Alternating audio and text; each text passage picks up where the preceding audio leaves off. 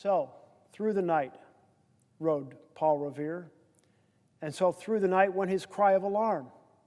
To every Middlesex village and farm, a cry of defiance and not of fear, a voice in the darkness, a knock at the door, and a word that shall echo forevermore. For born on the night wind of the past, through all our history to the last, in the hour of darkness and peril and need, the people will waken and listen to hear the hurrying hoofbeats of that steed and the midnight message of Paul Revere. That last stanza, through all of our history, to the last, in the hour of darkness and peril and need, the people will waken and listen to hear the call to action because we are threatened. And we are threatened now by the authoritarian takeover of President Trump of our Constitution.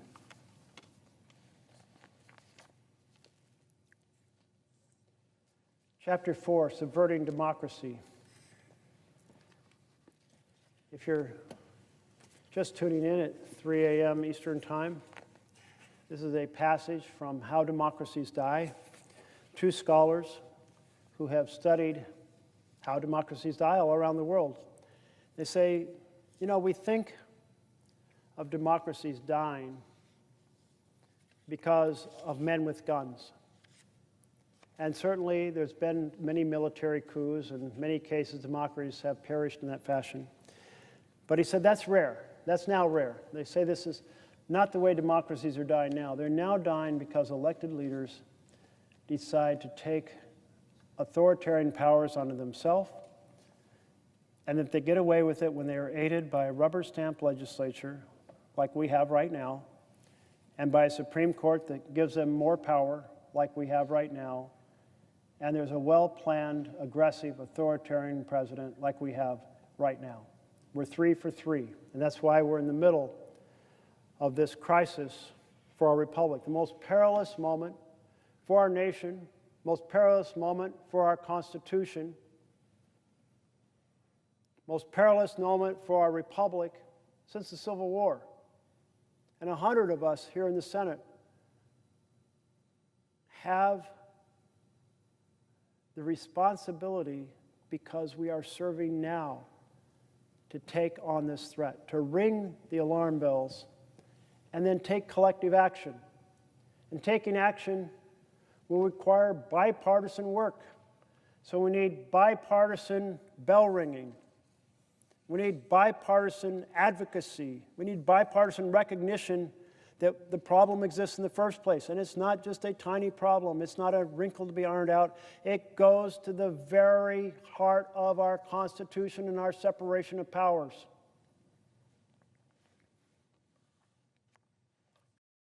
The authoritarian takeover is a knife at the heart of government of, by, and for the people.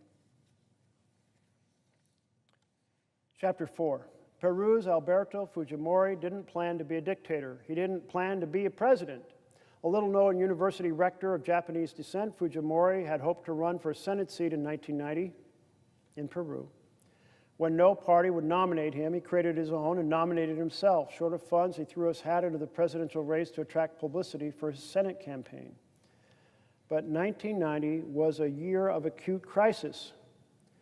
Peru's economy had collapsed into hyperinflation, and a Maoist guerrilla group called the Shining Path, whose brutal insurgency had killed tens of thousands of people since its launching in 1980, was closing in on Lima, the capital city. Peruvians were disgusted with the established parties. In protest, many of them turned to the political nobody whose campaign slogan was, "A president like you." Fujimori surged unexpectedly in the polls. He shocked Peru's political world by finishing second and qualifying for a runoff against Mario Vargas Llosa, the country's most prominent novelist. Peruvians admired Vargas Llosa, who would go on to win a Nobel Prize in Literature. Virtually the entire establishment, politicians, media, business leaders, backed Vargas Llosa. But ordinary Peruvians viewed him as too cozy with the elites who seemed deaf to their concerns. Fujimori, whose populist discourse tapped into this anger, struck many as the only real option for change, and he won. It's one of the most unlikely presidential campaigns in the world, I think. A little-known university rector hopes to run for Senate seat, launches a presidential campaign to draw attention to his Senate race, and ends up as president of the nation. In his inaugural address, Fujimori warned that Peru faced the most profound crisis in its republican history. The economy, he said, was on the brink of collapse, and Peruvian society had been broken apart by violence, corruption, terrorism, drug trafficking. Fujimori pledged to dig Peru out of the state that it's in and guide it to a better destiny. He was convinced that the country needed drastic economic reforms. They would have to step up the fight against terrorism, but he had only a vague idea of how to accomplish these things. He also faced daunting obstacles. As a political outsider, Fujimori had few friends among Peru's traditional power brokers.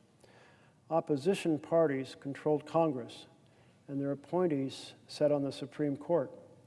The traditional media, most of which had backed Vargas Llosa, distrusted him. Fujimori had been unsparing in his attacks on the political elite, describing it as a corrupt oligarchy that was running the country. Now he found that those he'd attacked and defeated during the campaign still controlled many of the levers of power.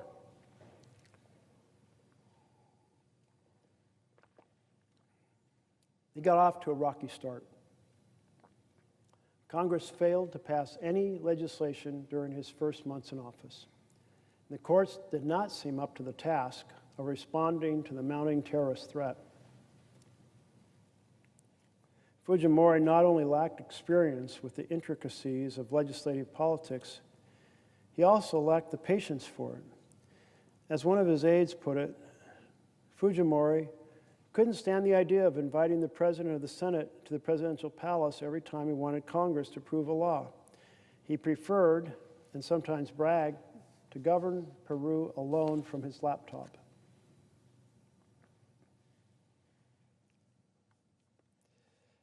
So the article, this chapter goes on with an extensive recap of Fujimori's rise to authoritarian status. Started with an election, ended up as an authoritarian.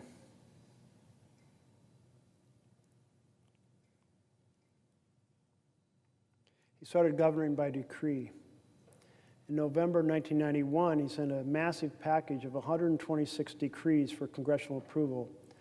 The decrees were far-reaching, including anti-terrorism measures that threatened civil liberties. Congress demurred.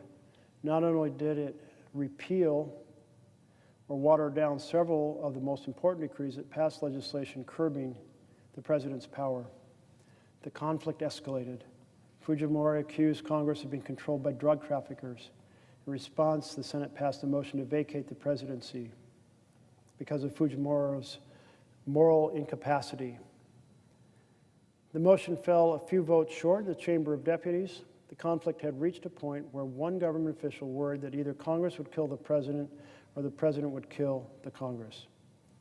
The president killed Congress. On April 5th, 1992, Fujimori appeared on television and announced he was dissolving Congress and the Constitution. Less than 2 years after a surprising election, the long-shot outsider had become a tyrant. Although some elected demagogues take office with a blueprint for autocracy, many, such as Fujimori, do not. Democratic breakdown doesn't need a blueprint. Rather, as Peru's experience suggests, it can be the result of a sequence of unanticipated events, an escalating tit-for-tat between a demagogic, norm-breaking leader and a threatened political establishment. The process often begins with words. Demagogues attack their critics in harsh and provocative terms, as enemies, as subversives, as terrorists. When he first ran for president, Hugo Chavez described his opponents as rancid pigs and squalid oligarchs. As president, he called his critics enemies and traitors. Fujimori linked his opponents to terrorism and drug trafficking. And Prime Minister Silvio Berlusconi attacked judges who ruled against him as communist. Journalists also became targets. Ecuadorian President Rafael Correa called the media a grave political enemy that has to be defeated.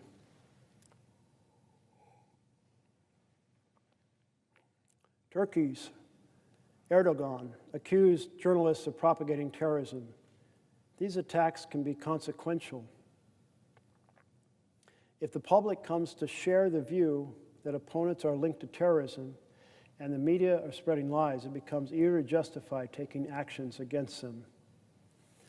And the assault rarely ends there. Though observers often assure us that demagogues are all talk and their words should not be taken too seriously, a look at demagogic leaders around the world suggests many of them do eventually cross the line from words to action. This is because a demagogue's initial rise to power tends to polarize society, creating a climate of panic, hostility, and mutual distrust. The new leader's threatening words often have a boomerang effect. If the media feels threatened, it may abandon restraint and professional standards in a desperate effort to weaken the government, and the opposition may conclude that for the good of the country, the government must be removed via extreme measures, impeachment, mass protest, even a coup. You know, when I read this, I think a little bit about Guatemala.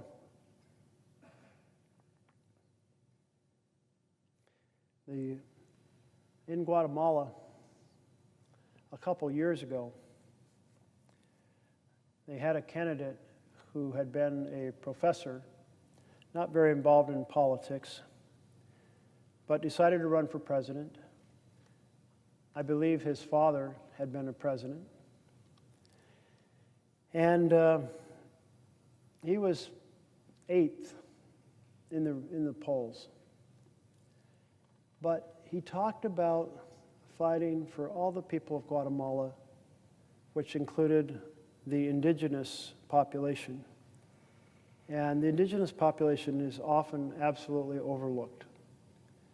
And the government is often run by and for the non-indigenous population. And then some young folks proceeded to hear his talk about strengthening the country for all.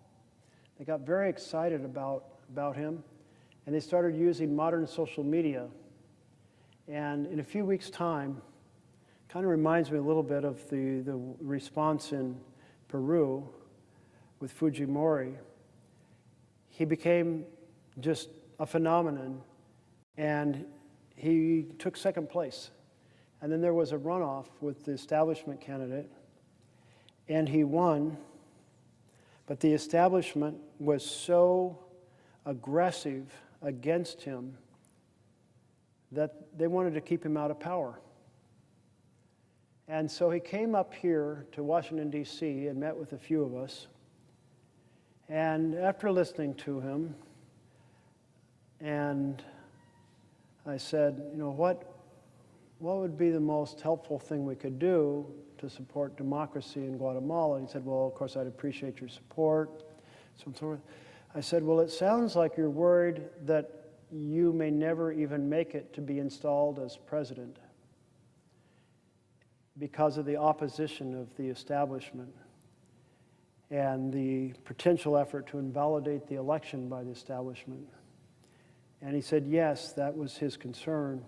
And I said, what if a group of us go down to Guatemala before you're installed to just sow support for the democratic process?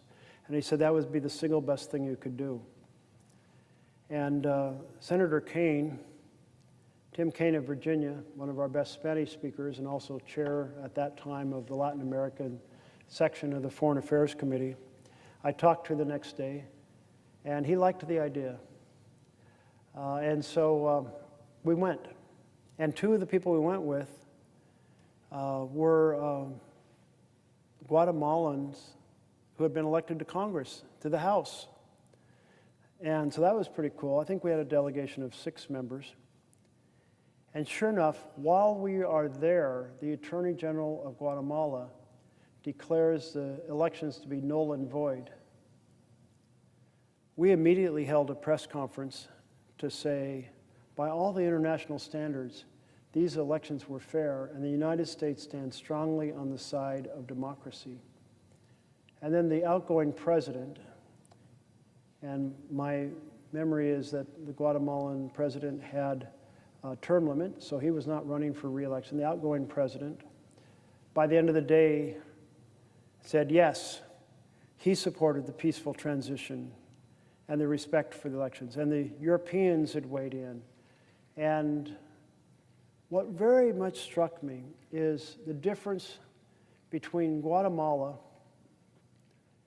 2 years ago and Guatemala when I passed through there as a student of foreign affairs back in the summer of 1980. In that summer, Guatemala was in a full-fledged civil war. The military was going town to town, killing young men for fear they'd become future combatants in this civil war. The roads to some of the towns were shut down by the military. In fact, we heard at one of the stops that the reason it was shut down was for the army to go town to town, and I thought, and kill as many young men as they could. And I didn't really believe it. And then it turned out when I got back to the United States, we got more information. That was exactly what was going on. There were a lot of assassinations going on. And when we were in Guatemala City, there was an assassination of the chair of the president of the Chamber of Commerce. And we had gone to a synagogue for a service, and people were going to his home to pay their respects afterwards. And then we were in the street in Guatemala City, and we met a fellow who said his father was flying a light plane into one of the towns where there's historical ancient Mayan ruins, and would we like to fly in his light plane with him? We said, sure, we'd be up for that adventure. And at that time of year with the rain, you couldn't really get there by an autobus because the roads were soaked with rain and therefore with mud, and the transportation through the jungle was pretty much shut down. So we arranged a meeting at our little inexpensive hotel. They're called a pension. I think we're paying like $3 or $4 a night to stay there. And we're at the post office, mailing some things back to the U.S., and we're running out of time to make the appointment. So my friend proceeded back to the pension ahead of me, and I proceeded about 5 minutes later. And I come to the street where the pension is, and there's nobody on the street. And then I see a head sticking out between 2 cars. And I thought it was a car accident. And back from my days of Boy Scouts, first aid, my reaction is to run up and give help. And I run up, and here is a body just absolutely riddled with bullets. And the street was not very wide across, maybe 20 feet at most, maybe less. And our pension was on the opposite side. And so I ran across the street to duck into the pension. My friend, who had arrived a few minutes before, had walked into the cantina across the street. And as he was walking out with a beer in his hand, the person walking out behind him was gunned down by assassins. That was the person whose body I found a few minutes later. At that time, the United States was not supportive of democracy in Latin America. And the battle that was taking place between the factions in Guatemala was the battle of bullets. But 2 years ago, when a delegation of us went down to support democracy, instead of a battle of bullets, it was a battle of ballots. It was a legitimate, high-integrity election in which people were choosing a champion to take them forward. And that's what the United States should inspire around the world. High-integrity elections serving the people and their opportunity to have their vision embodied by electing a person who shares that vision they hold. So we have all these folks who've been elected that then lead their countries into authoritarian control. And that is what is happening right now in the United States of America. That's why I'm here tonight at 3:30 in the morning, ringing the alarm bells. You have heard pieces of the story at some point over the last 9 months. You have heard a bit about due process being attacked.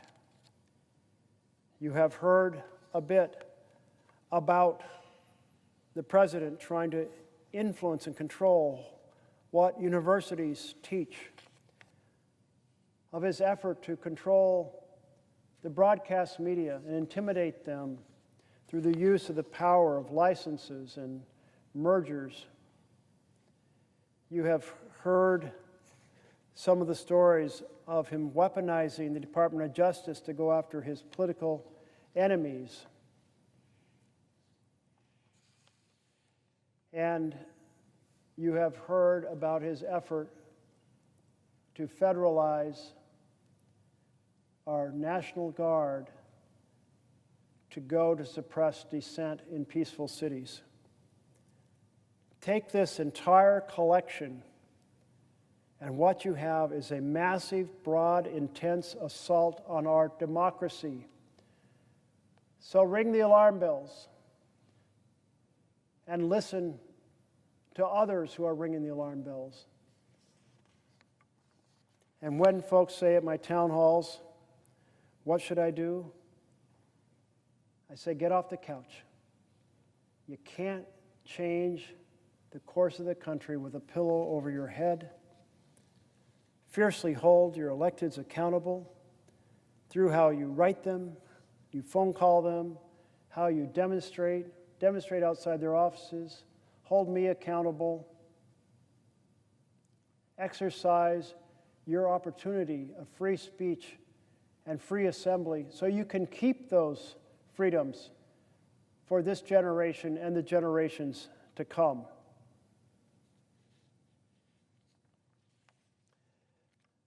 And join an affinity group, because to be angry and alone is to be depressed. But to be angry and organized with others is to be energized and effective. And we need Americans to be energized and effective in order to save our republic. So, this chapter goes through the various countries, including Malaysia, through many other countries. But then it turns a little bit to the United States. So let me pick up at that point. Perhaps the most striking example of rewriting the rules to lock in an authoritarian advantage comes from the United States. The end of post-Civil War Reconstruction in the 1870s led to the emergence of authoritarian single-party regimes in every post-Confederate state. Single-party rule was not some benign historical accident.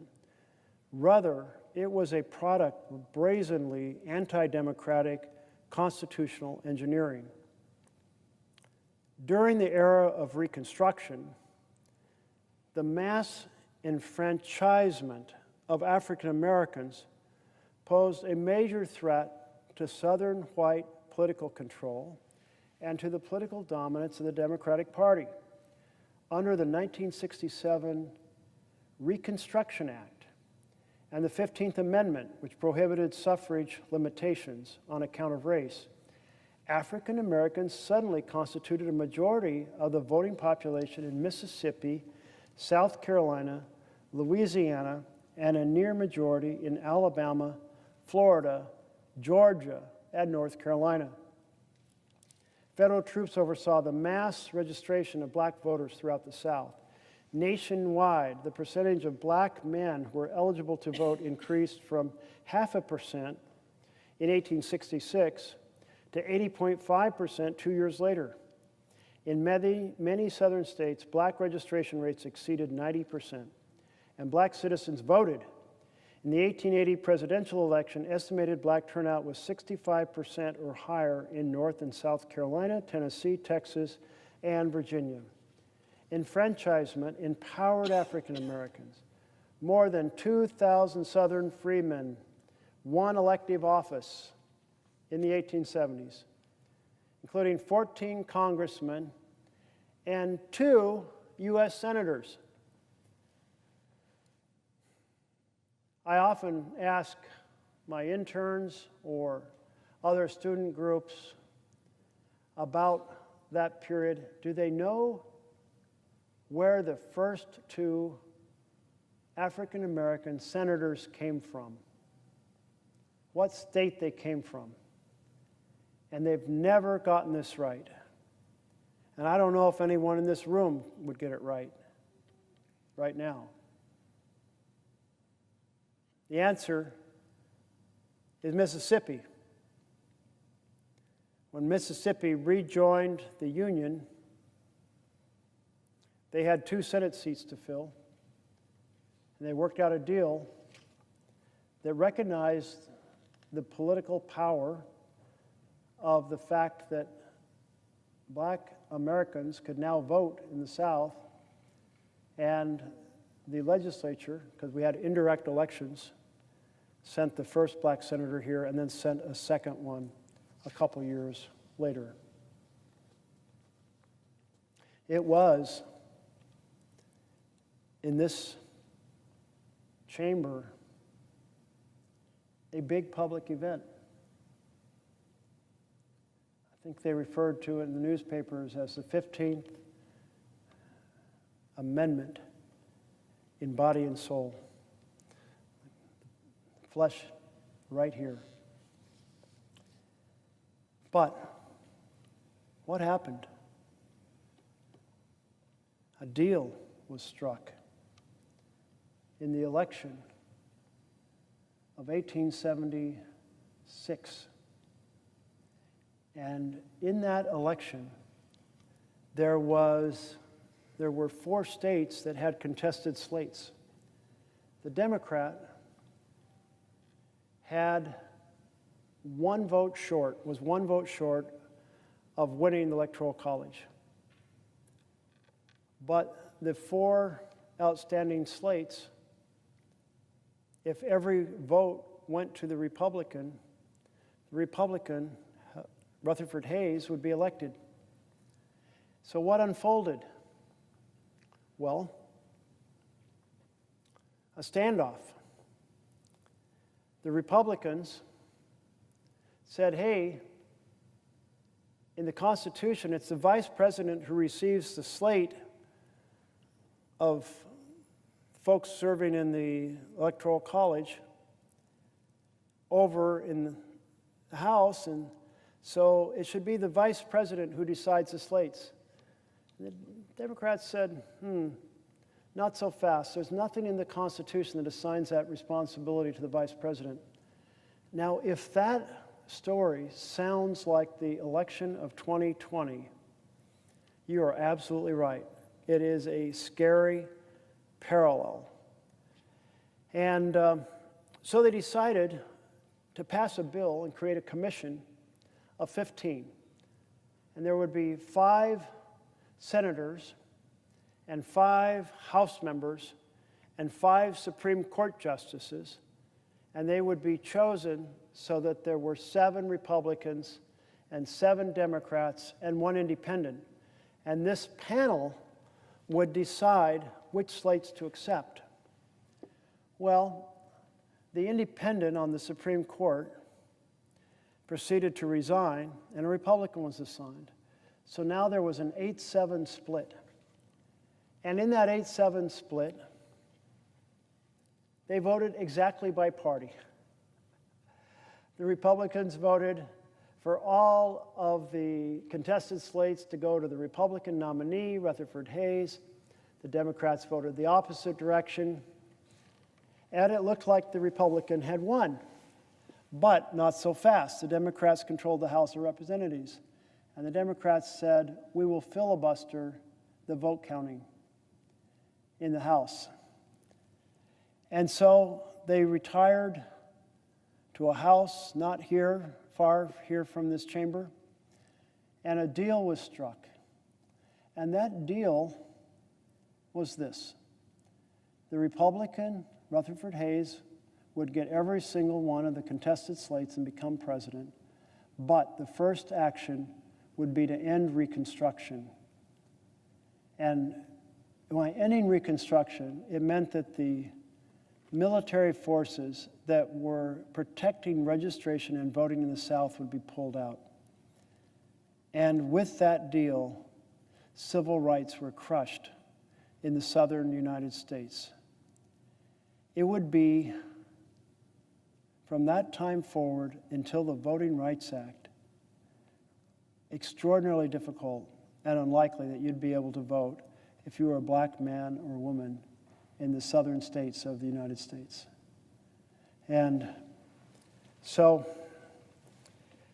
that was what was going on at this time, was this tension, post-Civil War tension, particularly over political power in the South. The Democrats, as a result of the elections that included the newly registered black citizens, lost power in North Carolina and Tennessee and Virginia. In the 1880s and 1890s, they nearly lost it in Alabama, Arkansas, Florida, Georgia, Mississippi, Texas.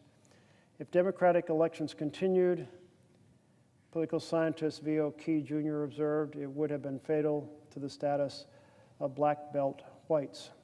So they changed the rules and did away with democracy. Give us a constitutional convention and I will fix it so that the Negro shall never be heard from, said former Georgia Senator Robert Toombs, declared as Reconstruction was coming to an end. Between 1885 and 1908, all 11 post-Confederate states reformed their constitutions and electoral laws to disenfranchise African Americans. To comply with the letter of the law as stipulated in the 15th Amendment, no mention of race could be made in efforts to restrict voting rights, so states introduced purportedly neutral poll taxes, property requirements, literacy tests, complex written ballots. The overarching aim of all these restrictions, historian Alex Kessett observed, was to keep poor, illiterate blacks from the polls. And because African Americans were overwhelmingly Republican, their disenfranchisement could be expected to restore the Democrats' electoral dominance.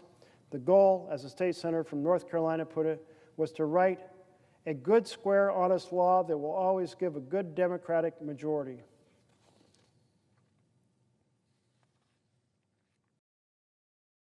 In that political deal, rewriting the rules of the road led to nearly a century of disenfranchisement of millions of Americans.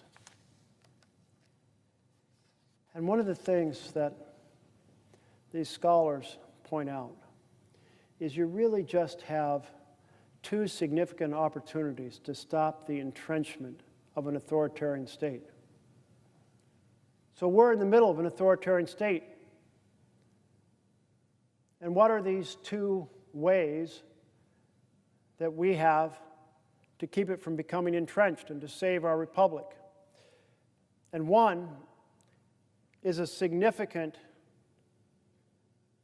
protest during the first year. Because if people don't respond to the fact that these freedoms are being attacked, freedom of the press, freedom of assembly, the weaponization of the jurisdiction against political enemies list, the doing away of due process that protects our freedom from an overbearing government, the effort to be able to send the military into our cities. If people don't pay attention, there's no outcry, then people become accustomed to believing, well, perhaps these things aren't that far off from the norm. Perhaps they aren't that much of a breaking of the law. Perhaps they aren't that much of a disturbance of the Constitution. So perhaps I shouldn't be so worried about it, and I should just continue in my path. That outcry is essential in that first year so that folks know that, yes, this is outside the norms. Yes, this is breaking the law. Yes, this is scrapping, shredding the Constitution, and it is not okay. And through that demonstration, through that protest, people say, there's others who feel the same way that we can organize with and save our republic. The second main way that you have a chance to keep authoritarian power from becoming entrenched is the next election. Because it always happens. The authoritarian tries to rig the elections. And if you don't win the next election, they have too much time to rig the system and leave you stranded in a strongman state that can endure for decades. Do we have any real evidence of that happening even now? We sure do. The president is trying to have his team compile a national voter registration list so that it will be easier to manipulate that voting registration list in the next election, easier to purge names of folks that the president's team thinks might vote against the Republicans. And then there's the gerrymandering, a full-on force effort to redistrict in the middle of a 10-year period. Normally, we redistrict after each census every 10 years. To redistrict now, to split up seats that are held perhaps in a city that tends to be more blue, and a Democrat holds a seat. So redistrict it and slice it into little pieces and glue it onto the edge of surrounding red districts so that you take away that little representation that the people in that blue city had. That effort in full mode right now. And then we have the president attacking vote by mail. The president hates vote by mail because it stops the election day shenanigans. On election day, it is so simple to rig the vote. If you don't want people in the city to vote, you, produce fewer sites to vote, which means a lot more people have to crowd into the same election site. You proceed to put in machines that don't function very well, so you slow things down. You put in staff members who slow things down as well. You relocate the location so it's a new place, so people go to the wrong place and give up. You put out misinformation about the timing of the election. You heard about those tweets in the past. So sorry you missed the election last Tuesday. Hope you'll make it next time, when actually the election is the coming Tuesday. Put out information, misinformation about the location. When people are in long lines, send people down to look intimidating, discourage them. Create a law that says you can't hand out glasses of water to people waiting in the heat for hour after hour to vote.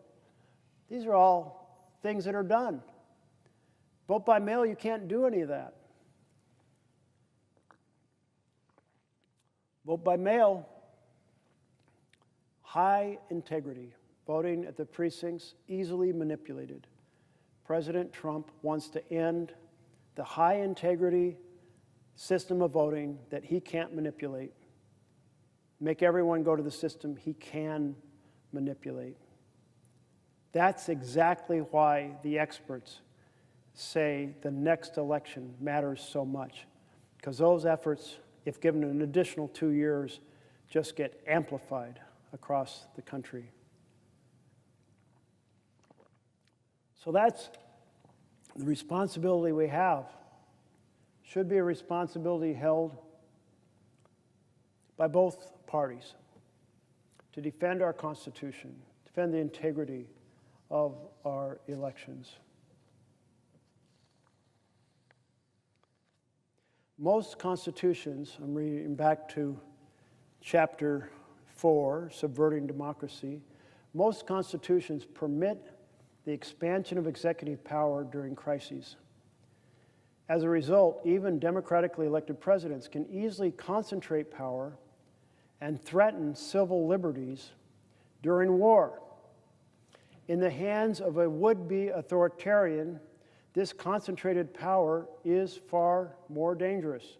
For a demagogue who feels besieged by critics and shackled by democratic institutions, crises open a window of opportunity to silence critics and weaken rivals. Indeed, elected autocrats often need crises. External threats offer them a chance to break free, both swiftly and very often legally. And I think it's appropriate to note here that this inclination of authoritarians to create artificial crises is on full display in the United States of America right now.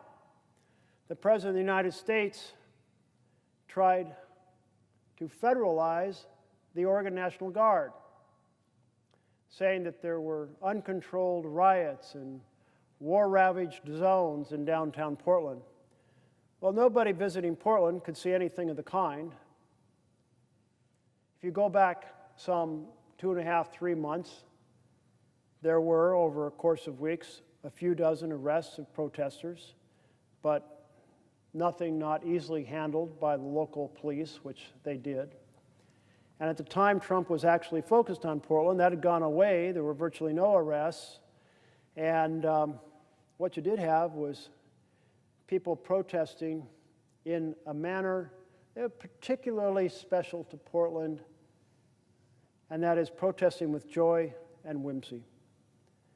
So here's Trump claiming that there is a war-ravaged zone and you need to federalize Oregon's National Guard to address it, and there's no such thing. So when the district judge hears the case, because the local state, the state of Oregon, led by Dan Rayfield, Attorney General, challenged it, the judge wrote, "The case presented by the administration is untethered from the facts. They made up that there was a crisis in Portland in order to federalize the military against the American people." Now, I can tell you, you'll see some interesting things if you go down outside the ICE building. You'll see women coming down in a pastries and pajamas demonstration, in their pajamas handing out pastries. You might catch a glimpse of the unipiper, the man who plays his bagpipes on a unicycle as he makes his way through the zone. You might get to witness a wedding, because one was held. They rolled out a red carpet and had a little wedding outside the ICE building. You might get to witness a whole bunch of folks with their puppy dogs in a Keep Your Paws Off Portland demonstration, or a Paws for Peace demonstration. You might get to see a whole bunch of people in inflated frog outfits, the Frog Squad. Why did the frog become so popular?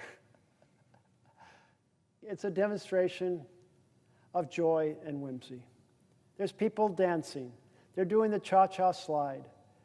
They're handing out flowers, putting candles on the ground. And the reason they're protesting in this fashion is because they know what Trump wanted to do. He lied to the public that there was a crisis in Portland. And then he wanted to create a crisis because if there isn't one, create one. And so he had his federal agents go out and attack peaceful protesters. Well, they did not engage. They backed off. And then he had his agents stage a fake riot in which he had the agents back up the protesters 3 blocks, which they did without altercations. They followed instructions.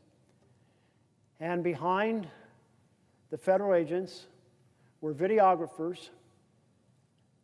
And upon command, the federal agents threw down flashbangs. They sound like gunfire going off. They threw down tear gas, so there's clouds of tear gas.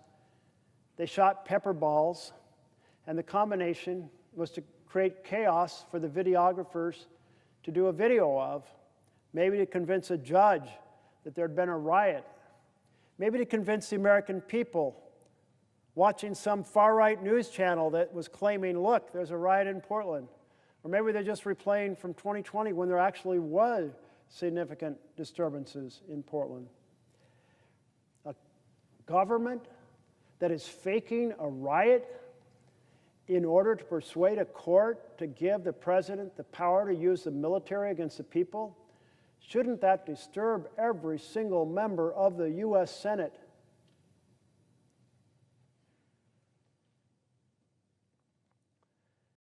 So as this goes on,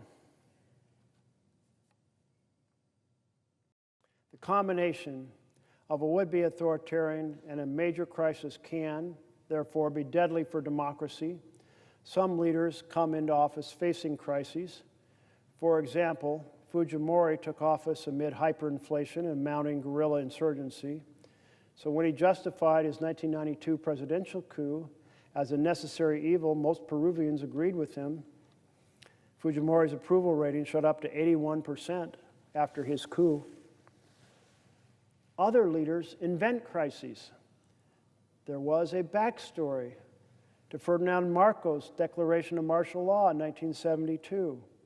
His crisis was largely fabricated. Acutely aware that he needed to justify his plan to skirt the Constitution's 2-term limit in the presidency, Marcos decided to manufacture a, quote, communist menace. Facing only a few dozen actual insurgents, President Marcos fomented public hysteria to justify an emergency action. Marcos wanted to declare martial law as early as 1971, but selling his plan required an act of violence, a terrorist attack that generated widespread fear. That would come the following year when the Manila bombings, which U.S. intelligence officials believed to be the work of the government forces themselves, and the assassination attempt on Defense Secretary Enrile, which Enrile later admitted was a sham. In fact, he said he was nowhere near the scene of the reported attack. So Marcos manufactured a crisis in order to accentuate his authoritarian control. President Trump manufactured a fake riot in Portland to try to convince the courts or the public that there was, in fact, violence that would justify the federalization of the Oregon National Guard. And when the judge said, no way, then he said, I'll just send in the National Guard that have already been federalized from Texas and California. And the judge said, not so fast, because it isn't just the act of federalizing them. They can't be sent in unless there is something that meets the standard of the law. The standard of the law, unless you have the cooperation from a governor, is there has to be either an invasion or there has to be a rebellion. Well, neither existed. So if you couldn't meet the standard to federalize the Oregon forces, you also couldn't meet the standard to send the federalized forces from California or Texas. And as of the moment, that's more or less where things stand, but a lot is going on. There's a 3-judge panel, the Ninth Circuit, that came out and said, well, we don't agree with the district judge.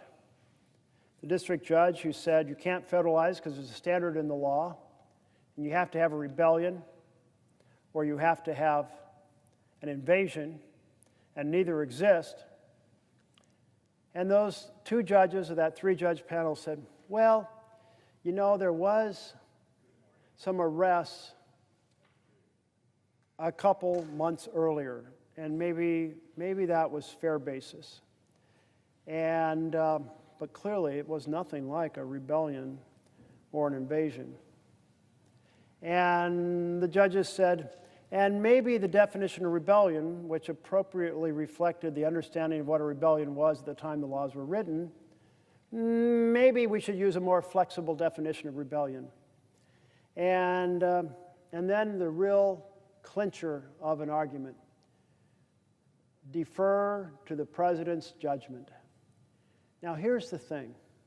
If the law says the president can only bring in the military domestically against U.S. citizens if there's a rebellion or an invasion, that's an objective standard of the law.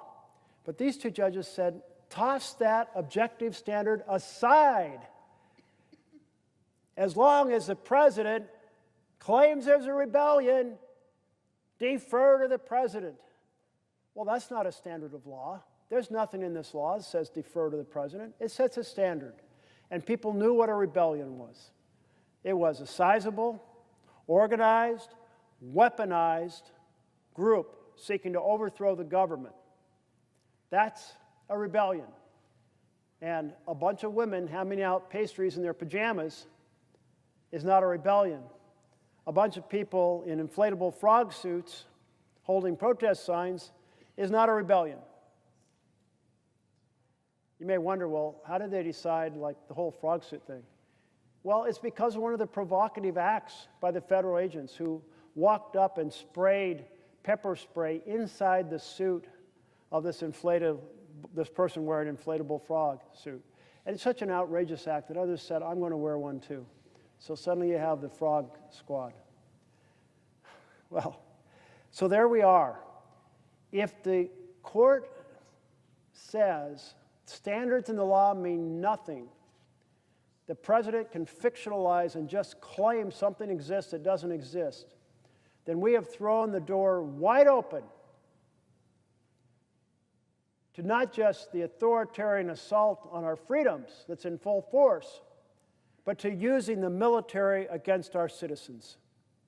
And that is a horrendously dangerous place to go. And now we will see if the Ninth Circuit has a 12-member panel called an en banc panel to take a broader look at this question. And we'll also see what happens when the Chicago court, which had the same opinion that there was no rebellion, there was no invasion under Title X that could justify the federalization or the use of federalized National Guard in Illinois. That's going to the Supreme Court. They may issue something from the shadow docket where they never even hold a hearing, but they just assert a principle, often without explaining why or how they got to the conclusion.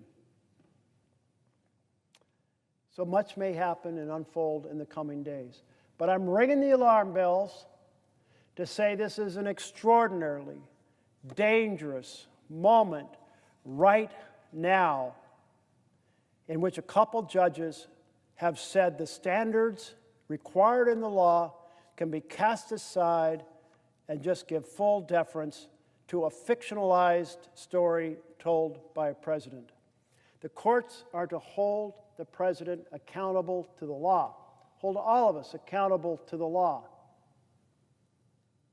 If the courts simply roll over and say whatever the president says goes, and this chamber is just a rubber stamp for whatever the president says, then we have an authoritarian state, and that's what we have right now. Well, we've arrived at another Page 1 got mixed.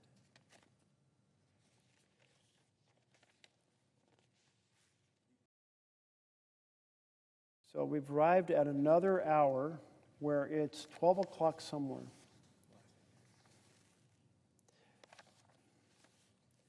And somewhere in this pile, I have the first page of Henry Wadsworth Longfellow's poem on Paul Revere's Ride. And I've been reading it every hour as we come to midnight somewhere in the country. And this will be the fifth reading. We had it at midnight and at 1 a.m. here, which was midnight somewhere else, further west, and then 2 a.m. here, and then 3 a.m. when it was midnight on the West Coast in Oregon and California and Washington and I think Idaho or Nevada. And now it's Alaska's terms. It's midnight in Alaska. And the reason I'm reading this poem repeatedly, once an hour, is simply to try to drill in the fact that when our country is threatened, when our republic is threatened, a warning needs to go out. The bells need to be rung.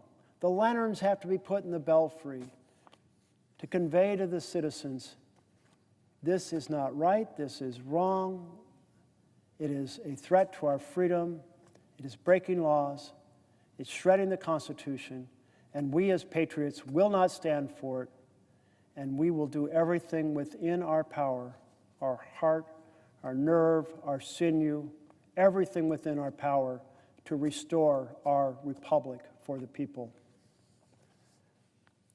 Listen, my children, and you shall hear of the midnight ride of Paul Revere. On the 18th of April in 75, hardly a man is now alive who remembers that famous day and year. He said to his friend, if the British march by land or sea from the town tonight, hang a lantern aloft in the belfry arch of the North Church Tower as a signal light. 1, if by land, or 2, if by sea, and I on the opposite shore will be ready to ride and spread the alarm through every Middlesex village and farm for the country folk to be up and to arm. Then he said, good night, and with muffled oar, silently rowed to the Charlestown shore, just as the moon rose over the bay, where swinging wide at her moorings lay the Somerset, British man-of-war, a phantom ship, with each mast and spar across the moon like a prison bar, and a huge black hulk that was magnified by its own reflection in the tide. Meanwhile, his friend, through alley and street, wanders and watches with eager ears till the silence around him he hears the muster of men at the barrack door, the sound of arms, the tramp of feet, the measured tread of the grenadiers marching down to their boats on the shore. Then he climbed the tower of the old North Church by the wooden stairs with stealthy tread to the belfry chamber overhead, and startled the pigeons from their perch on the somber rafters that round him made masses and moving shapes of shade by the trembling ladder, steep and tall, to the highest window in the wall, where he paused to listen and look down a moment on the roofs of the town and the moonlight flowing over all. Beneath in the churchyard lay the dead in their night encampment on the hill, wrapped in silence so deep and still that he could hear, like a sentinel's tread, the watchful night wind as it went, creeping along from tent to tent and seeming to whisper, all is well.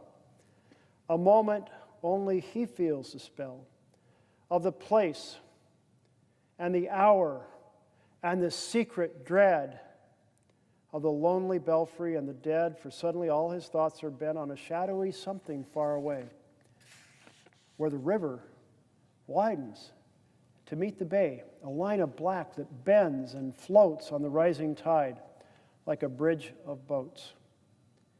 Meanwhile, impatient to mount and ride, booted and spurred with a heavy stride, on the opposite shore walked Paul Revere.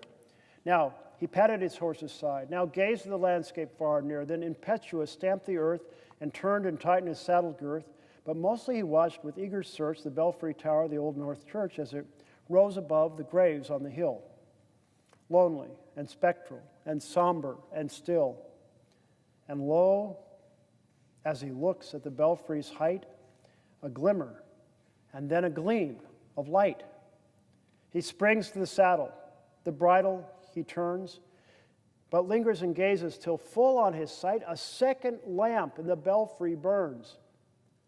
A hurry of hoofs in the village street, a shape in the moonlight, a bulk in the dark, and beneath, from the pebbles in passing, a spark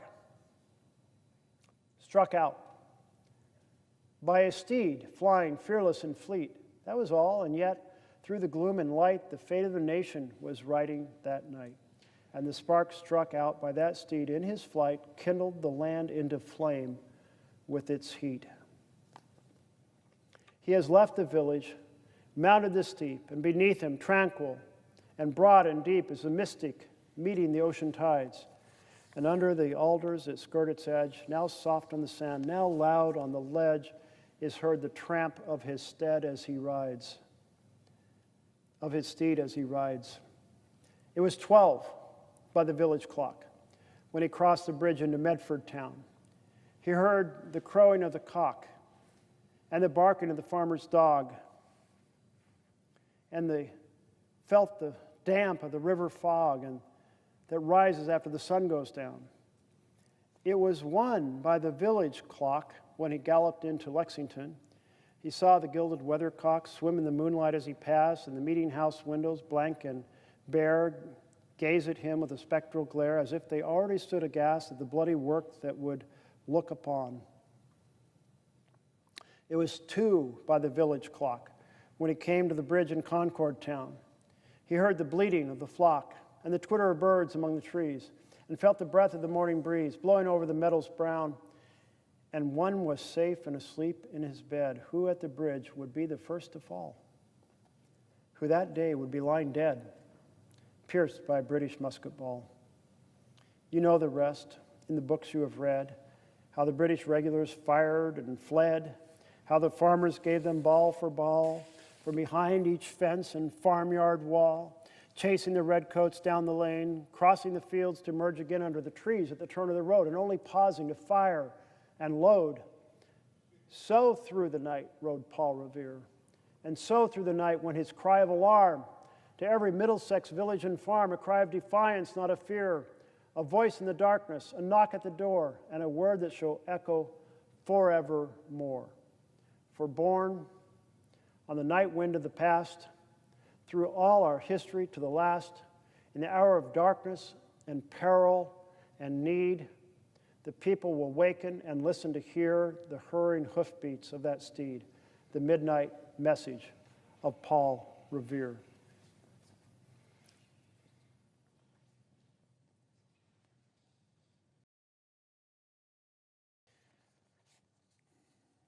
When the colonies were threatened,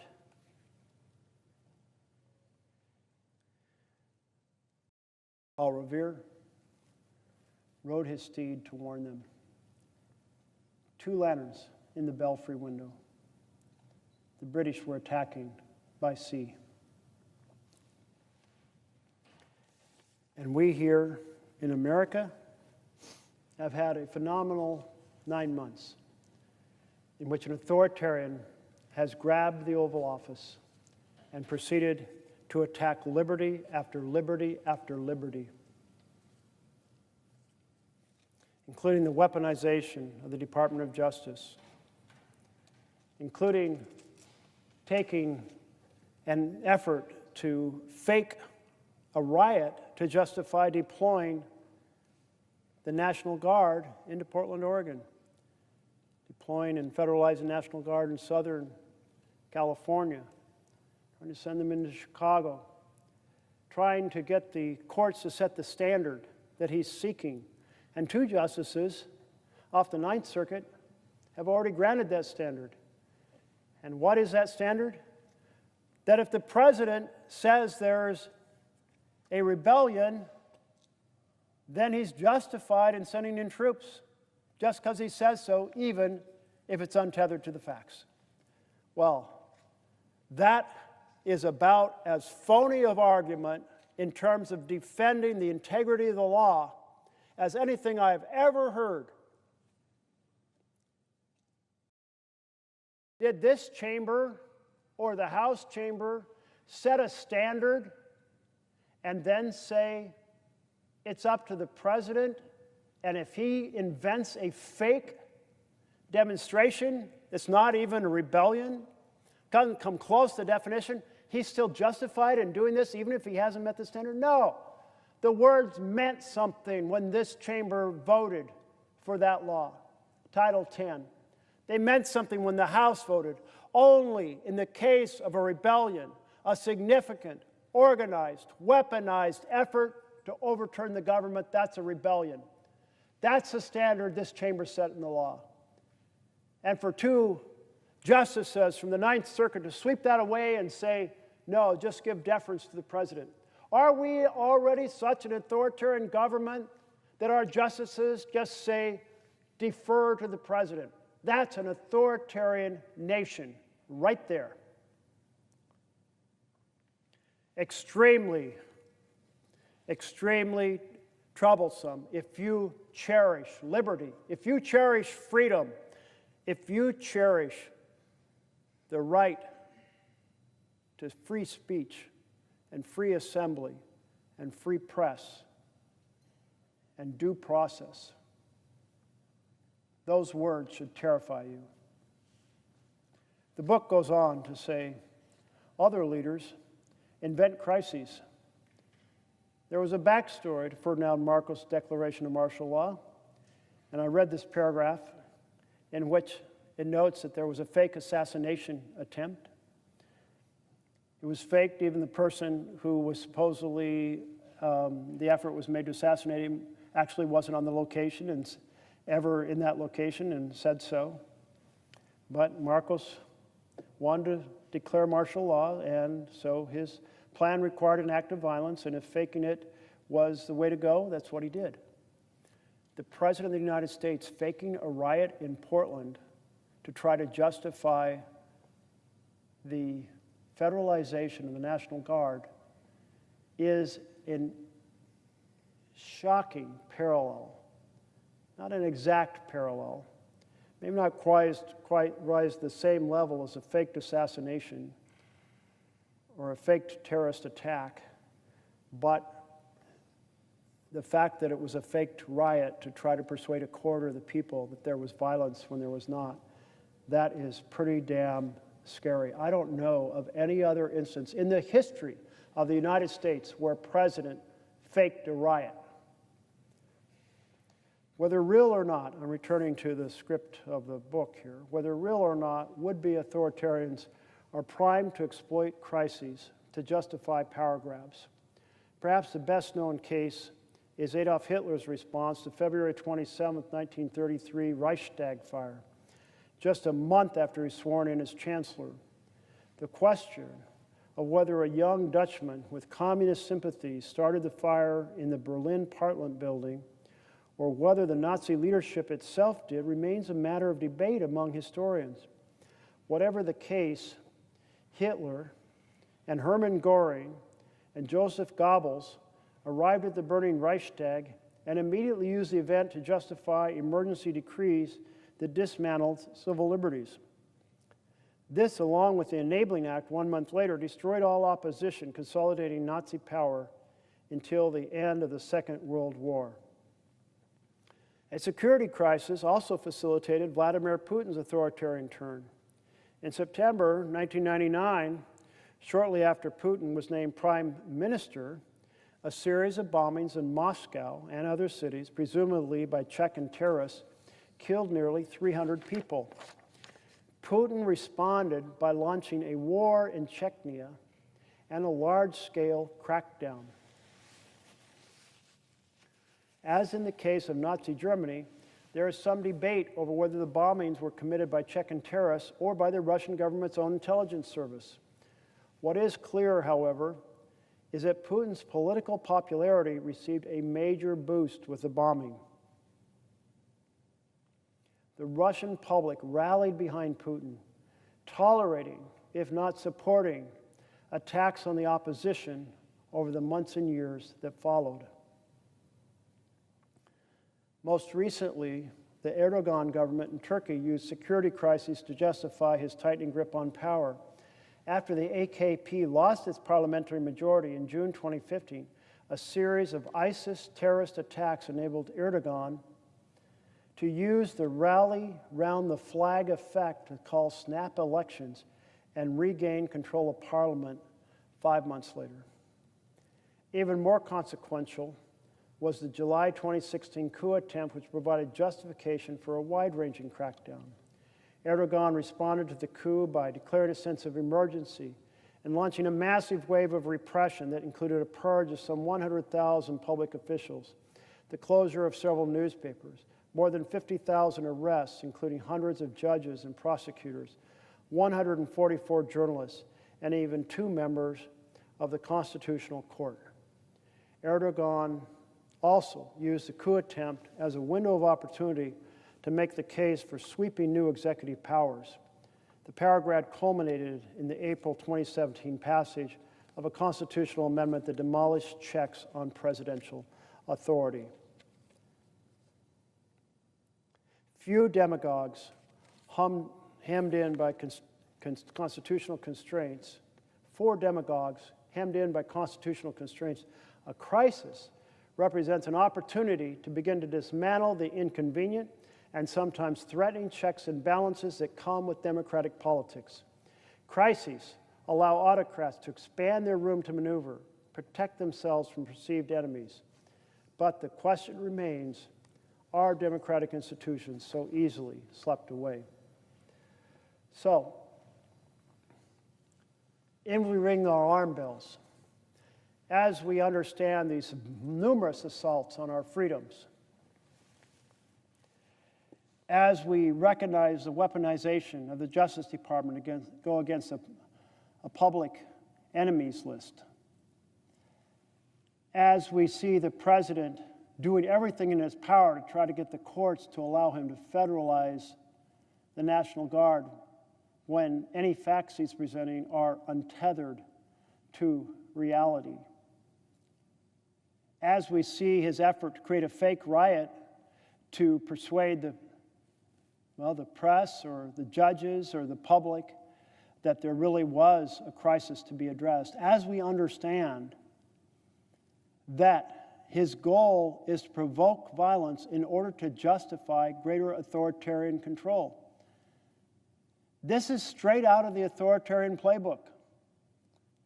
As this set of professors relays, you see it again and again and again, either using an actual crisis or generating a fake crisis to expand authoritarian power. So be on the watch, colleagues, patriots, for the misinformation or the fake crisis being used to expand presidential authoritarian power. Already we've seen it as he's pursued the authorization, the federalization of the National Guard in California and Texas and Oregon and Illinois, as he's tried to send those federalized National Guard from Texas and California into Oregon. That is really a move at this point to do 2 things. One is to get a court precedent that makes it legitimate to send in the National Guard whenever the president wants. And in addition to using Title 10, he's threatened to use the Insurrection Act. Well, the Insurrection Act explicitly gives deference to the president about whether there's an insurrection, not like Title 10 that deals with rebellion. Presidents are enormously reluctant, because they understand the Constitution, and that troops are to be used to defend America and not attack Americans. But an authoritarian wants those military forces available, and the president's trying to get the precedents in place. He may get it from the Supreme Court. He may get it on the shadow docket just this week. If that happens, ring the alarm bells even louder that the gates have been thrown wide open to the president's use of the military to suppress dissent here in the United States of America.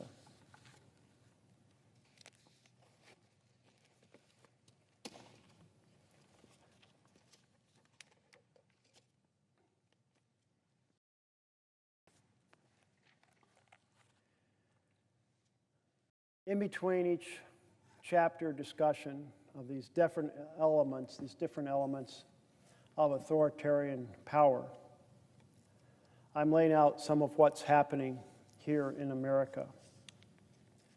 And we've looked at the assault on free speech.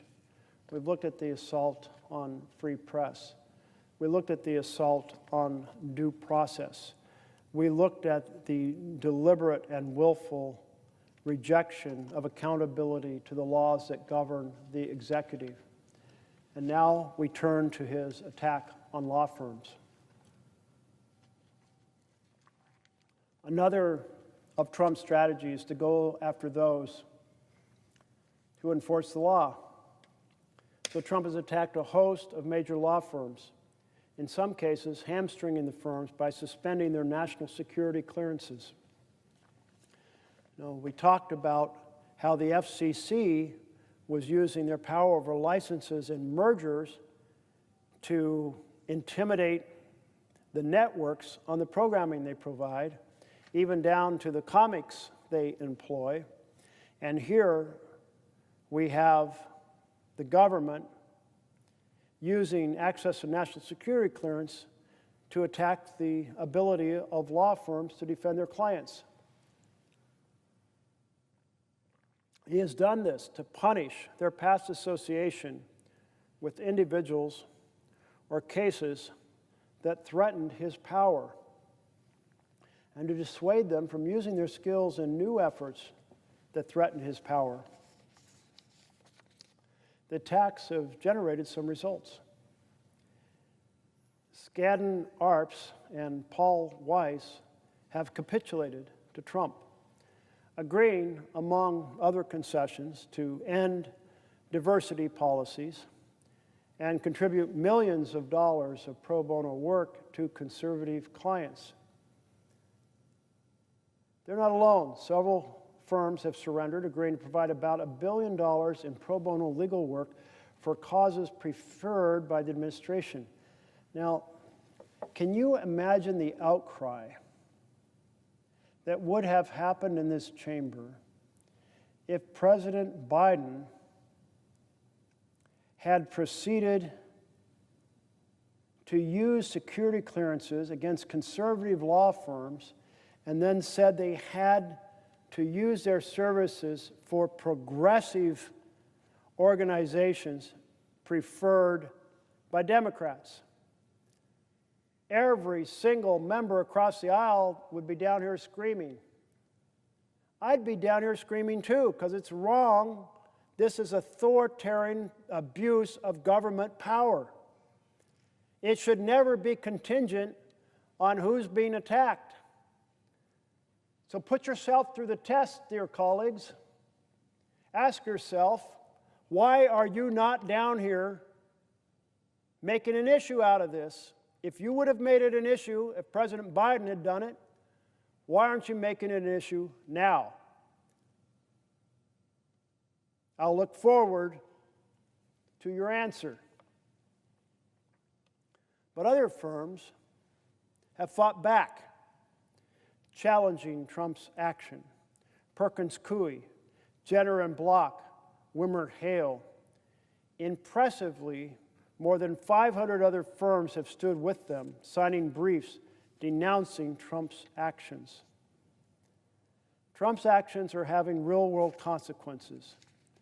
Let me read you a report from Reuters published on July 31st. It is titled, How Trump's Crackdown on Law Firms is Undermining Legal Defenses for the Vulnerable. When the Texas Civil Rights Project needed lawyers to help dozens of people arrested during U.S. President Donald Trump's immigration crackdown, legal director Dustin Reinders turned to a familiar strategy. He contacted major law firms that for decades had provided free legal service to nonprofits like his. On that April day in Houston, he called his usual contacts, many at firms that had previously handled challenges to Trump's immigration policies. Before Trump's return to the White House, they typically offered swift pro bono or free legal help, a standard public service provided by elite firms. This time, they all declined. "We are just handling the cases ourselves at this point," Reinders said.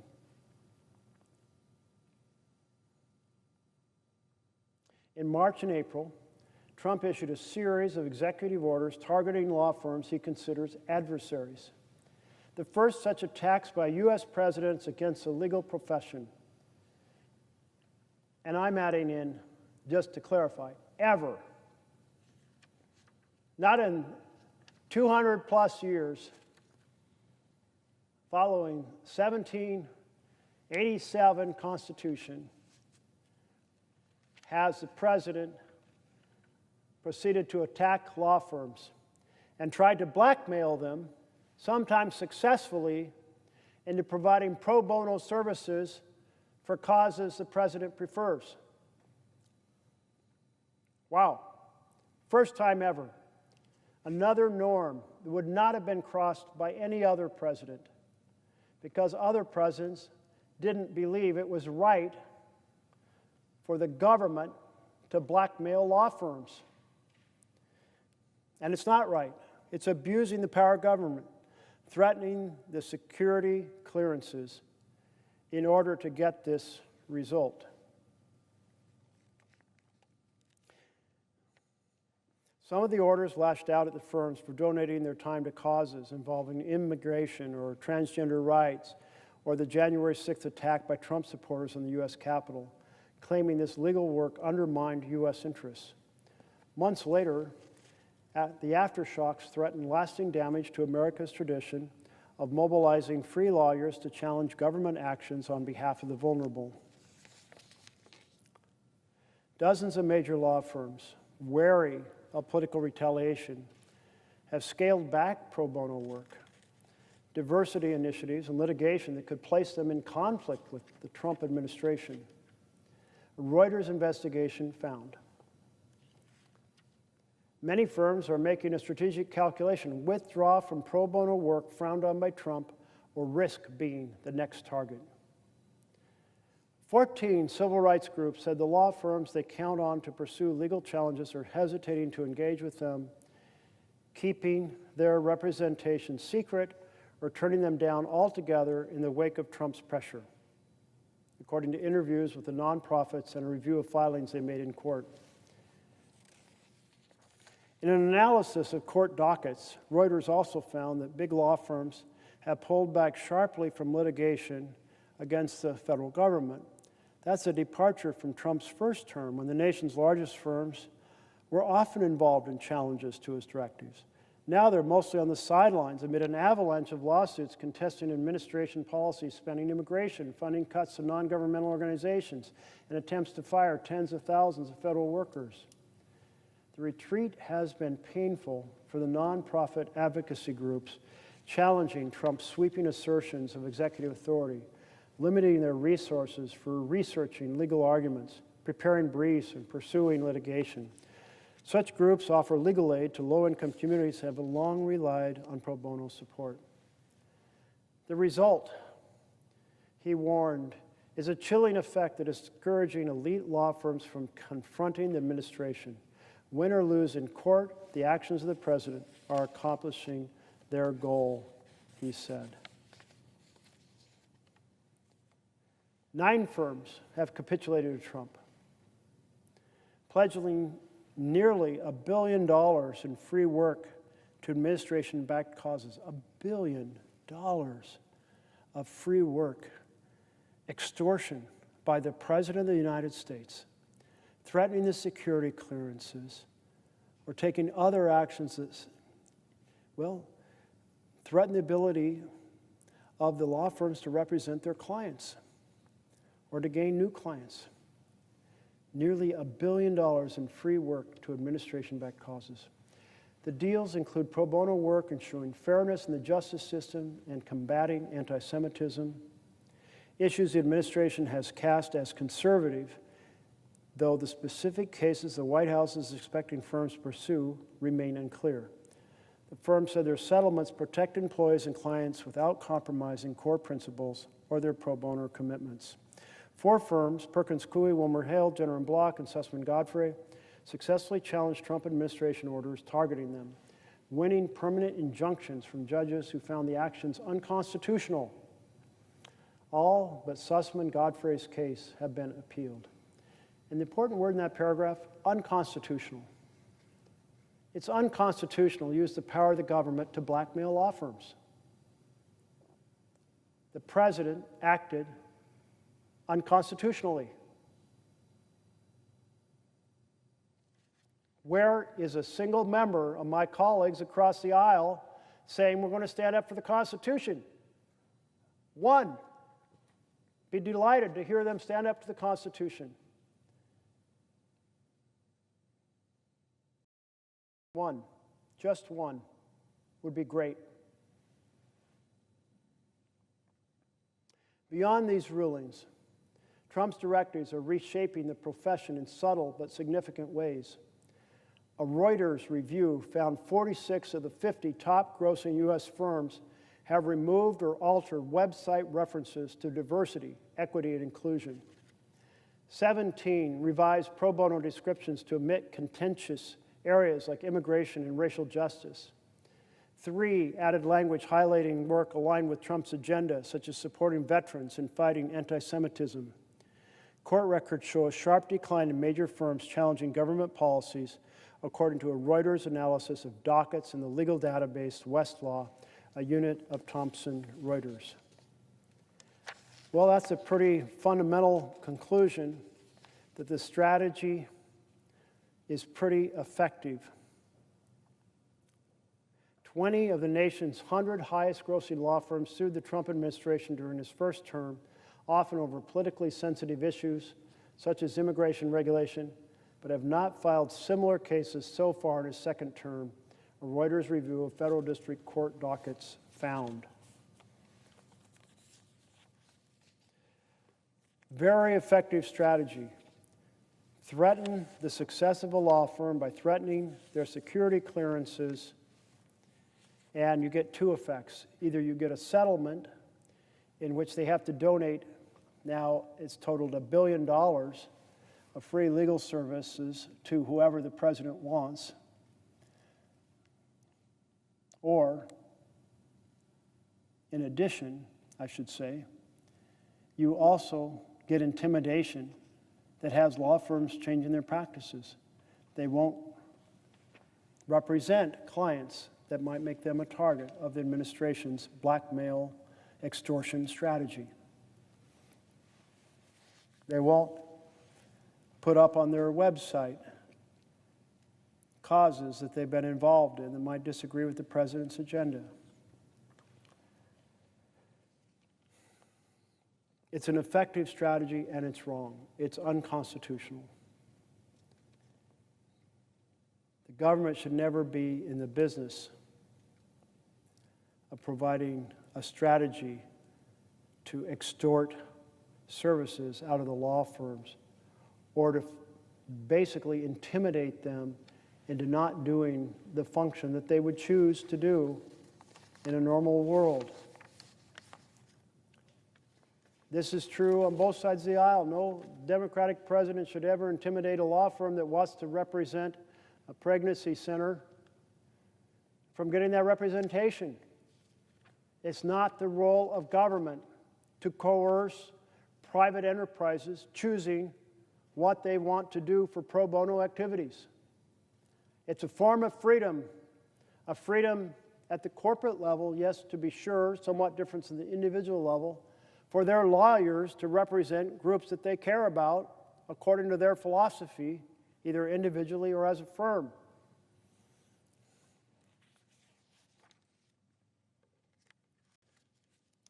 Well, in the middle of this, we are still in the middle of the Republican shutdown because Republicans want to preserve the slashing cuts to health care affecting so many millions of Americans.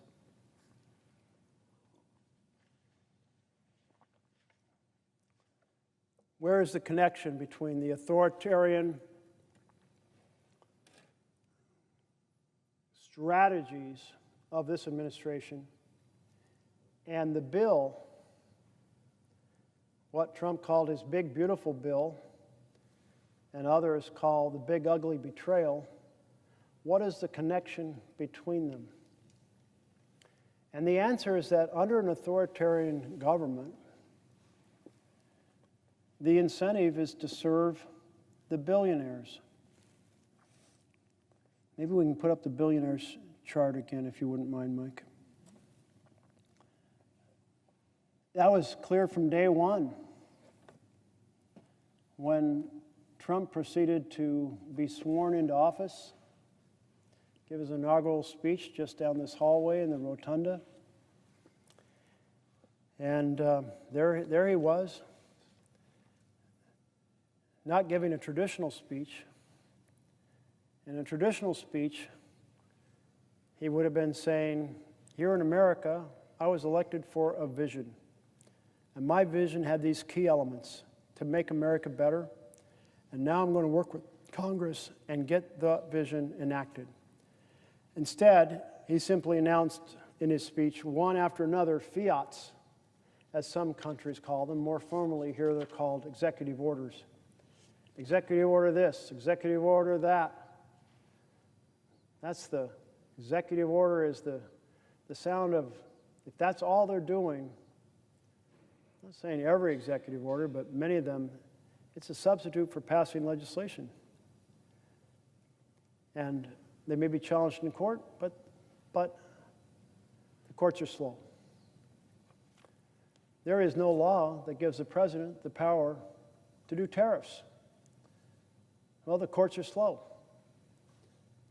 They've never gotten to the point that they said, stop doing the tariffs, because you don't have that authority. You know, the very first bill ever considered by the U.S. Senate was a tariff bill. You want a barrel of nails, you want a keg of molasses, what's the tariff going to be when you import it?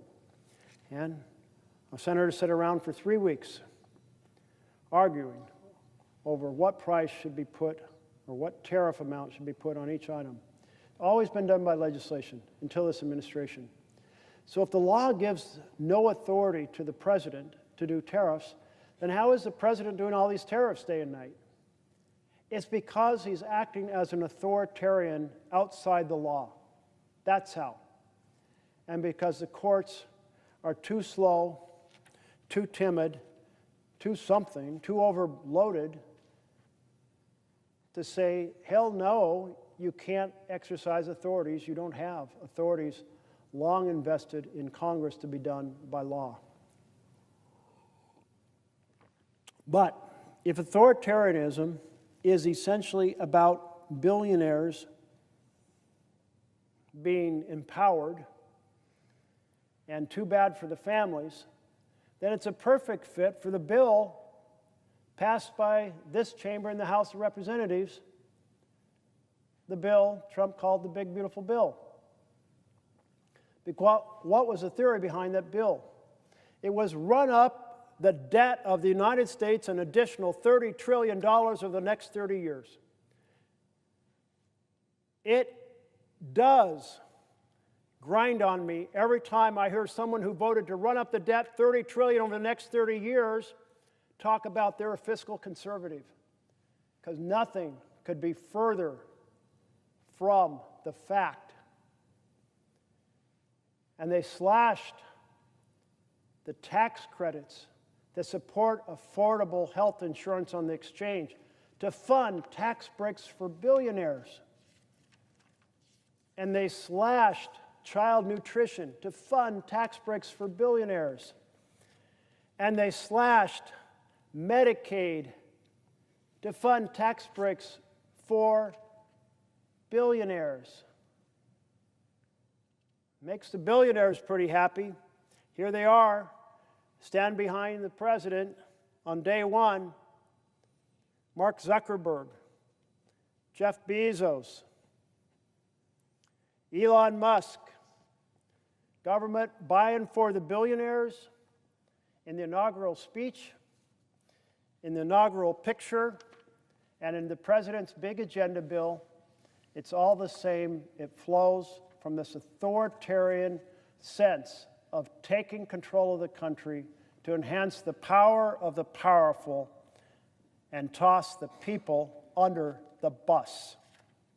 Its families lose and billionaires win. And if we were actually functioning now as a republic, we wouldn't see legislation that is families lose and billionaires win.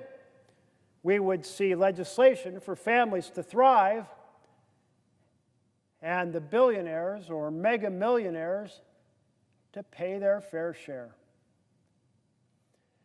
No, we're raised to believe that we have a fair chance at legislation that supports the people when everyone has a vote. But here is the challenge. We have a massive inequality in this country, I think at the highest level since the 1920s. And in that inequality is a power differential, because those with huge amounts of assets, they can afford lawyers who work 365 days a year to get the result they want. They can afford media campaigns to mislead the American people. I remember early in my time here in the Senate, back when I took the light rail, the metro, up to Tacoma Park, the big clean coal campaign. You know, coal massively damaging to the environment. But no, this clean coal media campaign to make something that is so damaging appears like a good option. So they've got the lawyers, they've got the media campaigns, they have the lobbyists. When I arrived here 17 years ago, it was said there were 2 pharma lobbyists for every member of Congress. That's a lot. It's said now there are 3 pharma lobbyists for every member of Congress. 3. 3 of them, pharma lobbyists, for each one of us. So they've got the lawyers, they've got the media campaigns, they've got the lobbyists, then they are rich enough to do big campaign donations on the official side, and then, of course, they've got the dark money. Oh, yeah. So the court had this very interesting case called Citizens United. And in that case, they said, you know what?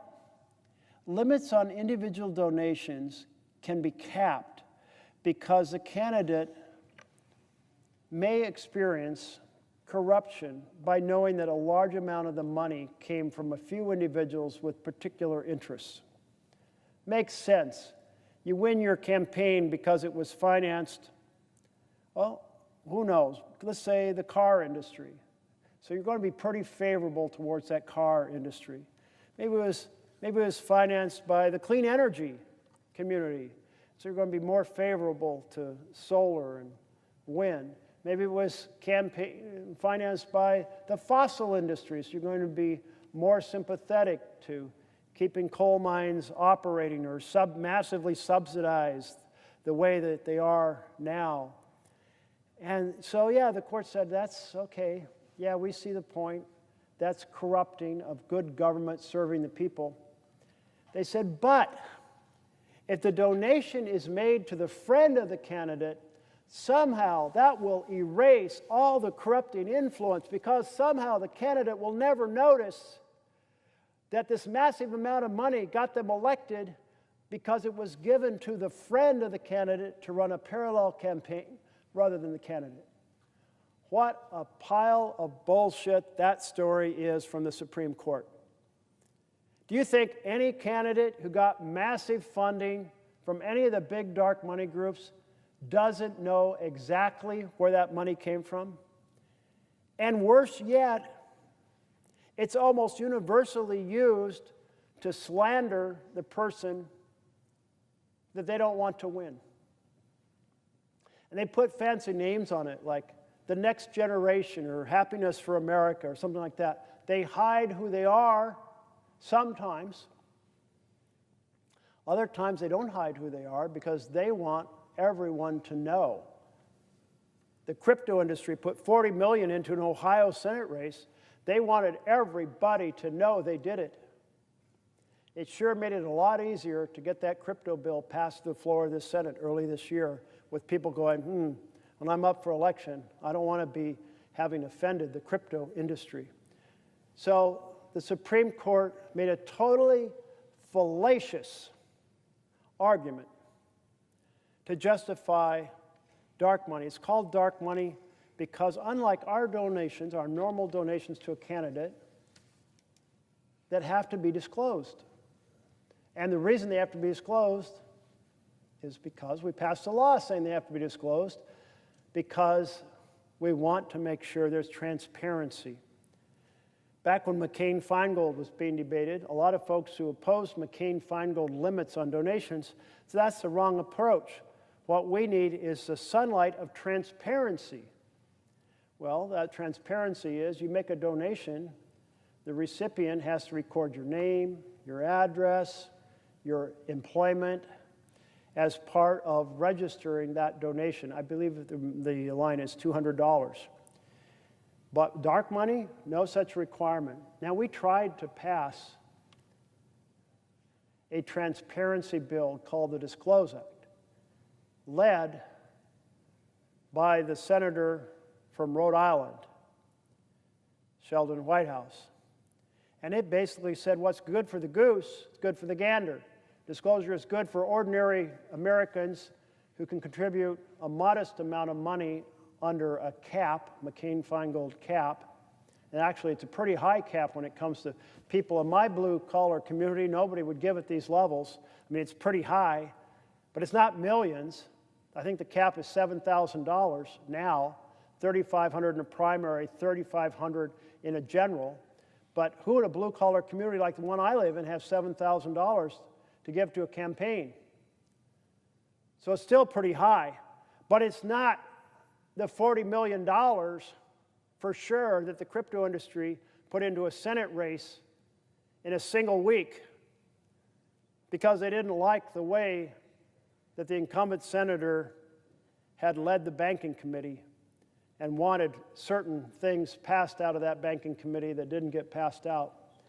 Talk about corrupting the American process of representing the people. Boy, that's a whopper right there. But that's where we are, with the powerful having so much maldistribution of wealth.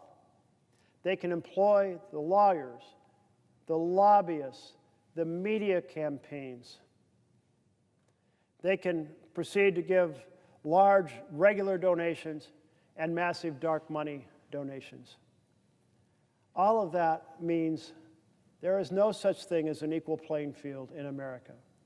All of that means the government operates more for the powerful than for the people.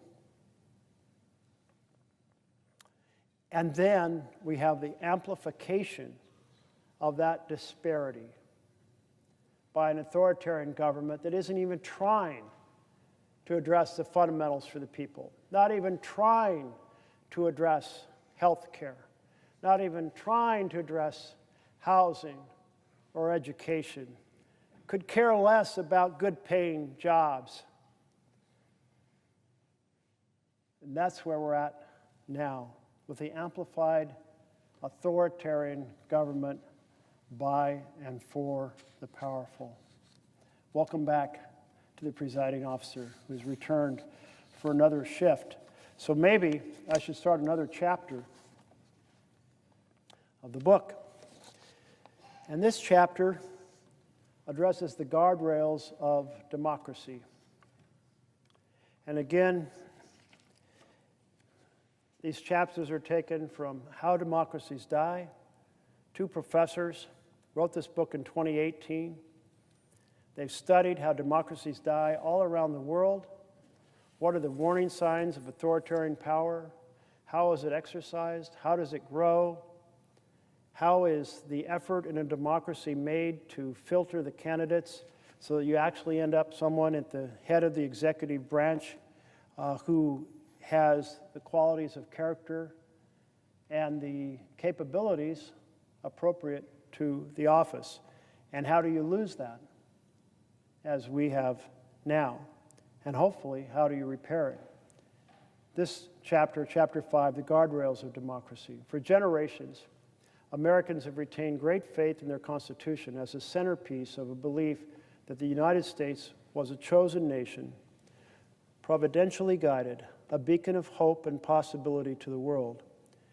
Although this larger vision may be fading, trust in the Constitution remains high. A 1999 survey found 85% of Americans believe the Constitution was the major reason America has been successful during the past century. Indeed, our constitutional system of checks and balances was designed to prevent leaders from concentrating and abusing power. And for most of American history, it has succeeded.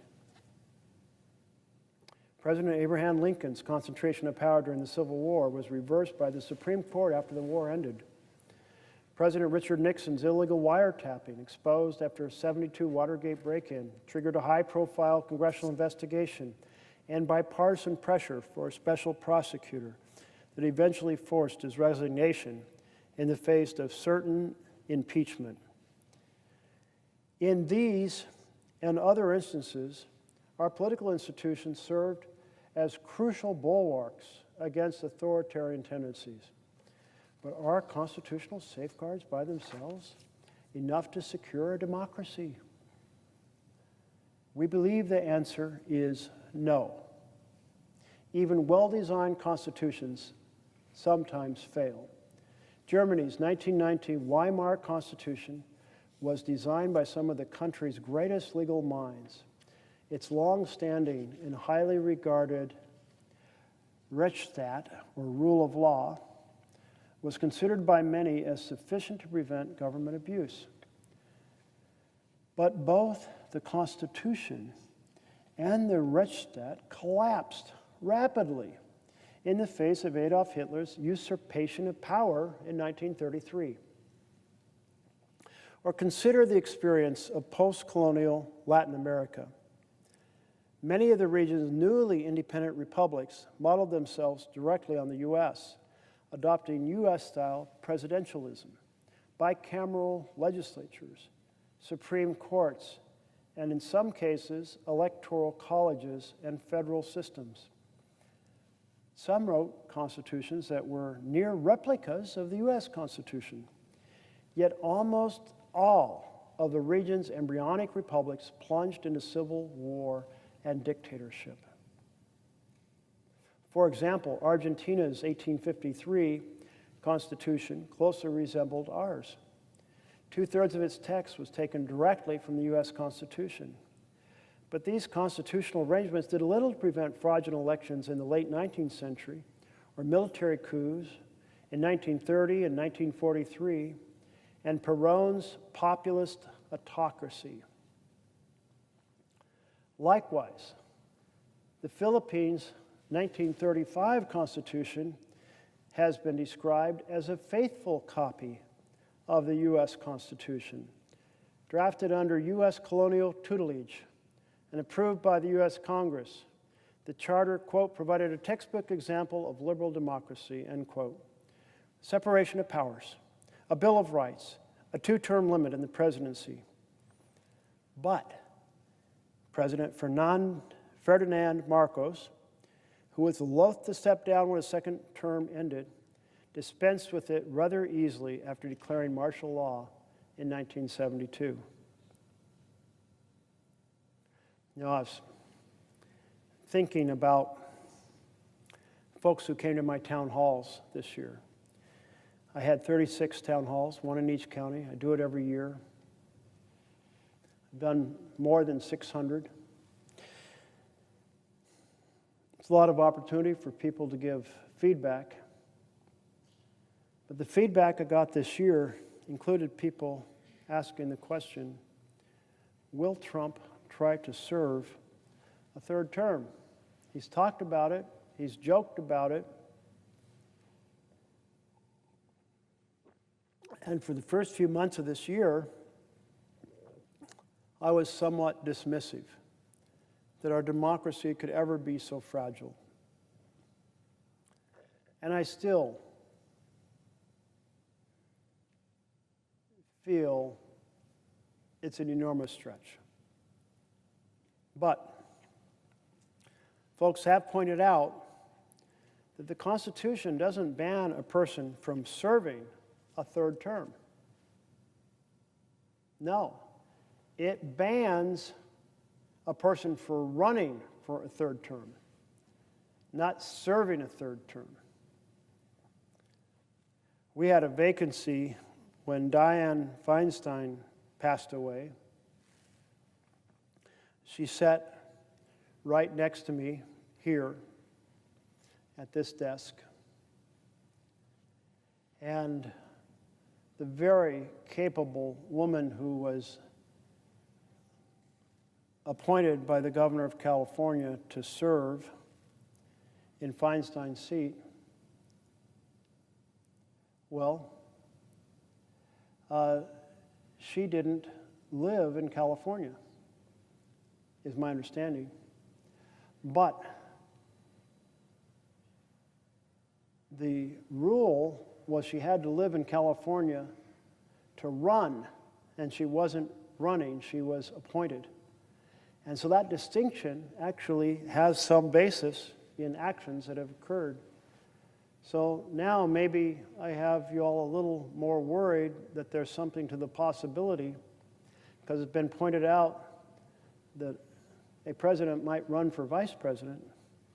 The president steps down, they're now serving a third term. Not a likely scenario that I think anyone would support. Still seems an enormous stretch, but so much else that seemed an enormous stretch is happening right now. But then people posed a different question at my town halls. They said, we've seen the president evoke emergency powers or just grab authorities that the law doesn't give the president.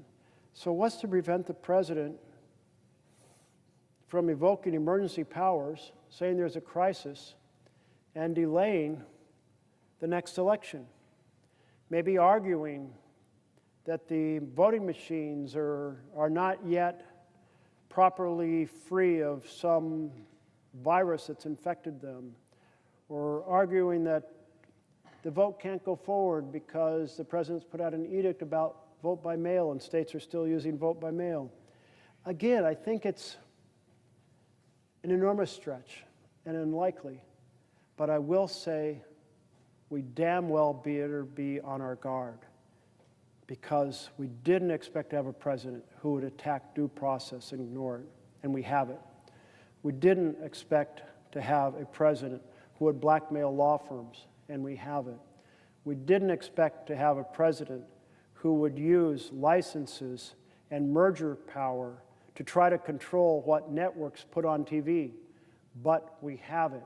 We didn't expect to have a president who would weaponize the Justice Department to go after a list of his public enemies, that he's identified as his public enemies. We didn't expect to have a president who would try to get the court decisions to enable him to deploy troops whenever he wants against public dissent in the United States of America. Yet we have it. So I say to you, ring the alarm bells, because all of those things are worthy of ringing them loud and hard. But in addition, don't assume that even though all those bridges have been crossed, it's that somehow the president won't cross the next bridge. Be aware and worried about the possibility of the use of an emergency in order to expand authoritarian power.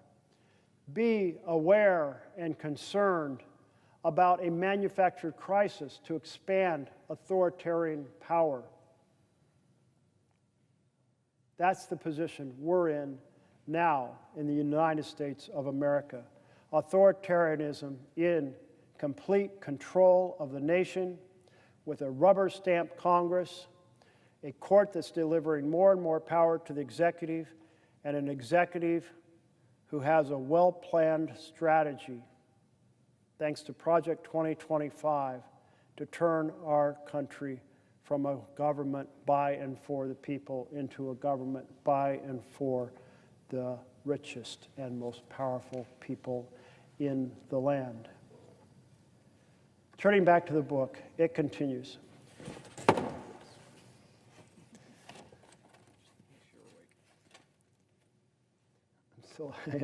I'm still awake. Even without a chart falling on me, I'm awake. So they asked the question, are constitutional safeguards by themselves enough to secure democracy? They said, we believe the answer is no.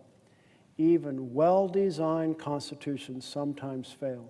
And they lay out how the Weimar Constitution, well-designed, lapsed rapidly in the face of Adolf Hitler's power grab in 1933. And then they continue, or consider the experience of post-colonial Latin America. Many of the region's newly independent republics modeled themselves directly on the United States, adopting U.S.-style presidentialism, bicameral legislatures, Supreme Courts, some cases electoral colleges and federal systems. And they point out that many of the constitutions were near replicas of our Constitution. But that fact did a little to prevent fraudulent elections in the late 19th century, or military coups in the 1930 and 1943, and Perón's populist autocracy. And the Philippines, a faithful copy of the U.S. Constitution, but it was dispensed with rather easily after declaring, he dispensed it rather easily after declaring martial law in 1972. If constitutions were enough, if constitutional rules were enough, then figures such as Perón, Marcos, or Brazil's Vargas, all of whom took office after or under U.S.-style constitutions that contained an impressive array of checks and balances, would have been one- or two-term presidents rather than notorious autocrats. Even well-designed constitutions cannot by themselves guarantee democracy. For one, constitutions are always incomplete. Like any set of rules, they have gaps and ambiguities. No operating manual, no matter how detailed, can anticipate all the possible contingencies or prescribe how to behave under all possible circumstances. Constitutional rules are also always subject to competing interpretations. What exactly does advice and consent entail when it comes to a U.S. Senate role in appointing Supreme Court justices?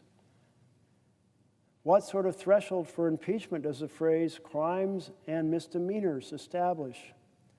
Americans have debated these and other constitutional questions for centuries. If constitutional powers are open to multiple readings, they can be used in ways their creators didn't anticipate. You know, these words for advice and consent was not laid out clearly when the Senate came in power, we had a responsibility. The idea we had to agree, consent to a nomination. But how was that to be done? And so it was really the early practices that were adopted became the precedents and guided us until we changed those practices. We had a major change this year. Except when done by unanimous consent, nominations have been done by a single vote on each person, so that you can't put a bad nominee in with a batch of good ones and somehow get them approved. But this year, this body engaged in what's known as a nuclear option and proceeded to change the rule in order to do large groups of nominees in a single vote. And so, is that still advice and consent? Well, not if you believe that it applied to each individual, because each individual isn't being voted on.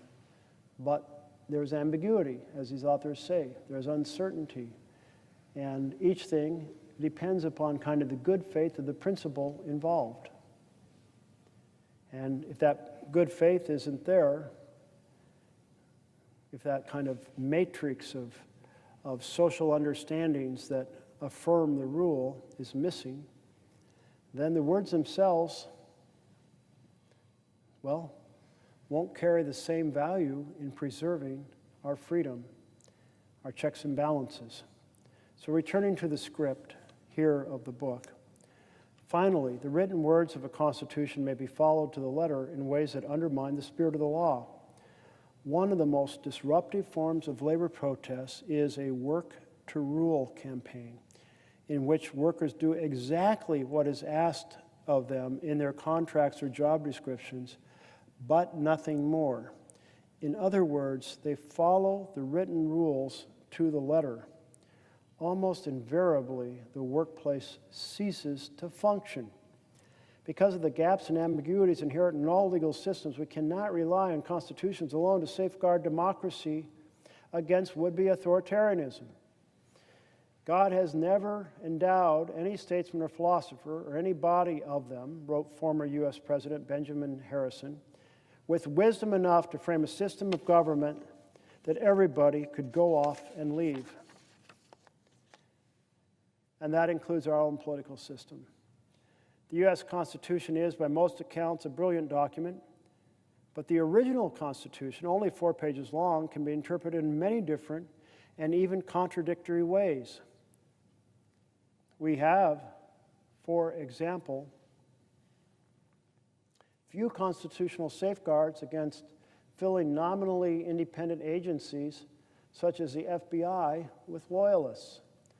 According to constitutional scholars, Aziz Huq and Tom Ginsburg, only, quote, the thin tissue of convention, unquote, prevents American presidents from capturing the referees and deploying them against opponents.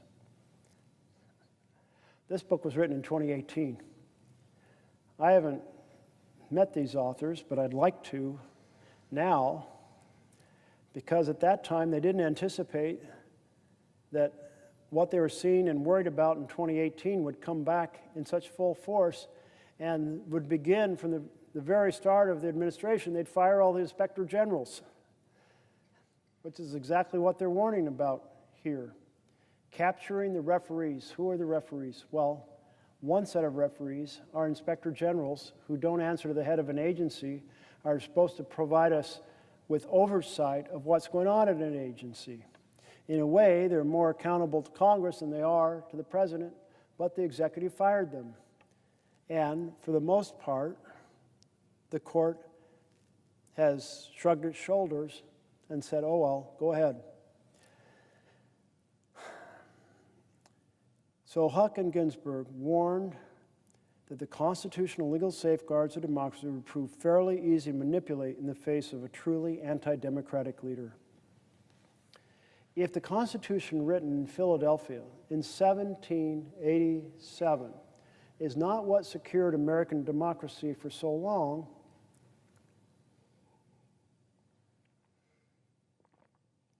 Then what did? Many factors mattered, including our nation's immense wealth, a large middle class, a vibrant civil society. But we believe much of the answer also lies in the development of strong democratic norms. All successful democracies rely on informal rules that, although not found in the Constitution or any laws, are widely known and respected.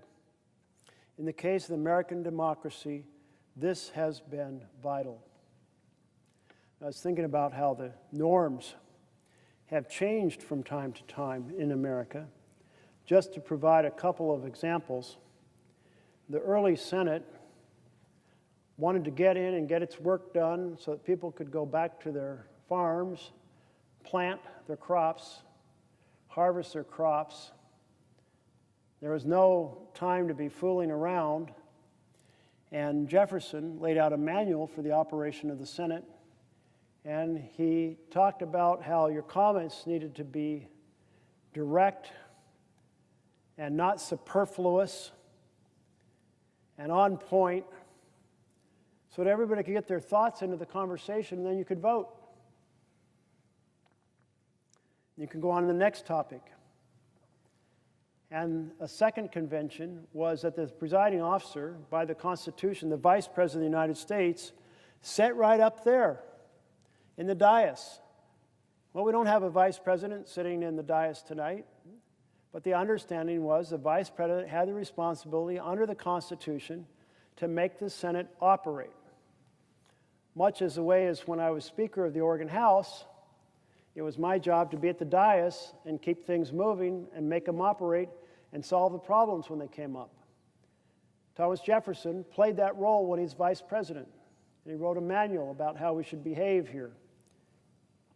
But that idea that things should be succinct and to the point started to face a serious assault by the pressures of the 1830s. You had in the South the tobacco, cotton, agricultural economy. You had in the North a manufacturing economy. And those two economies thought different things would help them succeed. And one of the issues that became highly controversial were tariffs. Why tariffs in the 1830s? Well, because the North wanted to protect its manufacturing base.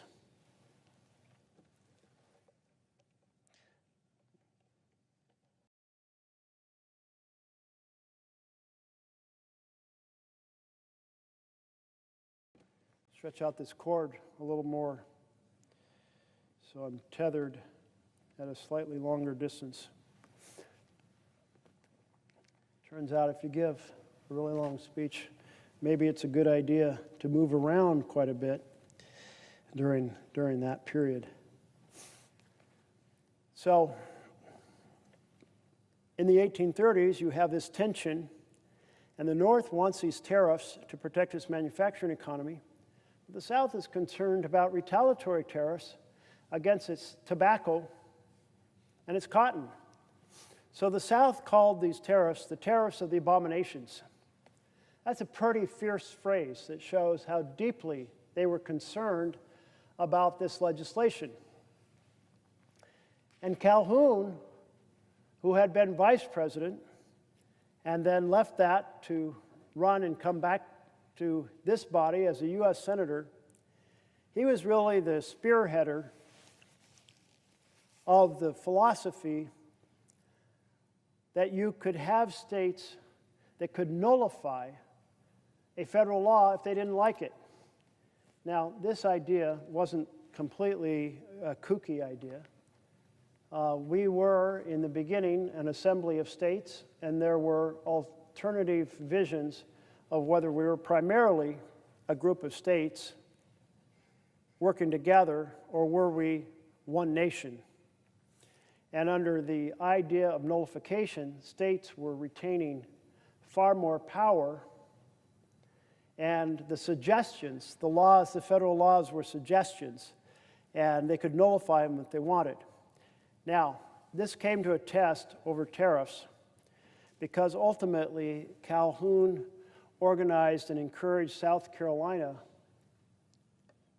to write a bill that nullified a tariff law. Wow, okay. So Jackson, who was president, well, Jackson was a slave owner, I think born in Virginia, but representing Tennessee, or coming from Tennessee for most of his career. He said, hell no, you can't nullify laws, South Carolina. And he came to Congress and he got a declaration of war against South Carolina. And South Carolina backed down. And they undid their nullification law. And that was the end of nullification. So here is a southern economy based on tobacco and cotton and slave labor. And how are they going to try to stop laws that they really don't want? And they hit upon a strategy of continuously raising new motions on a law. And every time there was a new motion, well, under the Senate rules, each person could speak to it twice. So, by doing motion after motion, maybe motion to return it to committee, maybe a motion to adjourn, maybe a motion to do this amendment, do that amendment. Well, it enabled continuous talking about the bill.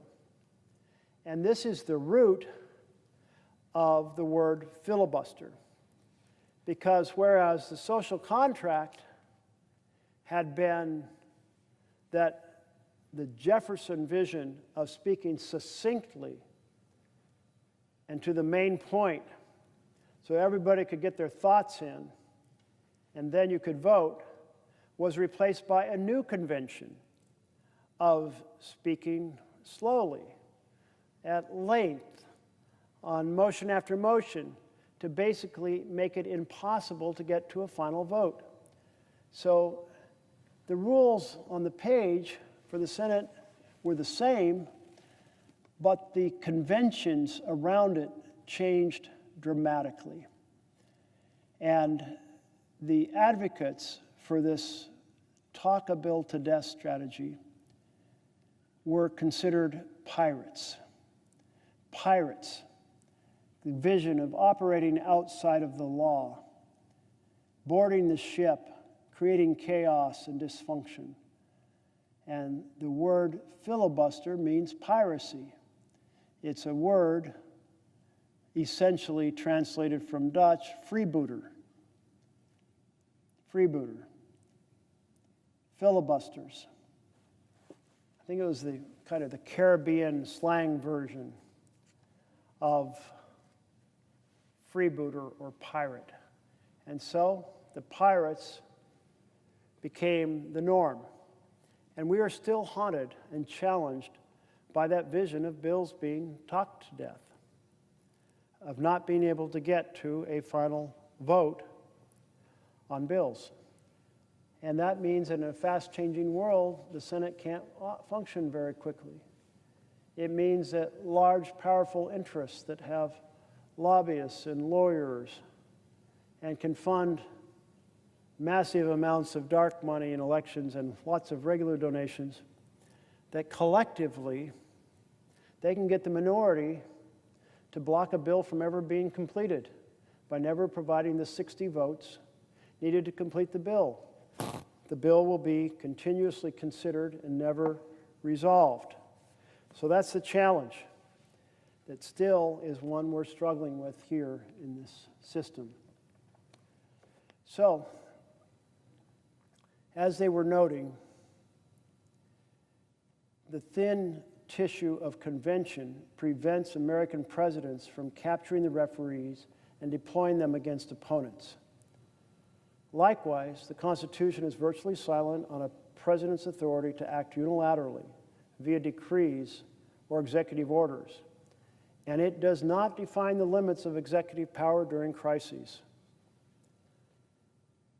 Huck and Ginsburg recently warned that the constitutional and legal safeguards of American democracy would prove to be fairly easy to manipulate in the face of a truly anti-democratic leader. And that's where we're at right now, and that's why I'm ringing the alarm bells. It's why 7 million people turned out on the No Kings rally on Saturday. Let's ring the alarm bells inside this building. Let's ring them outside this building, because our Constitution is under the greatest threat since the Civil War. And it's our job as elected leaders, in partnership with the groundswell of engaged American citizenry, to save it.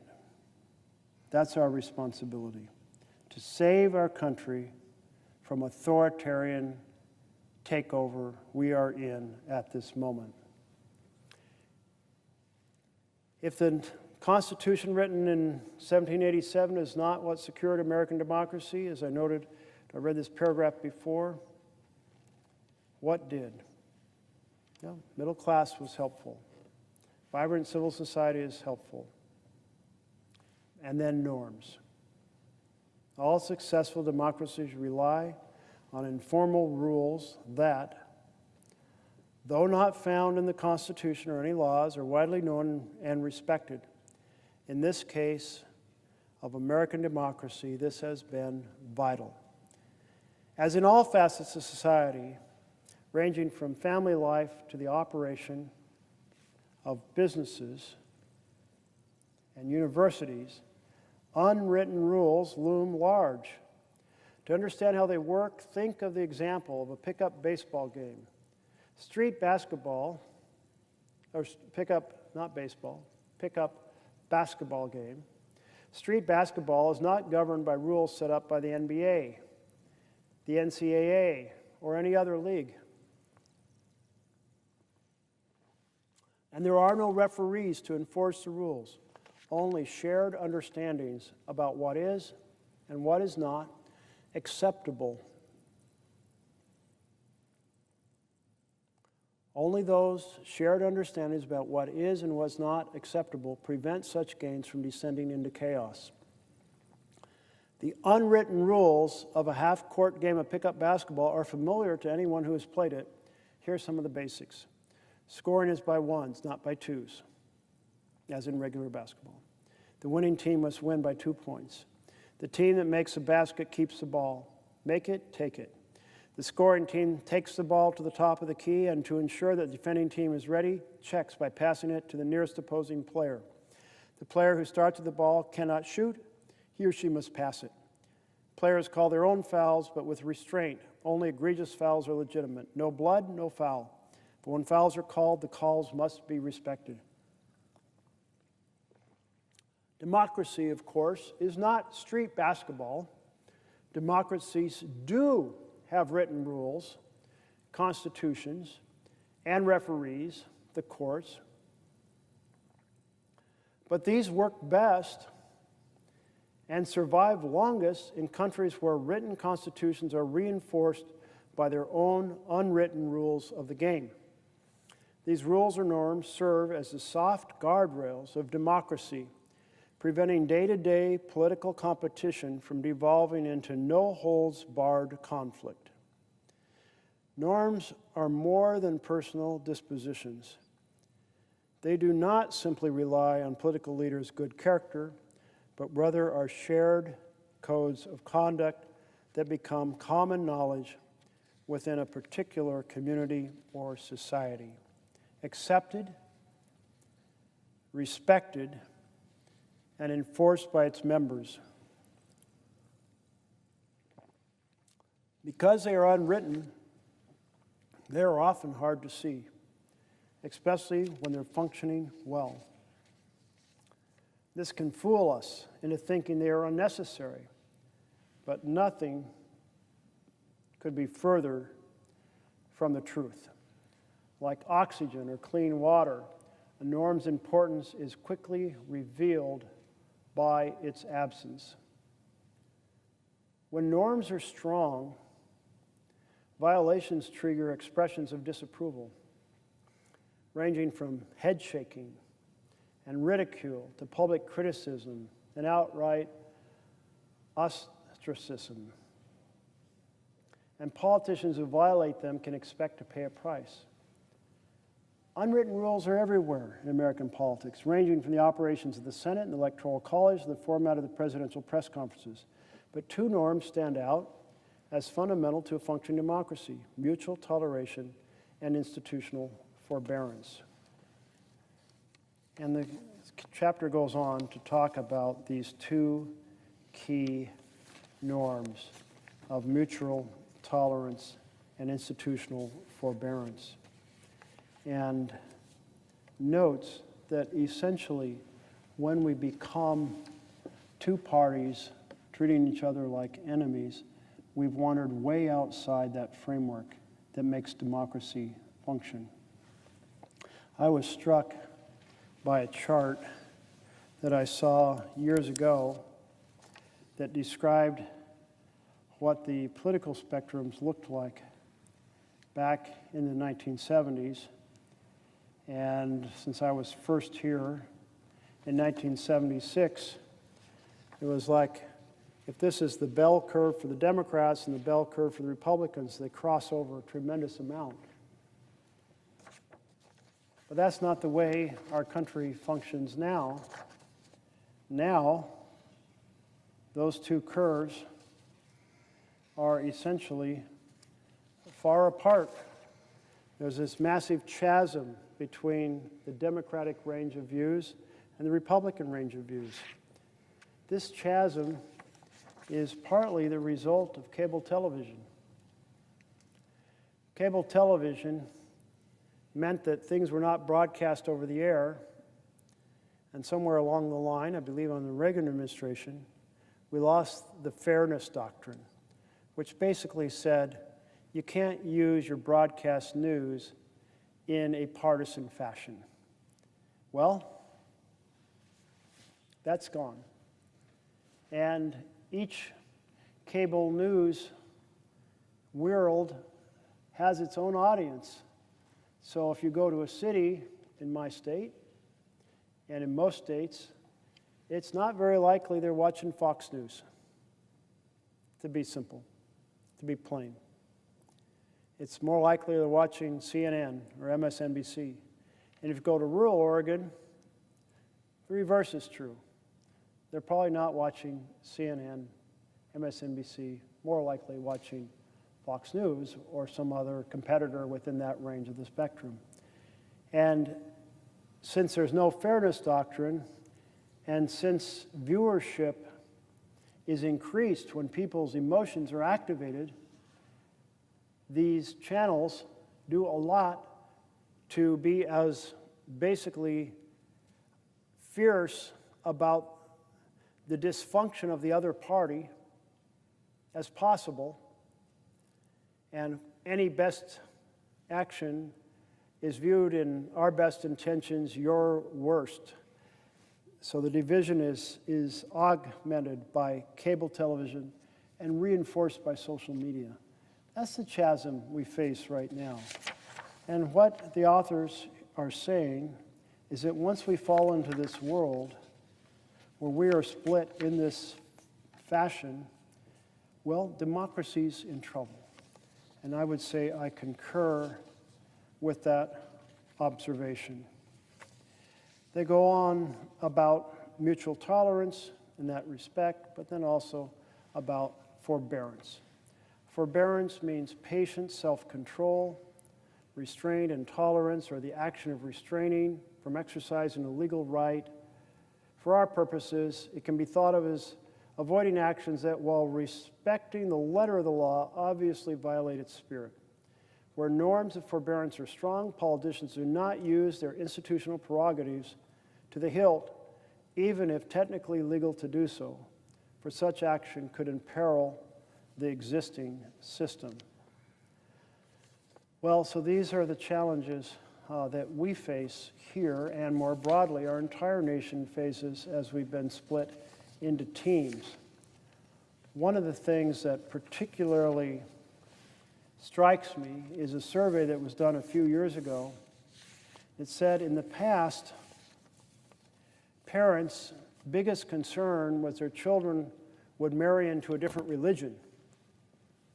And now, parents' concern is that parents will marry into a different political party. That's how fierce the separation has become between Democrats and Republicans in our country. I'm here tonight to ring the alarm bells, to say we're deep into authoritarian control in our nation.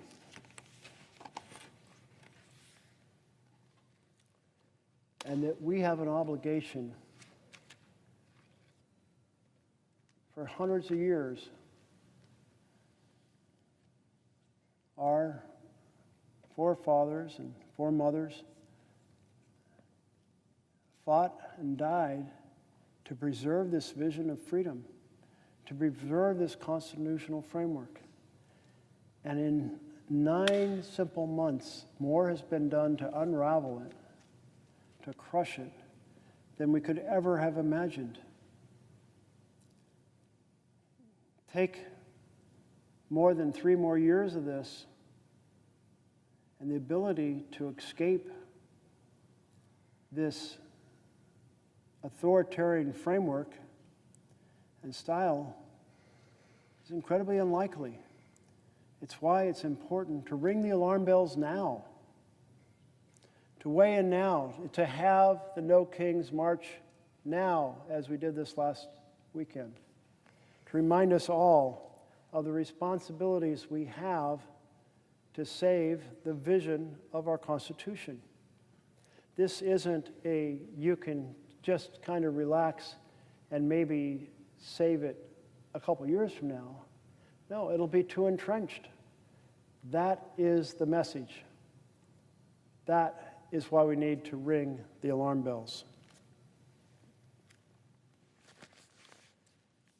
Between each chapter, I'm looking at a different strategy in which Trump is waging war on our Constitution and is expanding his authoritarian power. And we've looked at his attack on the press. We looked at his attack on free speech. We looked at his attack on due process. We looked at his attack on law firms. Well, now we're going to look at the attack on universities. Trump and his team have tried to use the power of the state to reshape policies at universities by launching investigations of their practices and by freezing millions or billions in their federal grants. Some of those universities include ones readily recognizable across the country. Brown University, Columbia University, Cornell, Duke, Harvard, Northwestern, Penn, Princeton, UCLA. Dozens of other schools are under scrutiny. Harvard is one of Trump's biggest targets, with roughly $9 billion at stake. Let me read you this reporting about Trump's attacks on universities that was written just last month, September 5th.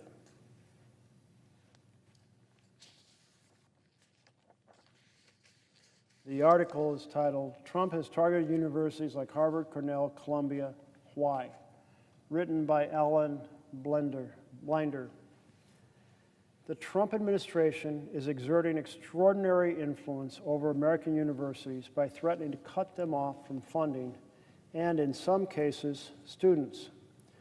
President Trump and his allies have focused their attacks on elite universities, which they say are bastions of anti-Semitism and ideological indoctrination.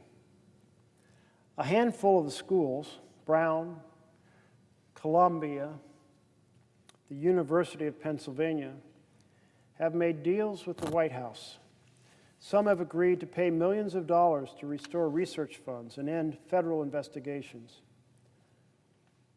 Wow, another case of the president's team extorting action by an institution. In this case, universities.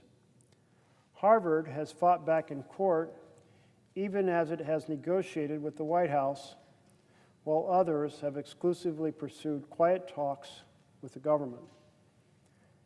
As universities contend with Washington's demands, the long-term result could remake higher education across the country. Billions in funds for research have been frozen, while administration officials have also tried to prevent universities from enrolling international students. So freeze the research funds and then attack the ability to enroll students who pay full tuition. Two ways of attacking the ability of a university to make their books balance.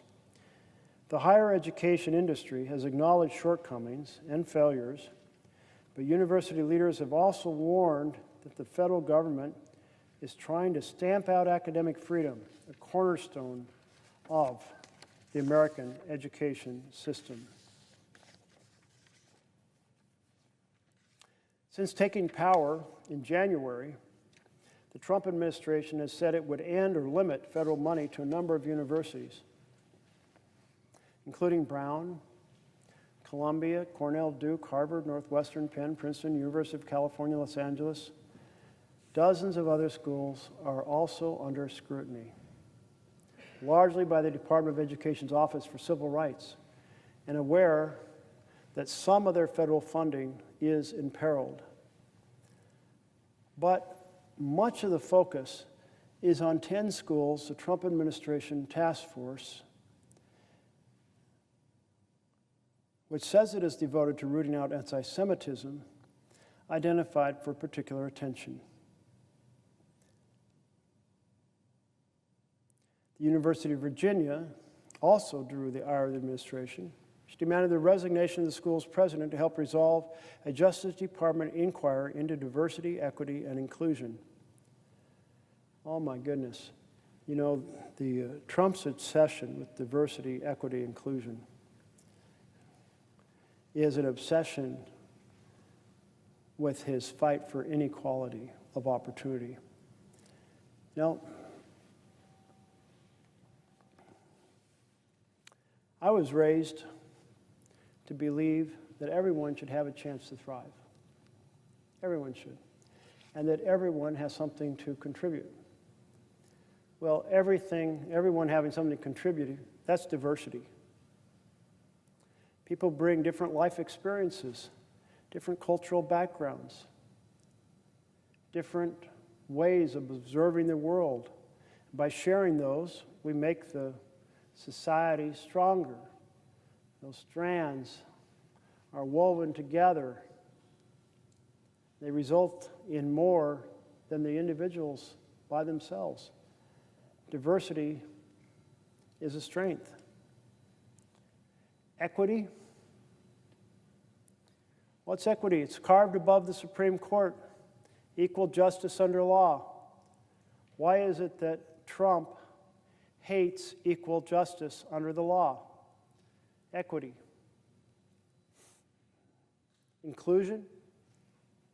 Inclusion means an end to bigotry that locks out people because of the color of their skin, or their family background, or the country they come from. End to bigotry in order to give people opportunity to thrive. Positive thing, end to bigotry. So here we have Trump turning the value of everyone having something to offer, of equal justice under the law, and of ending bigotry into a negative. I don't buy it, not for a second. this attack on diversity, equity, and inclusion, an attack on equal justice, an attack on opportunity for all. But here are all these schools getting rid of their programs dedicated to these important values of opportunity for all. The Trump administration announced 3 significant deals in July. First, Penn agreed to implement certain policies around transgender people in athletics, and to apologize, in effect, for the trans athlete Leah Thomas's participation in the women's swim team several years ago. The agreement included no financial penalties. Columbia, which faced accusations that it tolerated anti-Semitism on its campus, agreed to a suite of policy changes as well as a $200 million fine to the U.S. government. Brown University cut a similar deal, though its $50 million payout was going to be directed towards state workforce development organizations, not the federal government. Brown and Columbia secured specific provisions intended to limit the Trump administration's involvement in academic matters. The next section of this essay is titled, "What's Happening with Harvard?" The Trump administration's biggest target has been Harvard, the country's oldest and richest university. The university has roughly $9 billion at stake in its fight with the federal government. The dispute erupted after Harvard rejected Trump administration proposals, including one for the use of an outsider to audit programs and departments that most fuel anti-Semitic harassment or reflect ideological capture. The government also wanted Harvard to curb the power of its faculty and report international students who commit misconduct. The Trump administration wants a report on ideological capture. Well, how about it start with doing a report on itself and its ideology of authoritarian takeover that's destroying our Constitution? Now that would be a report worth doing right there. The Trump administration almost immediately began cutting off billions in funds. Officials have since said they would direct federal agencies to end all the remaining contracts with the school. The government told the university not to expect grant money in the future. Harvard sued the administration over the cuts. In September, a federal judge in Boston broadly ruled in Harvard's favor, though the administration immediately pledged to appeal. It was not clear when and whether the federal money would flow again. But the administration's onslaught goes beyond research funding. The university is confronting an array of investigations, some of which Harvard officials fear could become full-blown criminal inquiries in the coming months. Mr. Trump has also threatened Harvard's tax-exempt status. So we saw the president use power over mergers and license to try to compel the networks as to what programming they could have.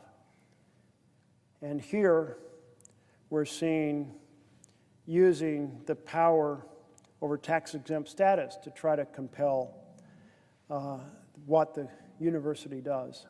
So using these different powers of the administration in effect to extort concessions that interfere with the proper independent functioning of these organizations. I don't want the federal government telling universities what they can teach. I don't want the federal government using research grants as a weapon against our universities, or using the ability to allow students to attend, from foreign students to attend because of the tuition, or in this case, threatening tax-exempt status. Recently, his administration has tried repeatedly to bar the university from enrolling international students, and a federal judge in Boston has blocked those efforts.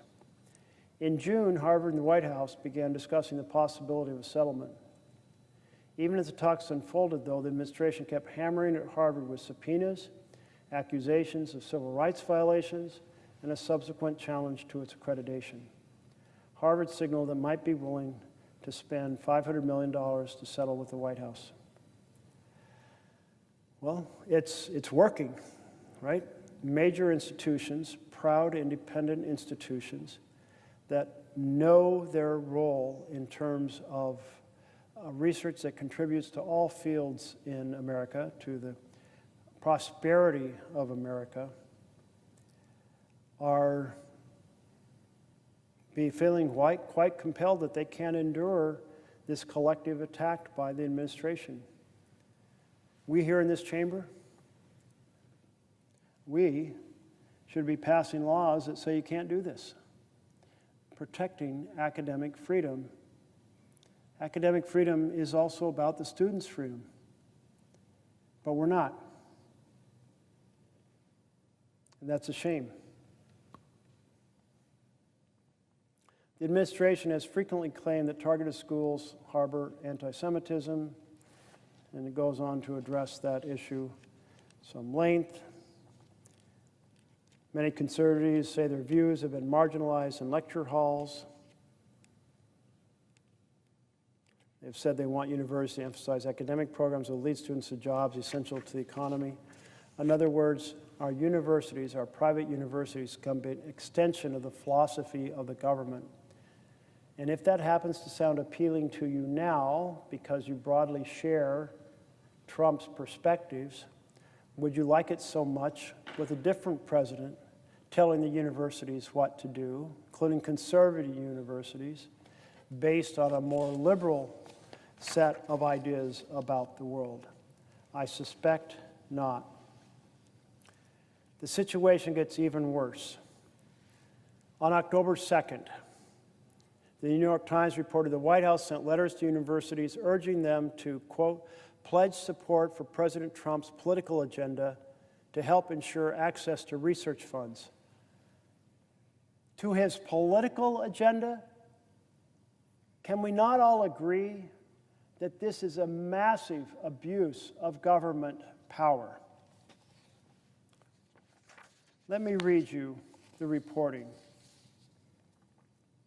Trump administration asked colleges to sign compact to get funding preference. Demands sent to 9 top schools included pledging to freeze tuition for 5 years and to commit to strict definitions of gender.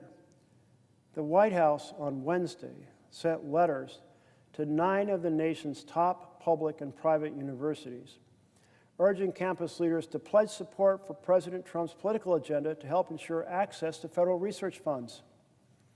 Pledge support, let me repeat that, to Trump's political agenda to ensure access to federal research funds. The letters came attached to a 10-page compact that serves as a sort of priority statement for the administration's educational goals. The most comprehensive accounting to date of what Mr. Trump aims to achieve for an unparalleled, months-long pressure campaign on academia. The compact would require colleges to freeze tuition for 5 years, cap the enrollment of international students, and commit to strict definitions of gender. Among other steps, universities would also be required to change their governance structures, prohibit anything that would punish, belittle, and even spark violence against conservative ideas.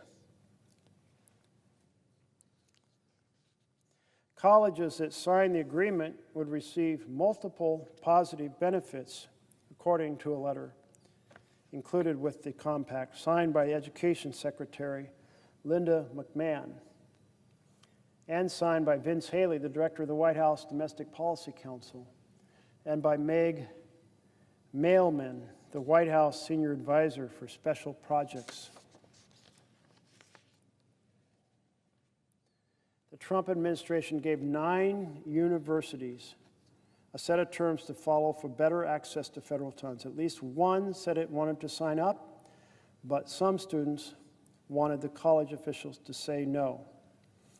Colleges that agree would get priority access to federal funds and looser restraints on overhead costs. Signed compacts would also serve as assurance to the government that schools are complying with civil rights laws. Federal civil rights investigations have been used to halt much of the research funding the administration has blocked so far this year. So it's it's kind of completely captured by this notion that you don't get research funds unless you reshape your views and your actions to accentuate Trump's political agenda. Well, that's how far things have gone off track. The president wants to dictate how our universities teach and what they teach, and they want the universities to promote his political agenda. The letters were sent to a number of these universities, and there are a number of comments. University of Texas system is honored that our flagship, the University of Texas at Austin, has been named as one of only 9 institutions in the U.S. selected by the Trump administration for potential funding advantages under its new Compact for Academic Excellence in Higher Education, said Kevin Eltife, chairman of the University of Texas Board of Regents. He said it in his statement on Thursday. We enthusiastically look forward to engaging with university officials and reviewing the compact immediately. The other 8 schools declined to comment, did not immediately, or said they were still studying the compact. The letters prompted concern about the precedent of signing on to such agreements. Well, it should be concerned anytime a government, a free society, tells the universities what they can teach and that they have to promote the president's political agenda. That is a massive red line that has been crossed. I hope all 9 say absolutely no. But I'll tell you, we saw with the previous threats, universities cut deals because when millions or billions of funds are being held up by the government, that's an effective strategy of blackmail that forces university presidents to say, I got a responsibility to keep this place functioning. We got a lot of folks who are involved in the research. We can't send them all home. The interruption will damage the enormous amount of work that's already been done. I mean, the pressures are intense. That's a terrible place where universities are when the power of the U.S. government is mobilized to oppress them. On October 10th, an article notes about MIT that they rejected special funding offer from the Trump administration. MIT became the first university to reject an agreement that would trade support for the Trump administration's higher education agenda in exchange for favorable treatment. The proposal, called the Compact for Academic Excellence, was sent to 9 universities, require colleges to cap international student enrollment, freeze tuition for 5 years, adhere to definitions of gender, and prohibit anything that would belittle conservative ideas. In a letter on Friday to the Trump administration, MIT's president, Sally Kornbluth, wrote the university has already freely met or exceeded many of the standards outlined in the proposal, but she disagrees with other requirements and demands, including those that restrict free expression. Fundamentally, the premise of the document is inconsistent with our core beliefs that scientific funding should be based on scientific merit alone, Dr. Kornbluth wrote. A White House spokeswoman, Liz Huston, said in a statement that, quote, any university that refuses this once-in-a-lifetime opportunity to transform higher education isn't serving its students or their parents. They're bowing to radical left-wing bureaucrats. The best science can't thrive in institutions that have abandoned merit, free inquiry, in pursuit of truth, she added. President Trump encourages universities to join us in restoring academic excellence and common sense policies. But the administration is not asking for free inquiry in pursuit of truth. They're asking the universities to promote the Trump's political agenda. The idea of the compacts has been deeply unpopular among faculty members and free speech advocates who view them as another political intrusion into the affairs of academia. They argue the Trump administration is threatening the independence of American higher education by cutting hundreds of millions of dollars in research funding to force top universities to adopt its agenda. And of course, that's exactly what is happening. The compact has complicated negotiations between the Trump administration and individual schools, including Harvard, where it is a sign that if they reach a deal with the administration, the government will come back and ask for more concessions. Two of the universities that received this invitation to this compact were ones that had already reached deals with the Trump administration. And so that's what's driving the concern that it's just going to be more. Well, this is wrong. Our tax dollars are at work for research because research takes our nation forward, makes it more prosperous, allows an opportunity for people to utilize to maximum effect those wonderful brain cells they've been granted, and in the course find innovations, inventions, valuable ideas that become valuable to the entire society.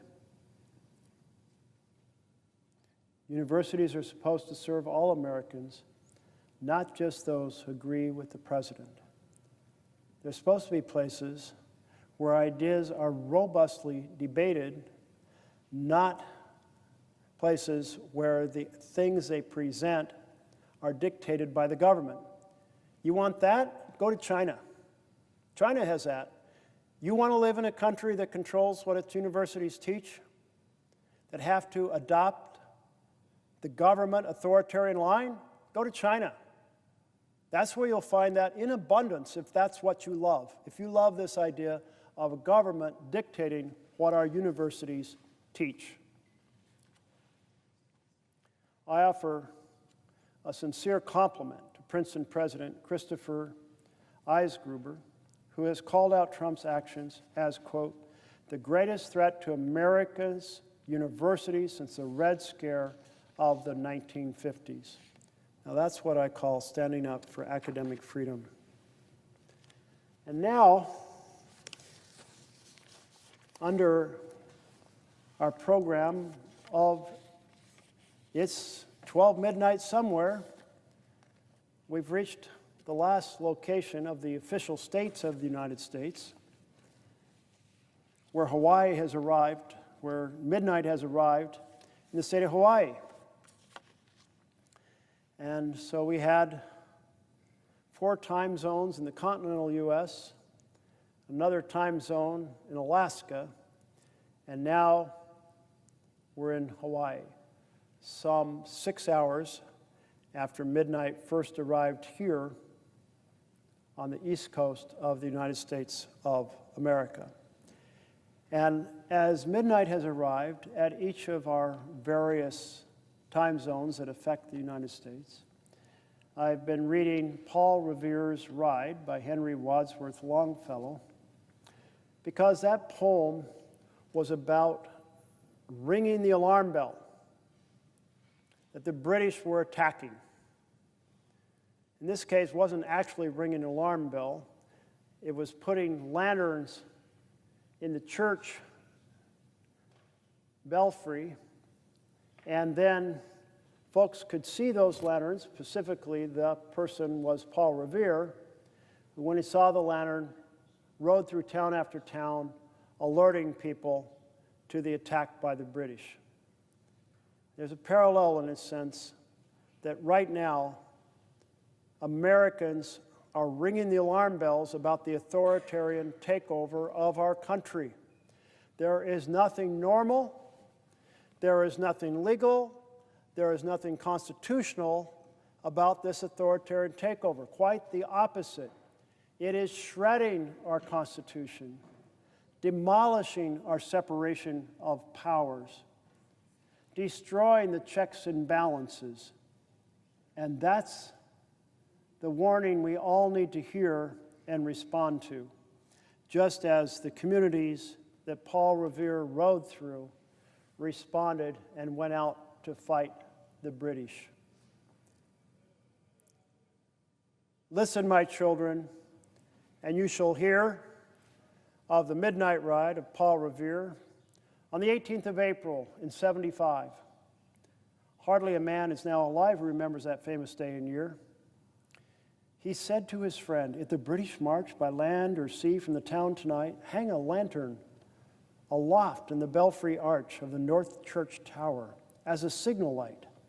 1, if by land, 2, if by sea, and I on the opposite shore will be ready to ride and spread the alarm through every Middlesex village and farm for the country folk to be up and arm." Then he said, "Good night," and with muffled oar, silently rowed to the Charleston shore. Just as the moon rose over the bay, where swinging wide at her moorings lay the Somerset, the British man of war, a phantom ship with each mast and spar across the moon like a prison bar, and a huge black hulk that was magnified for its own reflection in the tide.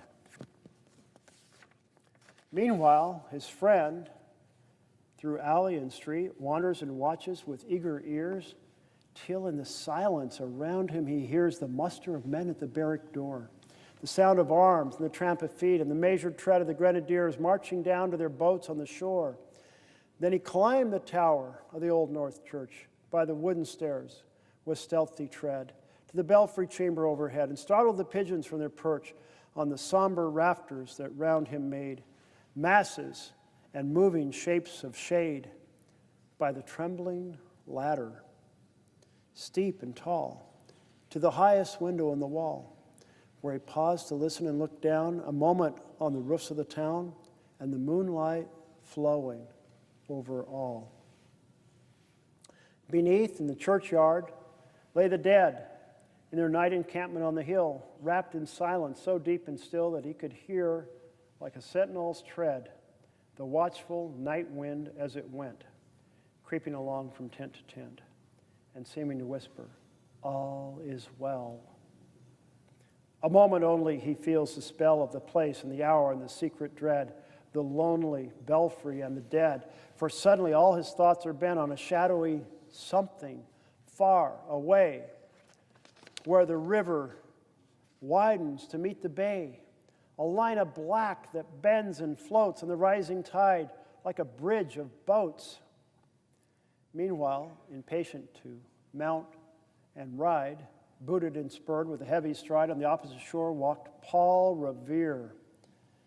Now he patted his horse's side, now gazed at the landscape far and near, then impetuous stamped the earth and turned and tightened his saddle girth.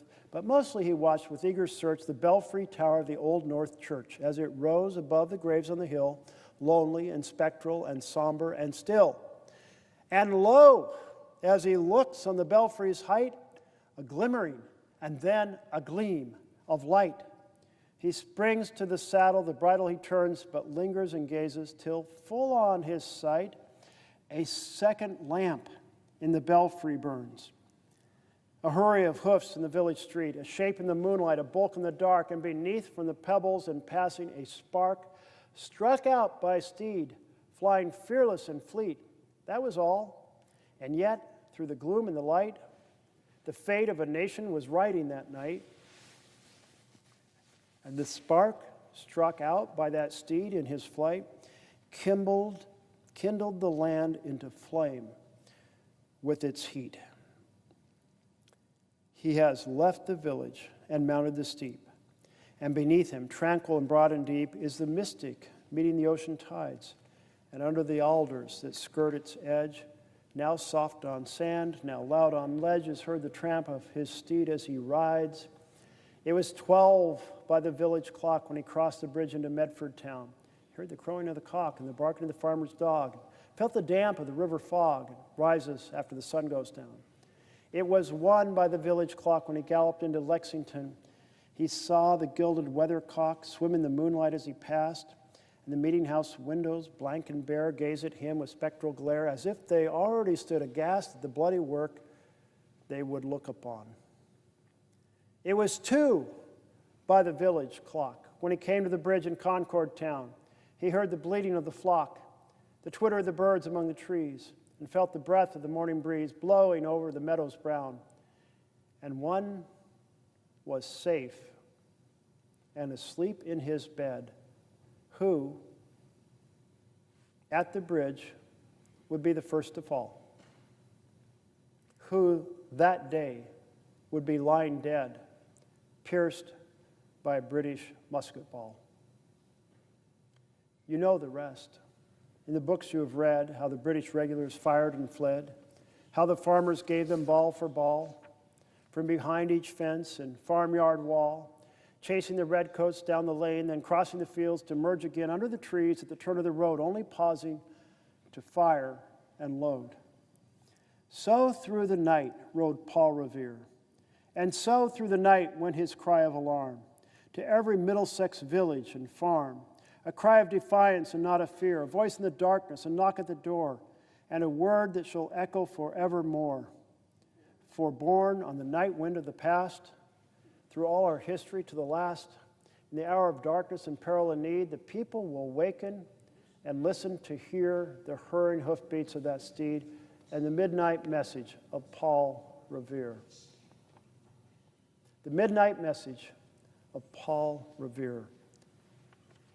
To be alerted, to be warned that the British are coming and that they are an enormous threat to the colonies.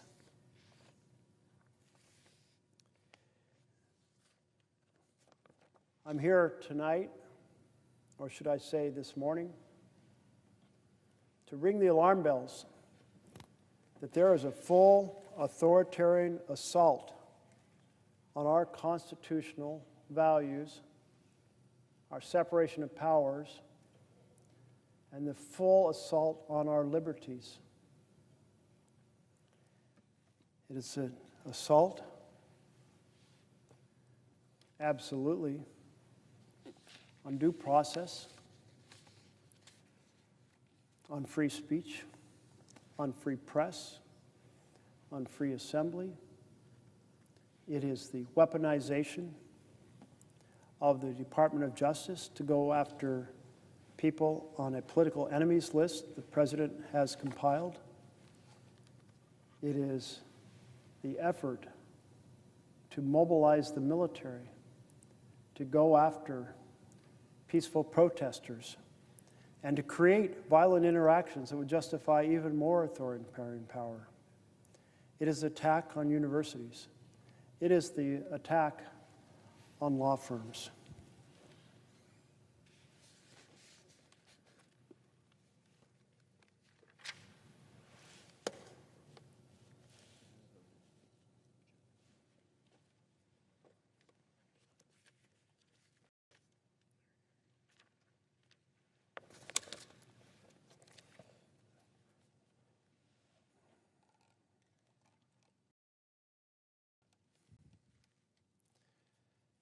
Now we turn to the use of violence. An authoritarian president emboldened by a rubber-stamped Congress,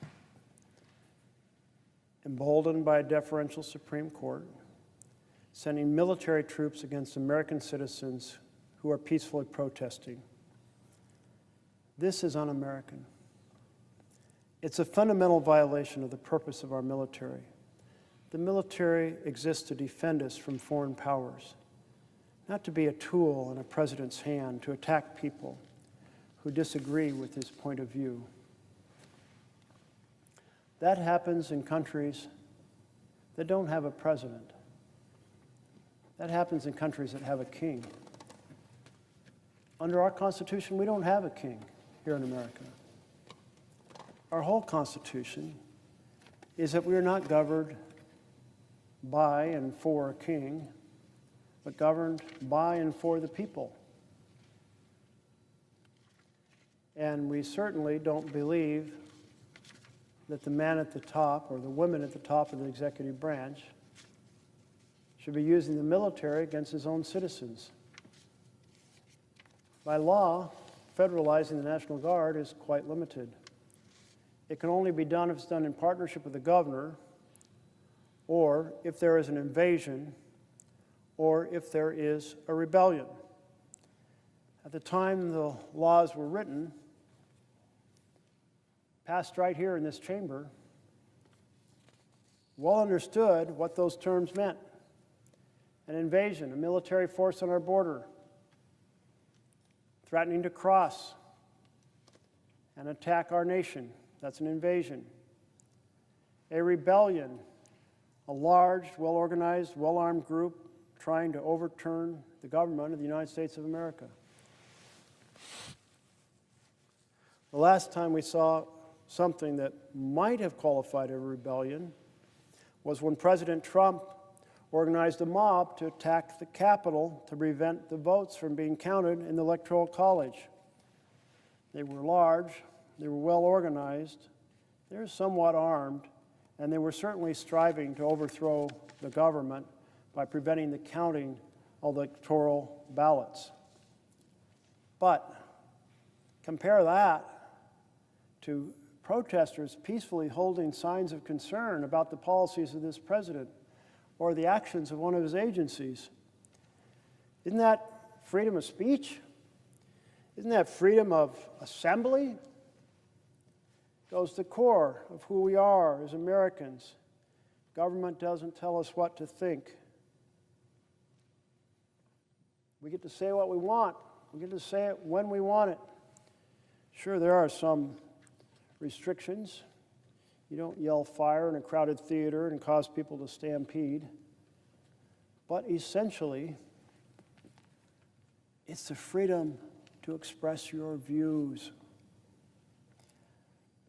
And you can express them in ways the government doesn't like, in places the government doesn't like.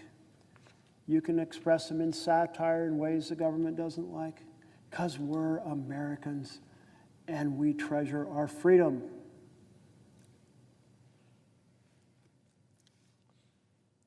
Well, obviously, there's nothing approaching an invasion or rebellion in the city of Portland. Senator Wyden and I were outside of ICE a couple weekends ago. I saw 3 women holding a sign that looked like it had a flower on it. Nothing particularly threatening. But there's been lots of other protesters at other moments, protesting, though, with joy and whimsy. A group called Paws for Peace were getting together with puppies and dogs. I don't think a bunch of folks holding their beloved dogs constitutes a well-organized, well-armed group trying to overthrow the government.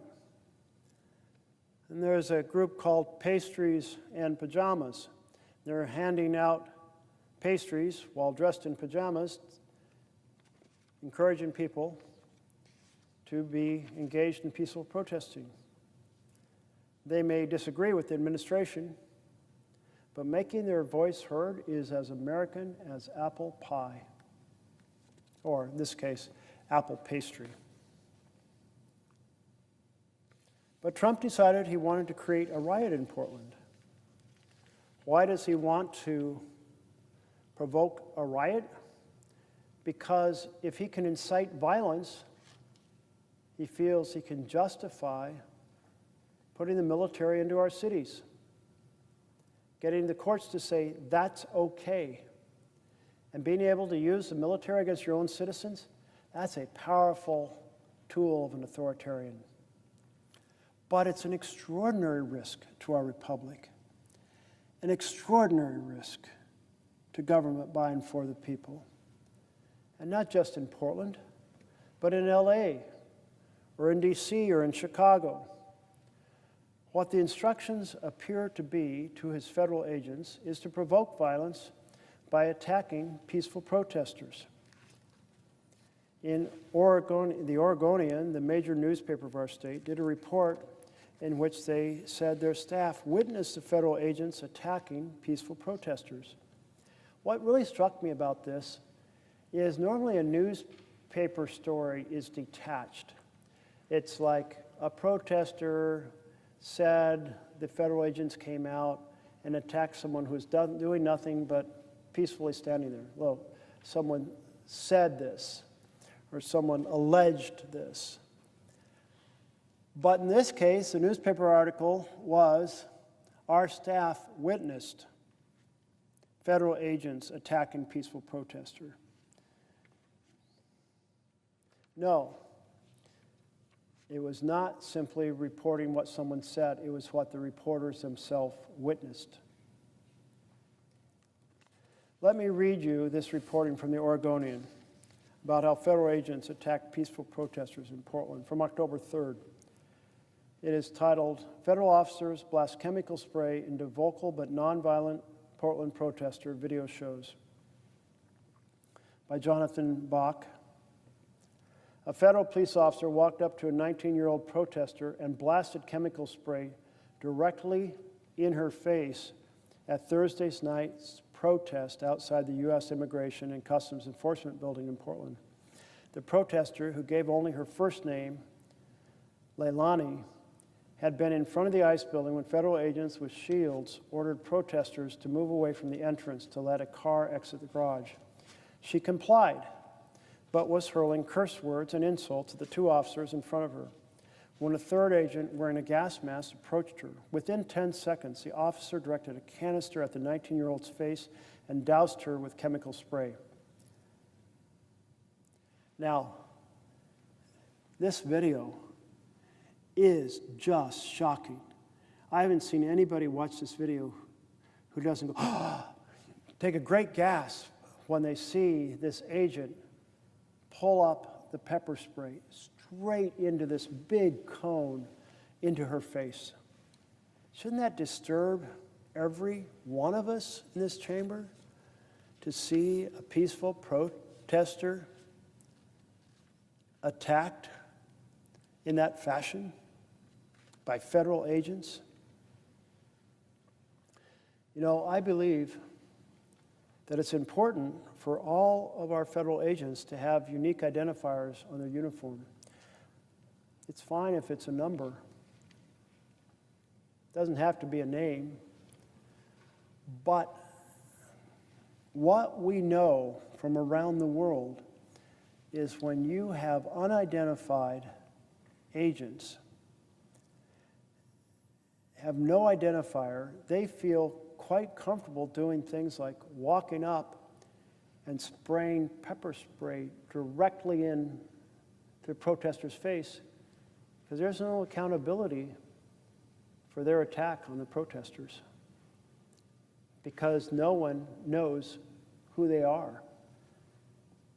This is especially amplified when they wear masks. If there is a symbol of fascism that maybe is above all others, it's the unmarked, masked federal agent grabbing people, throwing them into unmarked vans and whisking them away to who knows where. So we had a vote in this chamber saying that each federal agent should have a unique identifier. Well, in part to discourage them from doing outrageous attacks on protesters or other outrageous acts, and partly to identify them if they did do something that was outrageous. So there's some accountability. Accountability is part of the trust relationship in government by and for the people. You live in a land with an authoritarian king, you don't want accountability. The king doesn't want anyone to allege anything about anyone. But when the government's by and for the people, accountability matters. But it didn't exist in this case. Within 10 seconds, the officer directed a canister at the 19-year-old's face and doused her with chemical spray. The interaction illustrates how federal law enforcement officers use aggressive tactics against protesters who yell and needle officers, but don't appear to present any clear physical threat or present clear physical threats. That was the case even before Thursday's protest, when fights broke out between protesters and counter-protesters, leading to 3 arrests by Portland police. A reporter from the Oregon Live, witnessed the immediate aftermath of the chemical blast when protesters, acting as on-site medics, rendered aid to the 19-year-old and another protester who was also hit with chemical spray. A nearby Portland Police Bureau officer then called for paramedics. A Department of Homeland Security did not immediately respond to a request for comment Friday on its tactics. The Oregon Live, that's their online name, has witnessed other uses of force by federal police against nonviolent protesters outside the South Portland building. To be sure, not all protesters at the ICE building since June have been peaceful. Federal and local police have arrested dozens of people at the building on allegations of assaulting officers and destroying government property, many of them at the outset of the protests in early summer. Mayor Keith Wilson called for an investigation after the newsroom published video in September of Homeland Security officers seen repeatedly shoving, spraying, and hitting protesters. So as this article points out, if you go back several months, there was some back and forth between folks who were protesting and the federal agents, and the police took care of it. They were arrested. I'm not just sure exactly what is meant by destroying government property. It may have been graffiti, maybe it was something else, but not that I have heard that there was any significant property destroyed, but that was months ago, and it was handled by local police. That's a normal, not great. I mean, I prefer all protesting to be absolutely nonviolent. But what we have seen in the time that Trump has been sending these additional agents, that's been a time when virtually no one's been arrested because nobody's been acting out. They have been not playing the game Trump wants to play. They have not been taking the bait. They have been protesting with joy and with whimsy. Very hard to argue that there's anything the local police can't handle when there aren't even any arrests because people are handing out pastries and bringing their puppy dogs down. And then there's a report by Oregon Public Broadcasting. Oregon Public Broadcasting has been down covering the demonstrations. They said the federal agents asked the protesters to move back several blocks, and the protesters did. There was no conflict between the protesters and the agents. They were asked to move back, and they followed instructions. Behind this line of federal agents were videographers, professional videographers. What are they doing there? What is their role? They were waiting to take pictures when the federal agents created a fake riot. So after moving people back several blocks with absolutely no conflict, the officers are in a line across the street, the videographers are behind them, and then on command, the officers throw down the flashbangs, which erupt and sound like gunfire and lights flashing from them.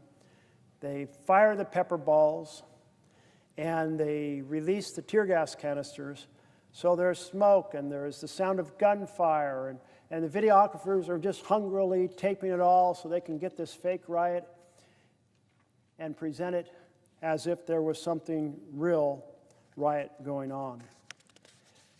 I really don't know of any other time the government has deliberately faked a riot. But they did on this occasion. This is like the Wag the Dog movie, where an entire war is faked. Only in this case, it was just a riot. I say just a riot trying to create the appearance of violence so they convince a judge to let them federalize Oregon's National Guard or moving the National Guard from elsewhere to mislead the courts and to mislead the American people. It's governing by gaslighting. And this is the first time I know in our history that a president has staged a fake riot. It should never happen. Whose idea was this? I know. Why don't we have a congressional hearing about it? Would any of my Republican colleagues get to the bottom of our government trying to fake a riot in order to increase their authoritarian power? Because I will partner with you in a microsecond to hold such a hearing. True-blooded patriots should be terrified the government is faking scenes to try to provide evidence to courts or to the American people that something is going on that simply isn't going on. I think we have a poster here. Thank you to Coin 6 News. You see, there was a woman, this woman, and she was talking to two officers, and they'd asked her to get out of the way, and she had, all well and good. And then the third officer walks up and just sprays her straight in the face. Just, wow. I mean, if you saw it on video, you would go, oh my goodness, unbelievable. I saw an interview of that woman later, and she said that it was extremely scary because she couldn't breathe. She falls to the ground. She said, I didn't know if I was going to be able to draw the next breath or some expression like that about what it's like to have that just shot directly into your eyes, directly into your lungs. That type of deliberate provocation, wow, that is a federal government out of control, an authoritarian federal government trying to create reactions and violence in order to justify even more authoritarian power. And Portlanders are not taking the bait. Here's another example from Chicago. We have this pastor, this cut in half, a few seconds before, a few seconds after. Pastor in the traditional motion of praying, standing outside a building by himself. He's obviously in a religious posture. He's wearing religious garb. No obvious resistance to any type of command. And he is shot, pow, right in the head. I believe that's a pepper ball shot, but I'm not 100% sure. He reports that he was shot twice in the head and 5 times on the body. Federal agents attacking a praying pastor, posing no threat, in a posture of prayer, shot from federal agents up on top of the building. Maybe if they had an identifier on their uniform, they wouldn't be so callous in attacking a peaceful protester. This is an extraordinarily dangerous moment. An authoritarian president proceeding to attack free speech, attack free press, weaponize the Department of Justice, and use it against those who disagree with him. And then seeking the court's permission to send the military into our cities to attack people who are peacefully protesting. And this reporting from Time magazine about the military-style ICE raid on a Chicago apartment building during which ICE agents zip-tied the children.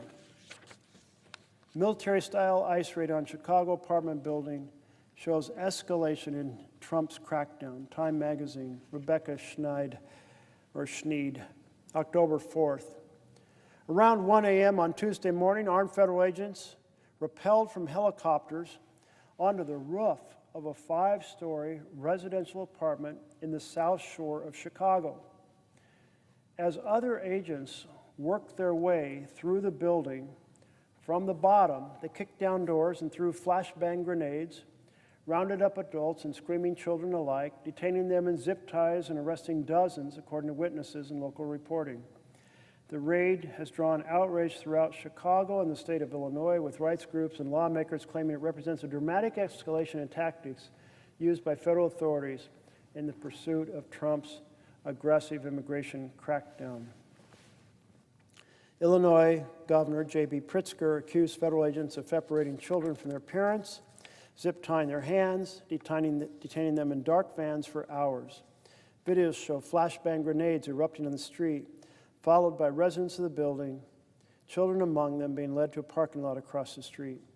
Photos of the aftermath show toys and shows littering the apartment hallways, evidence of those pulled from their beds by the operation that included FBI and Homeland Security agents. Pritzker condemned the raid and said he would work with local law enforcement to hold the agents accountable. Well, that raid was designed to be a provocation to the community, try to generate a riot, use the violence to justify more authoritarian control, but in the process demonstrated inappropriate and disproportional military assault on Americans in their apartment buildings, in their homes.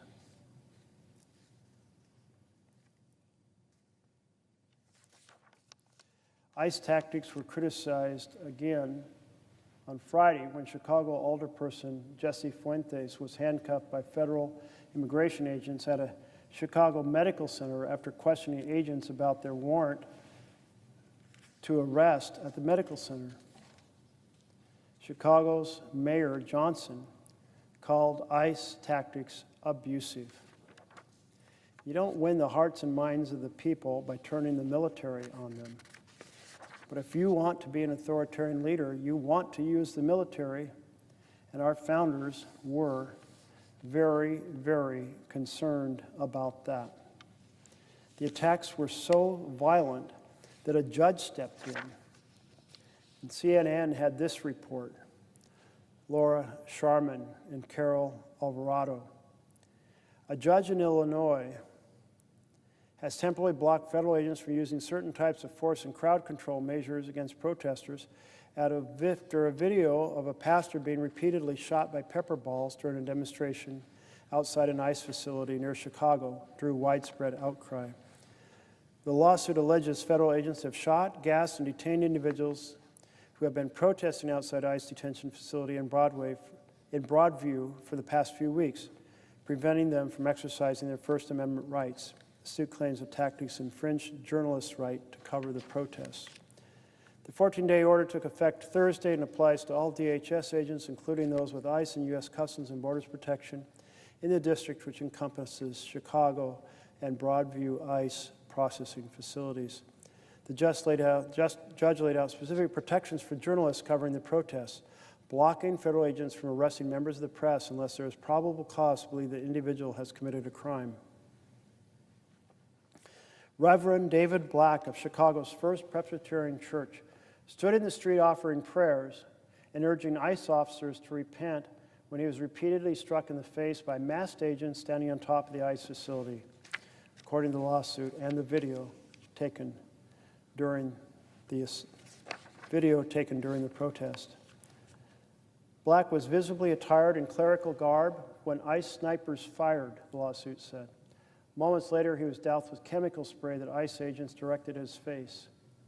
Video obtained by CNN shows the pastor near the building with his arms outstretched when a cloud of smoke erupts from an explosion by his head and he drops to the ground. Other protesters rushed to his aid and surrounded him. Another video shared with CNN shows masked agents pushing black as he walks back and is then pepper sprayed in the face from close range.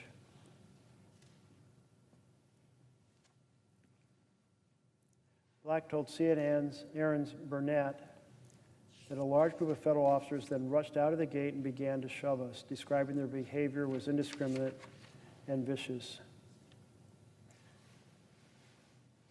The pastor insisted he and other protesters received no warning and claimed he could hear the agents laughing as they fired shots from the roof, calling it deeply disturbing. Yeah. Man of God praying in front of a building attacked by masked ICE agents. This is the picture of Trump's tyranny against the American people. Unbelievably, Speaker Mike Johnson doesn't seem to be too bothered by these violent attacks. He said, quote, "I've not seen them cross the line yet."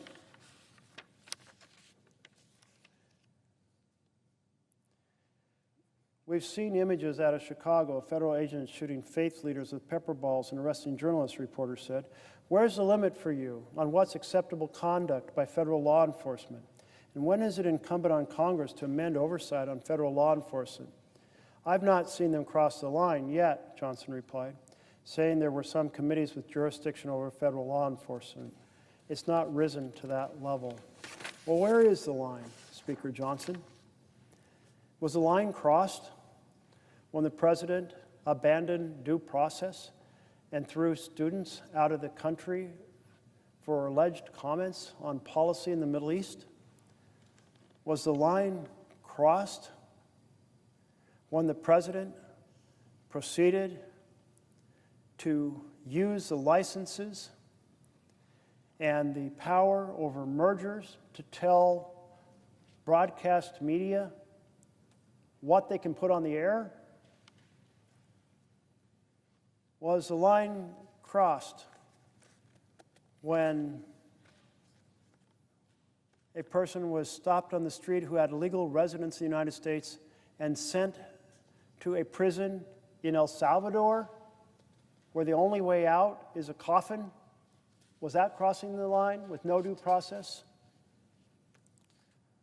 Was the line crossed when the presidents used the power over research grants and rules over foreign students who pay healthy tuitions in order to try to force the universities to become agents of the state and teach what the president wants them to teach? Was that crossing the line? I ask Speaker Johnson, if there is no line crossed when the president develops an enemies list and proceeds to turn the full power of the Justice Department to try to put that person into jail, is that not a line crossed? It's certainly not equal justice under law. So many lines have been crossed, so many times. Attacking peaceful protesters, conducting a fake riot in an effort to deceive the court or deceive the American people that there was a riot when there was none. The district judge in Oregon who adjudicated the order by Trump to federalize the Oregon National Guard said, there is nothing close to rebellion. There's nothing close to an invasion. So the standard is not met, the standard in the law that allows you to federalize the National Guard. So then Trump said, I'm going to send the federalized force from California and Texas to Oregon. They've already been federalized. The same judge said, same standard applies. Nothing close to rebellion, nothing close to an invasion. The standard has not been set. So she put on a temporary restraining order on both efforts. This is a fundamental issue in the United States of America, the military not be used against American citizens. There's a standard in the law. So Supreme Court, wake up. Do your job in the framework of the Constitution and the laws of this land. Quit inventing new ways to create an authoritarian state. Why am I so concerned that our Supreme Court has gone so far off track? Well, last year, they found invisible ink in our Constitution. That's one reason to be concerned. Maybe you can find it too. Why don't you take a look? Maybe you can show it to me. Maybe the founders really put an extra clause in there that, only appears when you warm it with a hot air dryer, though hot air dryers did not exist at the time the Constitution was written. They had a case, Trump versus United States of America. The case stemmed from the first Trump administration. And in that case, the question was, is the president above the law? Is the president immune from any potential criminal prosecution for actions in office? And I thought, well, absolutely not immune. Our founders were terrified that a president would be a king. Kings are above the law. Kings are the law. But presidents are not the law. And yes, of course, they're accountable. There's nothing in Article 2, the section of the Constitution that addresses the executive branch, that says, well, the president, in order to make sure he doesn't have to worry too much, is immune from any prosecution for any crimes he might commit while acting on behalf of the government or acting in an official government act. Yeah, try to find that clause in the Constitution. Yeah, I'm pretty confident, not there. In fact, the founders were the exact opposite. So those originalists on the Supreme Court, they are as bogus as a $3 bill. They know how terrified the founders were about the possibility of a president exercising authoritarian power. That is why they provided checks and balances. While Congress writes the laws, Congress decides what programs are funded and how much they are funded. Congress decides if a person is suitable to an appointment to a high level in the executive branch. That's the separation of powers. And I don't know if you might be able to find for me the early quote that were in the introduction material, but I might read those again because they seem to me very relevant in this case. But here we have the question going to the originalist on the Supreme Court. Of course, they're going to vote 9-0, both the judges who have been appointed by blue presidents and judges appointed by red presidents. It won't matter because it's just so absolutely clear. There's no clause in the Constitution that says the president's above the law.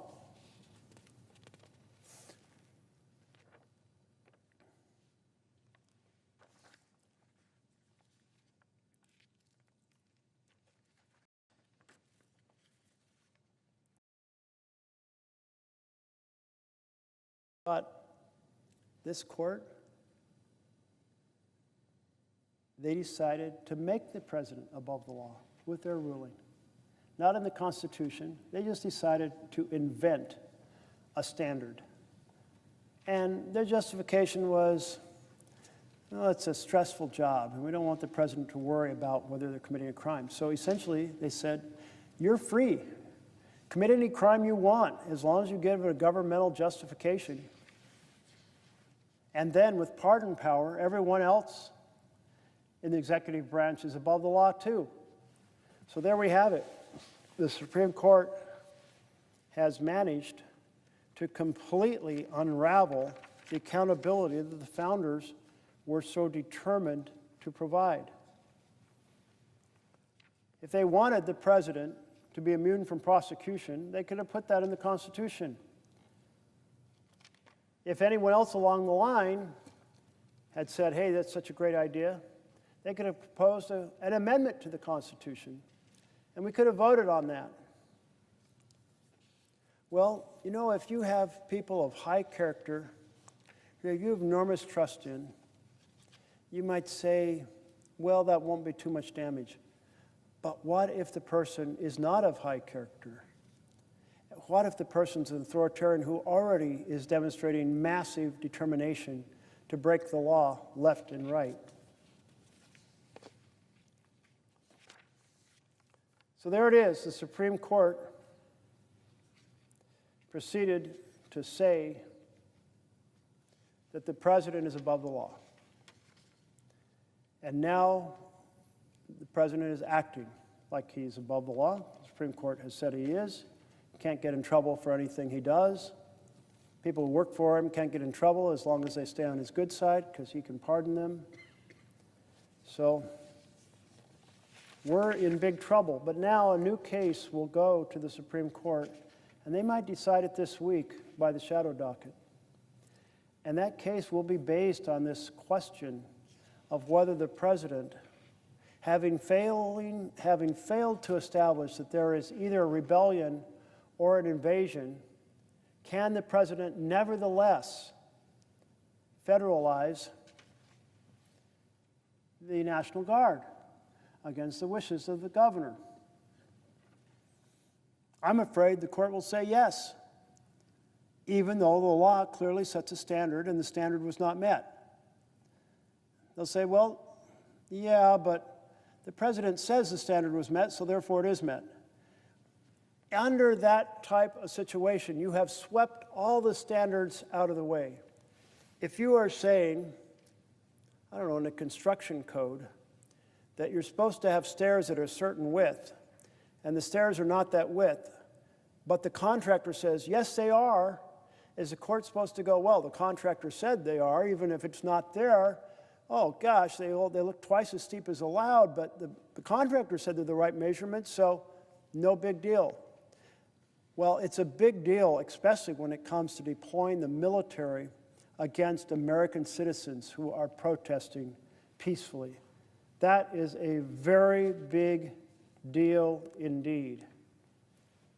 So I invite all 100 senators here, 99 senators, to stand with me, or 100 senators to stand together to say we will not accept attacks on due process. We will not accept attacks on freedom of speech. We will not accept attacks on freedom of the press. I am quite confident that if a president said to Fox News, we're going to block your merger request and maybe suspend your license unless you put up the programming we want, there would be a whole lot of senators down here, my colleagues across the aisle, saying that's outrageous. But shouldn't be equally outraged, regardless of whether that broadcast network is on the left or right? Aren't we standing for a principle here in the Senate of the United States of America?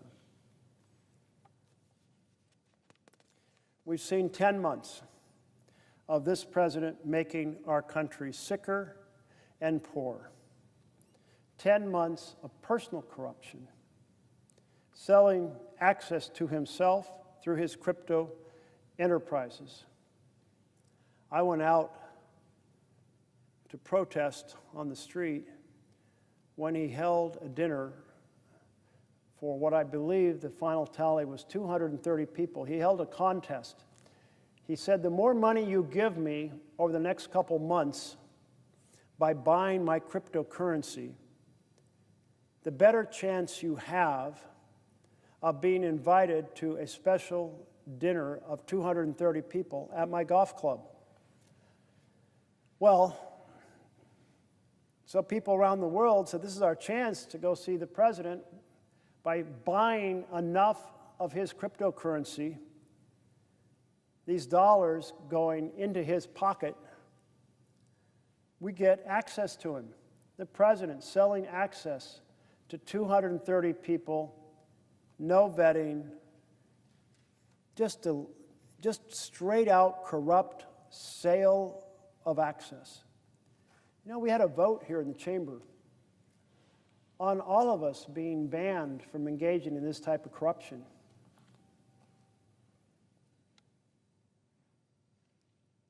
I believe every Democrat voted yes, ban all of us from this type of crypto corruption. But virtually every single colleague across the aisle said we want crypto corruption to continue to be allowed, and voted against the bill or against the amendment. That is a sad commentary on the Senate of the United States of America. 10 months of slashing health care for families to fund tax giveaways for billionaires. 10 months of cutting nutrition for children to fund tax giveaways for billionaires.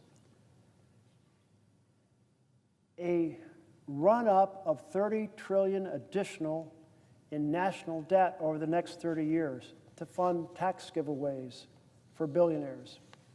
It's a families lose, billionaires win vision, and it's not a good vision for our republic.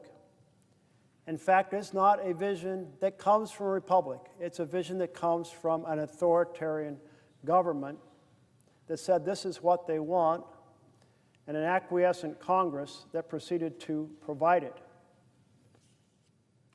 If we were actually a republic pursuing government by and for the people, then we would be doing the opposite. We would be passing legislation for families to thrive, not slashing their health care and their nutrition benefits.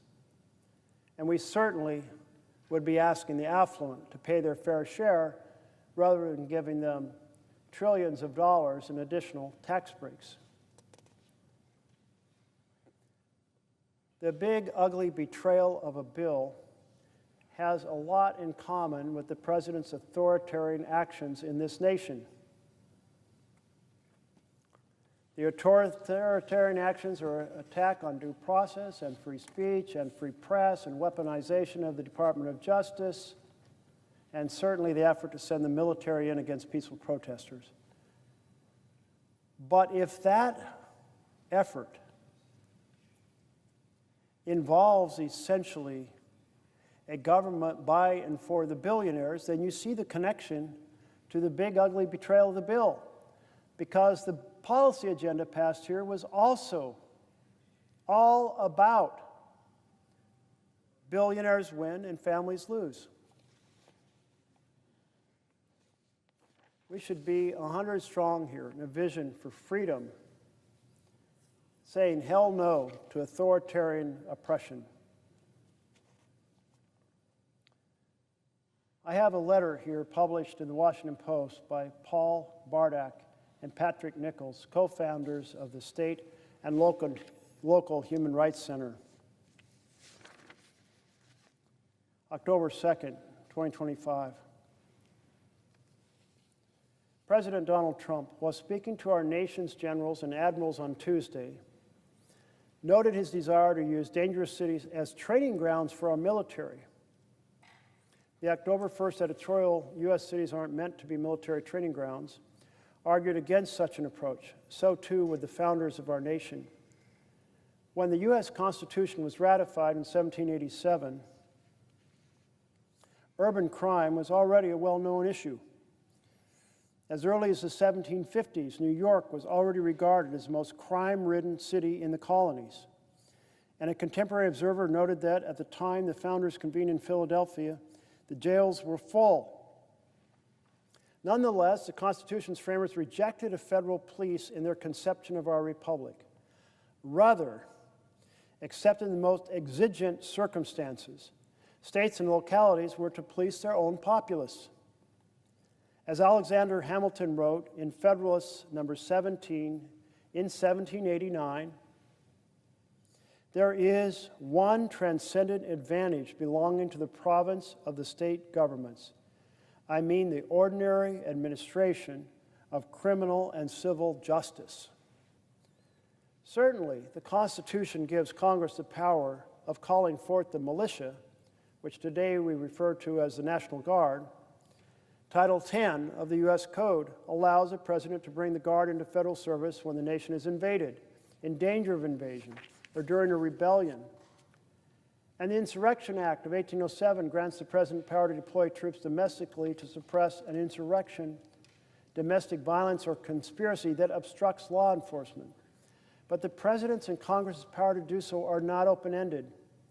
Both Title 10 and the Insurrection Act set a high bar for federalizing the Guard.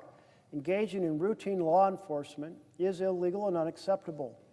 To further drive the point home, the Posse Comitatus Act of 1878 prohibits the use of federal military personnel to enforce domestic policies. For nearly 240 years, in times of peace and war, presidents and Congresses have honored the vision of our nation's founders. Trump should reverse course and do the same. The writers are the co-founders of the State and Local Human Rights Center.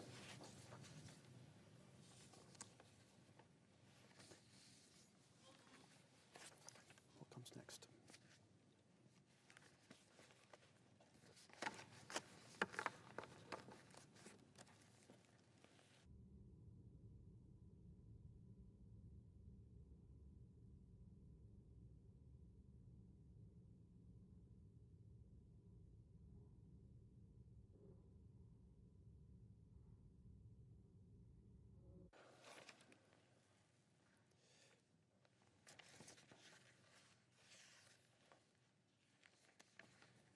This brings us to Chapter 7, titled The Unraveling. You know, as I was commenting on the founders' grave concern about the use of the military, and quoted Hamilton, but I also wanted to quote James Madison. At the Constitutional Convention, he warned that a standing military force with an overgrown executive will not long be safe companions to liberty. The means of defense against foreign danger have been always the instruments of tyranny at home. In other words, an executive who is ambitious is highly tempted to use the army, a standing army, against the citizens of the country, and thus tyranny, instrument of tyranny at home.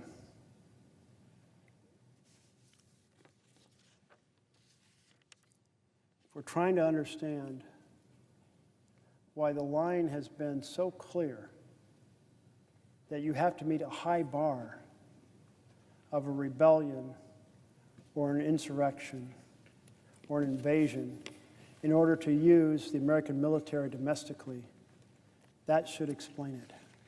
That vibe of concern about it instead being used by an authoritarian to basically engage in tyranny, not the protection of rights, but the abolition and crushing of rights of the American people. On the afternoon, this is the Chapter 7, on the afternoon of Saturday, February 13th, 2016, a San Antonio newspaper reported that Supreme Court Justice Antonin Scalia had died in his sleep while on a hunting trip in Texas. Social media erupted. Within minutes, a former Republican staffer and founder of the conservative legal publication, The Federalist, tweeted, "If Scalia had actually passed away, the Senate must refuse to confirm any justices in 2016 and leave the nomination to the next president." Shortly afterward, the communication director for Republican Senator Lee tweeted, "What is less than zero, the chances of Obama successfully appointing a Supreme Court justice to replace Scalia?" By early evening, the Senate Majority Leader issued a statement sending his condolences to the Scalia family, but also declaring the vacancy should not be filled until we have a new president. On March 16, 2016, President Barack Obama nominated appellate judge Merrick Garland to fill Scalia's seat. No one doubted Garland was a qualified candidate. By all accounts, he was an ideological moderate, but for the first time in American history, the U.S. Senate refused to even consider an elected president's nominee for president. As we have seen, the Senate has always used forbearance in exercising its advice and consent in the selection of Supreme Court justices. Since 1866, every time a president has moved to fill a Supreme Court vacancy prior to the election of his successor, he had been allowed to do so. So this was the first time. This was the first time a U.S. Supreme Court vacant seat has been stolen from one president and delivered to the next. The world had changed by 2016. Now, in a radical departure from historical precedent, Senate Republicans denied the president's authority to nominate a new justice. It was an extraordinary instance of norm breaking.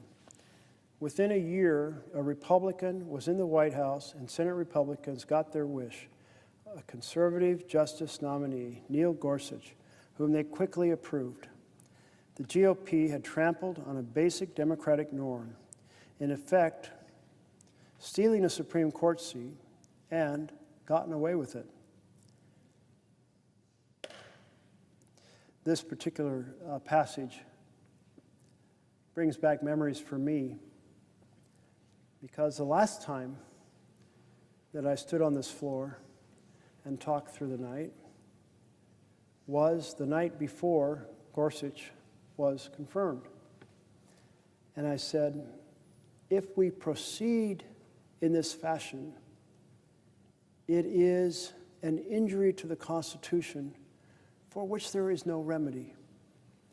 Because if Democrats in the future do exactly the same thing, then they will be establishing the norm of each partisan party proceeding to block any Supreme Court appointment by a president of the other party. That's not our responsibility. That's not our charge. Our charge is to decide if a person is suited. And for the first time in U.S. history, this chamber said there will be no debate and no vote on the nominee that President Obama had put forward. We were not proceeding to exercise our appropriate constitutional responsibility to weigh in on whether the nominee was indeed appropriate. I remember one conservative senator from Utah said if only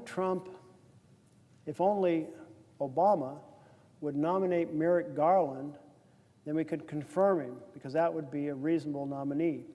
Then Obama did nominate Merrick Garland. And yet even that moderate was rejected for the possibility of being considered. Now, it's not the case that the Senate has routinely confirmed nominees to the Supreme Court of the United States of America. In fact, quite the opposite. They have rejected quite a good share of the nominees over a couple hundred years. But they always debated and they always voted. Returning to the chapter at hand, the traditions underpinning America's democratic institutions are unraveling, opening up a disconcerting gap between how our political system works and long-standing expectations about how it ought to work. As our soft guardrails have weakened, we've grown increasingly vulnerable to anti-democratic leaders. Donald Trump, a serial norm breaker, widely and correctly criticized for assaulting America's democratic norms. But the problem did not begin with Trump. The process of norm erosion started decades ago, long before Trump descended an escalator to announce his presidential candidacy. In a 1978 congressional race in northwestern Georgia, Newt Gingrich made his third bid for office in a district outside Atlanta. After two previous failed runs as a self-identified liberal Republican, he finally won, this time as a conservative, capturing a district that hadn't been in Republican hands in 130 years. Gingrich's bespectacled academic look he had been a history professor at a local university. His chirpy speech, his thick mop of hair, bushy sideburns belied a ruthlessness that would help transform American politics. In June of his 1978 campaign, Gingrich had met with a group of college Republicans at an Atlanta airport Holiday Inn, wooing them with a blunter, more cutthroat version of politics than they were accustomed to. He found a hungry audience.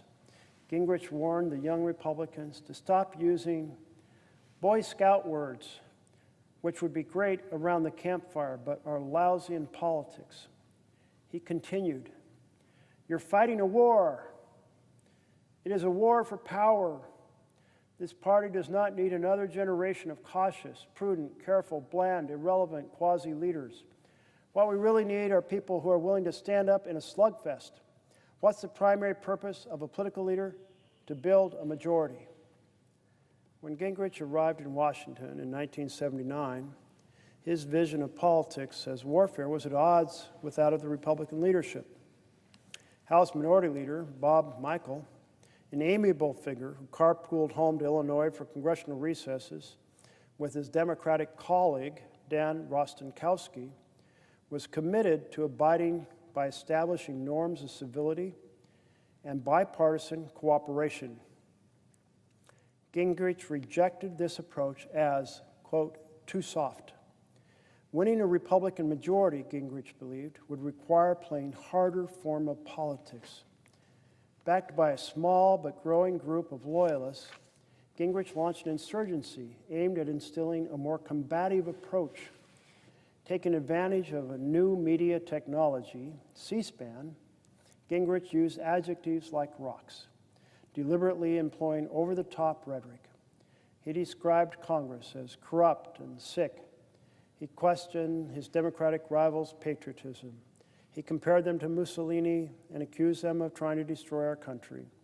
According to former Georgia State Democratic Party leader Steve Anthony, the things that came out of Gingrich's mouth, we had never heard that before from either side. Gingrich went so far over the top that the shock factor rendered the opposition frozen for a few years. Through a new political action committee, GOPAC, Gingrich and his allies worked to spread these tactics across the party. GOPAC produced more than 2,000 training audio tapes, distributed each month to get the recruits of Gingrich's Republican Revolution on the same rhetorical page. Gingrich's former press secretary, Tony Blankley, compared the tactic of audio tape distribution to one used by the Ayatollah Khomeini on his route to power in Iran.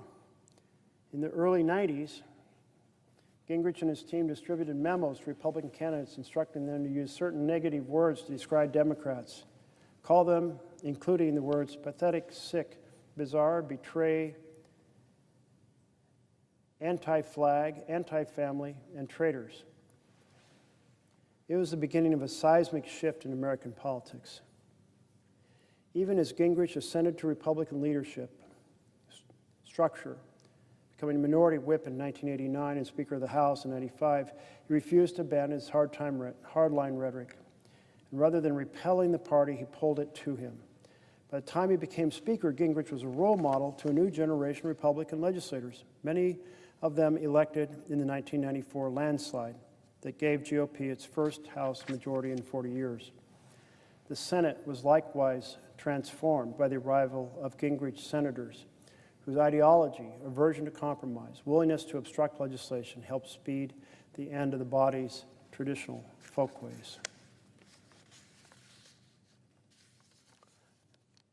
Well, this kind of brings us up to the current time that I'm well too aware of. And I don't really want to read through all the details of this particular period, but let me just make a few observations about it.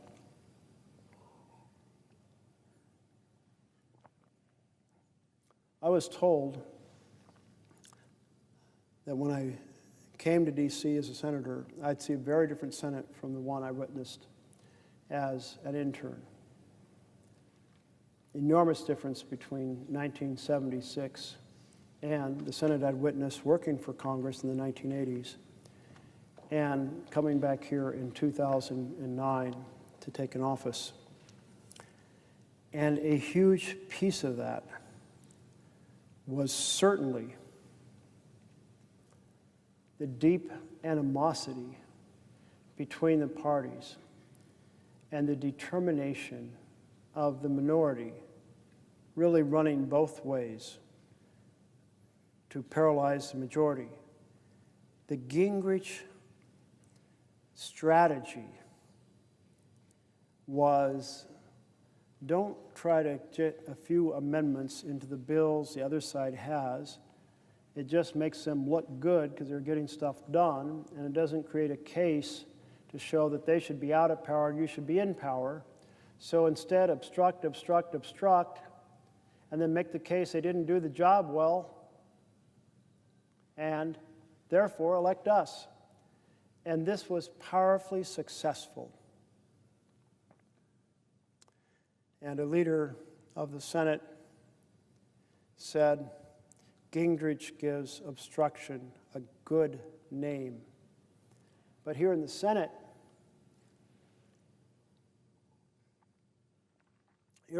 the opportunity to obstruct is so much larger in the House. We have nominations that take up a significant amount of time. So by drawing out those votes, you can eat up a lot of time. In fact, that strategy employed by Democrats has led to a nuclear option a couple weeks ago, in which for the first time we're doing blocks of nominees in a single vote. That had been done previously, but only with unanimous consent, saying every senator had looked over the list and said none of them were objectionable. Now that list may be full of objectionable individuals who by quality of character or by experience are totally unsuited to the post to which they've been nominated, but they're just going to be floated in. To me, it's a terrible abdication of the advice and consent clause of the Constitution, and therefore one more check and balance that has been profoundly eroded. But it was triggered by all-out obstruction, slowing down the process by the Democratic minority, just as the Republican minority had done in a previous cycle.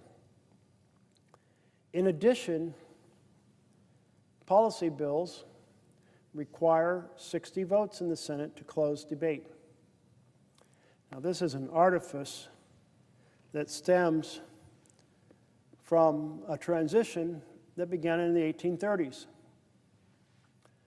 That transition was Southern Democrats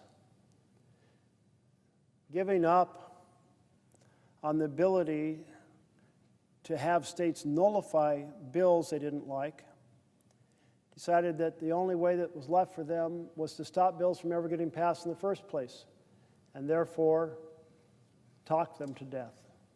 Keep giving speeches on the bills, and then make a new motion, like to refer the bill to committee, or to adjourn, or to do this amendment or that amendment, each motion allowing 2 more speeches for each senator under the original Rule 4 of the Senate, and thereby enabling talk to go on infinitely, and wrapping that ability to talk infinitely in the First Amendment, making it a glorious feature of the U.S. Senate, a complete reversal of Jefferson's guidance in the early Senate, which is embodied in his Book of Conduct for the Senate, to speak directly, engage in no superfluous talk, and proceed, therefore, to get to the nut of the question, hear everyone, make a decision, and move on. This was the opposite. This was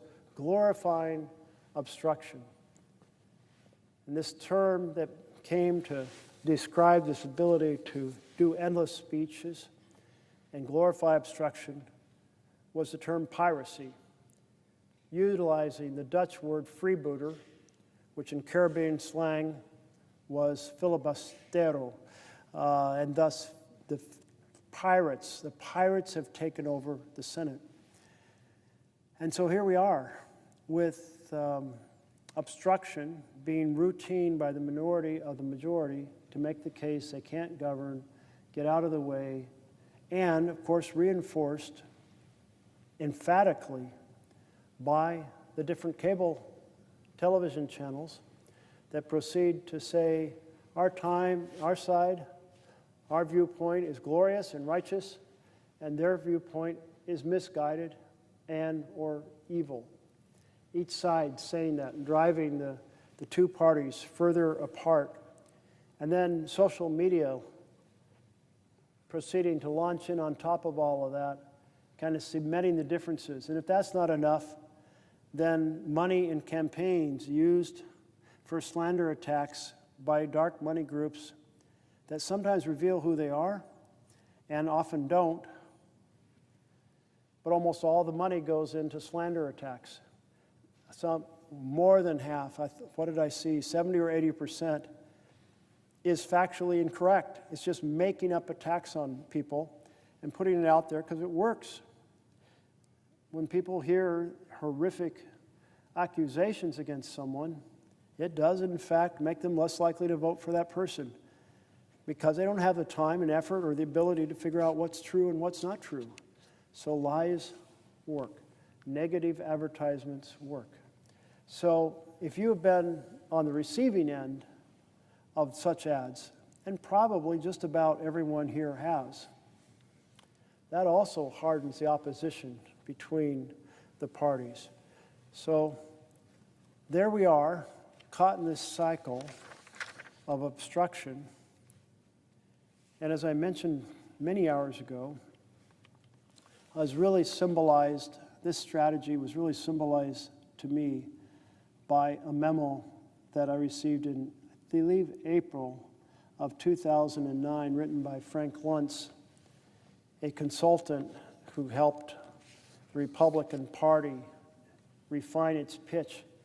And it said, in essence, whatever Democrats propose to improve health care, we will attack it and call it a government takeover. And he went on to elaborate why they had done focus groups. And in these focus groups, they had proposed different phrases. And the one that got the biggest negative response was government takeover. So regardless of whether a policy had any element of government takeover, that was the term that was going to be used. And I came down to the floor here in one of my first speeches and said, this is scary. This is inappropriate. Have we really come to the point that the goal of basically nearly half the senators is simply to obstruct and to misrepresent a policy because they don't want anything to be improved? They don't want the healthcare system to be improved. They just want to make sure that nothing good is done so they can kick out the majority party and they can become the majority party. And the answer, in the end, basically, in 17 years I've been here, is pretty much the answer. That both sides, their top goal is getting back in the majority so they can do good things. But when they're in the majority, they're obstructed by the minority, and the cycle continues, and the frustrations continue. And the ineffectiveness of the Senate in addressing a rapidly changing world, well, that proceeds to feed cynicism about whether our model of government is up to the task. So fixing this system to work better is a step in the direction of addressing better policies in this rapidly evolving economy, new technologies, and by so doing, affirming to folks that our system works, that we shouldn't desire or seek out an authoritarian strategy for the future. And yet here we are with that authoritarian strategy in full gear, being deeply embraced certainly by the president, but also by the leadership tied to the president's party. And that part I would so like to see change. Find a way to take ourselves out of this cycle of paralysis and animosity and actually say, so what are the ways we can make the healthcare system work better? Let's get it done regardless of who's in the majority. That would be a huge improvement that America would like to see. Well, I'm going to fast forward to the next section because I think I've summed up the challenges that have been raised, not all of them.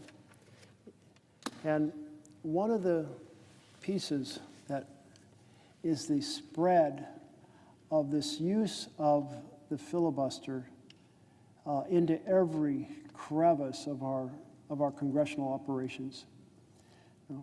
Before 1965, this process of talking bills to death was basically done on final passage of policy bills. It wasn't done on amendments. It wasn't done on motions to proceed to bills. It wasn't done on nominations. Not because it couldn't be done, but because the norms of the Senate were not that you should use this obstruction except on policy bills of great consequence that you passionately opposed. And essentially, the bills that were the target of filibusters were civil rights bills. Southern Democrats determined to block civil rights from being restored. My party, until my party changed. Now, the Republican Party was founded as an anti-slavery party. So it was more supportive of ensuring civil rights for all Americans. But Southern Democrats, they wanted to block the ability of Southern Black Americans from being able to register to vote.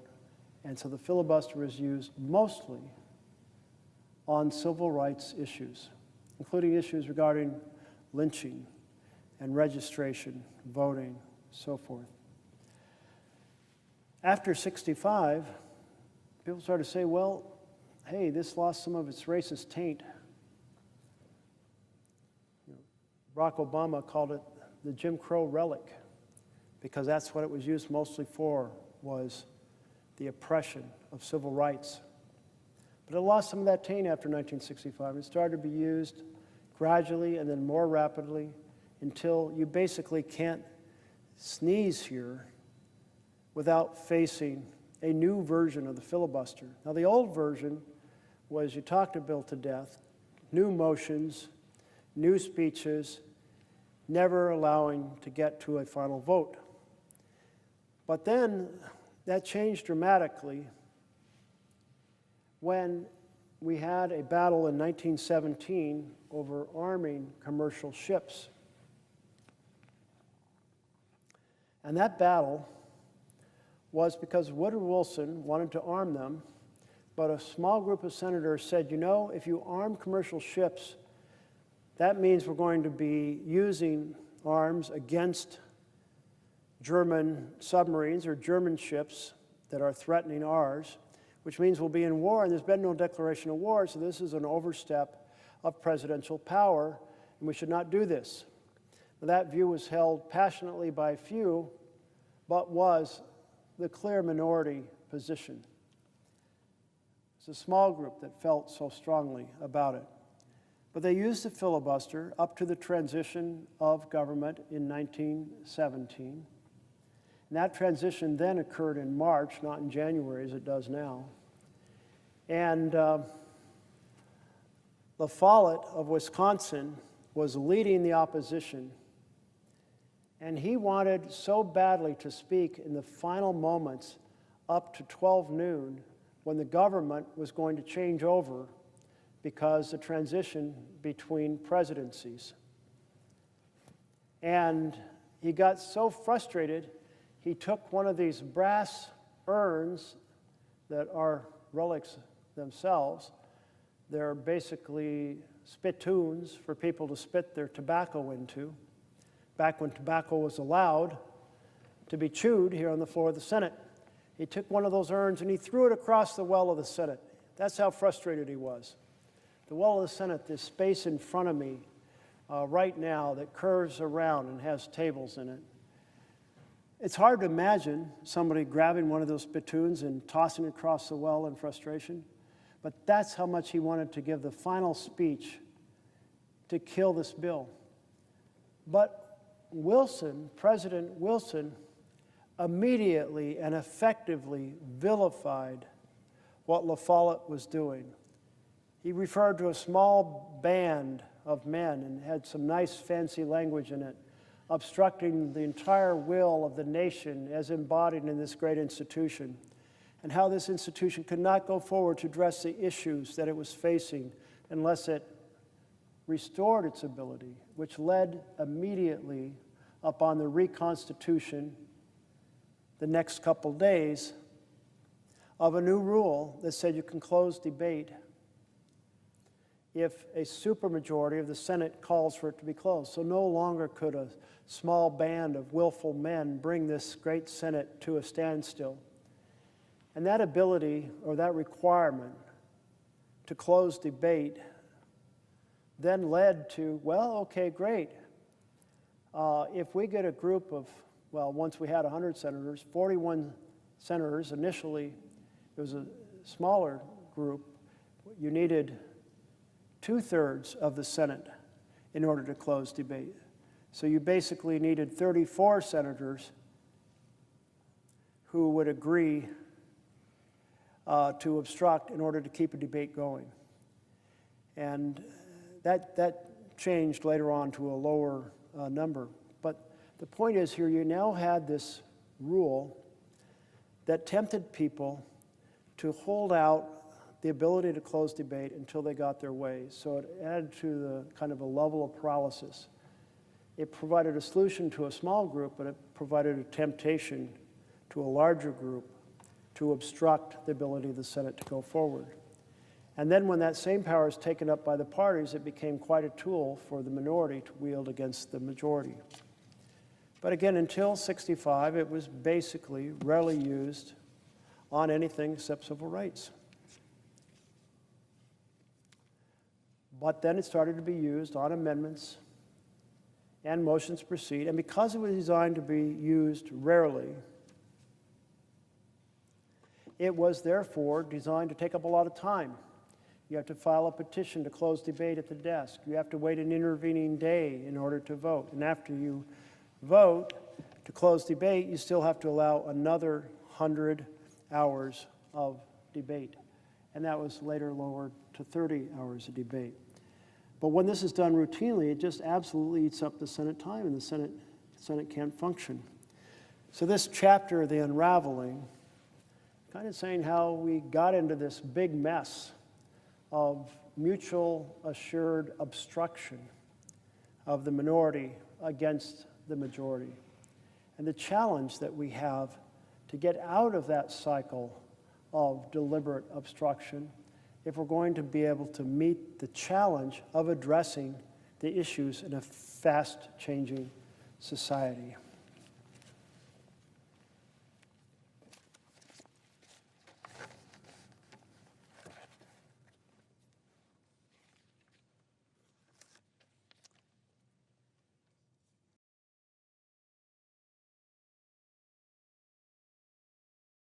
So let's talk about another big challenge, and that's the weaponization of the Justice Department.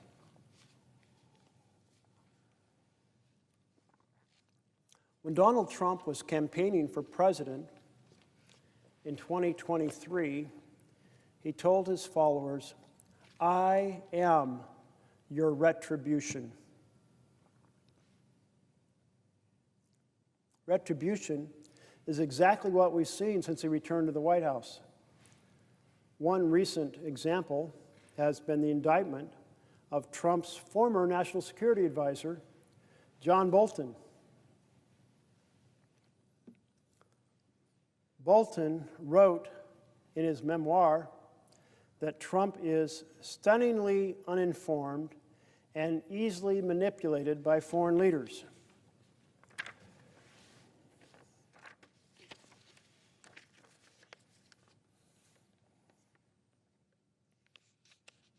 Well, not something that sure made Trump happy to have John Bolton say that.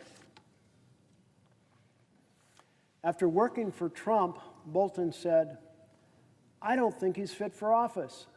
I don't think he has the competence to carry out the job." And Bolton was just one of the many Trump critics who is now in Trump's crosshairs. New York Magazine published a piece in April about these fears, titled "Trump Threatens to Imprison Critics," and Bondi might do it. It's written by Ellie Honig, April 11th of this year. Donald Trump's presidential payback tour rages on, and now it's personal. It's one thing to target multi-billion-dollar law firms, universities, and media outlets for organizational retribution. Those efforts aimed at stifling and punishing any criticism or dissent are reprehensible in their own right. But now Trump is going after individual private citizens, using the might of the executive branch to potentially throw his detractors in prison. In a pair of official proclamations, rendered no less unhinged by the use of official fonts and White House letterhead, Trump identifies two targets who worked in the federal government during his first tenure and dared to speak out publicly against him. First, Chris Krebs, who led the Cybersecurity and Infrastructure Security Agency from 2018 to 2020, and made headlines when he publicly contradicted Trump's false claim that the 2020 presidential election was stolen. For this act of heretical truth-telling, Trump labels Krebs, quote, "a significant bad faith actor," whatever the hell that means, who poses grave risk to the American public. And then there's Miles Taylor, a former Department of Homeland Security official who publicly criticized the president in an anonymous book and various media appearances. Taylor, like Krebs, purportedly poses risk to the United States, is a bad faith actor, though apparently not a significant one, like Krebs, and stoked dissension with his public commentary. Are you scared? Don't you fear the risk posed by these two monsters? True to the form he's displayed when going after disfavored law firms, Trump hits below the belt. The president ordered security clearances stripped not only from Krebs and Taylor, but also from everyone who works with them. Krebs at a private security firm, Taylor at the University of Pennsylvania. He's punishing his targets, plus their employers and colleagues. First Amendment freedoms of association be darned. And those comments are not mine. I'm just reading the text here. It gets worse. In a separate set of orders, Trump directed the Attorney General to open criminal investigation of Krebs and Taylor. Notably absent from the orders is any plausible notion that either might have committed a federal crime. This hardly needs to be said. But it's not a federal crime to be a bad faith actor. It's not a federal crime to stoke dissension, or even to be a wise guy, as Trump called Krebs from the Oval Office. The next move is Pam Bondi's, and we know how this will go. Any reasonable, ethical attorney general would follow the bedrock principle that a prosecutor must have predication, a fancy word in quotes, some kernel of fact on which to believe a crime might have been committed in order to open a criminal investigation. The bar is low, but it serves the vital purpose of preventing precisely the baseless, retributive inquest that Trump has now ordered up. In observance of this foundational precept, even Bill Barr, the subject of sharp criticism in my first book, Hatchet Man, generally ignored Trump's public pleas for the arrests of Barack Obama, Joe Biden, and others. Like the exhausted parent of an unruly toddler, Barr would mostly sit back and let the tantrum pass. Don't count on Bondi taking the same course of passive resistance to the president's. She has already shown her true colors, and they're whatever shade Trump pleases. Despite the distinct possibility of criminality by top administration officials around the signals scandal, the AG refused even to investigate. Instead, she decreed, after zero inquiry, with zero evidence, that information about military attack plans was somehow not classified and that nobody had acted recklessly. Case closed, no inquiry needed. Even if the DOJ investigates but concludes it cannot bring a criminal charge, the threats to Krebs and Taylor is real. Any criminal inquiry takes an enormous toll on the subject. Subpoenas fly. Friends and colleagues get pulled into the grand jury. Phones get seized and searched. Legal costs mount. Professional reputations suffer. Personal ties fray. Ask anyone who's been investigated by the Justice Department but not indicted. They will tell you it's a nightmare.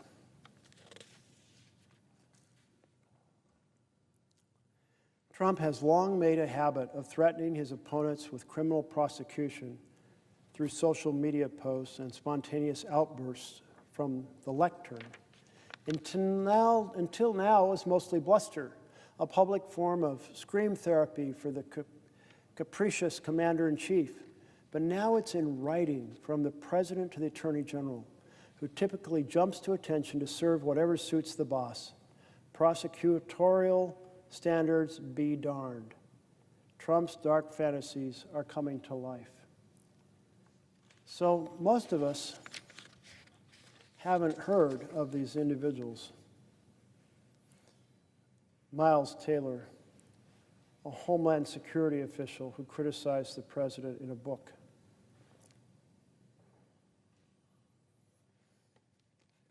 Krebs, who led a cybersecurity agency for 2 years, and who simply contradicted Trump's false claim that the presidential election was stolen. Are those people to go after? They're not influential in the broader sense of being widely read, well-known, but taking and launching a criminal investigation out of them when you have no evidence of crime, you're just going on a witch hunt. The term that Trump loves to use so much when there's actual evidence. But now here, there's no evidence. He's just going to make those folks miserable, and maybe break the bank for them because they'll have to spend all their money, might have to spend all their money, their resources, their savings on lawyers. That's pretty brutal use of the power of the federal government. And it not only hurts those it's directed against directly, it's meant as a message to everyone else. A message which says, you mess with me, you criticize me, you might be the next person that I tell the Attorney General to launch an aggressive criminal investigation against, even if I have no evidence you've done anything wrong. Well, that was in April. In September, the New York Times published a piece titled, "Trump Demands That Bondi Move Now to Prosecute Foes." September 20th, so basically a month ago. He said, or really, I guess the term is demanded, that his Attorney General move quickly to prosecute figures he considers his enemies, the latest blow to the Justice Department's tradition of independence. We can't delay any longer. It's killing our reputation and credibility, Mr. Trump wrote on a social media post addressed to Pam, meaning Attorney General Pam Bondi. They impeached me twice and indicted me 5 times over nothing. Justice must be served now. Mr. Trump named James B. Comey, the former FBI director, Senator Adam B. Schiff, Democrat of California, and Letitia James, the New York Attorney General, saying he was reading about how they were all guilty as hell, but nothing is going to be done, unquote. Asked later by reporters about his message for Ms. Bondi, Mr. Trump said, they have to act.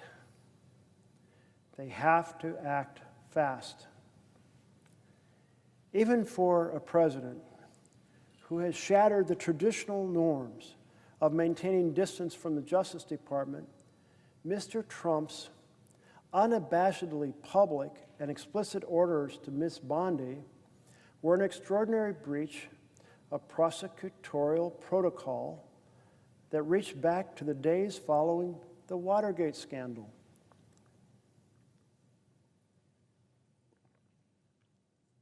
His demands came a day after he ousted the federal prosecutor who failed to charge 2 of the adversaries he most reviles, Mr. James, Miss James, and Mr. Comey, showing how far Mr. Trump had gone in exerting personal control over the Justice Department and breaching the long-standing norm about keeping politics at a distance from law enforcement. You know, it goes back to those words above the Supreme Court, equal justice under law. You're not targeted because the government doesn't like what you say. You're not targeted because you insult the president. No, you're targeted because there's evidence that you did something wrong, and like anyone else who did something wrong, you're investigated, but not because you're on the president's enemies list. That is the weaponization of the Justice Department that is so concerning. It is a feature of the authoritarian state. Use the power of government to go after individuals, causing them to flee the country, causing them to reverse their statements, causing them to spend vast sums on attorneys fighting the allegations, maybe destroy their career. And this little bit that we read about, how in one instance the federal government took the security clearances not just away from the 2 men, but the people they worked with. Well, nobody's going to hire you, so that if you're going to kind of create a problem for the entire group to have their security clearances, so it's a collective punishment. Other innocent people brought into the attack strategy, all aimed at suppressing dissent, all aimed at undermining opponents and encouraging people not to say what they think. I used to say one of the great things about America is you can stand up and criticize the most powerful man in the country, as long as you have your facts straight, and you get to do it because we have free speech. You get to express what you believe. You aren't in a country where you get disappeared or where you get targeted. But now I can't say that because we're in a country where you do get targeted, because the president is targeting people because of what they say about him or because they have played a role in the past. This is fabulously out of sync with freedom in our country. Freedom of speech, freedom to air your views, which makes for a much healthier country to have honesty in what we're observing so that people can act according to the insights that are produced. In a different social media post later on Saturday, I'm returning to the text here, Mr. Trump defended Ms. Bondi, saying she was doing a great job, but that she needed a tough prosecutor in the Eastern District of Virginia, where Eric S. Siebert was abruptly forced from his post atop the U.S. Attorney's Office on Friday. Mr. Trump said he would nominate Lindsay Halligan, a special assistant to the president, who was on his personal legal team, to fill the role. Ms. Halligan, who spent much of her career as an insurance lawyer, has never been a prosecutor. Ms. Siebert's exit deepened troubled questions that have arisen in recent months about the politicization of the Justice Department, supposedly self-governing satellite offices. But it also raised a blunter and more immediate issue.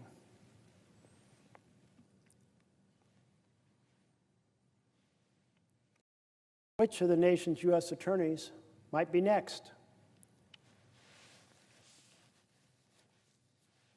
Beyond their efforts to push out Mr. Siebert, whose inquiries into Ms. James and Mr. Comey effectively fizzled out, administration officials have also ramped up pressure against Kelly O'Hayes, the U.S. attorney in Maryland, according to 3 people familiar with the matter. Ms. Hayes, a career prosecutor who has spent more than a decade in that office, is leading inquiries into 2 other vocal critics of Mr. Trump. Mr. Schiff, who has been accused of mortgage fraud by Mr. Trump's allies, and John Bolton, Mr. Trump's former national security advisor, who is facing scrutiny over allegations of mishandling classified information. Recently, Ms. Hayes told associates that she was under no illusions of the pressure she would face if she refused to bring a case she believed to be unsupported by evidence, as Mr. Siebert did, according to people with knowledge of those conversations. And while she signed off last month on asking for a warrant to search Mr. Bolton's home in Bethesda, she has indicated that she would not bring charges against Mr. Schiff unless her team discovered evidence to support them. Mr. Trump's campaign against U.S. attorneys who oversee offices in 93 federal districts across the country is an extension, even an escalation, of the early purge that his top political appointees carried out at the Justice Department headquarters and the FBI against those who worked on the criminal cases brought against him before he returned to power. In other words, you investigated me because there was evidence of a crime. I'm coming after you now. Retribution. And in other cases, it's you disagreed with me and said that the 2020 election was in fact valid. I'm coming after you and your office mates on top of that. This is a dictator. This is not a president. This is a dictator. This is a tyrant. A man who is proceeding to wipe out due process, to attack free speech, to attack freedom of the press, to weaponize the Justice Department, to seek to send the military in to attack peaceful protesters, and have that military available in the future to suppress dissent. A man who in the weaponization Justice Department is operating on the mode of anyone who played a key role in the government. When they investigated me, I will go after them. Anyone who disagrees with what I say, I will go after them. Everyone beware of what you say.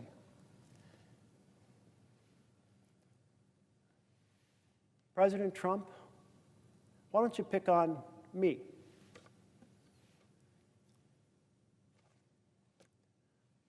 I'm criticizing you all through the night. It is important to understand that when you criticize the president, you are at risk of being a target. That is tyranny. That is not freedom. And together, Democrats and Republicans should respond and say this is 100% unacceptable. Democrats and Republicans together should take the case to the president and say, you know that how you're stealing the power of the purse? Not going to happen anymore. Now, we proposed a clause that would be in any continuing resolution that would say whatever has been agreed to in a bipartisan fashion can only be undone in a bipartisan fashion. So if something is adopted in a standard appropriation bill that has a 60-vote requirement, it would take 60 votes to undo it. We propose that because that way you're honoring the deal struck between the two parties. That's basically to stop the strategy of the president stealing the power of the purse and canceling programs after the fact. That is a reasonable request to honor the constitutional power invested in Congress. And I will keep raising that question and keep inviting my colleagues across the aisle. Let's join together, Democrats and Republicans together, to save our republic. This is not the vision of the nation that I think any single member of this body believed in when they were elected. A vision in which the rights of Americans are compromised, where freedom of speech is no longer in existence because you can be criminally prosecuted on a whim by the president when there's no evidence of a crime. Continuing with this article, but Trump's latest demand for the prosecution of his foes also underscores how his desire for retribution against those who pursued him after his first term remains as intense as ever, and how he appears to feel less constrained by political and legal norms in imposing payback. Given that these prosecutor officers are where federal cases are filed on a day-to-day basis, the move strikes at the nuts and bolts foundations of the criminal justice system. It seems intended both to create a frictionless path for prosecutions of those who have run afoul of Mr. Trump, and perhaps to provide the White House with a tool it could use to set aside or slow cases it would like to see disappear. White House interference in the work of U.S. attorneys was once considered such a taboo that former Attorney General Alberto Gonzales, who served under President George Bush, resigned in scandal after the Justice Department fired 9 U.S. attorneys in 2006 for what were perceived to be political reasons. But Trump's reaction to Siebert's ouster could not have been more different. Several people, including Bondi and Blanche, the Deputy Attorney General and the President's former defense lawyer, lobbied hard to keep Siebert in place, arguing that he had been an efficient and cooperative partner in immigration and crime enforcement in Washington southern suburbs. But Trump responded to repeated entries by saying, quote, "I don't care," according to a person with knowledge of the matter. His position seemed to be he had been warned several times during his first term about firing U.S. attorneys, given they could have put him in jeopardy, and he ended up being investigated after leaving office anyhow. Well, this article goes on to provide additional detail, but it says near its end, since returning to office, Mr. Trump and his allies have often sought to justify their attacks on U.S. attorneys by claiming the justice system under President Biden had been weaponized against his predecessor. Still, there is no evidence that federal law enforcement officials in the Biden administration were strong-armed into bringing or dropping prosecutions for what were overtly political reasons, nor were there any high-profile resignations by U.S. attorneys under Mr. Biden that were similar to Mr. Siebert's resignation on Friday. So the attorneys followed the facts, what they're supposed to do, without encouragement or influence from the president under Biden, and now they're being instructed, as opposed to no influence and no instruction, they're being instructed who to go after.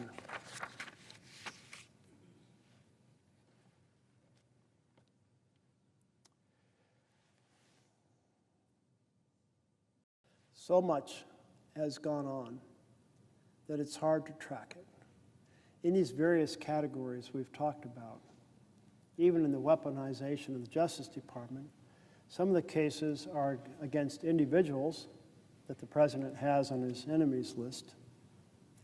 Others are after career employees who aren't doing exactly what the president wants to pursue those criminal investigations against people on the target list. Then we have more going on. The Department of Justice fired attorneys and other staff who were involved in the January 6th investigations and prosecutions. So we have the criminal prosecutions of people on the enemies list, of Trump's enemies list. We have the firing of attorneys in the prosecutor's office. And now we have the firing of attorneys and staff who were involved in January 6 investigations. More than a dozen FBI agents were fired because during 2020 they had kneeled with protesters in the wake of George Floyd's murder. And Trump has publicly called for investigations into other political enemies, as we have seen.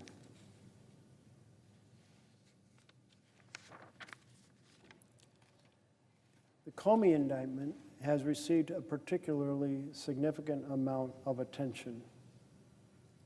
The Brennan Center provided some input on this. The power of the prosecutor is tremendous, impacting the life and liberty of those whose conduct brings them within the criminal justice system.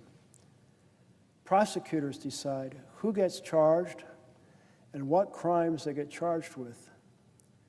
They make influential recommendations about sentencing. That's why it's essential for prosecution to stay independent of politics.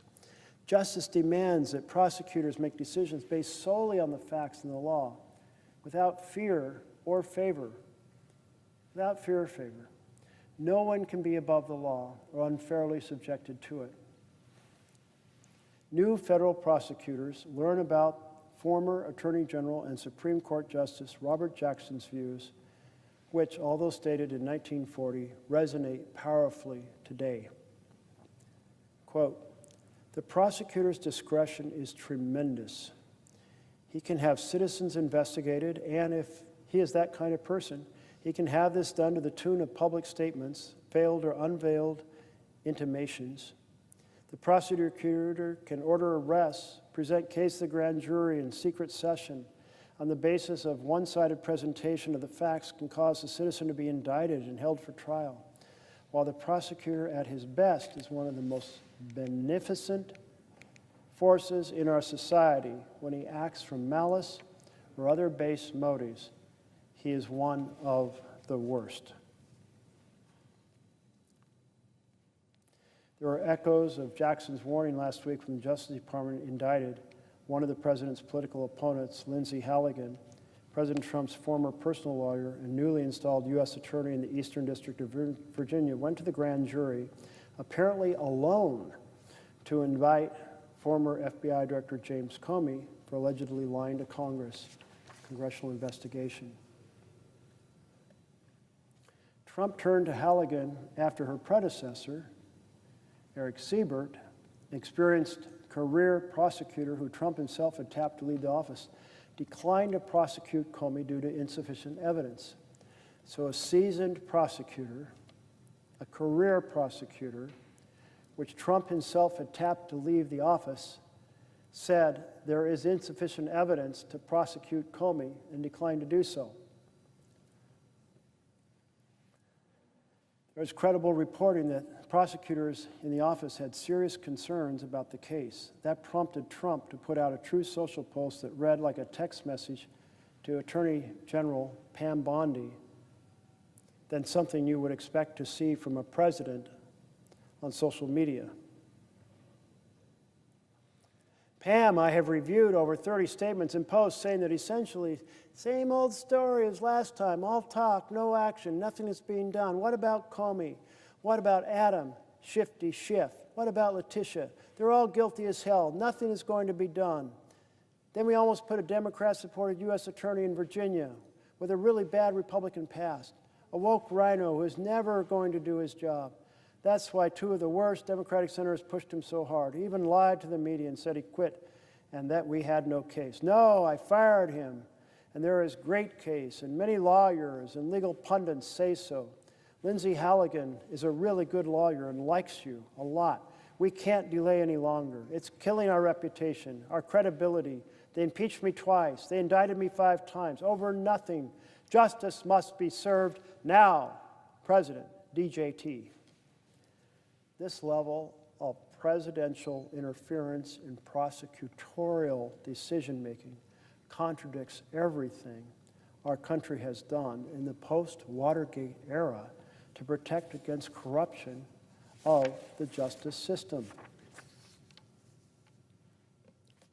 So, firing FBI agents, directing the Attorney General publicly to go after folks that he doesn't like, going after attorneys who don't prosecute in the fashion.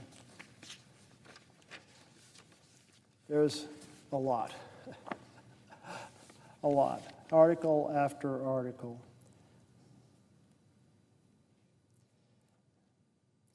This one I actually, maybe an additional element that I wasn't so familiar with. In late September, President Trump signed an executive order designating Antifa as a domestic terrorist organization. A few days later, he issued the National Security Presidential Memorandum 7 on countering domestic terrorism and organized political violence. This analysis evaluates claims made in these documents and their potential damaging effects, drawing on the Brennan Center decade of work on the government's framework for responding to terrorism, foreign and domestic. Both the order and the memo are ungrounded in fact and law. Acting on them would violate free speech rights, potentially threatening any person or group holding any one of a broad array of disfavored views with investigation and prosecution. So this is another weapon, another aspect of the weaponization of the Justice Department. If you think that there is a philosophy you don't like,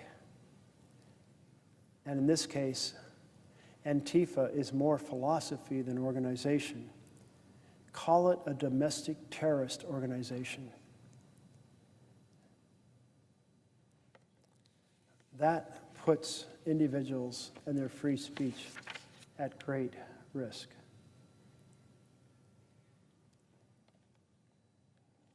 And the memo from the Brennan Center goes in to note all the details about how this doesn't stand up to take any to be basically used to suppress domestic dissent, free speech, by labeling a domestic group a terrorist organization.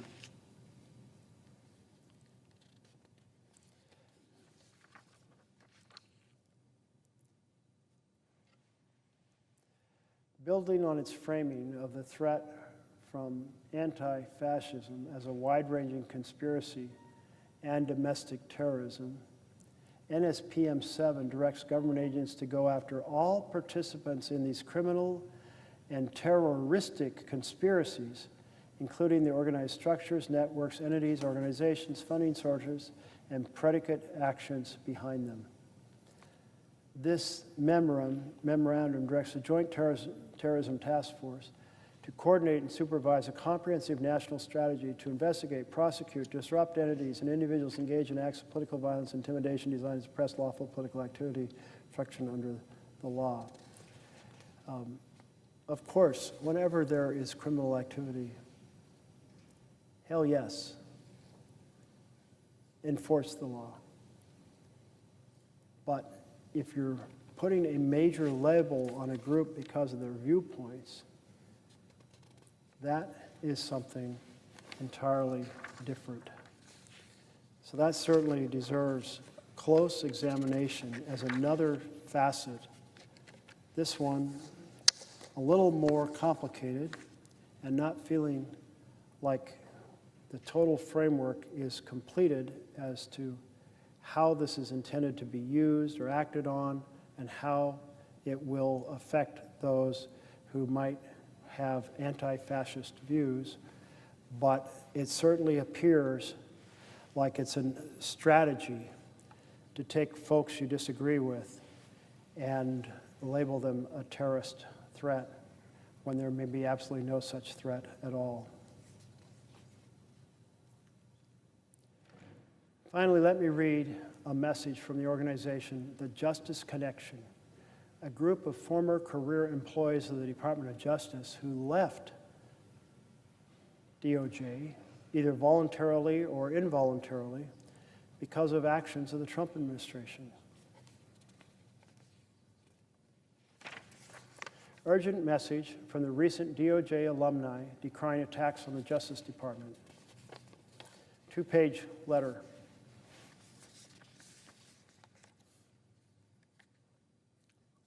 And Madam President, I ask that this letter be entered into the record. Objection. Urgent message. We are 282 former career employees who proudly served our country at the Department of Justice, from prosecutors, special agents, and intelligence analysts to immigration judges, grant managers, civil rights attorneys, and more. We all carried out our duties faithfully, regardless of who occupied the White House, until we no longer could. Each of us left the department either voluntarily or involuntarily because of actions taken by this administration.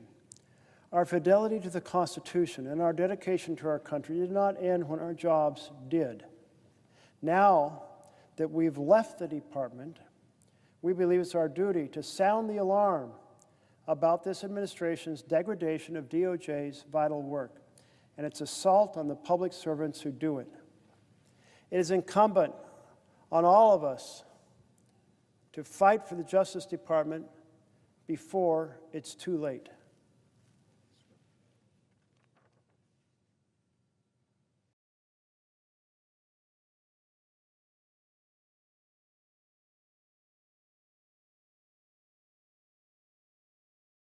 It is incumbent on all of us to fight for the Justice Department before it's too late. The DOJ's mission is to uphold the rule of law, to keep our country safe, to protect civil rights. It's failing on 3 fronts. And I see a colleague has arrived on the floor, and I'm happy to interrupt the reading of this letter. But because of your own background, I suspect you might possibly have some question related to some of these miscarriages of justice. I see my colleague from Minnesota is on the floor, and I would welcome a question if she has one. Will the senator from Oregon yield? I have one question, and it is about just the Justice Department. We just got the shocking news yesterday. It's every single day something happens, that once again the president is treating the Justice Department as his own personal law firm. He has now asked for, and this might have been while the senator from Oregon was speaking, but the president has now requested $230 million back from the taxpayers of this country off of their backs to line his own pockets, or he says now to give to a charity of his choice. And to me, this is just another example of how he keeps considering the Justice Department as it should be, not as the people's lawyer, but as his own lawyers. And in fact, he has installed his own lawyers there. He has done everything from decided to pardon George Santos and pardon his friends, to prosecute his so-called enemies, including firing career prosecutors to allow him to install a White House aide to go after his enemies.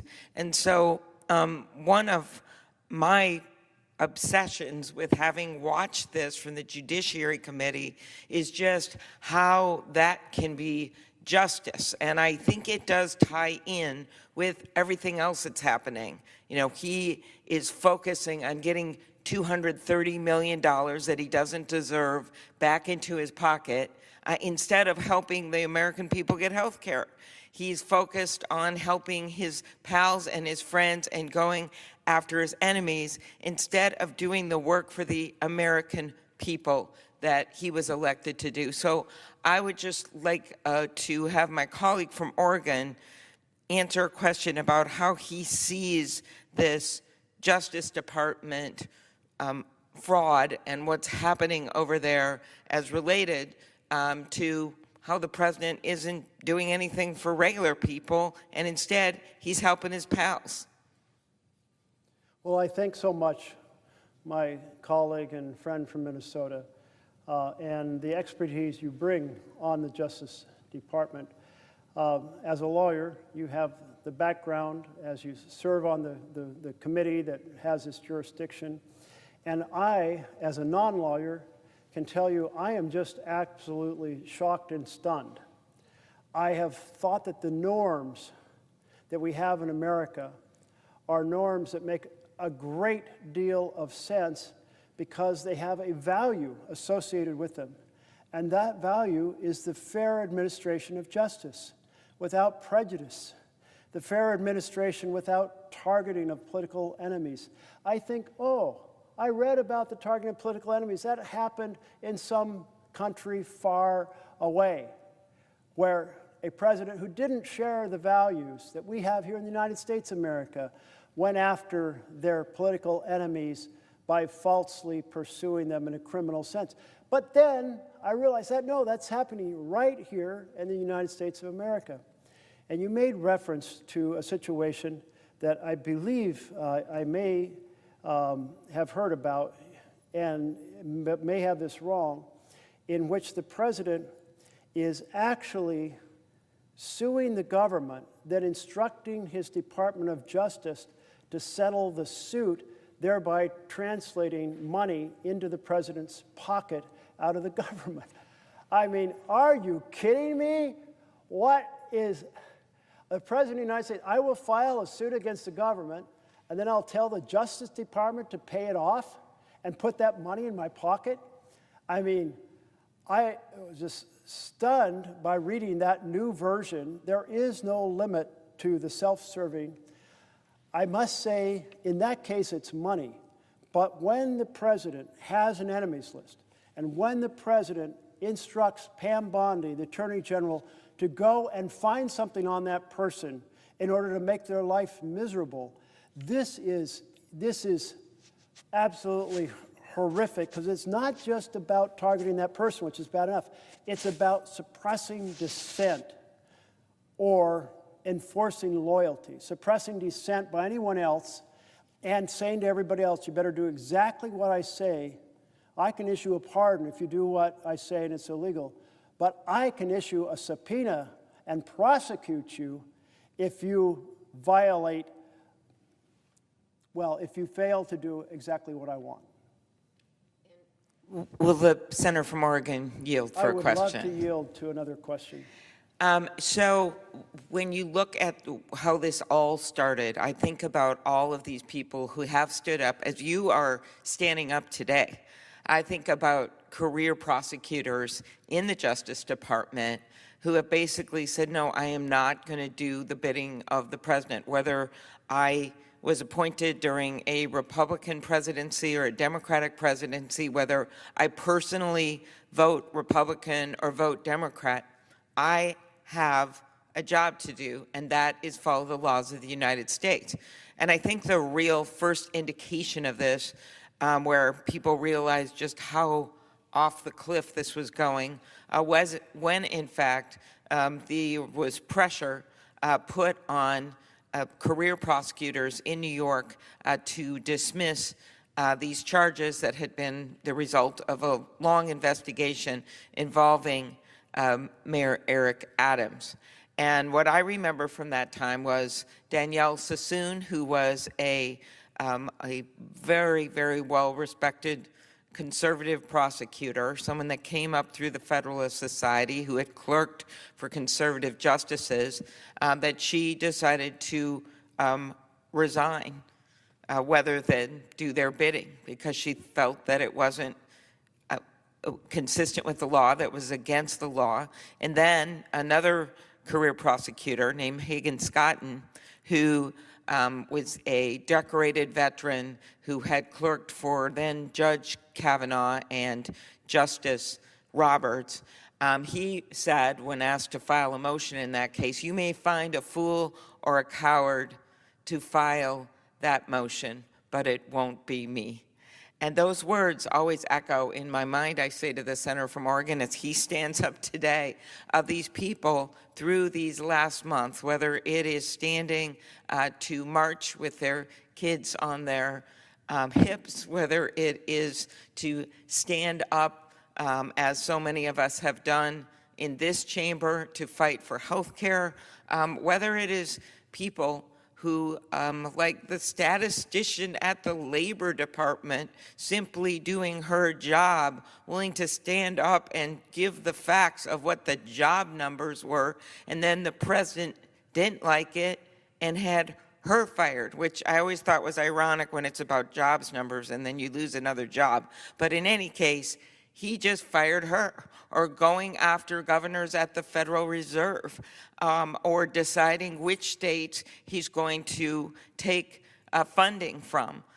In my home state of Minnesota, as I know you've experienced in Oregon, he cut a bunch of energy projects. And I looked at the list, I thought, wait a minute, these are all grid projects. So many of them were major, major projects with private companies to provide energy in neighboring states like North Dakota and South Dakota. I kind of looked at the list and saw all the funding because the company was based in Minnesota, but all the funding for our surrounding red states. And I just thought, oops, I guess they didn't mean to put this on the list.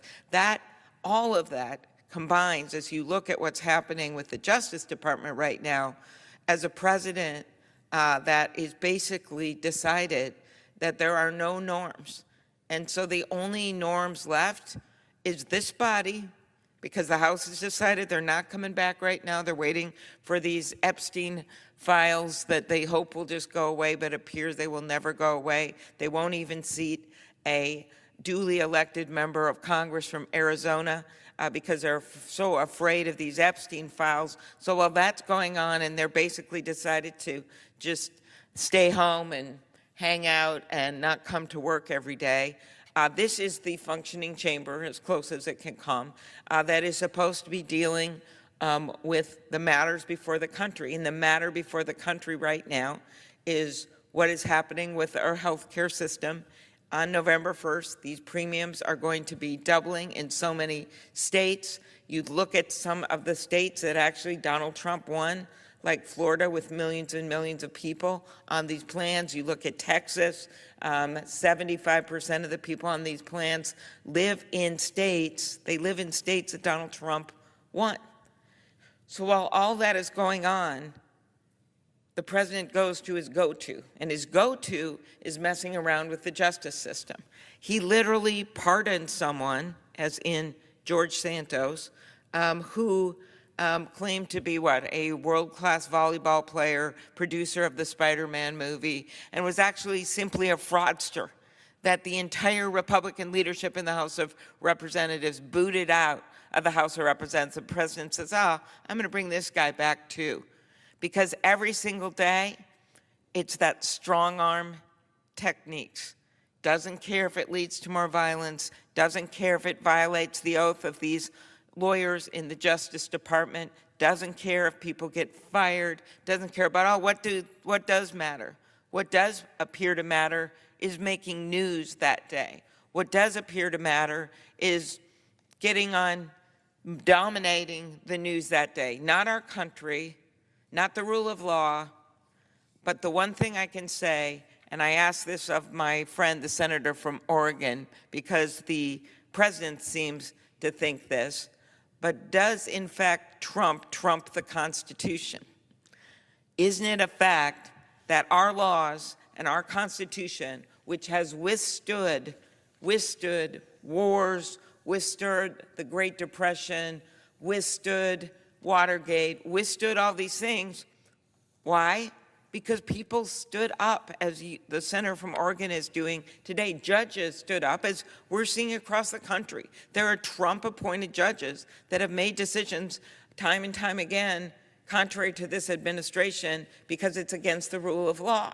We saw that in the tariff case, those tariffs that are burdening the small businesses in our state. We saw a Trump-appointed judge, a Reagan-appointed judge, an Obama-appointed judge join together and say the tariffs are illegal. So this is happening. Judges are standing up.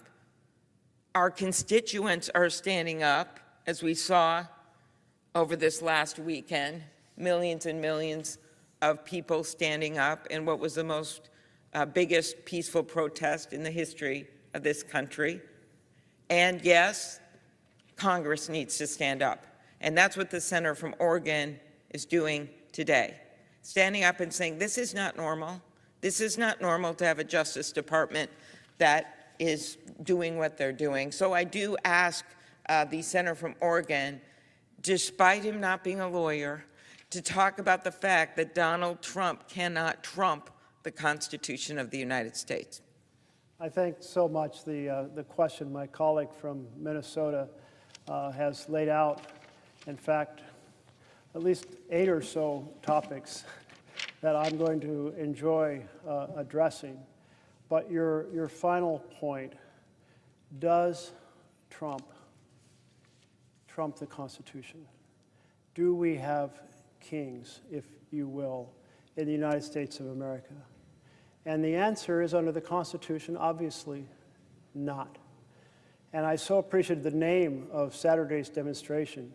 7 million people demonstrating at some 2,700 sites across America saying no kings, and many versions of the most creative possible statistics laid out, of pictures laid out in that process.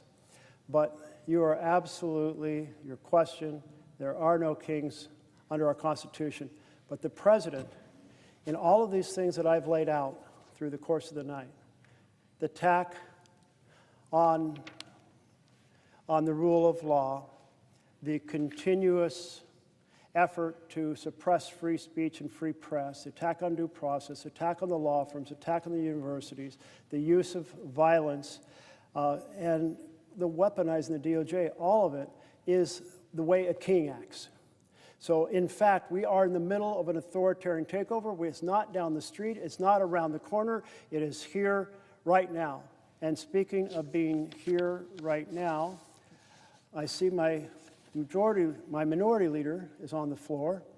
from New York, and I would welcome a question if he has one. Well, first, thank you, and I do have a question for you. I want to commend you for your fortitude and your strength on a subject that is so important to the future of this country, not only for our generation, but for our grandchildren. We need a democracy, and my question is this. In many authoritarian regimes, there are many characteristics, and we see a lot of this happening in Hungary, in fact. Orban has had his friends take over the media. Orban has used the prosecutorial authorities as a weapon, as Trump has turned our whole Justice Department into an attack dog to go after his enemies and help his friends. And we see this in so many other countries. Now, there are many people in the United States say it can't happen here, and our roots of democracy are stronger and deeper, certainly, than in Hungary's. But the danger is real. And could my friend, and I so respect what he has done all night, could my friend just elaborate on the question, it is different here, but why can we not be complacent when we've seen what happens in other countries like Hungary, like Turkey, and of course, even more severe dictatorships? When people say it won't happen here, why should we, even though we're different, why should Americans from every political corner, Democrat, Republican, liberal, conservative, be fighting this authoritarian rise in this country led by Donald Trump, who, as you said, wants to be king? I so appreciate the question from the minority leader from New York. And one of the things that I certainly felt was, this can't happen here. Our institutions are too old. We have 200 years of practice. We have features that have helped reinforce our constitutional framework. We have a solid middle class. We have a good education system. We have deep traditions in the House and Senate. We have norms that reinforce our constitutional understandings. And yet, it turns out that my confidence that authoritarianism cannot take hold in America is wrong. And one of the things I have done over the course of the night is to read multiple chapters and commentary to professors who looked at countries all over the world, including Hungary, and said, here's how it happened. They said, we used to think about the end of a democracy as being something done by men with guns. They burned down the presidential palace, they shot the president, maybe they killed his family, they tore up the Constitution, and they said, here's the New Deal. But now, that rarely happens in comparison to the new version in which democracies are put into the grave. And that new version is by elected individuals who start to erode the separation of powers. And if you think about it that way, you just really need three things to become an authoritarian state. You need a Congress that says our role is to just back up and do what the president says, a rubber stamp Congress. And in large part, we have that right now. I can't tell you how many times colleagues have said, I can't take that position because it would upset the president, even though I'm not happy about the situation. Well, so there's that. And then there is, you need a court that confirms or conveys more power to the president. And we have seen court decision after court decision that have conveyed more power, like Trump versus United States, saying the president is above the law.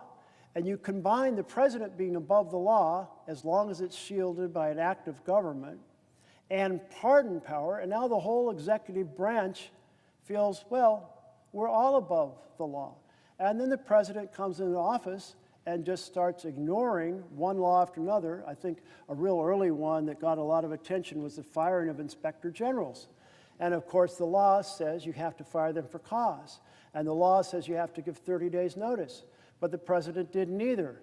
And in the end, he didn't really get the courts saying you can't do that.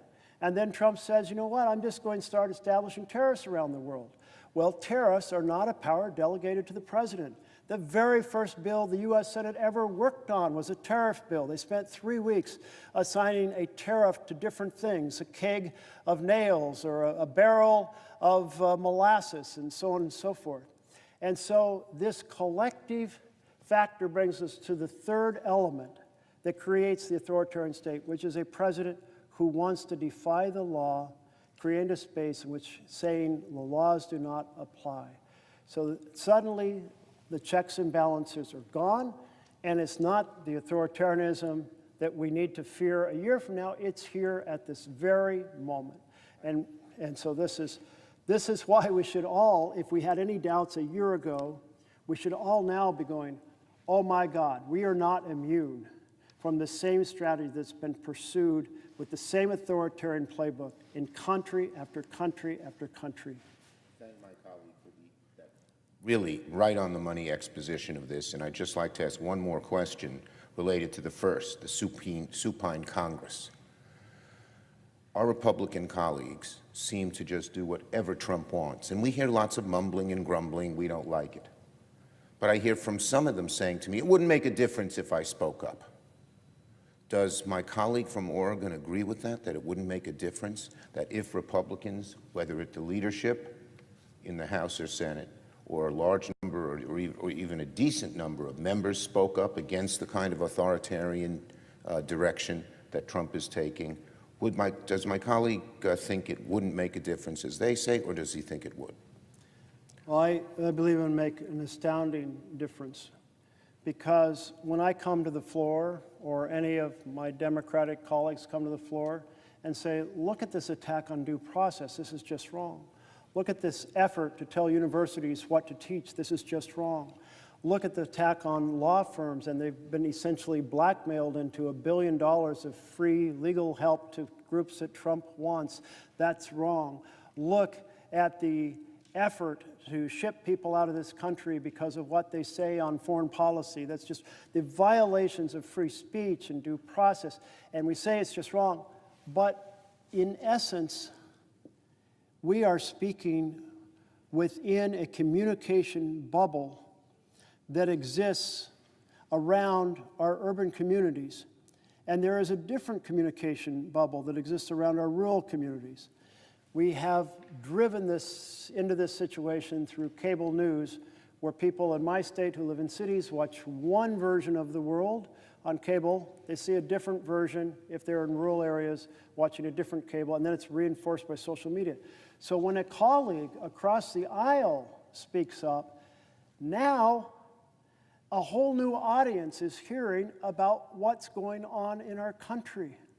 And it has the act of integrity, because it's not coming from across the aisle. It can't be dismissed as a partisan comment. It is clearly a comment of principle. So when you have both a comment that is absolutely principle and a comment that reaches into a different media sphere, now you start to have an enormous impact, and others will have courage to follow. Because I have heard from my colleagues about some of these pieces that they are worried about but are not speaking up on, one person steps forward, maybe takes the hits from some of the right-wing commentators, and maybe actually gains some respect from others who say, you know, that is for sure the truth. And I thank my colleague from Minnesota for her excellent back and forth with the Senator from Oregon. Thank you for doing this. I yield the floor. Thank you very much to my colleague from New York for those two questions. And one of the questions that my colleague from Minnesota asked about was mentioning a $230 million in compensation that Trump is trying to get out of the government. And so I found the story about that and wanted to fill folks in on what that is.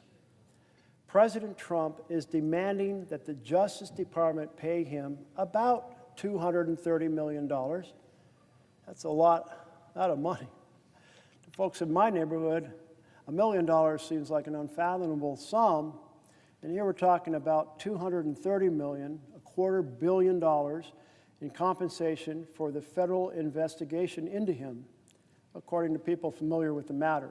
This is an article by Devlin Barrett and Tyler Pager on October 21st, 2025, so hot off the press, if you will. The people familiar with the matter who added that any settlement might ultimately be approved by senior department officials who defended him or those in his orbit. So you have the president suing his own government, and he has the Justice Department, in which there are people who were on his defense team now working, who would be the ones to ultimately approve a settlement. This situation, this article goes on to say, situation has no parallel in American history, as Mr. Trump, a presidential candidate, was pursued by federal law enforcement and eventually won the election, taking over the very government that must now review his claims. It is also the starkest example yet of potential ethical conflicts created by installing the president's former lawyers atop the Justice Department. Lawyers get to play both sides. They were on his team that brought the lawsuits, and now they're on the team for the Justice Department that would agree to pay him. Well, obviously, that's an unacceptable conflict of interest. And in any ordinary world, you would expect anyone associated with this case to say, absolutely not, my integrity will be profoundly compromised if I come anywhere near this. But that type of integrity and that type of clarity about the importance of avoiding conflicts of interest so that fairness is embodied. I mean, I don't think there is a fair way for this to be adjudicated by his own administration, suing the government and then asking them to pay you by the people who work for him. Is there any way to resolve that conflict of interest? I can't imagine it. The only way I can imagine it is to say that this issue will be addressed in the next administration by people in the Department of Justice who did not ever work in the past or in the present for Mr. Trump. He submitted his claims through an administrative claim process that is the precursor to lawsuits. And it goes on to give the details. But essentially, that's the issue of the president suing his own government and then asking the folks who worked for him to settle it and hand him $230 million. Wow.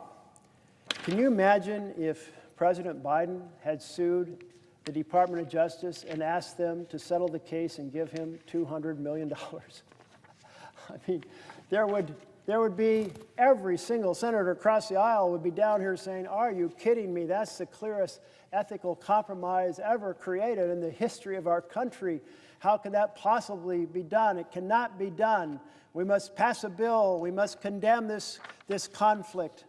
It's a ripoff of the American people for $230 million. No way, no how. Well, that is exactly what we should hear, regardless of which aisle you sit by, whether you sit to the left of the center aisle or to the right of the center aisle. It is exactly the outrage over gross corruption. And this isn't the only. This is not, by the way, the worst corruption. It may be. No, it's not the worst. The worst was the president asking people after he was in office to buy his crypto coin and saying he's doing a contest, and the roughly 230 people who bought the most of his coins over a set period, those folks would get a special dinner at his golf club, special access to him. And so over a period of several weeks, competition was held, the winners were announced, and then the dinner was held. And President Trump profited personally, fabulously, from that corrupt activity. Essentially, there are two types of crypto coins, or more than that, but one of them is called a stable coin. And in a stable coin, you're essentially saying, I'll give you $1 and you give me $1 stable coin, dollar denominated. And I can use that cryptocurrency coin in ways I can't use an actual dollar. And meanwhile, you get to keep the dollar I gave you to buy the crypto coin. You get to invest it. So if, for example, someone buys $1 million of those coins and holds them for a year, well, then the president's company gets the interest on that $1 million, however they invest it. And there's restrictions, or at least there's supposed to be restrictions on how you invest it to make sure that it maintains its value. So essentially, it's probably invested in very safe bonds. But still, hey, 4% on $1 million? Well, let's see. 10% would be 100,000. So we're talking about $40,000. $40,000. Well, what if you buy $1 billion now of those coins? Now we're talking about the president and his company getting not $40,000, but $40 million. I mean, it's a direct sale of access to the president for money in his pocket or his company's pocket. And that is simply outrageous. But then there's another coin that's kind of a token. And what can you do with this token? And the answer is not much, but you're just giving your dollars to buy the token, and the president or his company keeps that money forever. So that's even a more direct, instead of just getting the interest off the money that he holds until the coins are redeemed, in this case, he's keeping the money forever, selling you a useless token. He keeps the money. It's basically like saying, hand over your wallet. I'll take cash out of it. Thank you very much. It's as close to a straight bribe as anything you can imagine. And we had a vote here on the Senate floor saying that none of us in the Congress or in the high levels of the government will be allowed to participate in this type of a system. You want a new senator to come in here and he or she will offer a new coin, and somebody comes along and says, yeah, I'll take 10,000 of those, just like handing you $10,000. It's a bribe. And unfortunately, for reasons I don't understand, my colleagues across the aisle, they voted it down. They want to let this crypto corruption continue. Now, is there something wrong with the bill that needs to be adjusted? I'm all ears. I'm looking for a partner across the aisle to say this type of corruption is wrong, and I will join in partnership. Let's write the bill together. Let's go over the old bill together. Let's fix it if it needs fixing. Let's find allies on both sides of the party. But so far, not a word from any of my colleagues saying they want to actually address this crypto corruption, that much more corrupt issue. My colleague from Minnesota had a list of other issues that I wrote down somewhere. See if I can find the piece of paper I wrote them on. She had so many good ideas for me to address. And maybe I'll find it, maybe I won't. And given that I'm not finding it right away, oh, here it is. So she asked about the $230 million scheme, and I've now shared the answer to that. She also noted that isn't it insane to be firing people at random like the head of the Bureau of Labor Statistics because the president didn't like the employment numbers? Yes, it's crazy and damaging because now nobody trusts the new numbers. Are the new numbers accurate? They're afraid to put out probably the right numbers because if they look bad, they're going to get fired. Or maybe they'll just kind of bend the assumptions just by a little bit here and there and have it all add up to get them maybe an extra 0.5% or percent of employment mislead us about where the economy is headed? So no, yeah, it is deeply damaging, and so many people depend on the many statistics compiled by the Bureau of Labor to understand what's happening on our economy and whether to make investments. And my colleague from Minnesota also mentioned the canceling of energy projects across the country.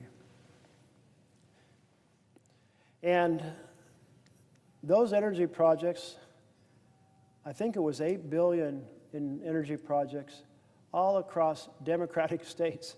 So this is another form of corrupt activity by a president. The president is supposed to be president of the entire nation, not the president of the Republican Party, and therefore striving to have success build in every part of the country, regardless of whether they elect blue or red senators or blue or red members of Congress.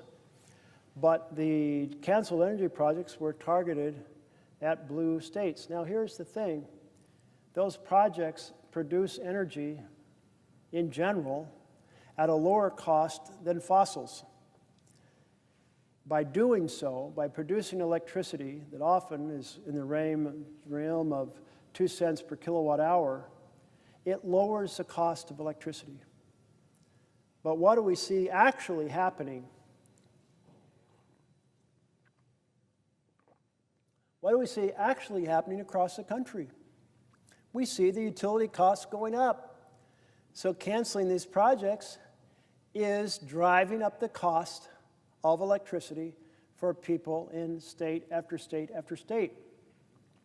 So this is why we often refer to the fact that in his first 10 months, Trump has made the nation sicker and poorer. Sicker because of his attack on health care and some of the not so helpful evaluations coming out of the Health and Human Services Office. But also poor because he's driving up costs.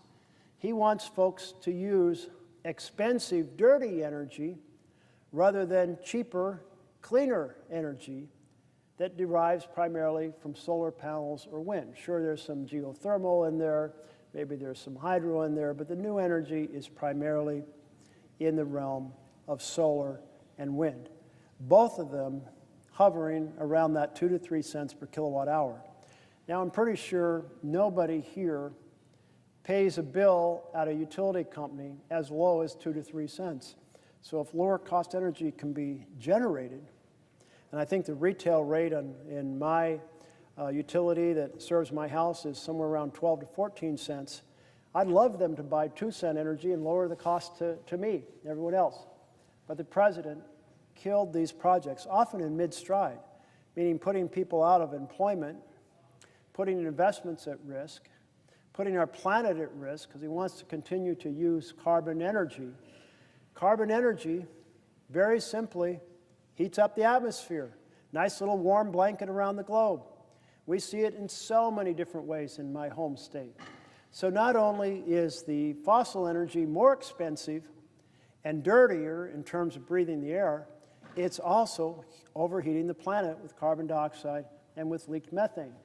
Methane can be many multiples more powerful in trapping heat than even carbon dioxide. So both of these fossil fuel products, one from combustion and one primarily from leakage, methane, provide significant damage. And we see the stronger storms that come down, like the one in Texas. And you can't track any one storm and say it was specifically about climate when there are a lot more storms with a lot more energy. That happens because there's a lot more energy in the atmosphere because the atmosphere is a lot warmer. And so, in general, the number and ferocity of the storms is tied to our burning of fossil fuels. So here is a president canceling $8 billion of clean, low-cost energy projects in order to force people to keep using more and more carbon, higher cost, higher polluting, and planet-damaging fossil fuels. And I'm particularly struck that this is happening at a time that in the information revolution, you have big new demands on electricity. You have data centers, and counties like them because they're big, expensive, and they provide property taxes. But they consume enormous amounts of energy. And in so doing, that means the local utility has to go buy more energy on the grid, which is more expensive than the energy they already have, driving up the cost for everybody served by the utility. So some states have started to say, no, you build a data center, or you do crypto mining, or you do AI processing, you need to pay the fair cost of your activities and pay a higher rate for that electricity than the homeowners, so the homeowners don't get shaken down to subsidize these activities. And another point that my colleague from Minnesota made was the impact on small business of what is going on. And yesterday, I had folks from small business who were touring Capitol Hill, holding meetings from Oregon, and there were lots of folks from all corners of the country coming in to say, we are troubled. We have a couple major problems. And those major problems, they listed, one is the tariffs. Because how can you plan for the future when the tariffs go up and down? How do you know what country will buy your products or won't buy your products? How can you make a decision to build a factory under those circumstances? Sure, if there's a high tariff put on your competitor and you happen to have a factory, for a while you can just make a lot more to meet the domestic demand, so maybe that comes out all right. But if it's a permanent, we're going to build more factories, no, those decisions are not happening when the tariffs are fluctuating. Plus, of course, what the president is doing is taking power not delegated to the president. There is no law that gives the president the power to adjust tariffs. So it's being adjudicated, but the courts are slow. In fact, you think very slow when you think of the fact that he's been doing tariffs on his own with no authority to do it for a very long time now in his presidency. The second thing the small businesses said was the Republican bill that doubles the price of insurance on the exchange is absolutely horrific for small businesses because, in general, small businesses buy their insurance on the healthcare exchange. They aren't large enough to strike their own independent deal and get good rates, so they buy their money on the exchange.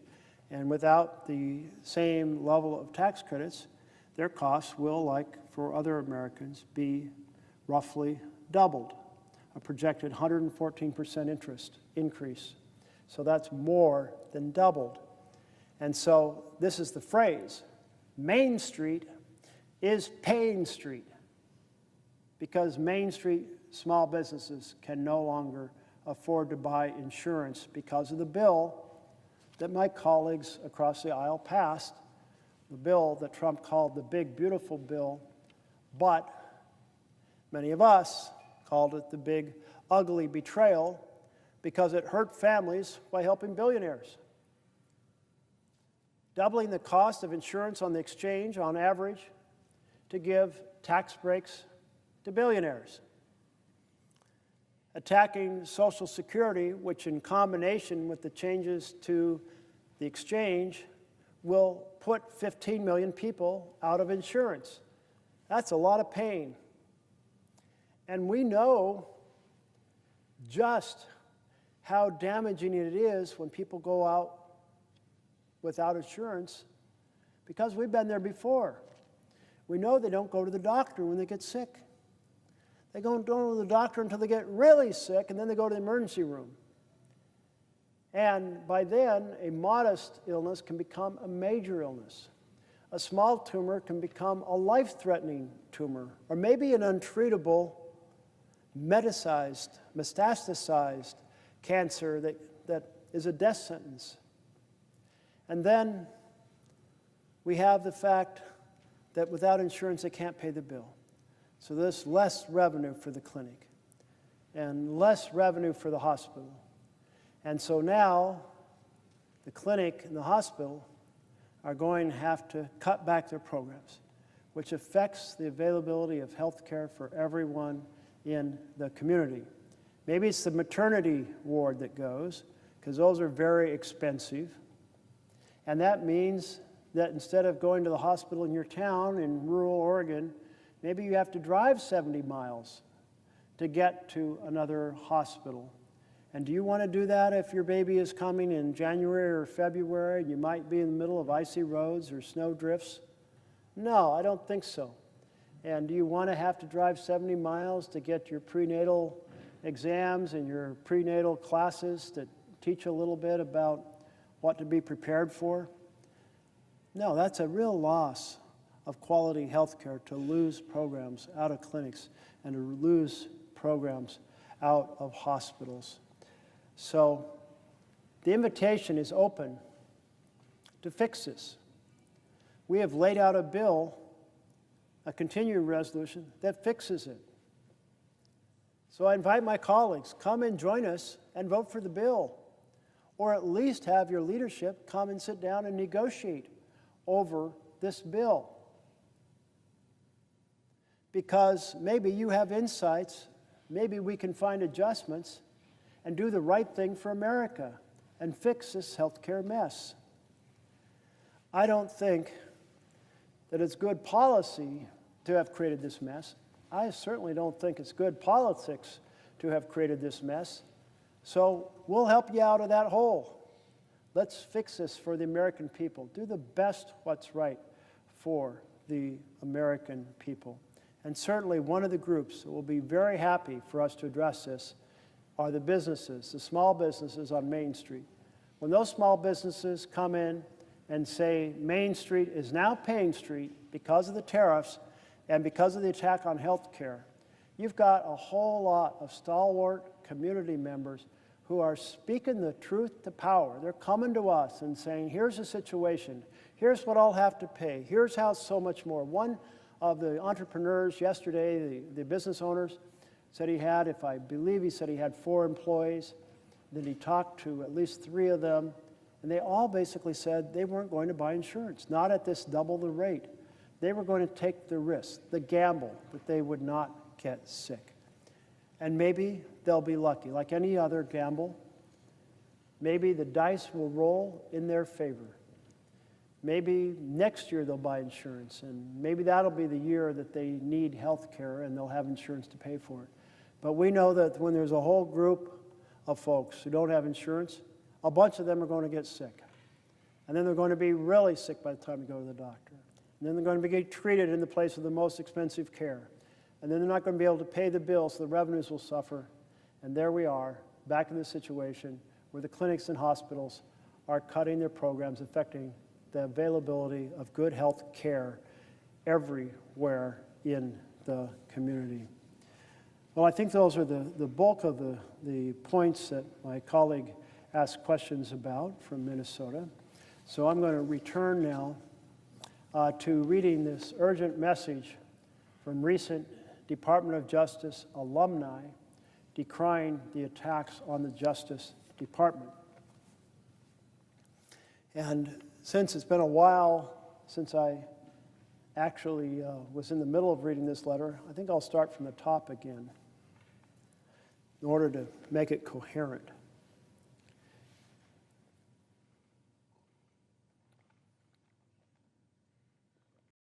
We are 282 former career employees who proudly served our country at the Department of Justice. From prosecutors, special agents, intelligence analysts, to immigration judges, grant managers, civil rights attorneys, and more, we all carried out our duties faithfully, regardless of who occupied the White House, until we no longer could.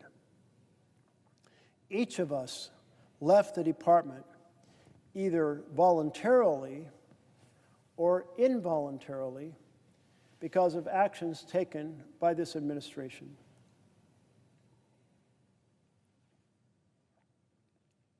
Our fidelity to the Constitution and our dedication to our country did not end when our jobs did. Now that we've left the department, we believe it is our duty to sound the alarm about this administration's degradation of the Departments of Justice vital work and its assault on the public servants who do it. It is incumbent on all of us to fight for the Justice Department before it's too late. Just as I've come to the floor to ring the alarm bells about authoritarian control taking over America, here are these employees from the Department of Justice in this letter are saying they are ringing the alarm bells before it's too late. Let's find out what they have to say.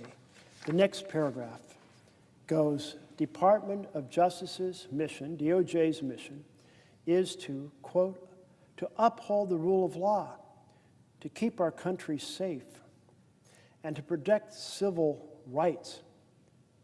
It's failing on all three fronts. The Justice Department cannot uphold the rule of law when it carries out the President's retribution campaign and protects his allies, violates court orders, evades due process requirements, directs attorneys to violate their ethical responsibilities, and fire its employees without notice or cause in violation of civil service laws.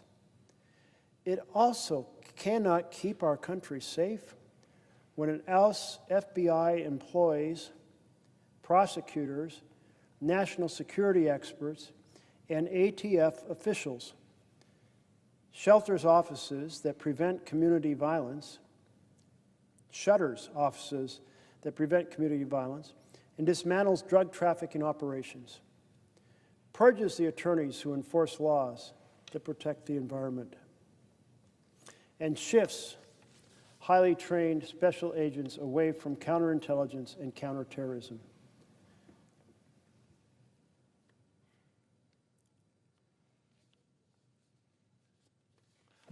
Oh, I see, thank you for the note, I see that my colleague from New Jersey is on the floor, and I would welcome a question if he has one. I appreciate it, and appreciate my colleague pausing for a question. And I just want to first say, as I present my question to him, how grateful I am for his stamina and for his strength, but more even importantly for his insightful truths that he has been telling now for well over 14 hours.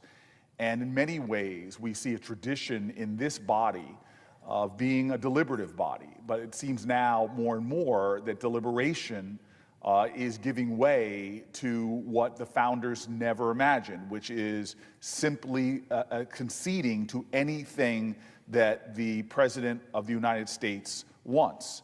We were born to check and balance the presidency. We are the Article I branch of government. And as my colleague here rings the alarm bell, it is clear to me that the alarm bell he's ringing is not a partisan alarm bell. It's not left or right, it's right or wrong. It's about asserting the Article I branch of the Constitution's strength, its purpose, its constitutional intent.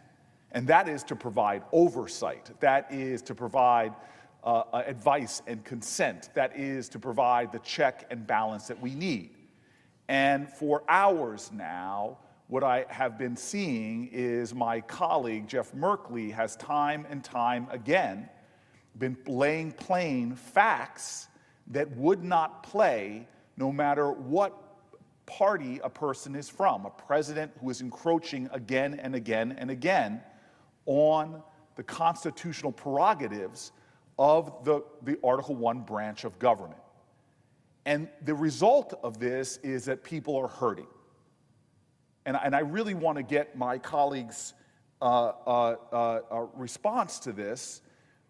The fact is, right now, you have a president not going through Congress, not working with Congress, but undermining congressional intent by gutting and cutting programs, gutting and cutting agencies, gutting and cutting bipartisan approved resources for our states in ways that threaten and undermine the well-being of Americans.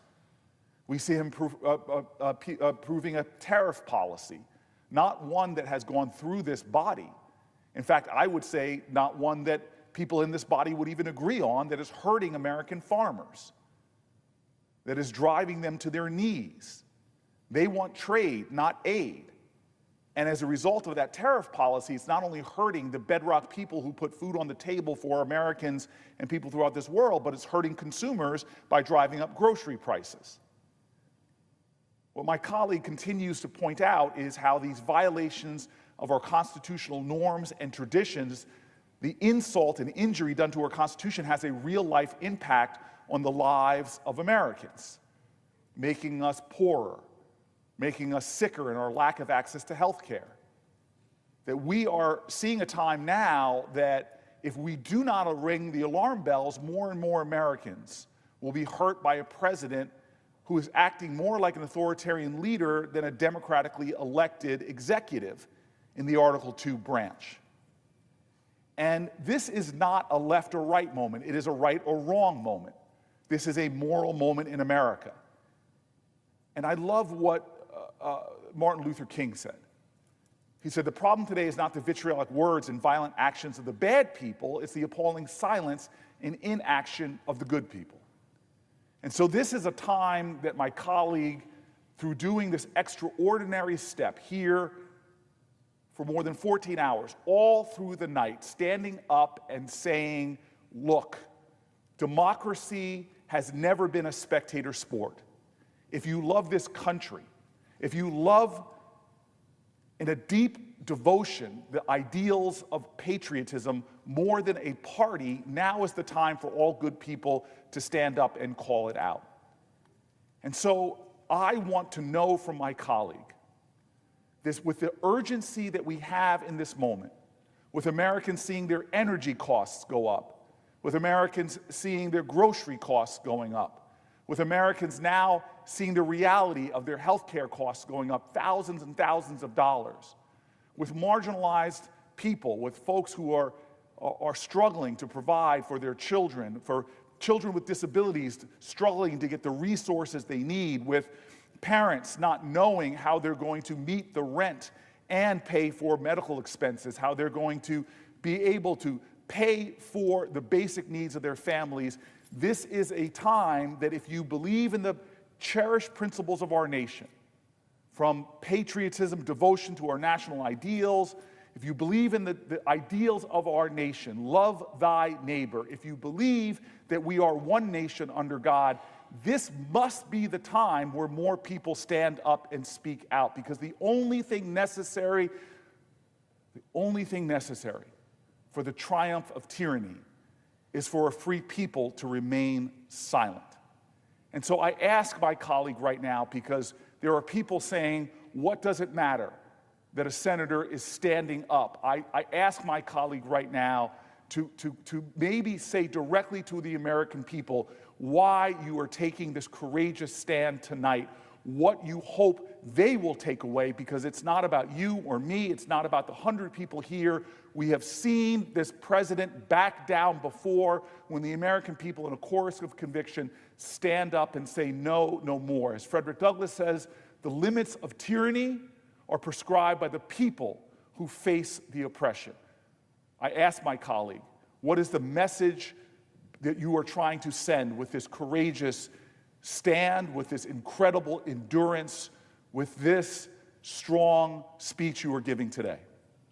To my colleague from New Jersey, the message most important is that the tyranny has already arrived.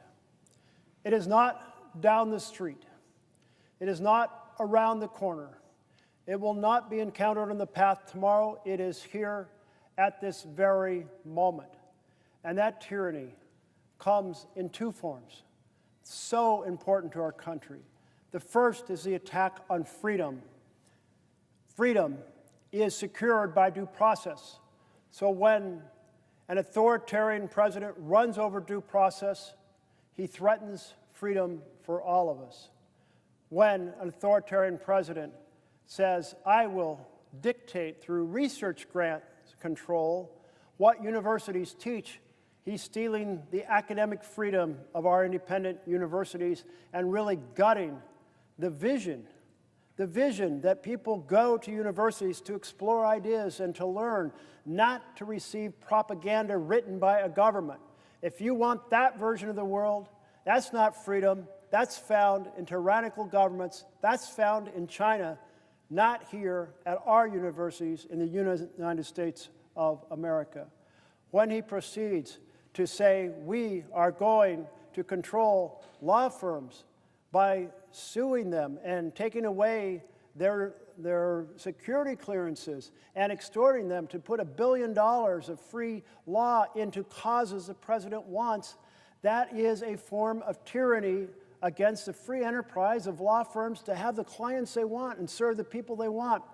I read an article sometime in the middle of the night that was about the profound impact on nonprofits that are out of favor with the president, and therefore they're not getting the legal help that they had in the past, and how that affects their largely impoverished clients. So there's damage that ripples through the universe from these attacks on freedom.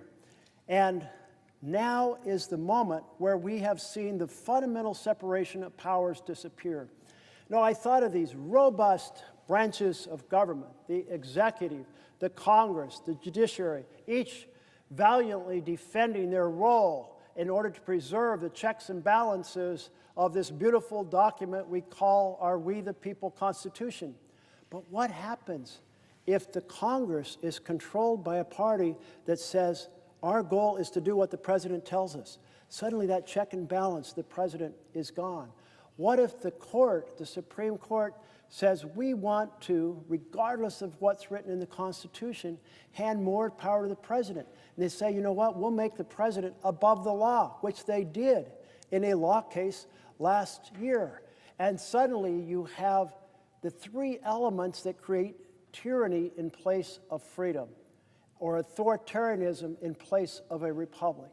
And those are a rubber stamp Congress, a deferential court, and an aggressive authoritarian personality with a good plan. And he came in with a good plan called Project 2025. And the chief engineer on that Trumpian tyranny train is Russell Vought at OMB. So every essential element of the authoritarian takeover of the United States is here right now. Now, you mentioned a reverberation about how the president's policies are making people sicker and poorer. And here is the connection. When you have an authoritarian government, it basically operates to the power of the billionaires. And so we saw it at the inauguration. We saw the billionaires standing behind the president. We saw Elon Musk standing behind the president. We saw Jeff Bezos standing behind the president. We saw Mark Zuckerberg standing behind the president.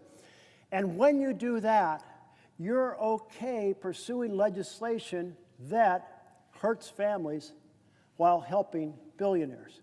And that is the theme of what we have seen. Here's a picture of the billionaires lined up behind the president. We call sometimes the bill, his major policy bill, the great or the big ugly betrayal, because he campaigned on helping ordinary people. But then on Inauguration Day, there's no ordinary people behind him. There's no champions for health care, no champions for housing, no champions for education, no champions for good-paying jobs and investment in infrastructure. No, those who have already at the very top of the money pyramid in the United States of America are there. So now you have the main bill, and the main bill, what does it do? Well, it savages health care to pay for tax breaks for billionaires. It savages child nutrition to pay for tax breaks for billionaires. So the authoritarian takeover of our government is also linked to this assault on the families. As you said, groceries are going up. The president's employing tariffs that drive up the cost of groceries. If he was looking to help families, he wouldn't choose to do tariffs that drive up the cost of families. And in fact, the president doesn't even have authority under the law to do tariffs to begin with, which he just took it because that's what authoritarians do until the courts stop him. And the courts, moving slowly, have not acted. And you mentioned health care costs going up. Well, I don't know about what the new costs are in your state of New Jersey. In Oregon, the projection was a 68% increase in costs on the exchange. But nationwide, 114% average, meaning Oregon, well, as much as we're shocked by 68% inflation in health care policies, well, nationally, it's more than doubling. So think of all the people who will be unable to acquire insurance. And that's just a piece of the big, ugly betrayal bill, because then you get into the fact that they gutted Medicaid, the Oregon health plan. 70% of the children in rural Oregon are on the Oregon health plan. Think of the devastation when 235,000 Oregonians are projected to lose health care. And what happens when they get sick and they don't go to the hospital because they don't have insurance? So then they get sicker, and when they do go to the hospital, it's the emergency room. And maybe the modest health problem has become a major health problem. Maybe the diabetes that easily controlled has become a foot amputation or an eye problem, an eyesight problem. Maybe the cancer has grown or spread around the body. So not only is an illness more expensive to treat, but the odds of recovery of worse, and it's being treated in the most expensive part of a hospital, the emergency room. And then because there's no insurance to pay for it, the hospital or clinic gets less revenues, and then they have to shut down programs or shut down completely, and then we have less health care for everyone in the community.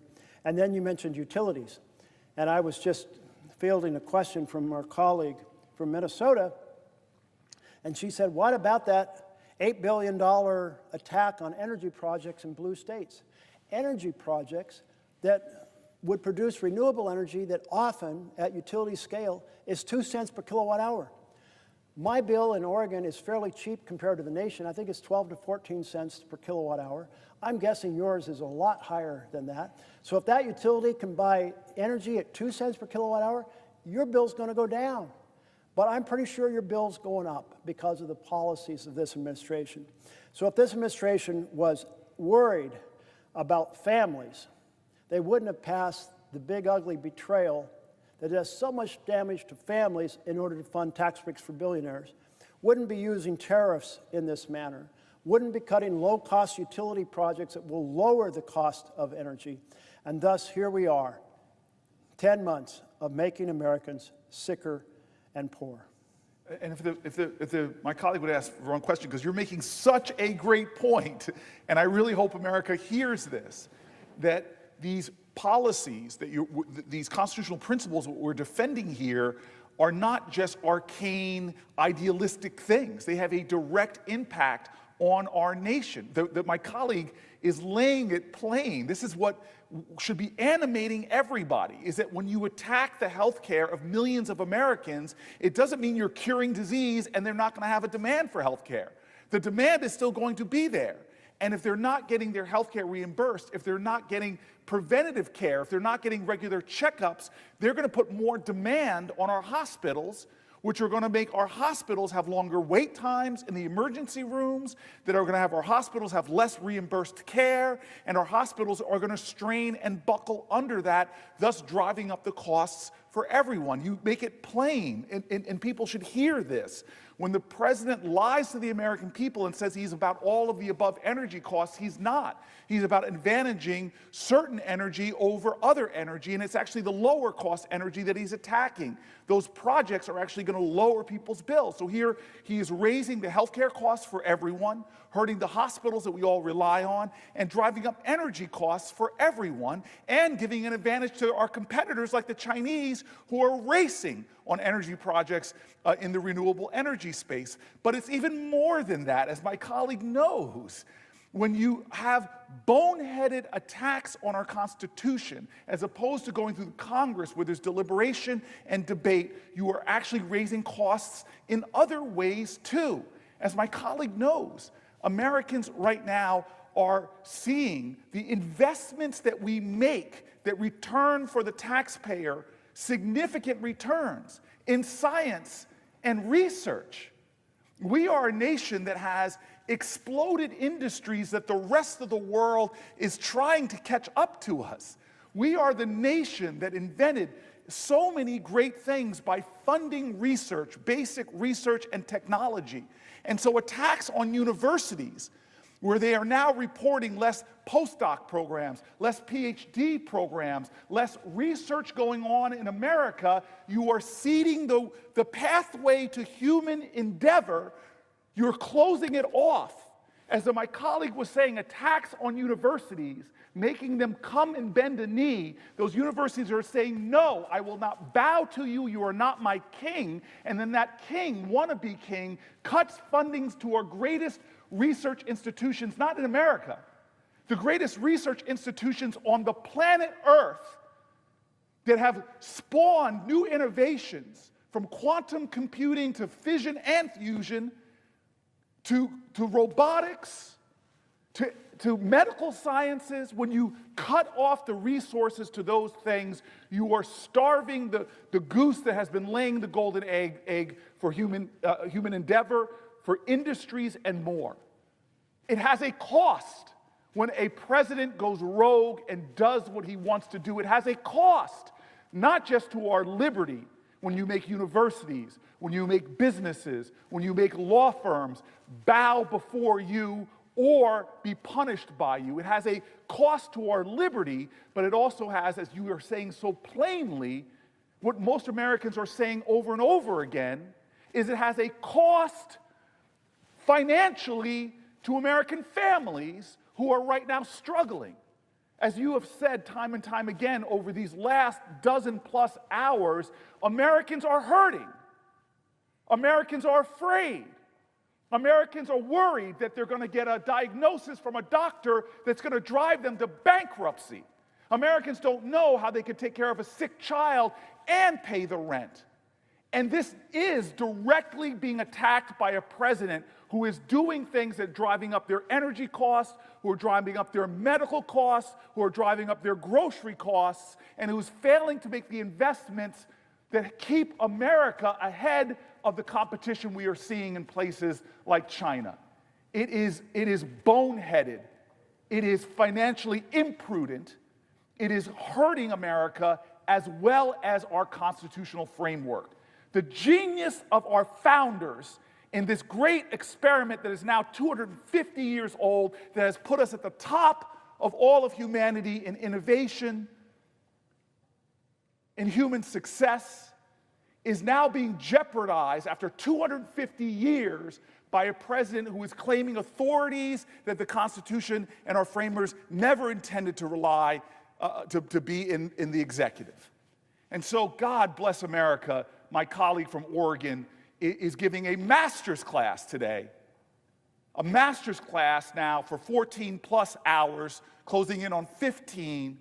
A master's class in helping people understand not just constitutional principles, but how all of us are invested in this Constitution, how all of us are invested in making sure that nobody steps outside of those constitutional authorities, because when it does, we have seen what has happened when McCarthyism rose. We have seen what's happened when demagoguery trumps common sense, common cause, common purpose, and a shared devotion to that flag. And so I ask my colleague right now, we haven't even had a year of this president, and we have watched things happen where this body has not even called an oversight hearing, when our very national security was in jeopardy, when you have Americans at the highest level of our Defense Department using a commercial app with reporters on it to release classified information. We didn't hold one oversight hearing. When we took the extrajudicial step to blow up speedboats, there has been no oversight into that claimed attack on people that were allegedly smuggling drugs. We are constantly not doing our job, which is not a partisan one. It is to hold this president in check, that no one operates without accountability and without transparency, because power is corrupting. And when you let someone do what they want to do, when they want to do it, without a check or a balance, it is corrupting. And we know that because we have the most corrupt president, dollar for dollar, of any president we've ever seen, through his crypto schemes, from him exchanging his authorities for compensation that makes him a richer man. Unchecked power leads to corruption. Our founders knew it and designed this system thusly. And so I ask my colleague now, that sense of urgency of a president who has been in office nearly 10 months, if my colleagues in this body do not start standing up and doing their job, holding hearings on his tariff policy, holding hearings on his agricultural policy, holding hearings on his healthcare policies, and I say that generously because they're not policies, they're not thoughtful, they don't reflect the wisdom on both sides of the aisle, they are hurting people. If we continue to let this president proceed unchecked, if we continue to let him flaunt the rules of our Constitution, if we continue in open eyes to do things like he is doing right now by ripping apart the White House, not going through any of the process whatsoever, that is literally contrary to the laws of what the people's house, not Donald Trump's house, the people's house, if we continue to let him go in this way without checks or balances, I ask my colleague, what are the consequences that you fear might happen in the next 10 months where this president, who wants to be an autocrat, is in the White House? The consequences of the failure of oversight are enormous. This is not one of the checks and balances people often talk about. They talk about Congress having the responsibility to define which programs will be funded and how much, under what rules they'll operate on, and the president has to execute those programs, therefore a separation of powers. And by holding on to that responsibility, we serve as a check on the effort for an authoritarian to be the force that decides which programs are funded and how much they're funded at and how much rules or what the rules will be they operate under. And we're seeing that transfer of power right now from the Congress to the president, because the president's deeply engaged in essentially the equivalent of a line item veto by slow-walking funds, by freezing funds, by impounding funds, by slowly getting to the end of the year, and then by filing a rescission request at the end of the year, watching them magically evaporate when the last day of the fiscal year comes. This fancy term called a pocket rescission. Absolutely, all of these are part of a line item veto strategy, and the president just implementing the programs willy-nilly the way he wants, as opposed to following the instructions from Congress. So in 9 months, we have seen not just an attack on the freedoms, we have seen not just an attack on the cost of living through utilities and through food and through health care going up and up and up, but we have also seen this fundamental collapse of oversight that you've pointed to. If this much damage to the checks and balances can be done from January to October, if this much damage has been done to costs that Americans experience from January to October, if this much damage can be done to American freedoms from January to October, then that next 10 months, that's amplified because the administration's in full gear now. They're not diverting attention trying to get a Secretary of Defense confirmed. They're not diverting attention trying to get the head of the FBI confirmed. No, they're in full gear now with this set of instructions that flow from this plan, Project 2025, developed by our current director of OMB, Russell Vogt.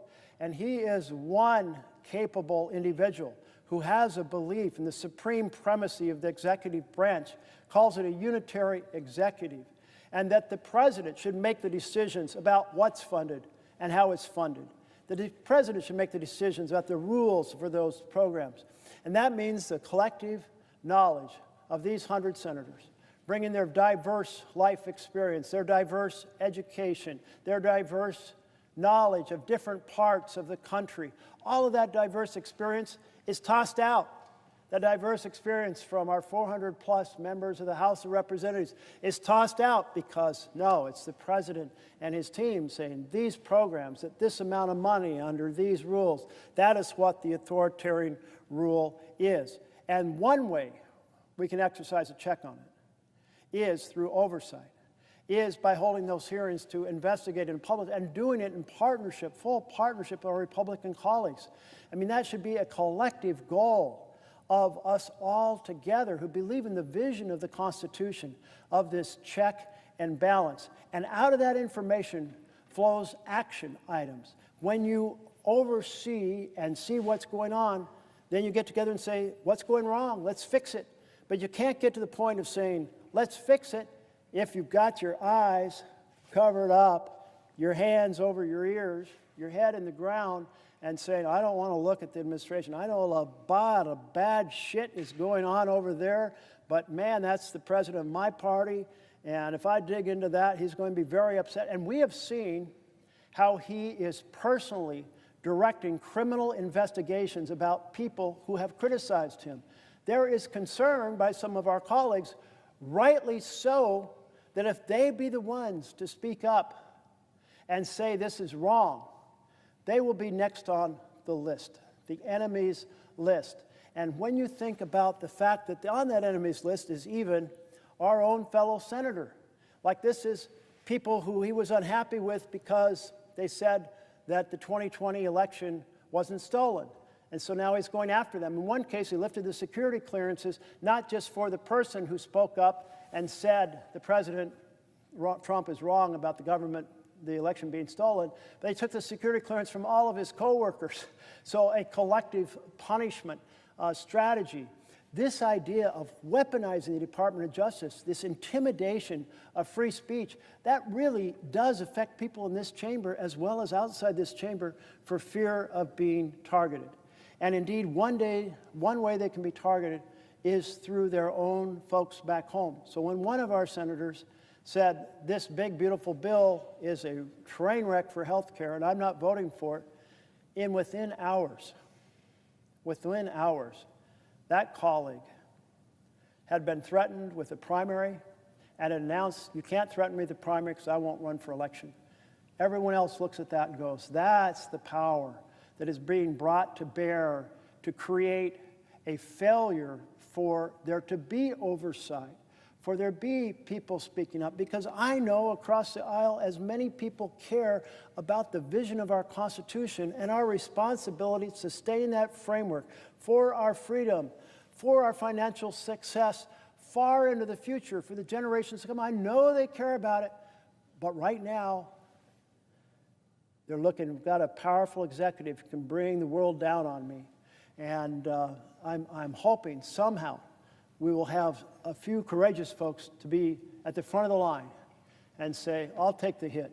I'll stand up and say what everyone else is saying privately, that this is outrageous, an outrageous attack on freedom, an outrageous attack on the structure of our Constitution, an outrageous increase in the cost for ordinary families, that the vision of families lose and billionaires win is wrong for the people that I represent in my home state, regardless of it being blue or red. That the idea that health care is being slashed for tax breaks for billionaires is wrong. That nutrition programs are being cut for tax breaks for billionaires is wrong. We need our colleagues to join us in this effort so it is not partisan, it is bipartisan, and we're standing up for the core principles on which our country was founded. I thank so much my colleague from New Jersey. And I see my colleague has arrived from Illinois. I want to thank, through the chair, I want to thank the senator from Oregon for his leadership in bringing this issue before us. We have something in common. Both of our states are facing militarization from the federal level of government. Nominally in Chicago, the president argues that the city is unsafe. I watched this last Saturday as 100,000 people gathered for the No Kings rally and parade, a peaceful, nonviolent gathering of Americans expressing their constitutional feelings and right to express themselves in this republic. I know that you're facing the same threat in the state of Oregon, and recent court decisions seem to suggest that there's more time in the courtroom ahead. I would just say to the senator from Oregon, thank you for leading this conversation. There are so many aspects of this presidency that you could address. And I'd like you to address, if you will, this militarization issue. We have carefully crafted in our existing laws prohibition against the use of military force for law enforcement. It makes sense on its face because these men and women, as good as they are in National Guard units around our country, are not trained primarily in law enforcement. Theirs is a much different type of training. And secondly, to overcome state and local sources of law enforcement is a major constitutional step. And yet this president has initiated it in my state of Illinois, in your state of Oregon, and in the state of California. Would you address this aspect of your comments this morning? My colleague from Illinois, I so appreciate the question.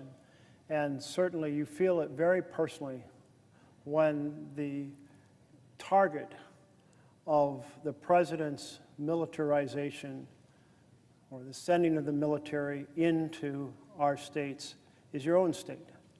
And you see it with very clear eyes because you go and visit it and witnessed and you understand what's going on. And I know in my state, I went down and I saw these 3 women protesting outside of the ICE building. I think they had a sign, I think it had a flower on it. And since that time, what has developed are a demonstration of joy and whimsy. Joy and whimsy. And what I mean by that is I mean the protesters understood that Trump was trying to start a fight and then a riot and then have that riot be a justification for federalizing the National Guard. And so we had many steps in this process. The first is he said, I'm going to federalize the Oregon National Guard, and Oregon Attorney General appealed it, and the district attorney, not the district attorney, the district circuit judge, district judge, proceeded to say, wow, the administration's description of what's going on is untethered to the facts. This is not a rebellion. There is not an invasion, so no, you can't federalize. That's a test in the law. And a very similar decision, I think, was reached by a district judge in Illinois. And then it went to the circuit court. And the circuit court in Illinois, my understanding, is they backed up the district judge and said, yep, no rebellion, no invasion, you can't federalize. Well, in Oregon, the administration took another tack. They said, well, okay, we can't federalize the Oregon troops, but we will send in troops from Texas, or National Guard troops from Texas and California that have already been federalized. And the district judge in Oregon said, no, I'm sorry. Once federalized, it's not like you can just travel through the countryside doing whatever the hell you want. You have to have a rebellion or you have to have an invasion, and you have neither. So no, you can't come. But here is what really worries me about this. When you have an authoritarian president, they have a playbook. And that playbook was carefully crafted for this president under Project 2025. It involves so many pieces of stealing the power purse from Congress, overriding due process, attacking the power of universities and law firms, attacking the ability of free press, including lawsuits against the Wall Street Journal and pressure created against our networks on what information they can air. And an additional part of this playbook is to be able to use the military to suppress domestic dissent. And to create the path for that, you want court decisions that say it's okay, and you want the military to get accustomed to being deployed, so when you tell them to go and suppress domestic dissent, they'll do it. And so here we have the fact that the president was stopped, but there is now 2 more steps coming that I'm really worried about. One is that in California, the Ninth Circuit, a 3-panel set of judges said, you know, one of them said the district judge was just right. There's no There is no rebellion. There is no invasion. But the other two said, well, you know what? Even though the district judge used the definition of rebellion that was considered at the time, basically that there has to be a sizable group that is well organized, that is weaponized, seeking to overturn the government. And we think maybe you should apply a looser definition of rebellion. And then, instead of looking at the facts on the ground at the time that the president wanted to federalize the troops, look back a few months when there were a few more arrests, and maybe that's a justification to say there's something like rebellion. But most importantly, you should give high deference to the president. And this is what terrifies me, because I'm afraid that the Supreme Court may issue a decision even soon on a shadow docket on the Seventh Circuit decision, and they'll say, yeah, it's a rebellion if the president says so. And that is insane. That opens the door to using the military anywhere the president wants, anytime, against our citizens, violating the fears of our founders who didn't want a standing army to begin with because they felt that it threatened freedom, because they knew executives, chief executives, are tempted to use standing armies against their own people. That's what kings do, and that's what authoritarians do. So they were terrified of having those standing armies. And then we had the whole concept developed after the military was used in Reconstruction, that's enough. Military needs to defend the nation, not be used. So we have the Posse Comitatus Law, and the Posse Comitatus Law says you can't use the military for domestic action, but there's an exception to it, the Insurgency Act, or Insurgency Act.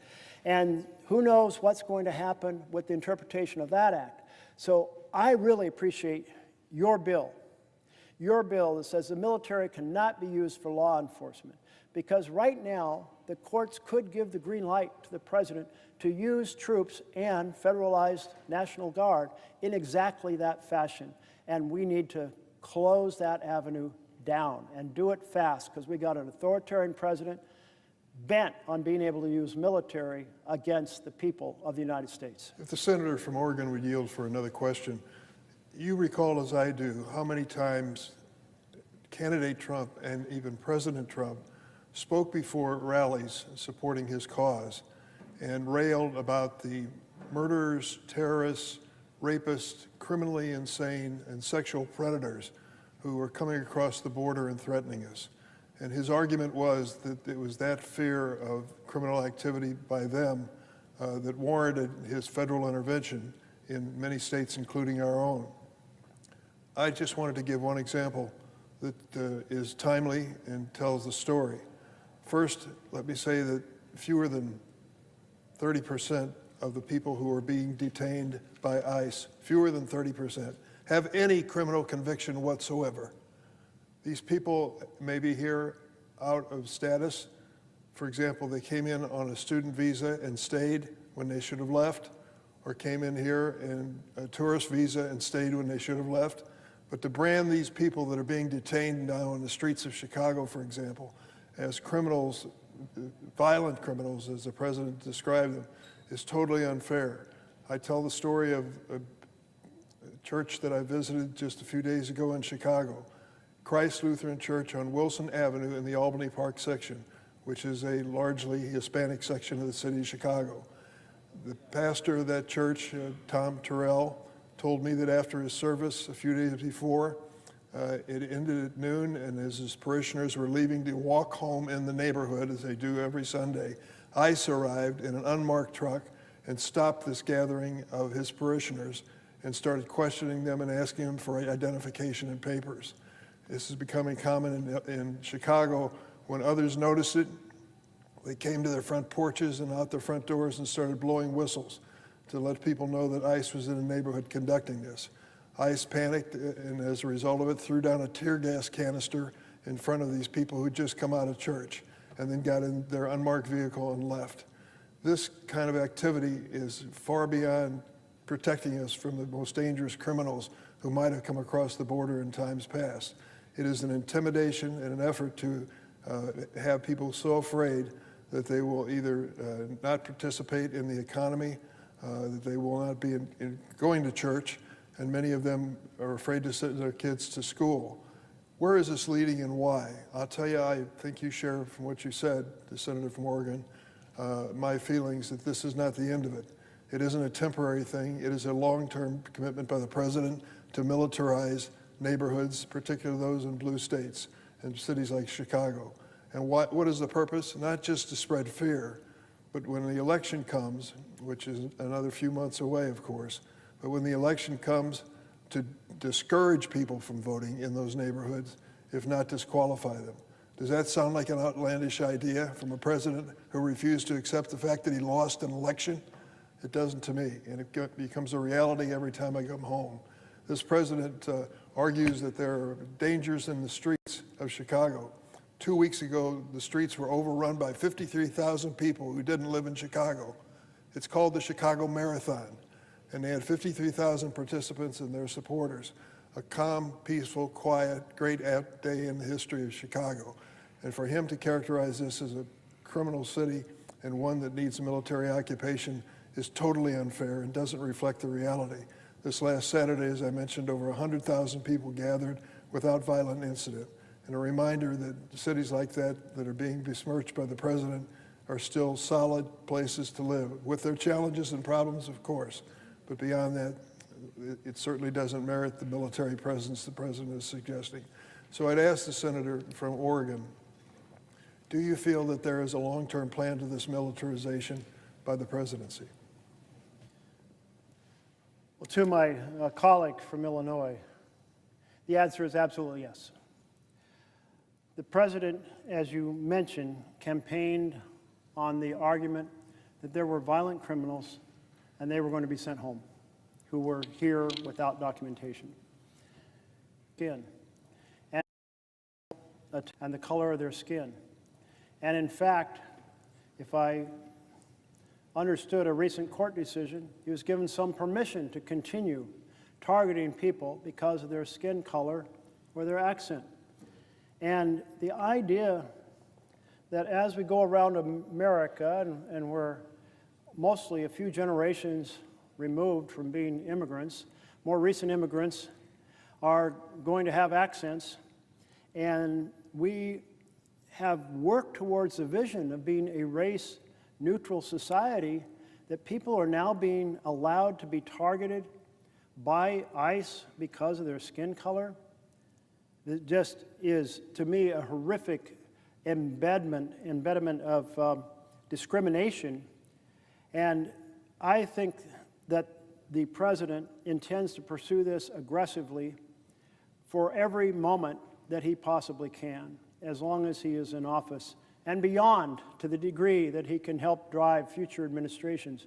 We saw it through his entire first administration. My first real involvement over the immigration began when I read a speech by our then Attorney General, who said, what we're going to do is separate the children from the parents and send the message that you don't want to come to America.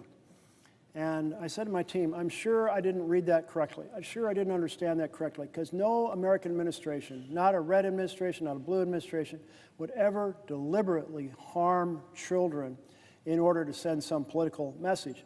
And a member of my team said, well, there's one way to find out. You can go down to the border. And I thought, you know, I've got this weekend free. So I went down to the border, and it's how I became the first member of Congress to go into a warehouse at the border and see that children being taken away from their parents. I will never forget this wire cage with about 8 or 9 kids in it, lined up by height because they were about to get a meal and they'd been told to line up by height.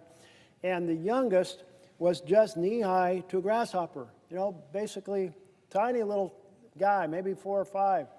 And I could see these kids looking through the wire screen, trying to see if they could see their aunt or uncle or their father or their mother or their sister in some other cage in this big warehouse.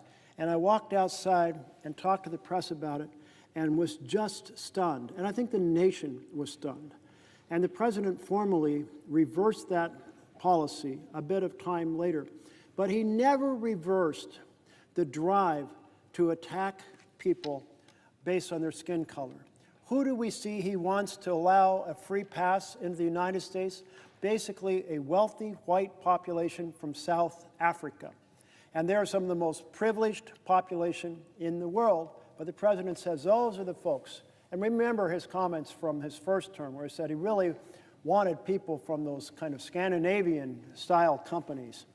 So I do feel that he wants to pursue this aggressively throughout his administration, and we are going to see a lot more terrorized neighborhoods. I thank the senator from Oregon. Thank you. I see that my colleague from Washington State is here. Would she consider, I would welcome a question if you have one. Mr. President, I rise to ask the senator from Oregon a question. I appreciate my Northwest colleague being here to bring attention to these important issues. And so much has transpired in the last few weeks, and so I just appreciate the fact that you are trying to bring part of the awareness. If we made a long list, there'd be many, many things here in this list of authoritarianism that we do not like, and appreciate you bringing specific attention, although I do find some musings that people find a bicycle protest somewhat threatening, which it's just not you know, we're kind of famous for our bicycle events in Northwest, so don't know why somebody finds that threatening when the authoritarianism is really the threat. So, but I have been so involved with my colleague Senator Grassley in making a really important point, and that is the president is abusing his power on tariffs. When you think about the actions of proposing tariffs, this is exactly why people said we don't want kings to have this authority. Why? Because it's such an important constitutional authority given to Congress.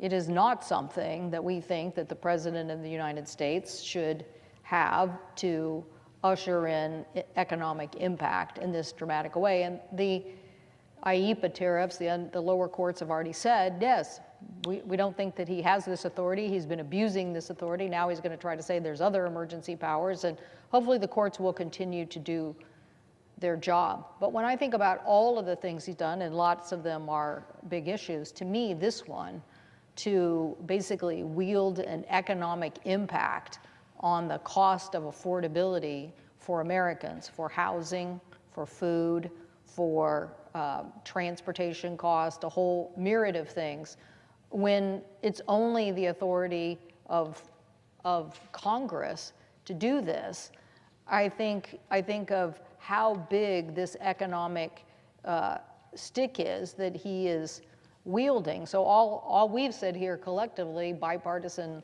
group of senators, is that you should, if you think these things are so great, you should come to the Congress. But the constitutional authority is that only Congress has this authority. So I think it's a very dangerous precedent.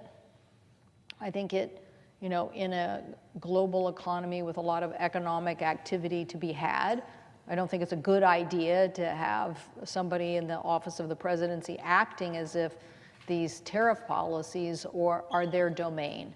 And clearly, the cost of this on goods and services, particularly those that are really, really hurting us, like I said, affordable housing and things of that nature, are really the impacts. And I don't know to what degree, sorry to say I didn't stay up with you and watch all night, so I don't know what degree you covered tariffs, but I don't know what you think about this particular point in this debate of yours about the authoritarian power and how much is being abused on tariffs. I so appreciate the question from my colleague from Washington State, and I'm heartened to hear of your work across the aisle with Senator Grassley to try to address this question of tariffs. You know, the very first bill ever considered by the U.S. Senate was a tariff bill. So you can imagine our 13 colonies, they got their 26 senators, they're gathered in a fairly small space, and they're going, no, I want for a jug of the tariff on a jug of molasses to be this, and on sugar to be that, and so on and so forth.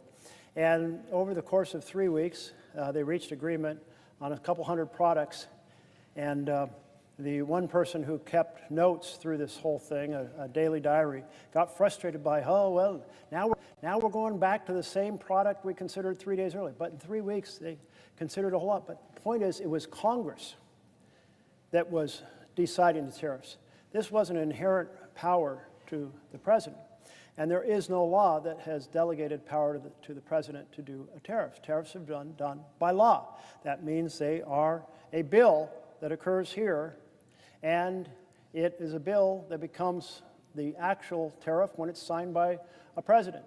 But the president, we've never delegated that power, and I'm not even sure if we tried to, if the court would say you could delegate it, because the court sometimes says you have responsibilities as Congress that you can't delegate. You cannot delegate the design of how much money goes to certain programs and whether or not they can be canceled. You cannot delegate that. And so here we are with this enormously destructive tariff policy. Now, count me in if there is a slight tariff on goods from very low wage, low environmental, low labor standards countries. Count me in to encourage a little more of the factories to be in the U.S. But for people to make investment decisions, put those factories in the U.S., you have to have a stable tariff regime. You can't have the tariffs up one side and down the next. And so no companies are making decisions about building factories right now. They may say, well, for a few months, because there's this big whopping tariff on Vietnam, maybe we should build a factory here, but wait, that tariff may change. And oh, it did change on Vietnam. And think about the chaos that comes in our foreign policy, because here's Vietnam, a country that we are trying to induce to be a significant manufacturing partner with us rather than products coming from China, and to be a force in the region to counterbalance China to somewhat, and we treat them in an arbitrary and capricious way. Well, there goes years and years and years, decades really, of rebuilding a relationship with them.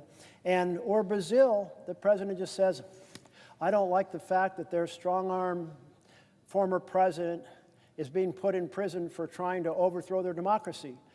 I mean, really? Okay, but you're going to put a tariff on them and 50% tariff?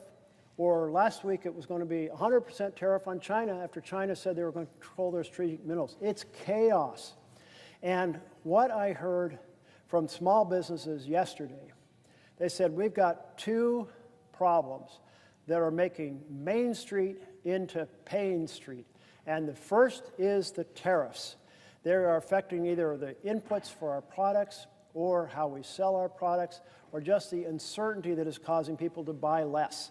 And all of that's a problem. And they said the second problem is most of us buy our insurance on the exchange, and because of the not so beautiful, what I like to call the big ugly betrayal of a bill, the average cost of that's going to double across America.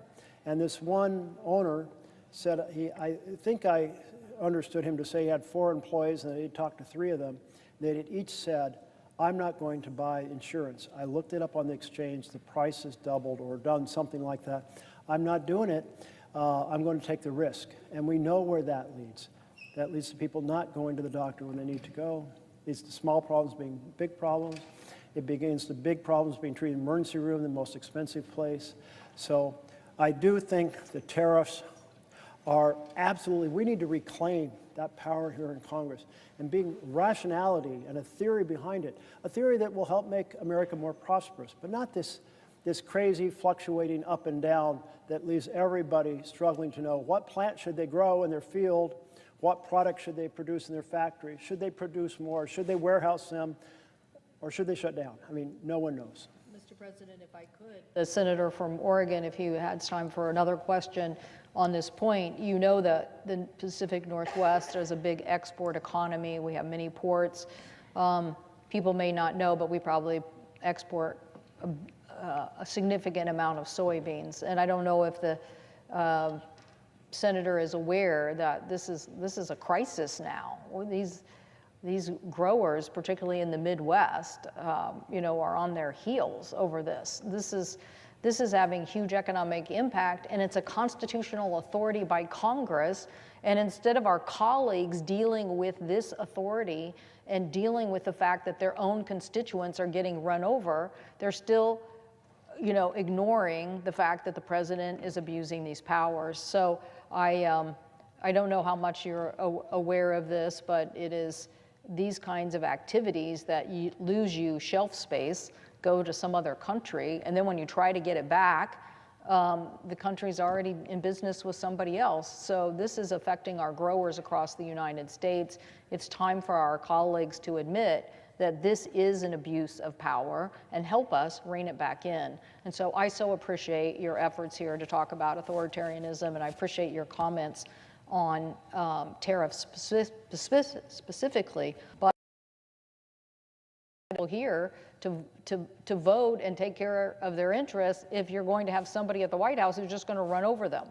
And I hope that we can continue to emphasize this. And of course, obviously, on the healthcare cost, we put out a report now I think 4 weeks ago, about the high cost of healthcare being implemented because of the lack of the ACA tax credits. But oh, by the way, guess what was in that report? That tariffs were also having an impact on the cost of healthcare. So it is impacting us on healthcare, the very underlying issue of why we're here and trying to get some relief for the American consumer as now they start to see these bills and see the choices that they're going to have. But tariffs are affecting our economy in a very significant way, and it's time for our colleagues to say this is not the authority. They have a chance to sign on to our bill. They certainly could sign on. There's 7 Democrats, 7 Republicans. They certainly could sign on and say that they support that. I don't see anybody on the other side of it making a case that the president has this constitutional authority. It's more that they're just silent. And America needs to know that our economy is being hurt by tariffs, and it's an abuse of power by the White House. So thank you. I appreciate my colleague's question regarding particularly the soybeans. And my understanding is that China was a major consumer of soybeans, and they have bought exactly 0 beans. Massive amount in the past. But now when you go from huge tonnage, ships and ships full of soybeans, and then you drop down to 0, wow, the overproduction of soybeans, how do I, price drops on them, what do I do, how do I store them, they're going to go bad, where else in the world can I find a market, can I get China back when all this fuss ends, and meanwhile, Brazil is stepping up in the soybean world to provide that supply, and it's so often, once you lose that relationship and that trust, and the personal connections, it's very hard to get those customers back. So I understand the distress for our farmers. And just one example how the capricious tariffs, the massive fluctuations are so devastating. And you mentioned in your question that there is also the issue of how tariffs can affect health care. And I have heard that tariffs are being placed on a lot of the ingredients that come in, including from China, to make our medicines, and therefore that drives up the cost of drugs as a factor. That's at least one connection. I suspect there's others, maybe the cost of wheelchairs or medical devices, I'm sure more. So Washington is an extraordinary exporting state, coast on the Pacific Rim, as is Oregon. We're about the same size. We have kind of a friendly, competitive relationship between our 2 states, but we have the same issues, and it means that we often work together to try to solve those issues for our region of the country. And I thank so much for your leadership.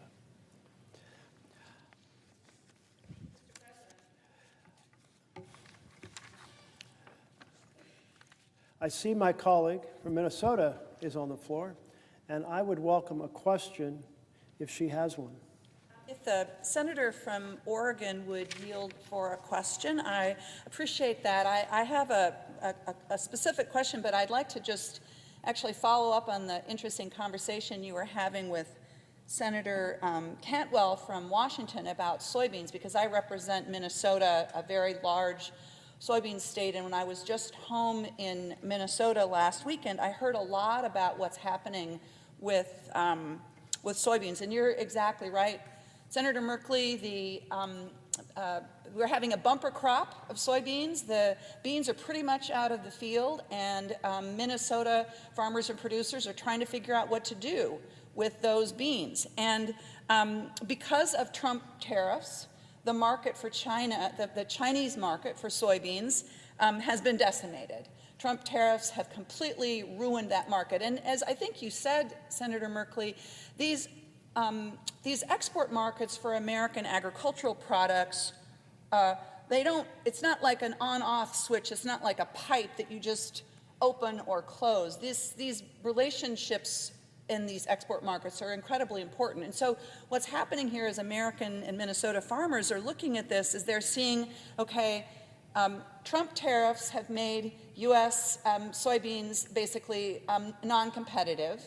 And so China, our biggest export market, is turning to South America, in particular turning to Argentina.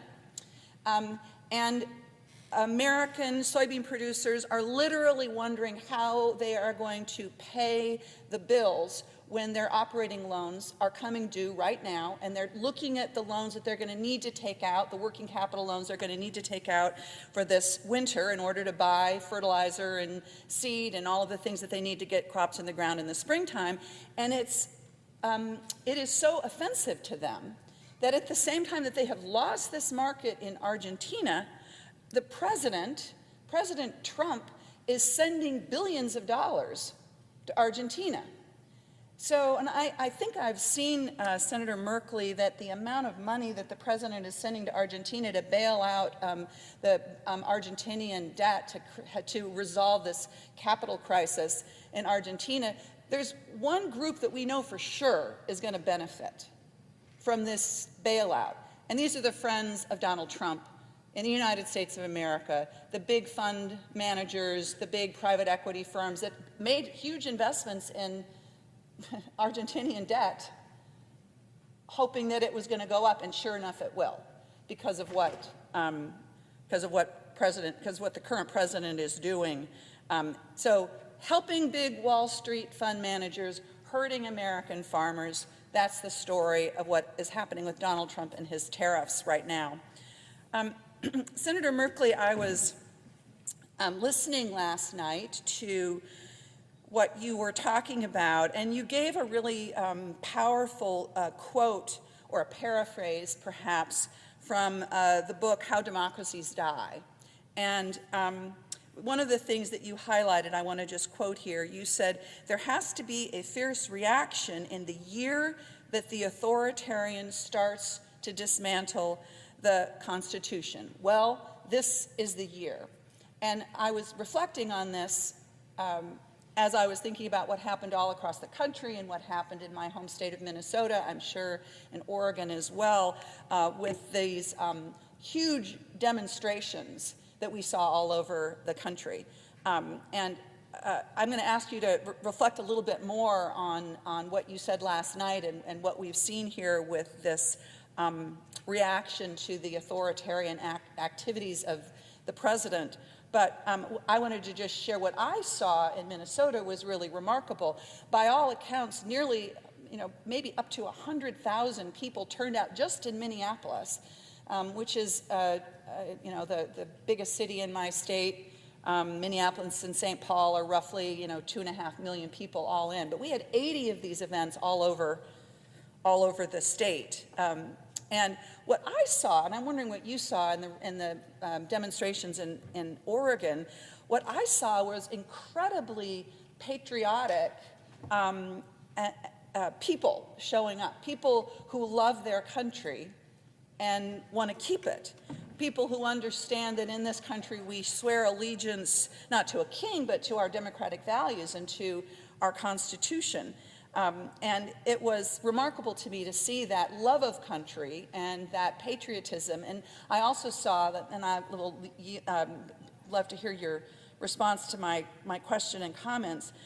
I also saw a lot of people turn out at these big events who don't typically come to these don't come to political demonstrations. It's just not their thing. But they felt compelled to do this, maybe because of what you were talking about, Senator Merkley, earlier, which is they understand that there needs to be a fierce reaction. And the year that an authoritarian starts to dismantle the Constitution, and they were there to demonstrate their allegiance to our Constitution. So maybe I'll pause there, Senator Merkley, and I would love to hear your thoughts on this. Well, I so appreciate the question from my colleague from Minnesota. And the commentary I was giving is more my distillment, my impression of the information in this book, rather than a straight out quote from it.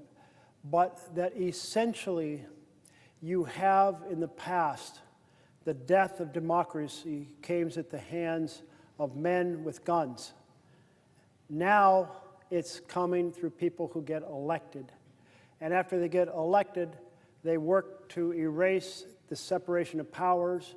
They try to get a legislature that will be more of a rubber stamp and say, we'll do what you say. Well, suddenly the whole vision of Congress laying out the programs and the amount to be spent and the policies is supplanted by Congress just saying, well, what did you want us to do? Okay, we'll do that. And then the Supreme Court hands more power, and we've seen that happen here in the U.S. as well. Certainly with the Trump versus United States, where the Supreme Court found invisible ink in our Constitution.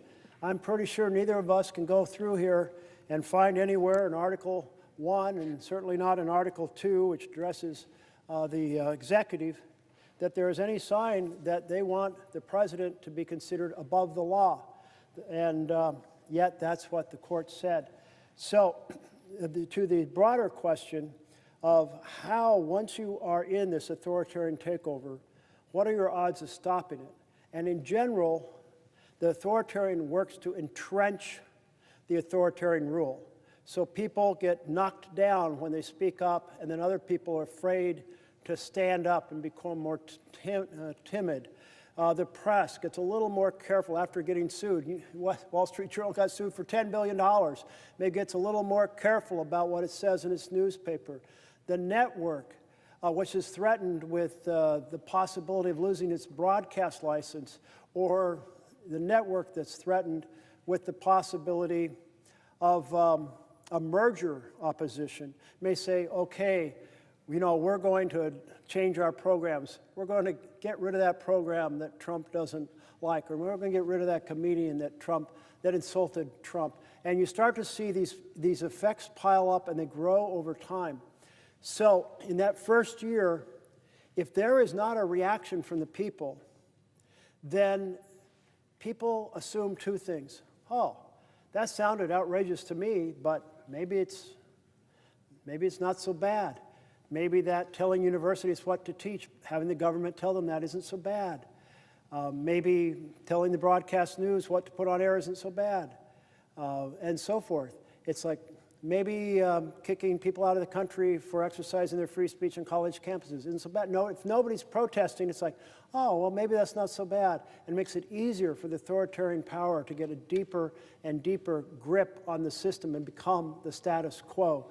And that's why you need a protest in the first year to say, no, this is breaking the norms.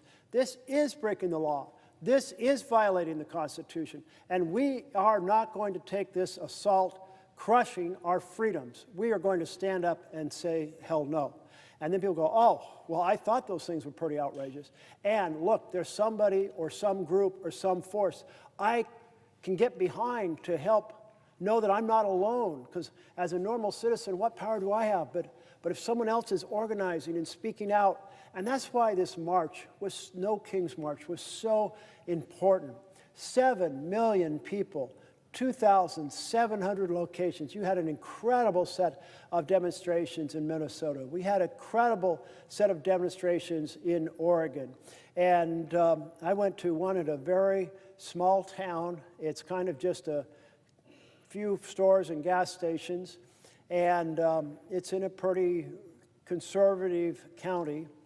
And boy, 200 people were out on the road with their created signs. And I was really struck, especially by talking to veterans who said, you know, I volunteered. I went to war overseas because my country asked me to do it, and it was framed as you have to defend this country and this set of freedoms that we cherish so much. And I'll be damned if a president of the United States is going to take away what we fought and died for, a president who never bothered to put on a uniform. And I thought those were powerful words that I appreciated from our veterans. But that's why that first year is so important, that people know that this is not okay and that others are willing to organize and resist and push back. And then the second piece of that is the next election, because the goal of an authoritarian president is to make it more and more rigged, the elections.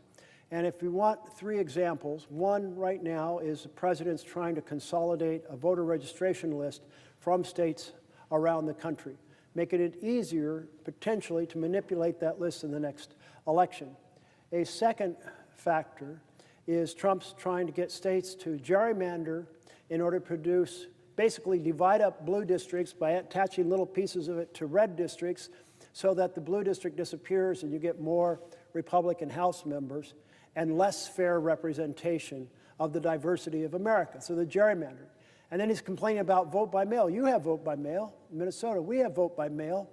You're one of the highest turnout states. We sometimes say we're the highest turnout state, and then sometimes I look at the stats and go, I think Minnesota might have beat us out a little bit on one election or another.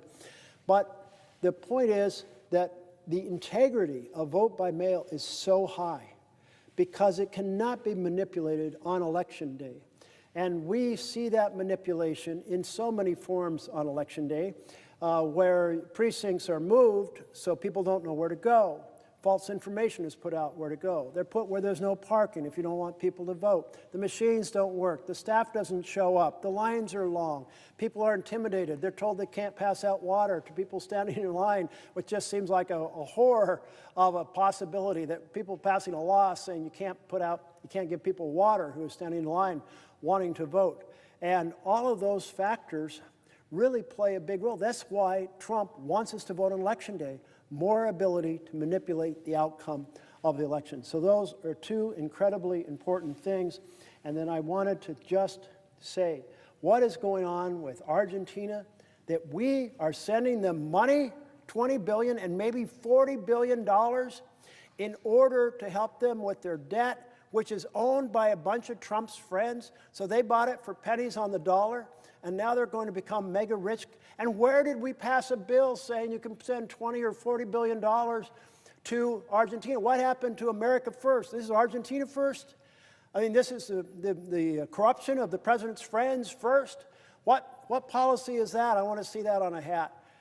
It is an outrageous. I mean, you think about $40 billion. That's approximately $100 for every single person in our country contributing to bail out Trump's friends who bought up Argentine debt. No, hell no. I don't know what authority he's doing that under, but let's take it away. Let's get our Republican partners to join us in saying that we should take it away.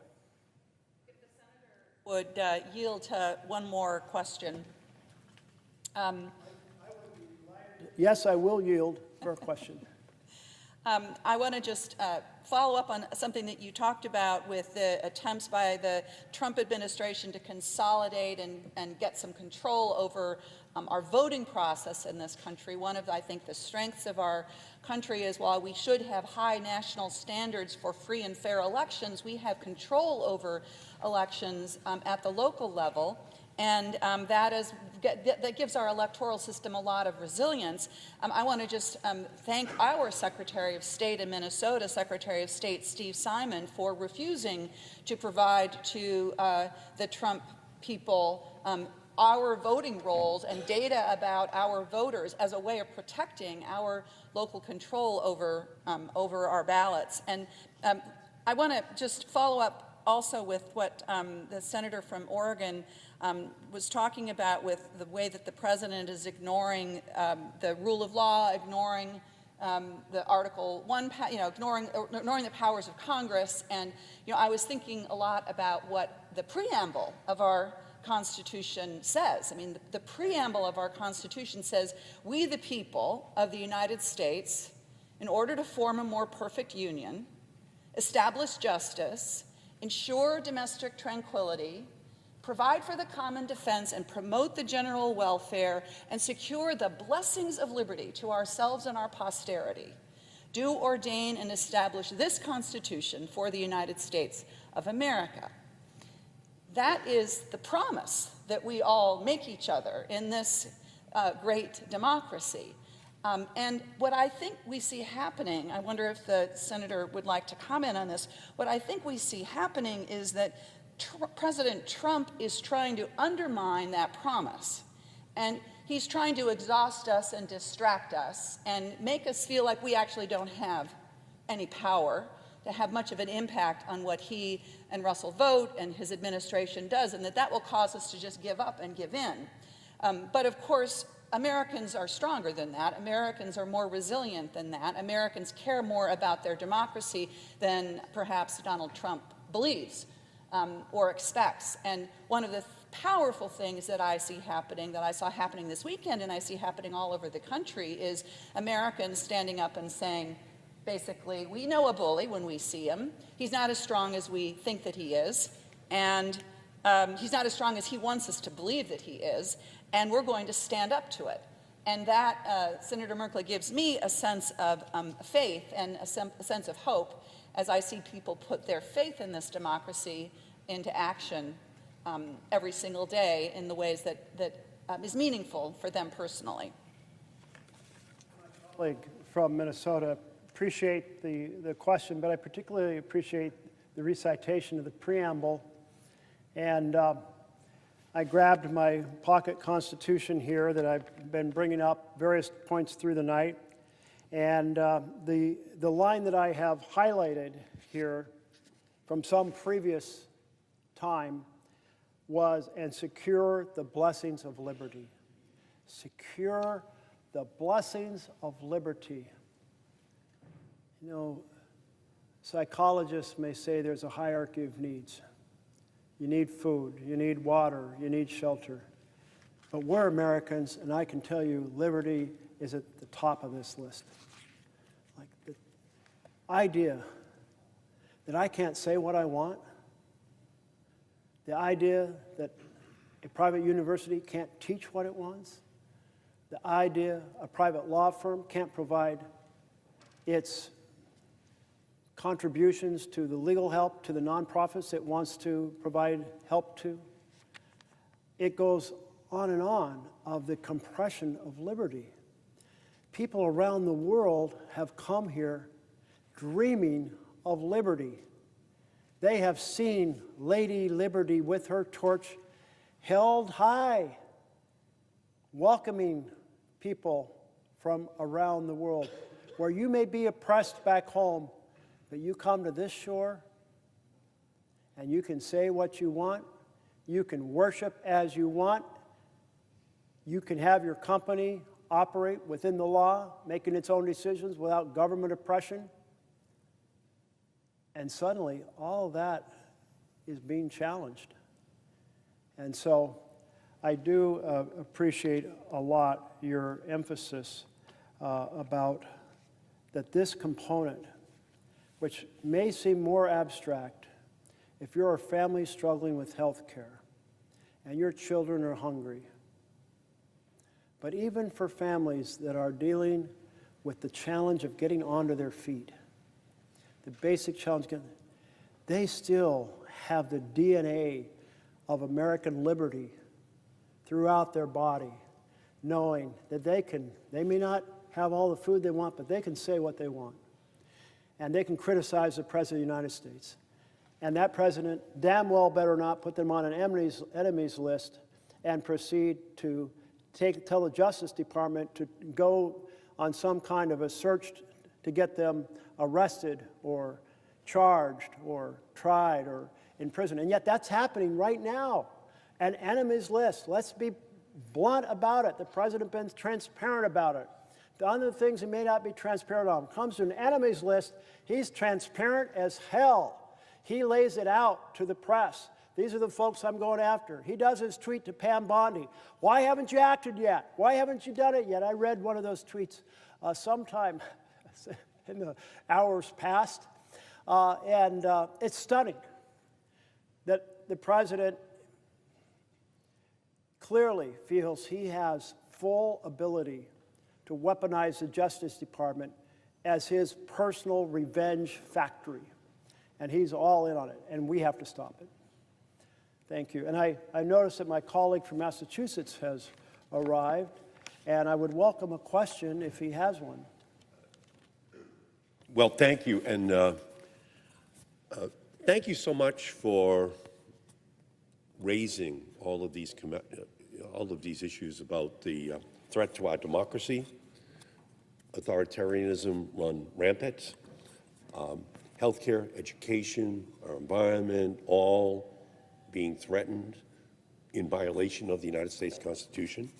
And so I would ask if the Senator would yield for a question.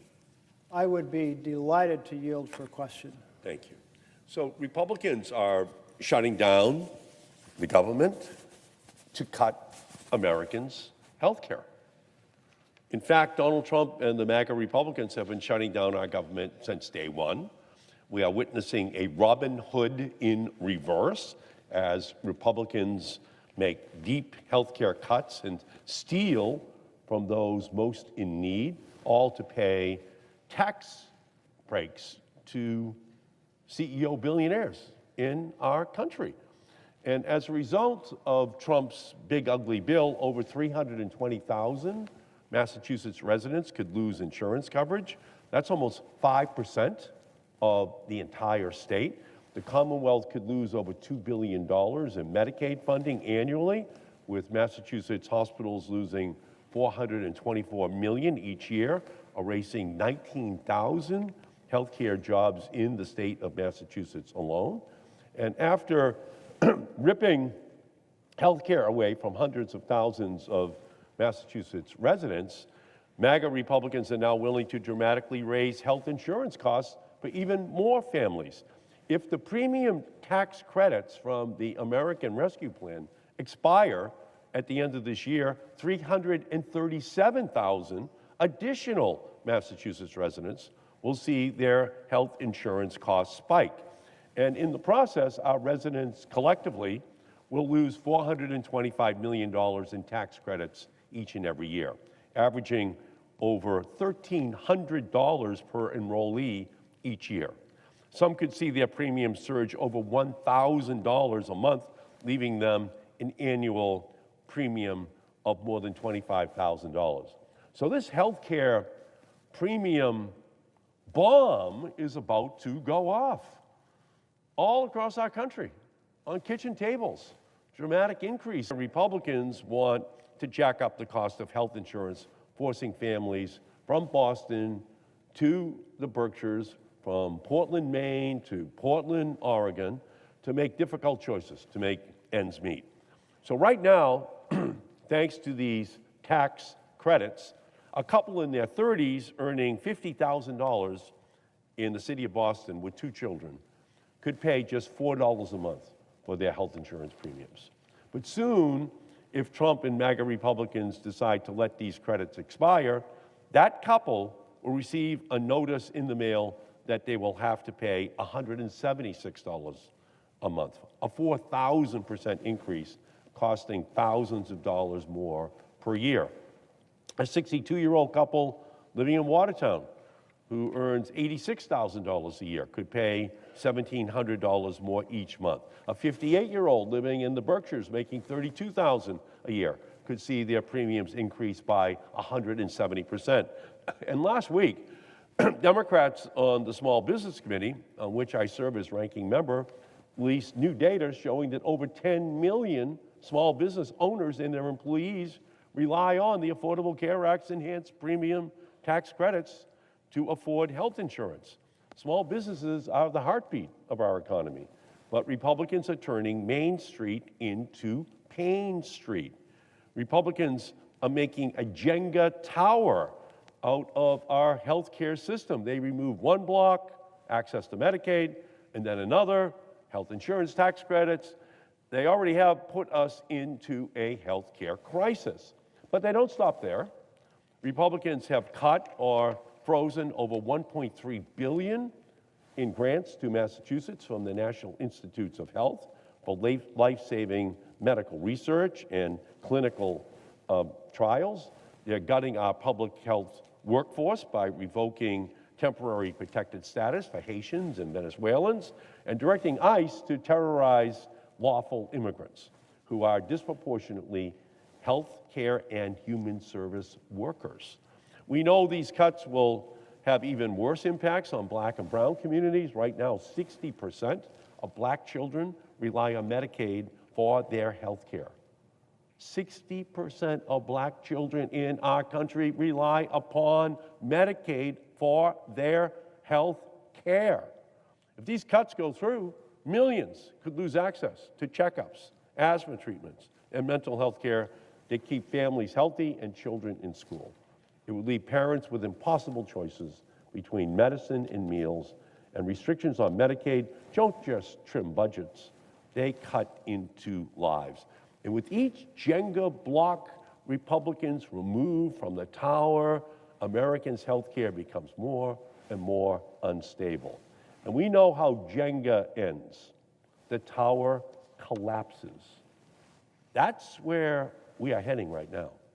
But Democrats are not going to let our health care system collapse.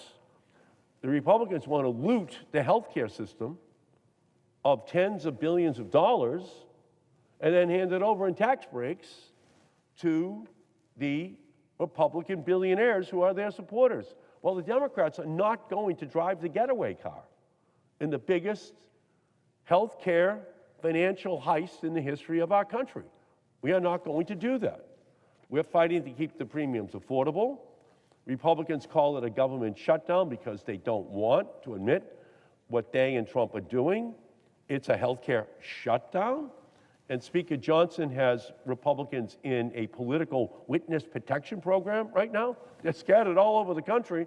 We want them to come here so we can negotiate with them to solve this healthcare problem. We can solve the government shutdown and the healthcare crisis with one vote on the floor of the House and the Senate. It wouldn't take more than that. They just have to come here. Right now, what we have is a president saying, well, there's nothing to negotiate on the shutdown. And so ultimately, that's going to be the challenge which this country is going to be facing because the Republicans are refusing to come to negotiate. So we're calling on Donald Trump and Republicans to reverse their cruel cuts, return the funding they looted from our healthcare system, restore access to essential care for all Americans. So I have a question for my colleague. As this ticking healthcare time bomb gets closer to exploding, how will it hurt Americans' wallets and our national economy? Well, I so appreciate the question from my colleague, who certainly laid out a lot of ways that it's going to have a huge impact across the country and in your state of Massachusetts. And I was thinking about several of the points that you were making, which really are parallel for Oregon, but they're parallel for every state. In some cases, the states that are most affected are not even states that are blue states. And that is certainly true for we're talking about these tax credits, because 75% of the folks who access the tax credits on the exchange are in states that President Trump won. So we're not advocating to restore affordability to health care because it's an issue in our states, although it is certainly an issue. We're advocating because it's the right thing for every American, that health care is a right. It is a foundation for a family to thrive. When I think about the things that enable a family to do well, it's health care. It's a decent home, a decent community, that is housing. It is education, the opportunity for good education, and it is a good paying job that sets your family on its feet. Health care, fundamental foundation. In my state, The projected loss of people because of the slashes to Medicaid is 235,000 people losing their insurance in my state. A projected increase that isn't as high as the rest of the country, and now that we're starting to get numbers directly from the exchange, from the insurers, maybe we'll find out it is as high. The projection across the country was a more than doubling, 114% increase. And why is that? Because the premiums go up and the tax credit comes down. So a gap that was this big becomes a gap that is that big. 114%. In my state, projected 68%. Now, am I happy that that's less than 114? Yes, if it's true.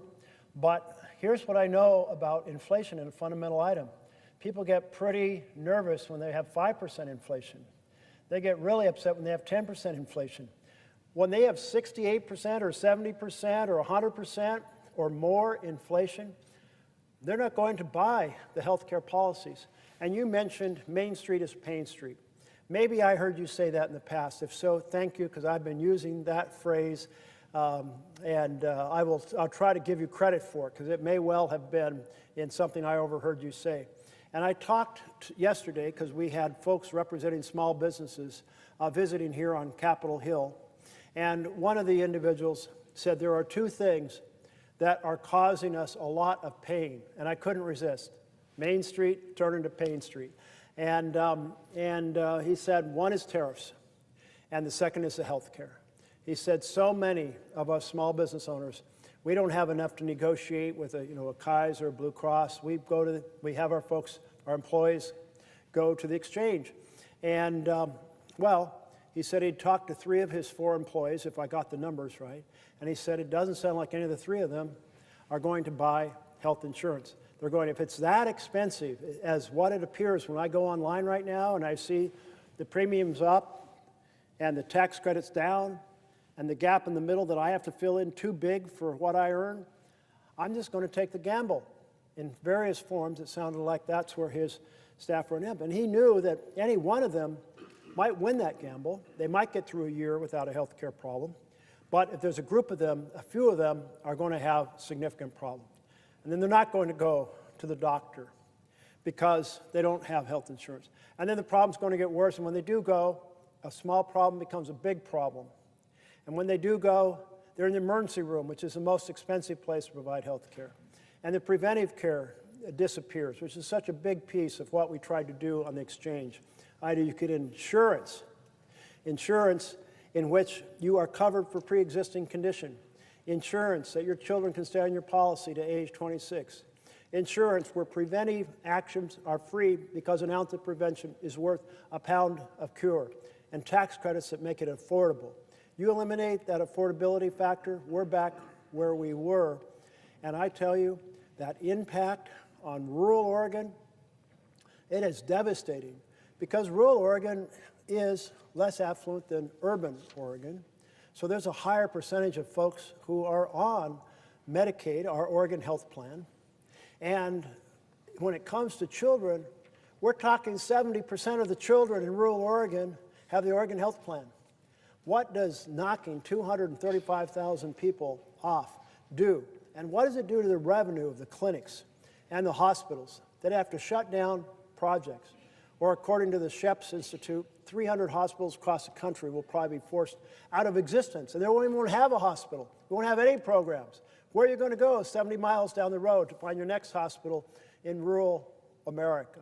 So it is a very big deal indeed. I'm so glad you raised it. And there is a tie-in to the authoritarian structure that I just want to emphasize.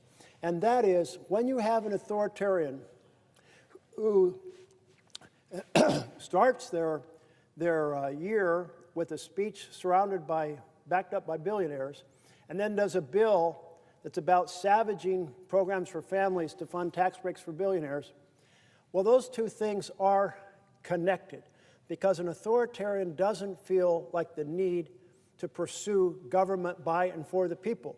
If you're pursuing government by and for billionaires, then savage the programs for the people and fund the billionaires. They're your friends all around you, including friends who bought up Argentina debt that we're going to ship 20 billion or 40 billion off to. Outrageous. Would the Senator yield for a question? I would be delighted to yield. Thank you. I'd just like you to follow up a little bit on that University of North Carolina Shep Center study. I requested them to do that study, and it came back, and it was a blistering, scalding indictment of the Republican support for these dramatic cuts to our healthcare system. And it concluded, as you said, that over 330 hospitals, rural hospitals in our country would close. That was 30 in Kentucky, 30 in Louisiana, disproportionately rural America. And so could you talk about that maybe a little bit more, especially in terms of your home state of Oregon, but what that portends for the rest of the country in terms of the provision of healthcare services and then the flooding of the other hospitals' emergency rooms, the increase in the premiums for those who can afford health insurance, but the costs are just going to skyrocket. And just elaborate, if you could, just a little bit more on that looming crisis. On to your question, I want to repeat my main mission statement for being here through the night, and that's to ring the alarm bells of alarm at this authoritarian takeover and at this strategy of doing authoritarian bills in which families lose and billionaires win. Families lose their health care or their nutrition benefits or their Medicaid in order to fund tax breaks for billionaires. But I am so glad you requested that study from the Sheps Institute at University of North Carolina. They're highly accredited, highly capable, great place to go to for this sort of information. And I think back to a couple years ago where we had a hospital in Baker City, Oregon, and they announced very suddenly they were having to shut down their maternal care unit. Now, it's quite a ways down the highway to the next hospital.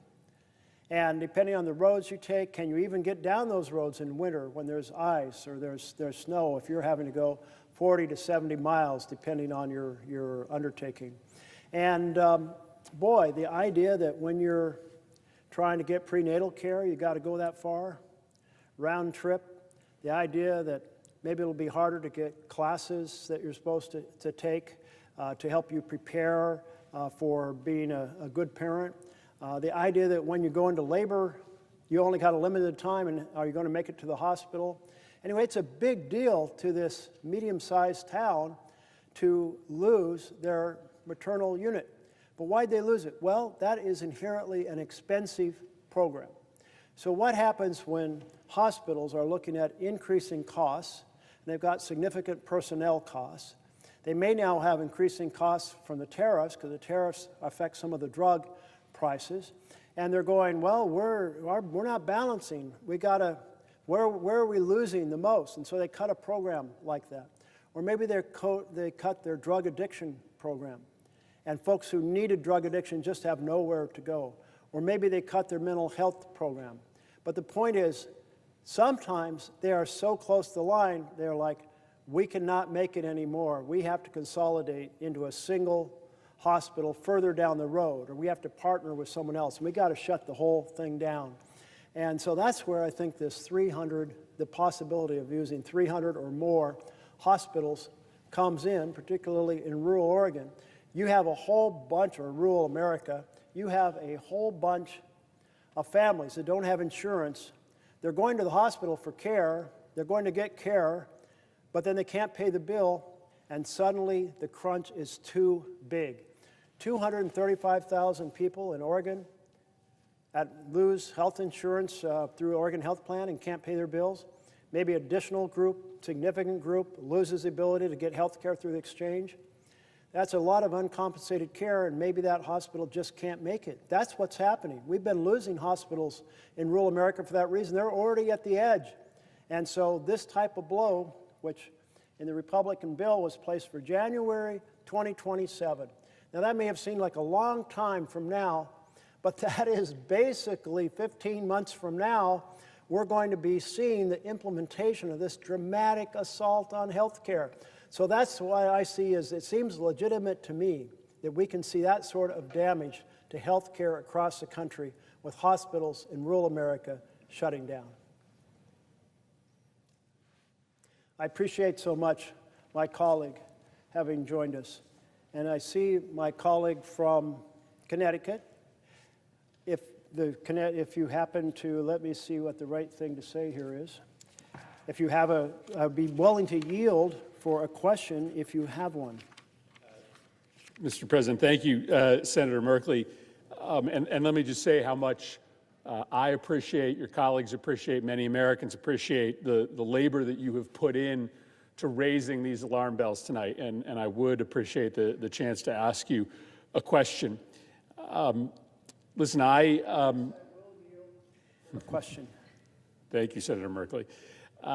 Having done this before, I know that the language is important. You and I have had a number of conversations over the past 6 months about the importance of being straight with people about what is happening in this country.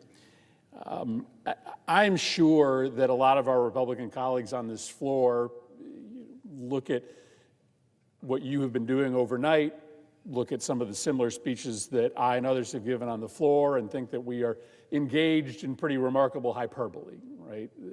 This is the United States of America. Our democracy is going to survive forever. This is not authoritarianism. This is just a different version of democracy. But I think it's important to talk for a moment, and this will be the foundation of my question, as to how you know when you've lost your democracy, how you know when you are on the wrong side of a transition to authoritarianism. There are a lot of folks who will say, well, listen, we're still going to have elections in a couple weeks. We're probably still going to have elections in November of next year. Well, there are troops in Washington, D.C. right now. They aren't inside the Capitol building. We are still operating.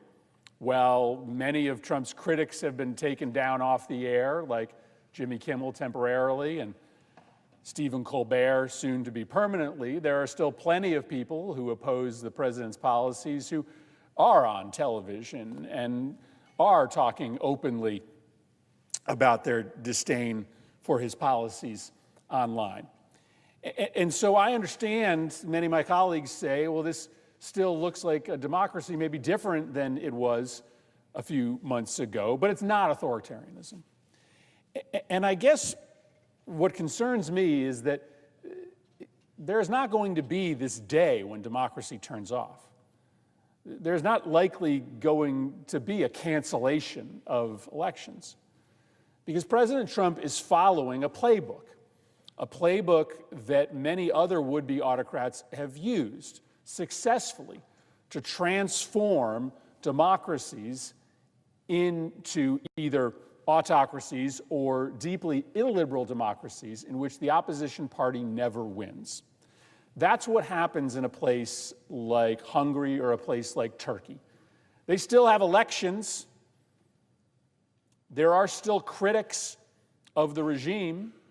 In fact, the opposition party can still win a mayoral race or a local election. But the rules are rigged such that the opposition party never has enough oxygen, never has enough support, never has enough ability to air their case that they ever win at the national level. And you can see, as you have articulated overnight in this heroic effort, you can see this very detailed plan to constrict the space that the opposition, which is from an organizational standpoint, the Democratic Party has to operate. And it is a plan that Donald Trump didn't create himself. It is a plan that has been midwifed in other nations that he is copying.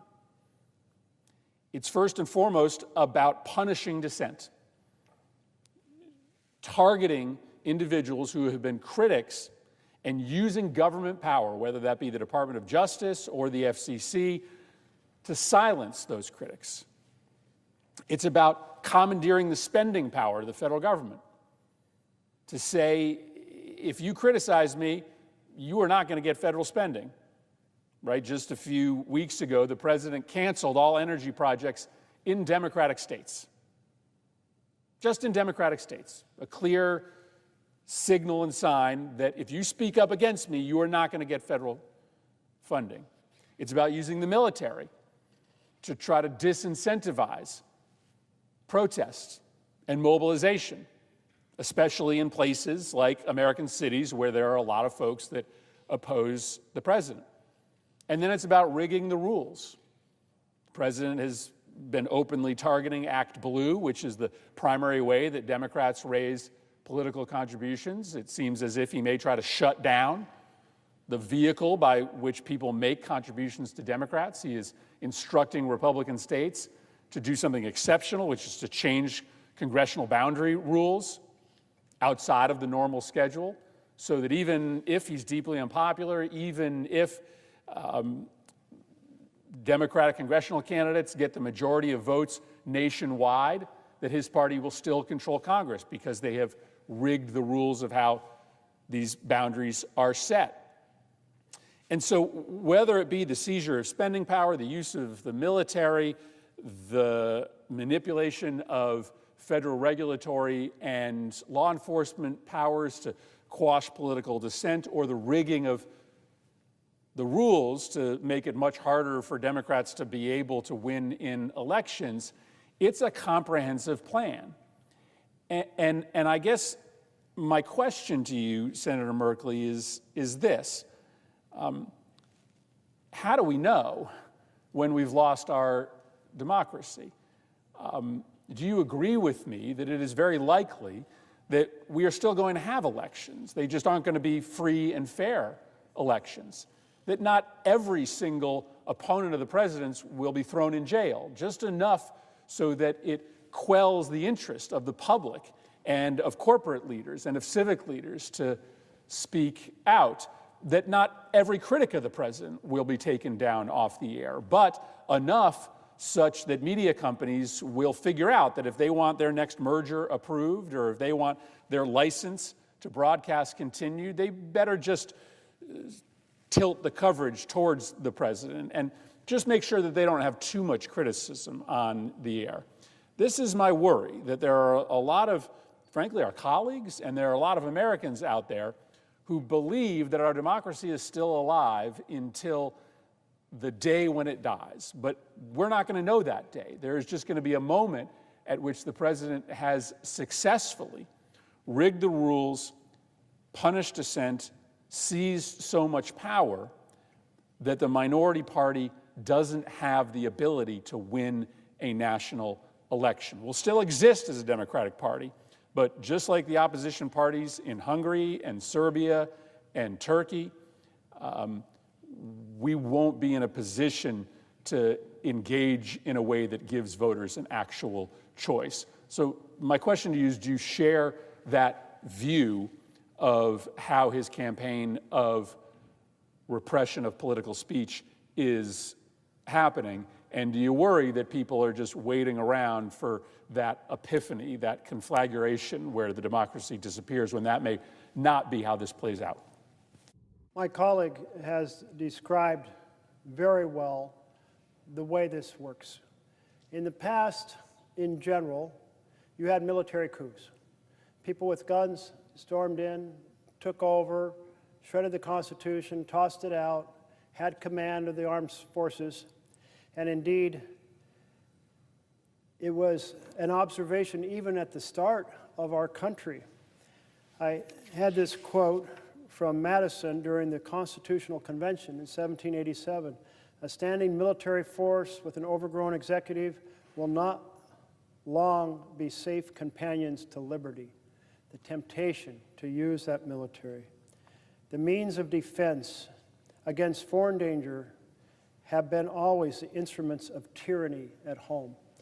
And so men with guns charged in, took over. But now we have a very different form in which democracies fail. It's the erosion of the checks and balances of the Constitution.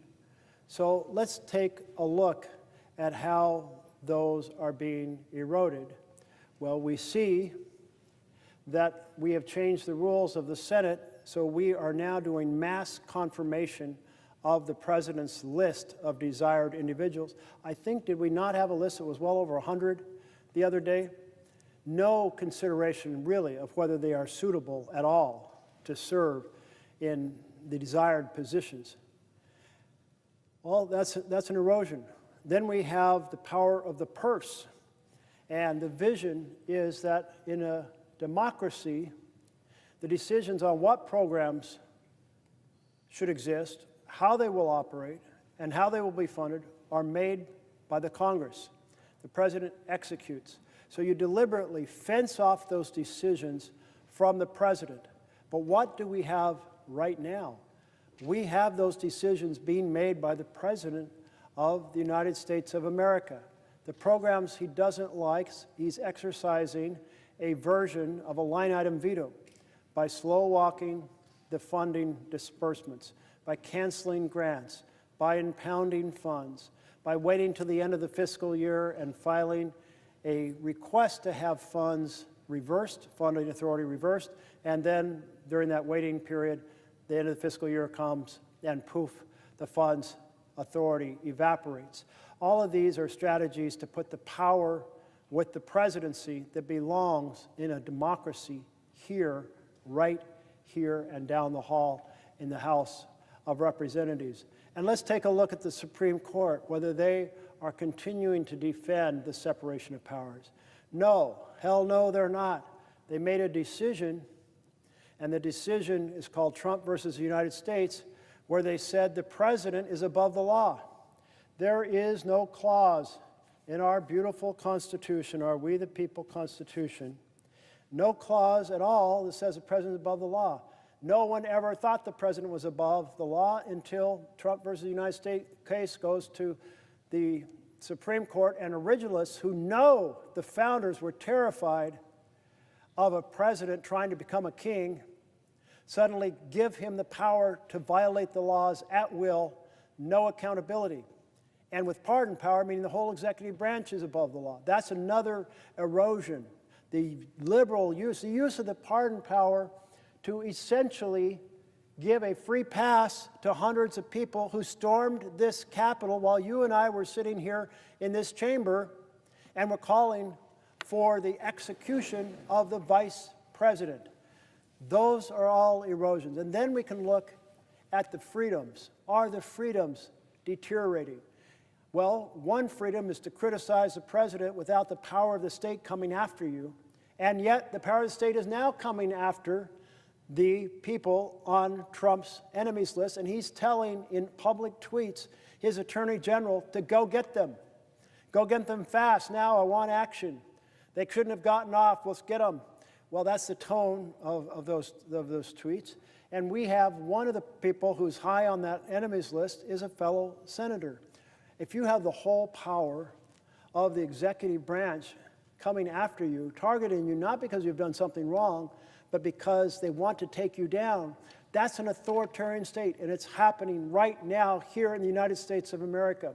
When you have a president who is telling the universities, we will cancel your research contracts, millions or even billions of dollars, if you do not teach the way and operate the programs the way we want, well, that is tyranny.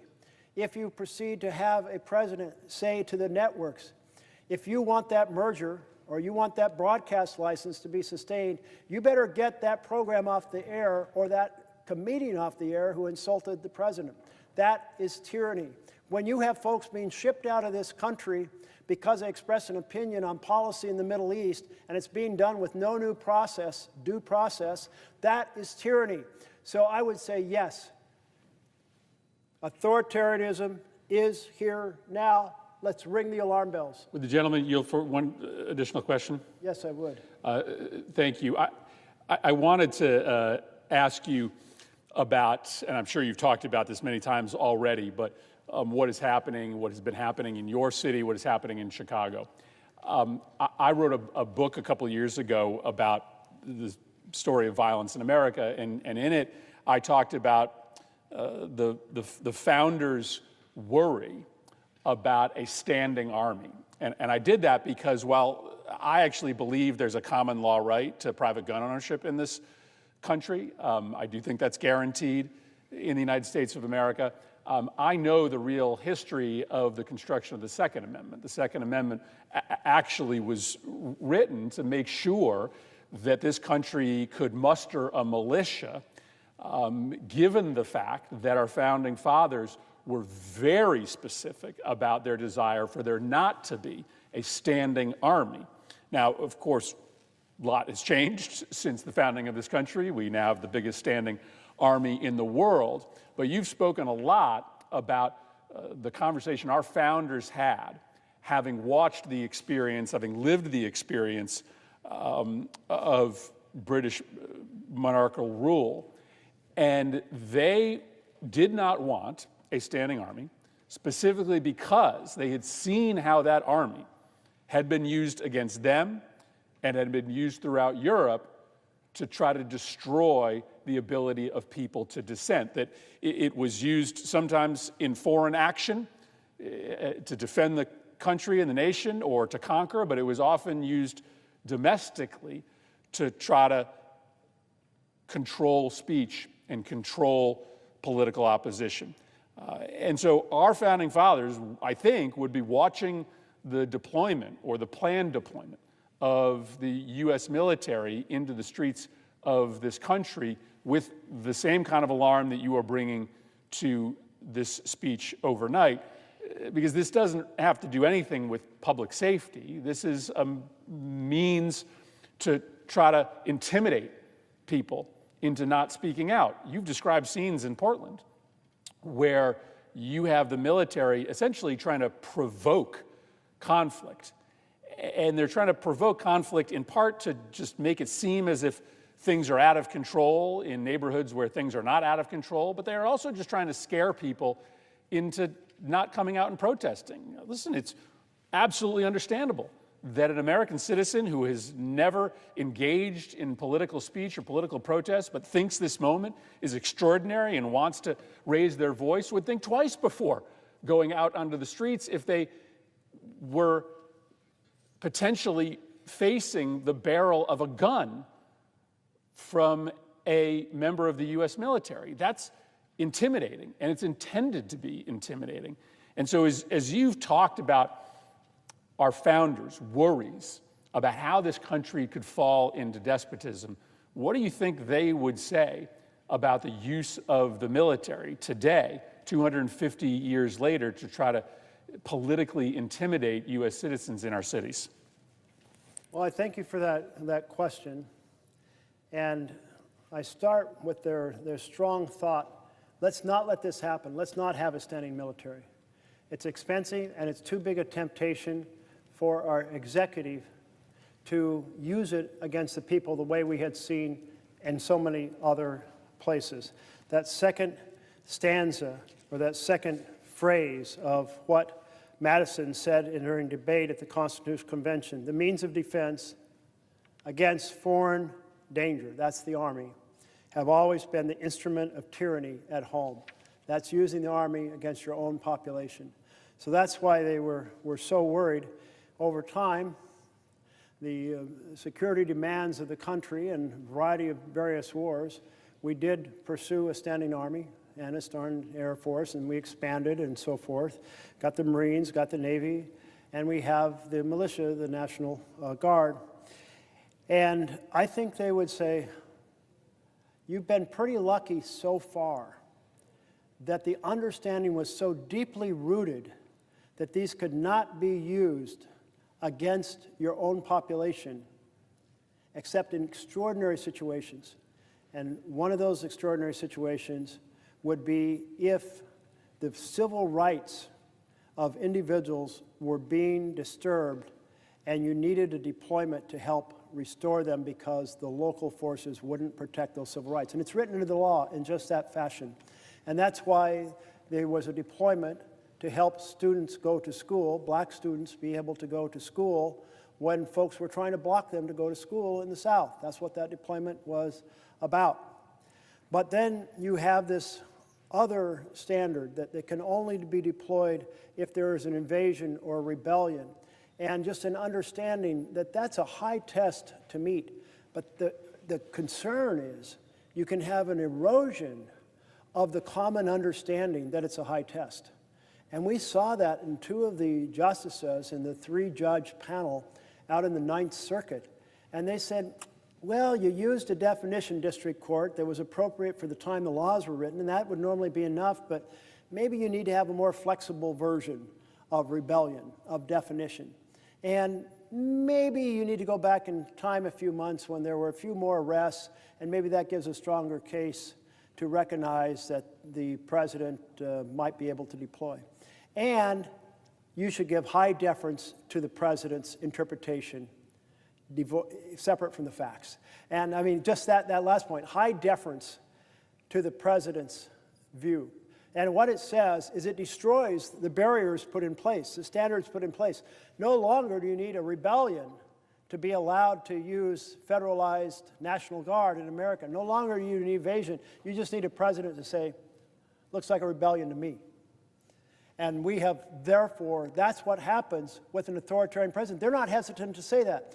Former presidents have been hesitant to say that because they have a deep sense of their role in protecting the norms and the values that include defending our freedoms. But an authoritarian president, who we have right now, does not have that compulsion to protect the norms, violating the norms, violating the law, violating the Constitution in action after action after action, and maybe stopping when the courts tell him to stop. But even then, we had a 9-0 decision saying facilitate the return of Abrego Garcia from El Salvador. And what did the president do? He ignored it. Those are all indications of the scary state in which we are at this moment. I thank my colleague very much from Connecticut, and I see that my colleague is here from Maryland, and I would welcome a question if you have one.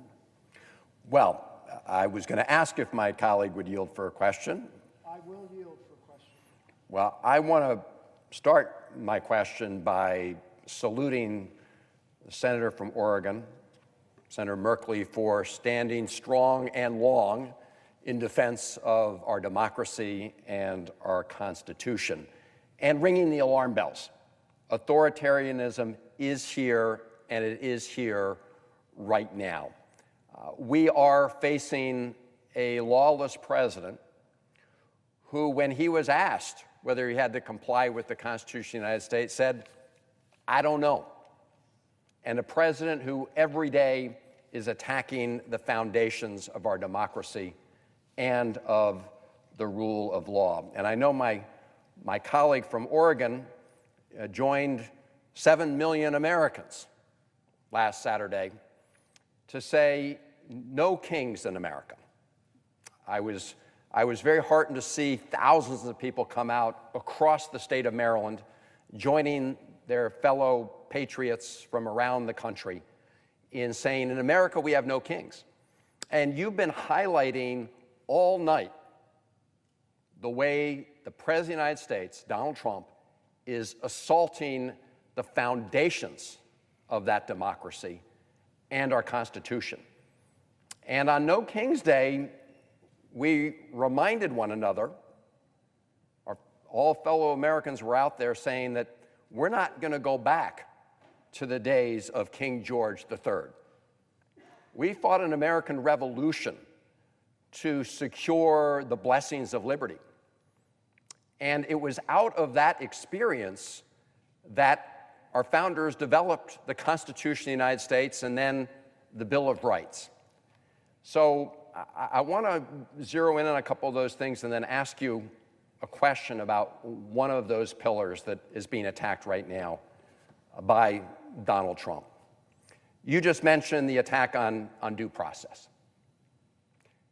And we did witness that in the case of Abrego Garcia, Kilmar Abrego Garcia, who was abducted off the streets of Maryland, ended up locked up in a gulag in El Salvador.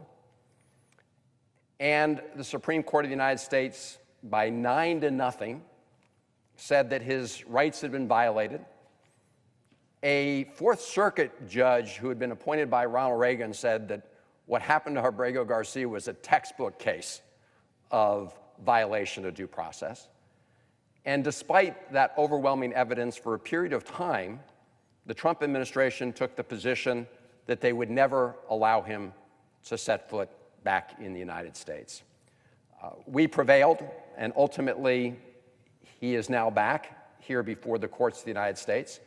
And in fact, the federal district court judge down in Tennessee recently indicated there was strong evidence to indicate that the Trump administration had brought this other claim against him purely for malicious reasons, and that it was a vindictive prosecution, in other words, a political prosecution, that they were prosecuting him simply because he had exercised his due process rights. It should not be a liberal or conservative, Democrat or Republican idea that the United States of government, the United States of America, we are not deprived of our liberty without due process, right? As you've been saying all night, that was a foundational principle based on the experience that we had under King George III, where people could just be abducted and without due process arrested. You've spoken about the assaults on the First Amendment. We saw very early in the Trump administration the crackdown on students who were expressing their views on college campuses. The administration didn't like the views they expressed about what happened in Gaza, and so they literally locked them up. Now, again, fortunately, the courts have intervened, and most of them have been released from prison. Their cases are still pending, but the judges have made clear that what these students experienced was a gross violation of the First Amendment in the United States. And of course, we saw that continuing, as you've indicated, with the weaponization of the federal government, whether it's the FCC or other instruments of the federal government, to try to deter, crack down, stop speech that the President of the United States doesn't like. We saw the whole Jimmy Kimmel case, where for a period of time, ABC did take him off the air. And I want to thank all people across the United States who rose up and said, that is wrong, that is unconstitutional. Many people canceled their Disney subscriptions. And this is a moment where all of us as Americans need to stand up and recognize, as you are this evening, that we are right now living under an authoritarian president. We've seen, and you've experienced it firsthand in your state of Portland, the president trying to implement the statement he made, the outrageous statement he made, that we are going to use American cities as training grounds for our military. I mean, regardless of someone's political views, they should recognize how un-American that is.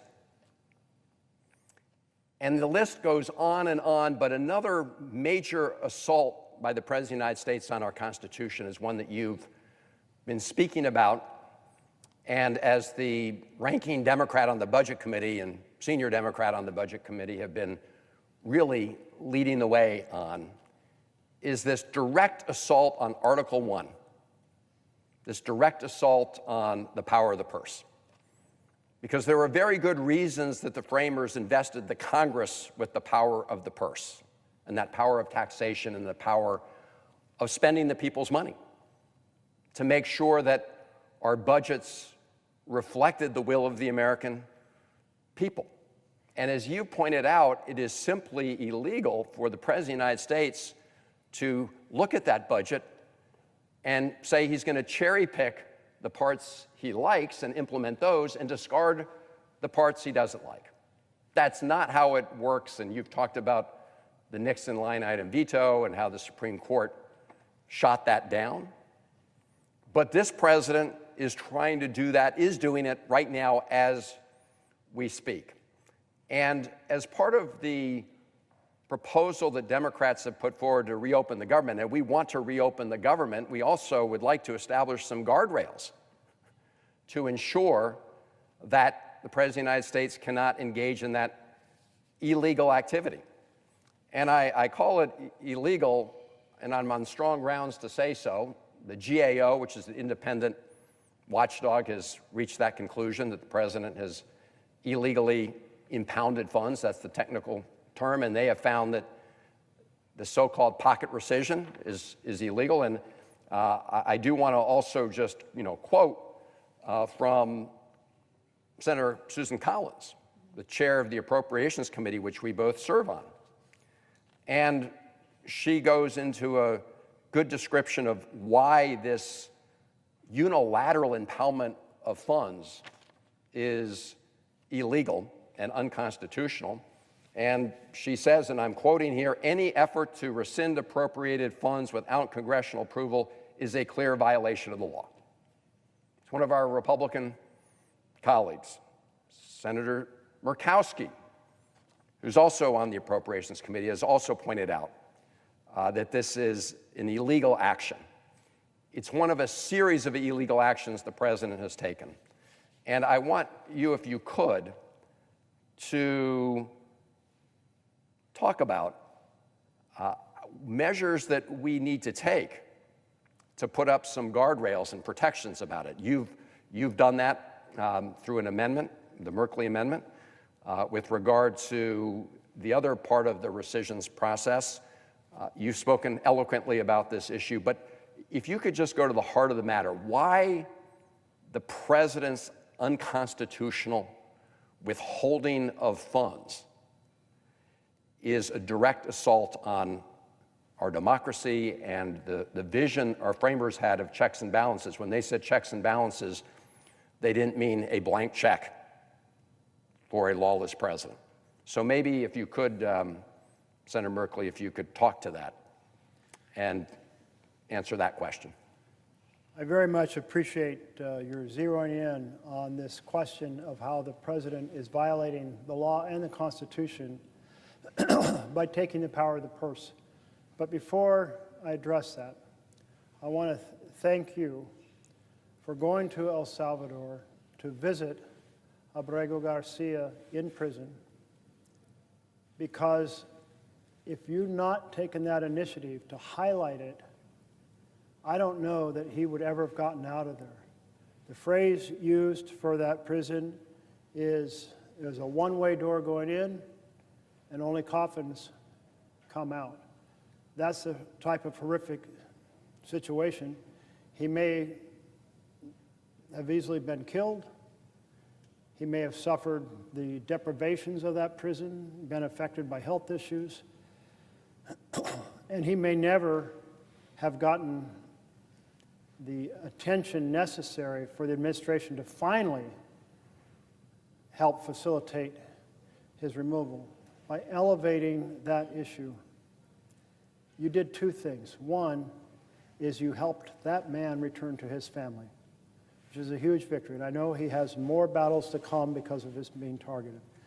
But second of all, you brought in an American recognition that due process matters, that court decisions matter, and that we're paying attention, and we're going to keep making as much good trouble as we can when we see violations of fundamental rights for Americans, for the benefit of the individuals involved and for the benefit of everyone else, where we will hopefully dissuade the administration from violating the rights in the first place. So thank you so much for that trip and that undertaking. And in regard to the difference between a democracy and an authoritarian state, it often comes down to who controls the money. You control the money, you make the decision about what the programs are and how the programs are implemented and how much they're going to get. And in a democracy, you have a whole collection of voices from different parts of the country coming together to share their collective knowledge, the difference of their economies, their personal life experiences that give them insights on needs that are relevant, the needs that have been expressed that they have heard in their conversations with citizens, and that collected knowledge is placed into a plan for how we spend our resources in order to build a better America. And the values of our country are deeply embedded in those spending and program decisions. But in an authoritarian state, you have one individual, a man, potentially a woman, and that individual says, this is the way it's going to be. I like these programs, and I'm going to fund these. Those other ones, forget about them. And that, then we're in a dictatorship. And the president is exercising every effort to secure that power over programs. And it's not doing it secretly. Mr. Russell Vought, who was the OMB director at the end of the last Trump administration, and who is the architect of Project 2025, is very open, even before his hearing before the Budget Committee, saying, I believe in the unitary executive, and that the president can make the decisions and can impound funds.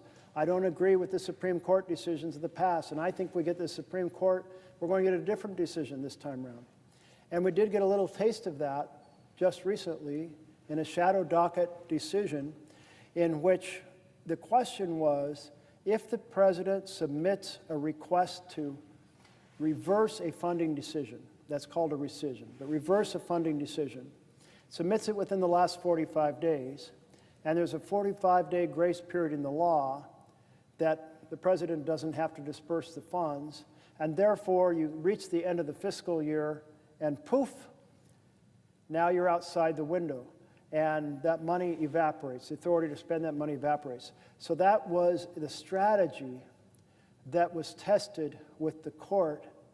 And I expected the court to say the following. In the rescission law, it says no rescission, no undoing of the existing spending, is in fact legitimate unless it's been submitted to the House and Senate and voted affirmatively by the House and Senate. Now, the House and Senate don't have to, well, they don't have to do the whole proposal the president sends. They can pick pieces. But the pieces that pass both chambers, then the president can shut down that spending.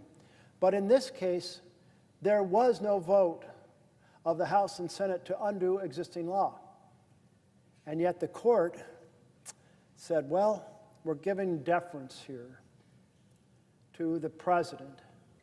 And since the fiscal year expired, well, we'll not cancel that strategy. So they empowered what is essentially, yes, Mr. President, you can slow walk the funding, file in the last 40 days a proposal to undo the funding, never get a vote on it, and you can wipe it out on programs you don't like. So the court has given much more power on this, where previously the courts said, it's very clear in the Constitution, the power of the purse is with Congress. It says it right there in Article 1, and hell no, you can't delegate that to the president. And hell no, you can't impound the money. But in this case, a court that is much more deferential to giving power to the executive did exactly that. So this is a huge concern that the court has greenlighted a fundamental violation of the vision of the Constitution and delivered a tool that we might see used repeatedly.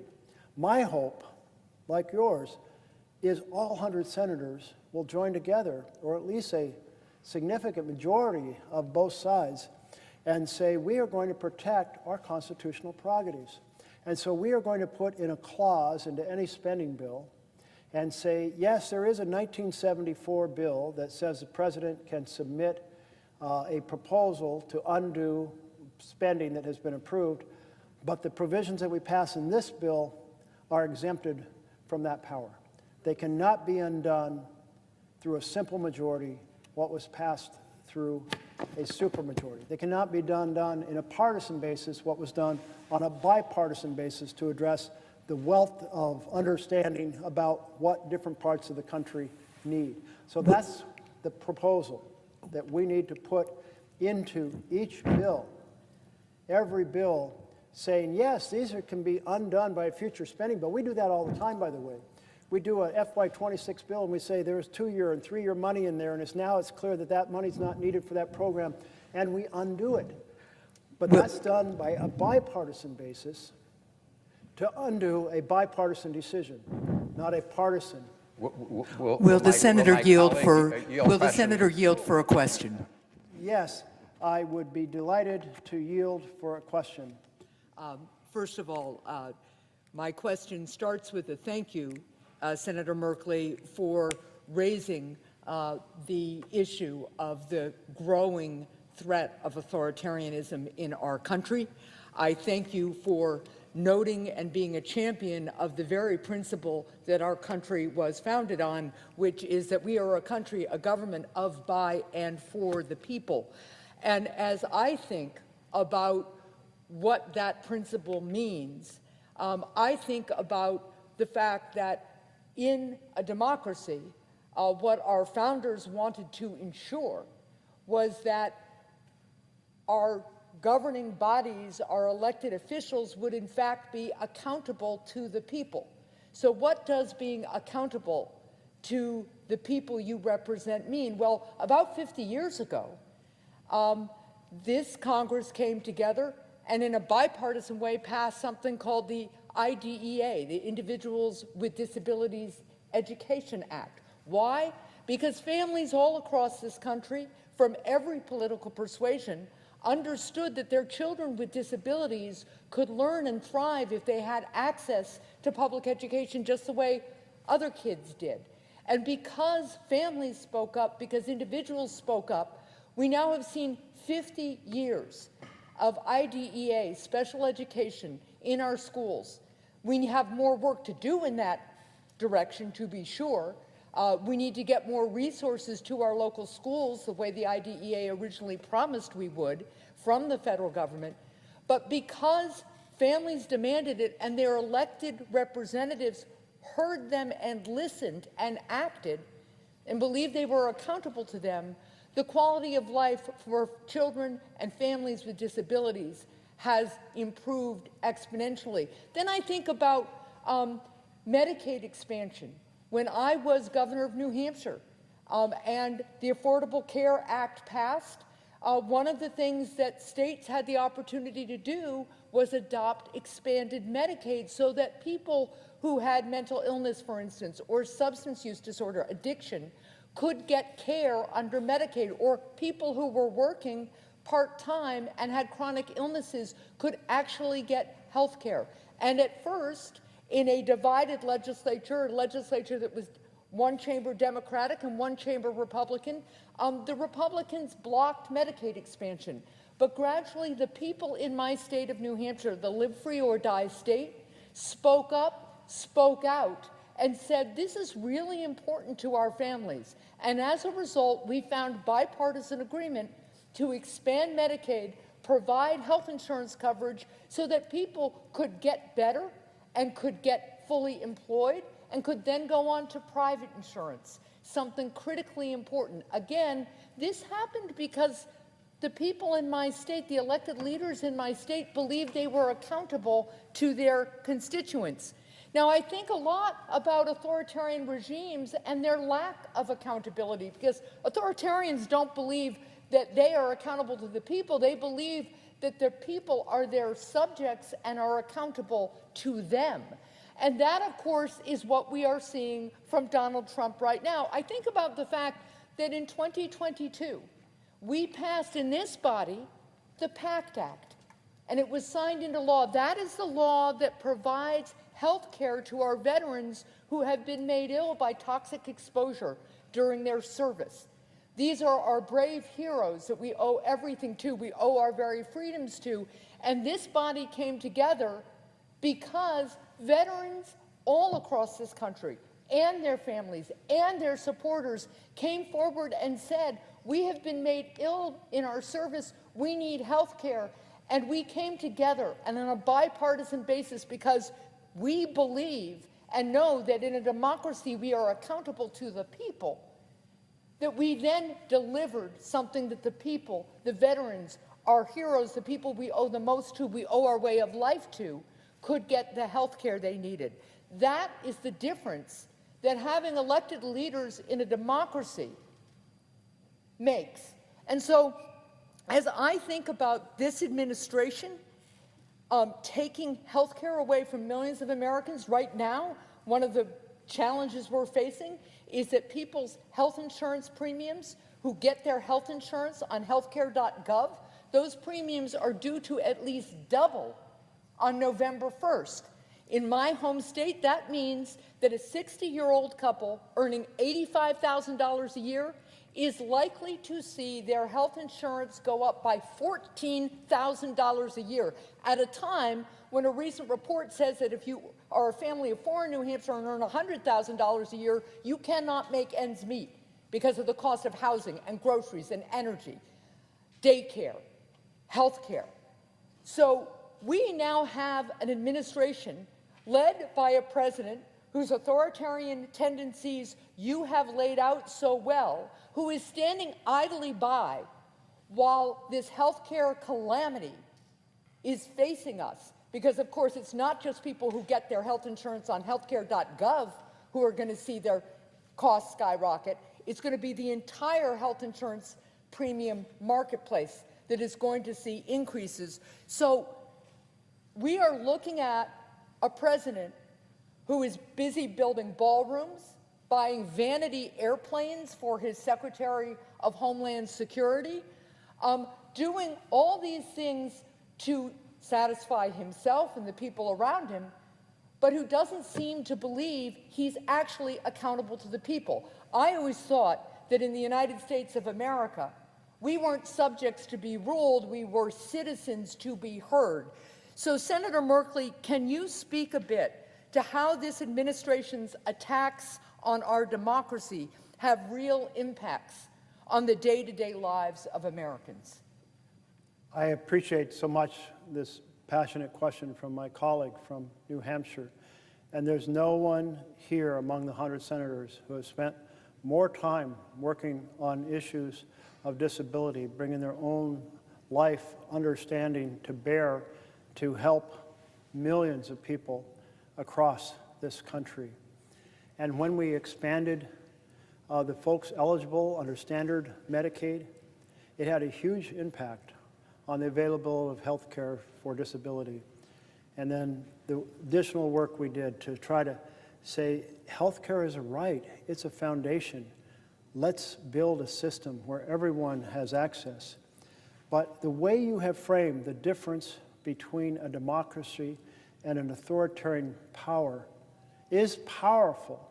Under democracy, leaders are accountable to the people.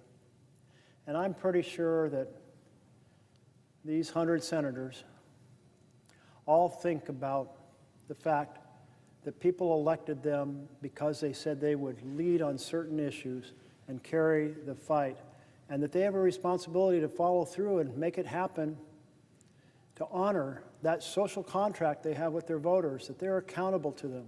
And if they're not accountable to them just in terms of their work that they do here, they're going to be accountable at the next election. But the attitude of the president is very different. And as you put it, in an authoritarian regime, it's more like the leader believes the people are accountable to the leader. And wow, what a difference that makes, because suddenly there is no need to worry about the health care of the people.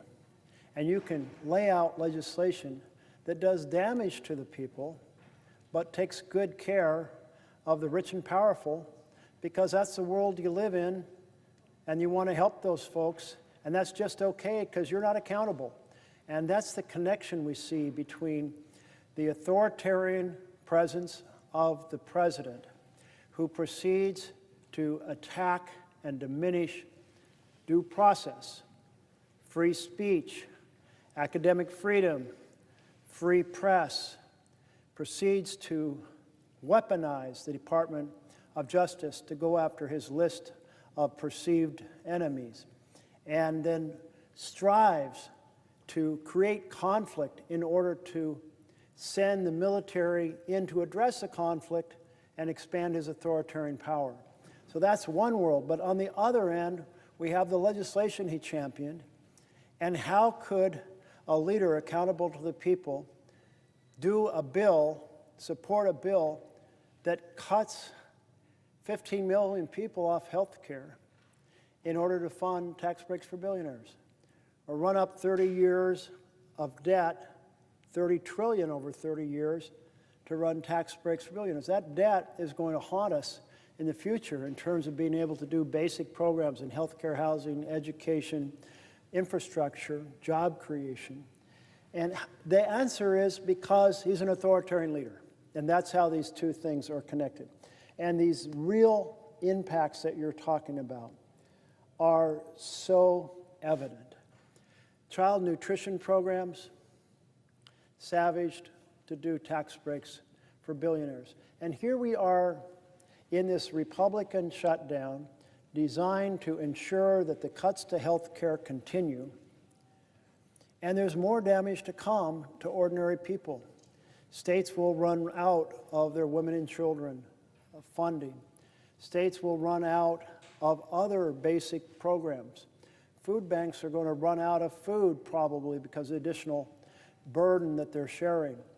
And not one element on the president goes, I'm accountable to the people. I'm supposed to be here driving welfare for our entire nation.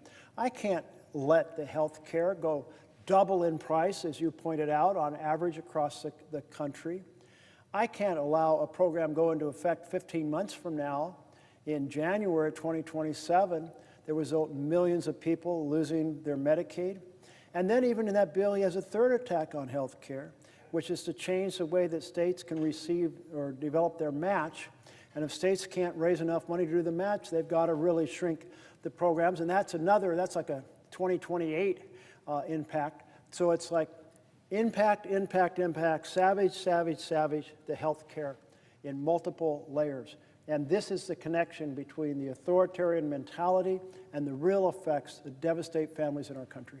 Well, would you yield for another question, Senator? I would love to yield for another question. Because as you were talking and as I have been thinking about the various ways in which a true democracy delivers results for its people, I mentioned in my prior question the fact that we passed in 2022 the PACT Act.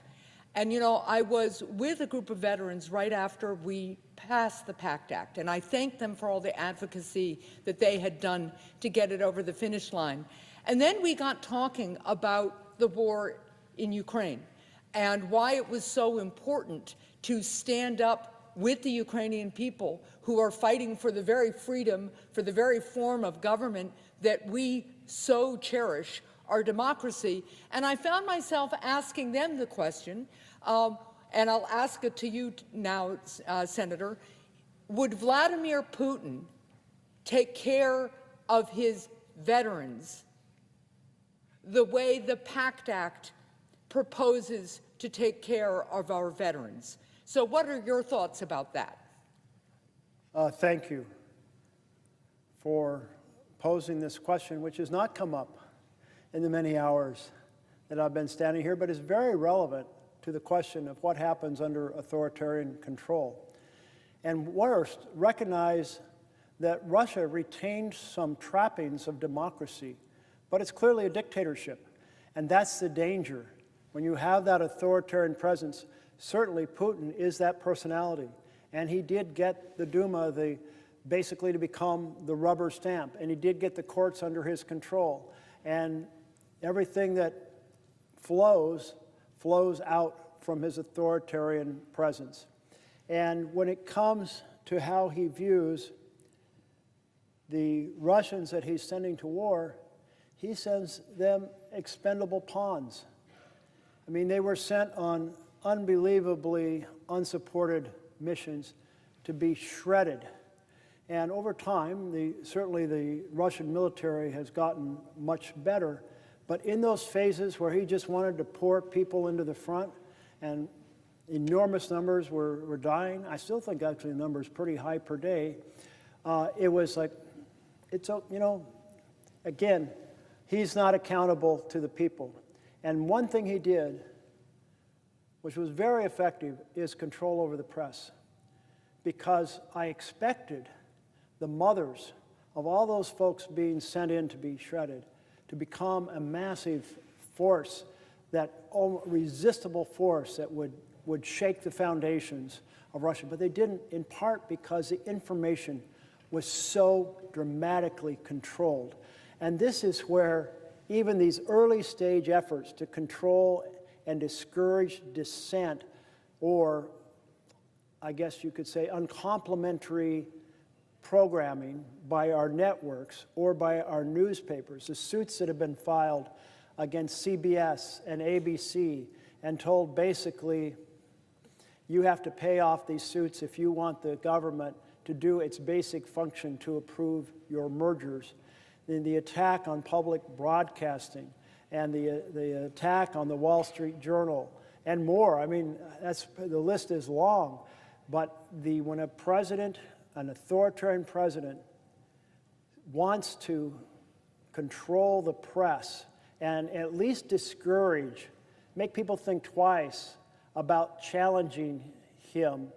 I mean, a $10 billion suit against the Wall Street Journal, I don't know where that will end up, but I imagine there are folks thinking, do I need to be more careful in what I say in this story? Oh, my news agency might get kicked out of the White House briefing. Oh, that's another strategy to cut off.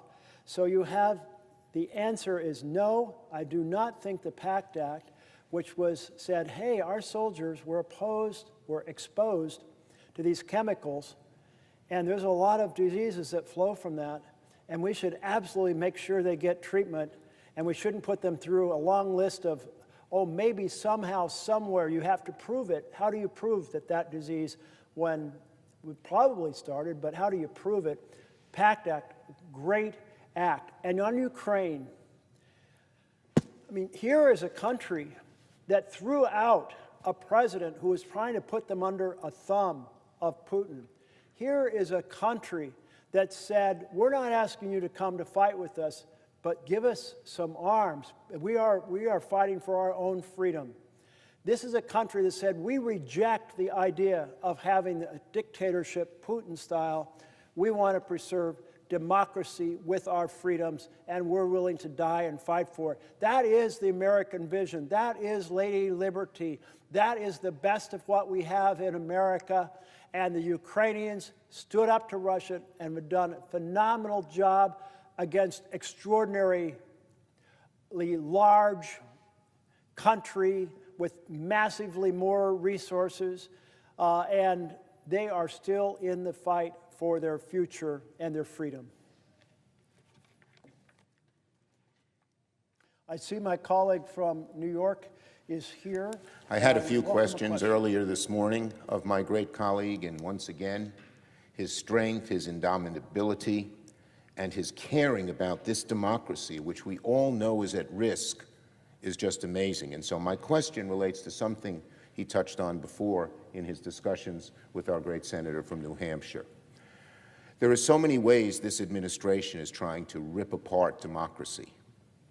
And one of them, you mentioned a minute ago, is the threatening of media to just do what Trump wants.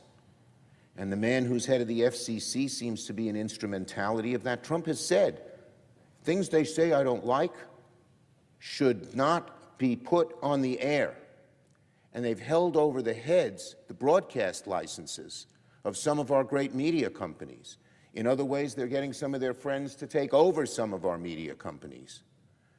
And isn't one of the greatest blows to democracy, I would ask my colleague, one of the greatest blows to democracy when we don't have a fully free press? And has it been a hallmark of so many of the countries that he has mentioned that are autocracies or absolute dictatorships to have no free press, so no information can come out? And doesn't that dramatically hurt the American people when government is shielded and can do whatever it wants and hurt as many people as it wants because you don't have a free press? Doesn't it really shouldn't it really frighten every American that this is a large step on the road away from democracy, towards tyranny, and towards authoritarian government? My colleague from New York, absolutely. Benjamin Franklin wrote that whoever would overthrow the liberty of the nation must begin by subduing the freeness of speech. And I'll just roll into that, speech and the press. And we have seen what Trump has done. He sued CBS News for $10 billion because he didn't like the way that a program was edited on the television. There is no way that that suit would ever have held up in court. But what happened? CBS said, we are involved in a merger, and that merger involves Paramount, controlling shareholder, and they wanted approval for a sale of Paramount to Skydance. And Paramount was CBS's parent company. So here is President Trump holding the approval of that merger over the head of the network to get a payment for himself out of the company. And that was a $16 million in the end. But then CBS announced it was canceling The Late Show with Stephen Colbert, top-rated late night show. Surprisingly, 3 weeks after CBS canceled it, the merger was completed between Skydance and Paramount. Trump didn't like all the things Colbert did to make fun of the president. You know, you can judge a freedom of a country by how much people feel that they can say funny things about the president. And I've thought many times, I come to this floor and I criticize the President of the United States. I've come to this floor and criticized the Democratic presidents for things they're doing. And I do not leave here thinking someone's going to jump out of a car, grab me, throw me into a van, I'm going to be disappeared or tortured. Yet that is so common in authoritarian settings. And it's so actually disturbing to me is one reason that I constantly raise the fact that I hate that we are seeing forces deployed across the United States that do not have an individual identifier, because that makes me think about when people jump out and grab people, and they did this at the protests in 2020 in Portland, no label, threw them into vans, unmarked vans. You didn't know what the hell was going on. But ABC, well, ABC had their own challenge with Jimmy Kimmel. And there was a situation where Nexstar and Sinclair, they own dozens of ABC affiliates. So let me just say that the list is long, including excluding companies or broadcast writers, reporters from the White House briefings. And now, most recently, telling all the reporters at the Pentagon that they have to not ask any questions in the Pentagon or they're going to lose their access to be reporters on the Department of Defense. I thank my colleague for, once again, a great answer. The freedom of the press is at risk, and if the freedom of the press is at risk, so is our entire democracy. I see that my colleague from Massachusetts has come, and I know she will have some excellent, thoughtful, and perceptive questions. So I will yield back to my friend from... I'm so glad that you emphasized the issue of freedom of the press, and amazingly how it's under attack in all these different ways. Here in the United States of America, it's unbelievable. And it's why I'm ringing the alarm bells. The authoritarianism is here now. Thank you, Mr. Leader. And I see that my colleague from Massachusetts is here. Yes. And I would welcome a question if you have one. I do. Mr. President, I'm seeking recognition. Senator from Massachusetts. Thank you very much. My friend Senator Jeff Merkley is ringing the alarm bell.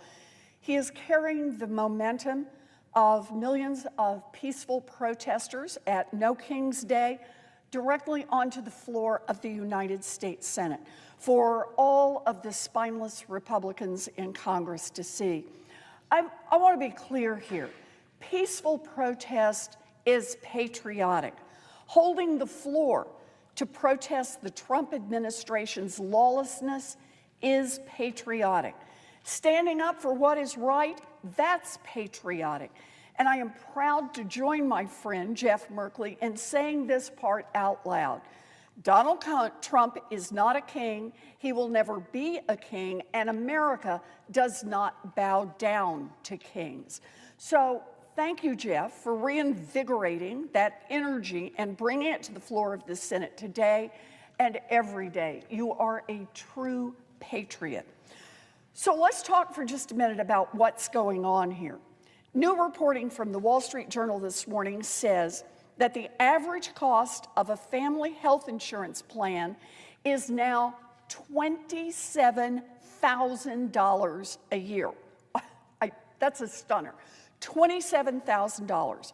And that's after years of rising costs. The cost of health care is rising faster than inflation. Health care is too expensive, and families are barely hanging on. So what do we have to do? We have to protect Americans' health care and lower costs for families. Seems pretty obvious, right? Not to Donald Trump. In fact, Donald Trump and Republicans are doing the exact opposite.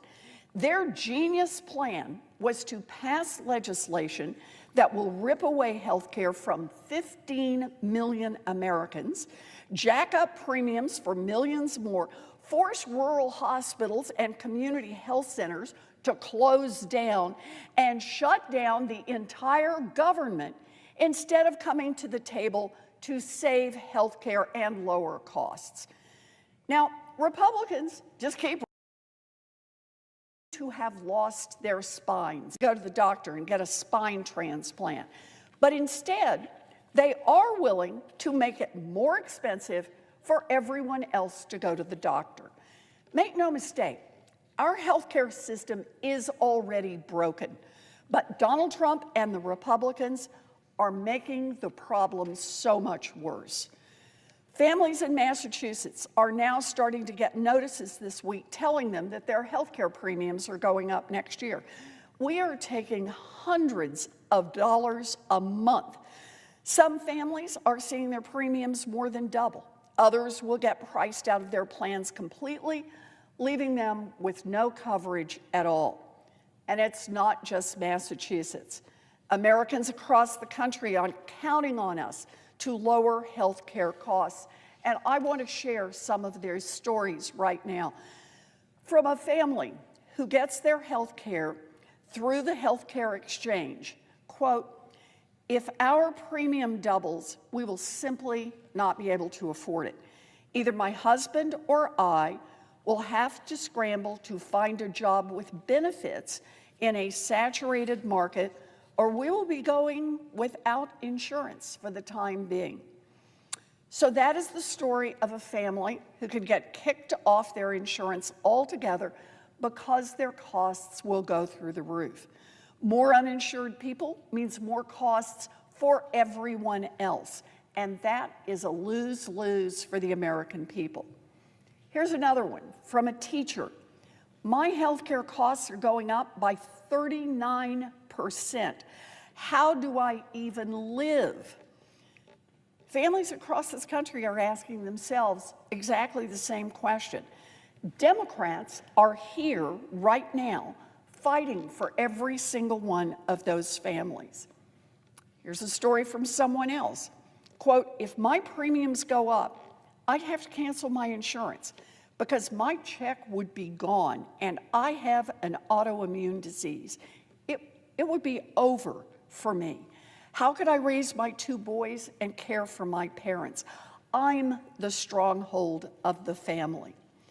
You know, that is the reminder that this kind of increase that the Republicans are imposing on American families, this increase in health insurance, it has echo effects. It's not only the person who can't afford insurance for themselves, it's what happens to her 2 children, what happens to her older parents that she's taking care of. Families hanging on by their fingernails cannot afford insurance premiums jumping by hundreds of dollars a month. Those are the families that Democrats are fighting for right this minute. And Republicans won't even come to the table. Republicans are off on vacation. Here's another story I received from a type 1 diabetic. "I have an ACA plan that makes my insulin affordable. Without it, my insulin would be $1,000 a month. Please don't give up this fight. And please continue to stand for people just like me. We will not stop fighting for you. Here's another one. Ours will go from $1,300 monthly to $3,600 monthly. It is harrowing. Look, $1,300 monthly, $1,300 a month for health care is already too much. But this family will now have to pay nearly triple. For families already struggling with the rising cost of everything, they cannot afford to shell out an extra thousands of dollars every month for health care. So you're hearing all of this right. Americans are struggling to get by. Republicans won't come to the table to fix it and end the government shutdown. And instead of working to lower health care costs for Americans right now, Trump is bending over backwards to dig up $40 billion to bail out his political buddy in Argentina and to help out Wall Street hedge fund investors. $40 billion. So, what could $40 billion do for us at home for a whole year instead? Well, $40 billion could stop health insurance premiums from doubling. It could restore food assistance for families that will be hurt by Trump's cuts. It would cancel a chunk of student loan debt for nearly 4 million borrowers. It would fund public media. It would restore cuts to humanitarian aid and USAID. And to put it even more perspective, that $40 billion that Donald Trump is sending off to Argentina, it could fund childcare for military families for almost 20 years. It would fund the Consumer Financial Protection Bureau to stop big banks and giant corporations from scamming people for almost 50 years. And it could pay for 100 Qatari jets, meaning one for every governor of all 50 states and a backup plane for each and every one of them. So there you have it. Remember Trump's promise to lower costs for Americans on day one? Well, pursuant to the order of 4 February 29, 1960, the work of, what is that word? The hour of 12 noon having arrived, the Senate has, having been in continuous session since yesterday, the Senate will suspend for a prayer by the Senate chaplain.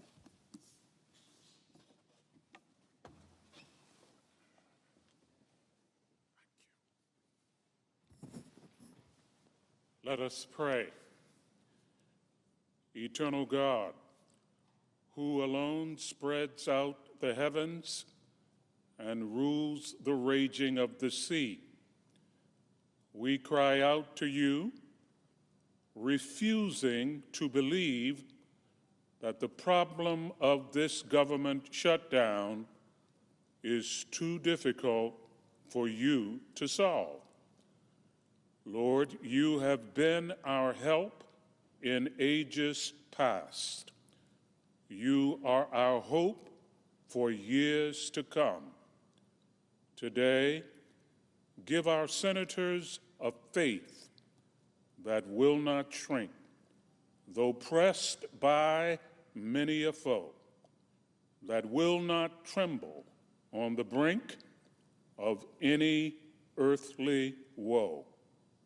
We promise to give you all the glory for the great things you have done and will do. We pray in your mighty name. Amen. Thank you, Chaplain. The Senator from Massachusetts. Very much. You know, I want to go back to this point as I tee up the question for Senator Merkley here, and that is Donald Trump right now is sending $40 billion to Argentina. And I just want to go through the list again about what could we do with that $40 billion if we kept it right here in the United States. $40 billion would stop health insurance premiums from doubling. $40 billion would restore food assistance for families that will be hurt by Donald Trump's cuts. $40 billion would cancel a chunk of student loan debt for nearly 4 million borrowers. $40 million would fund public media. $40 million. Mr. President, retaining the floor, I yield to the question that's being posed by my colleague from Massachusetts. The senator from Massachusetts has the floor. I yield the floor. If the senator from Massachusetts wishes to, oh, no, I think. I yield for a question to be posed by my colleague from Massachusetts. The senator from Oregon is recognized. Thank you very much, Mr. President. I see that my colleague from Massachusetts is here and has gotten half of a question out. And if you'd like to continue the question, I yield you to, I invite you to give me a question. Okay. Almost there. Am I recognized to do that, Mr. Chair? Mr. President? The senator from Oregon has the floor and has yielded you for a question. All right. So as I was saying, I was talking about what the $40 billion that Donald Trump is sending to Argentina could be used for here at home. And that is to stop the doubling of health insurance premiums, to restore food assistance for families that the Trump administration is cutting, to cancel student loan debt, to fund public media, to restore humanitarian aid and USAID. Or, to put it in a different perspective, that same $40 billion could fund child care for military families for nearly 20 years. It could fund the Consumer Financial Protection Bureau to stop big banks and giant corporations from scamming people for almost 50 years. And it could pay for 100 Qatari jets, one for every governor in the United States, plus a spare jet for them. So there you have it. Remember Donald Trump's promise to lower costs for Americans on day one? Well, instead, Donald Trump is bailing out his, quote, favorite president, unquote, and bailing out rich Wall Street investors who invested in Argentina debt. The American people are begging us to do something about the skyrocketing cost of living. They are crying out for help. But Donald Trump can't hear them over the sound of the bulldozers that are demolishing a chunk of the White House to build his brand new ballroom. A $250 million ballroom, a monument to Donald Trump himself, paid for by big corporations that are trying to suck up to the administration for special favors. The American people told Donald Trump to cut the cost of living. Instead, he's cutting off part of the White House for his new billionaire's ballroom. Families are missing car payments, but Donald Trump is too busy building his ballroom to notice. The price of coffee is up nearly 30%, but at least Donald Trump will have a fancy new ballroom in the White House. The price of coffee is up nearly 30%, but at least Donald Trump will have a fancy new ballroom where the White House is supposed to be. Farmers are going bankrupt, but Trump is too worried about the construction of the ballroom to help. The cost of baby strollers, or as Donald Trump, are not in normal times. All of us need to stand up, speak out, and push back. My question for you, Senator Merkley, is how is the fight to lower costs for families all around this country linked to the fight against Donald Trump's authoritarianism? I thank so much my colleague from Massachusetts for the question of how the price of goods around the country is linked to Trump's authoritarian undertakings. And it kind of boils down to this. And a colleague came to the floor and used this term a little while ago, our colleague from New Hampshire. And she said, in an authoritarian structure, the authoritarian believes that the people are accountable to the authoritarian. And in a democracy, the leader believes that the leader is accountable to the people. That's the difference. And so if you are in a situation where you have an authoritarian for the president, first thing they do is try to erode the checks and balances of the constitutions, just concentrate more and more power in the executive. Of course, we see that in all kinds of ways we've been discussing this morning.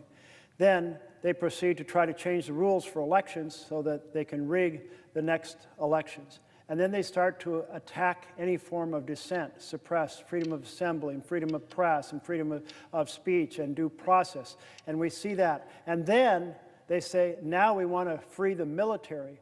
But in all of that is this sense that the people are simply pawns for the authoritarian president. And then in that setting, it becomes just fine to do a bill that savages health care for the people to fund tax breaks for billionaires.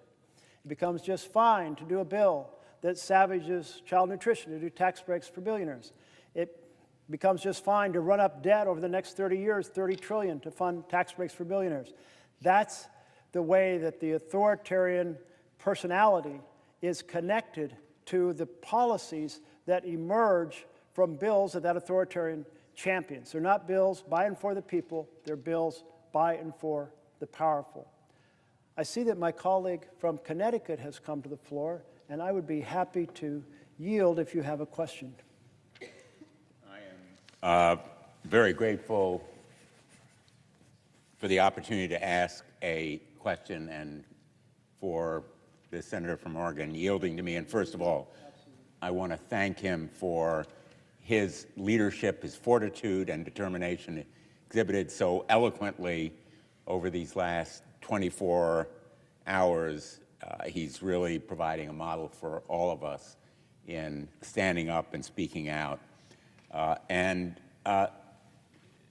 me say, after listening to the eloquent words of my colleague from Massachusetts, that the destruction that Donald Trump is doing to the White House is emblematic of the wrecking ball he is taking to our democracy. Put aside the waste of money that could be used to improve our education system, solve food insecurity, guarantee the election integrity of this nation. The damage that he's doing to this iconic symbol of America is so costly to our image and esteem around the world. The White House is a symbol of America, and he is destroying a part of it. What he intends to build as a replacement to the East Wing is a gargantuan insult to America. And it is, unfortunately, emblematic of a lot of the other destruction that he is doing in so many other areas as we watch the norms and laws that protect our great experiment in democracy erode under his destructive actions. In some ways, it's a little bit like the frog in the pot.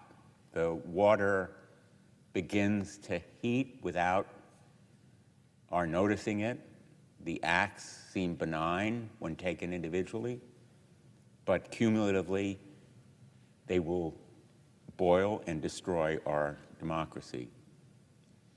The president has turned the Oval Office into an auction house.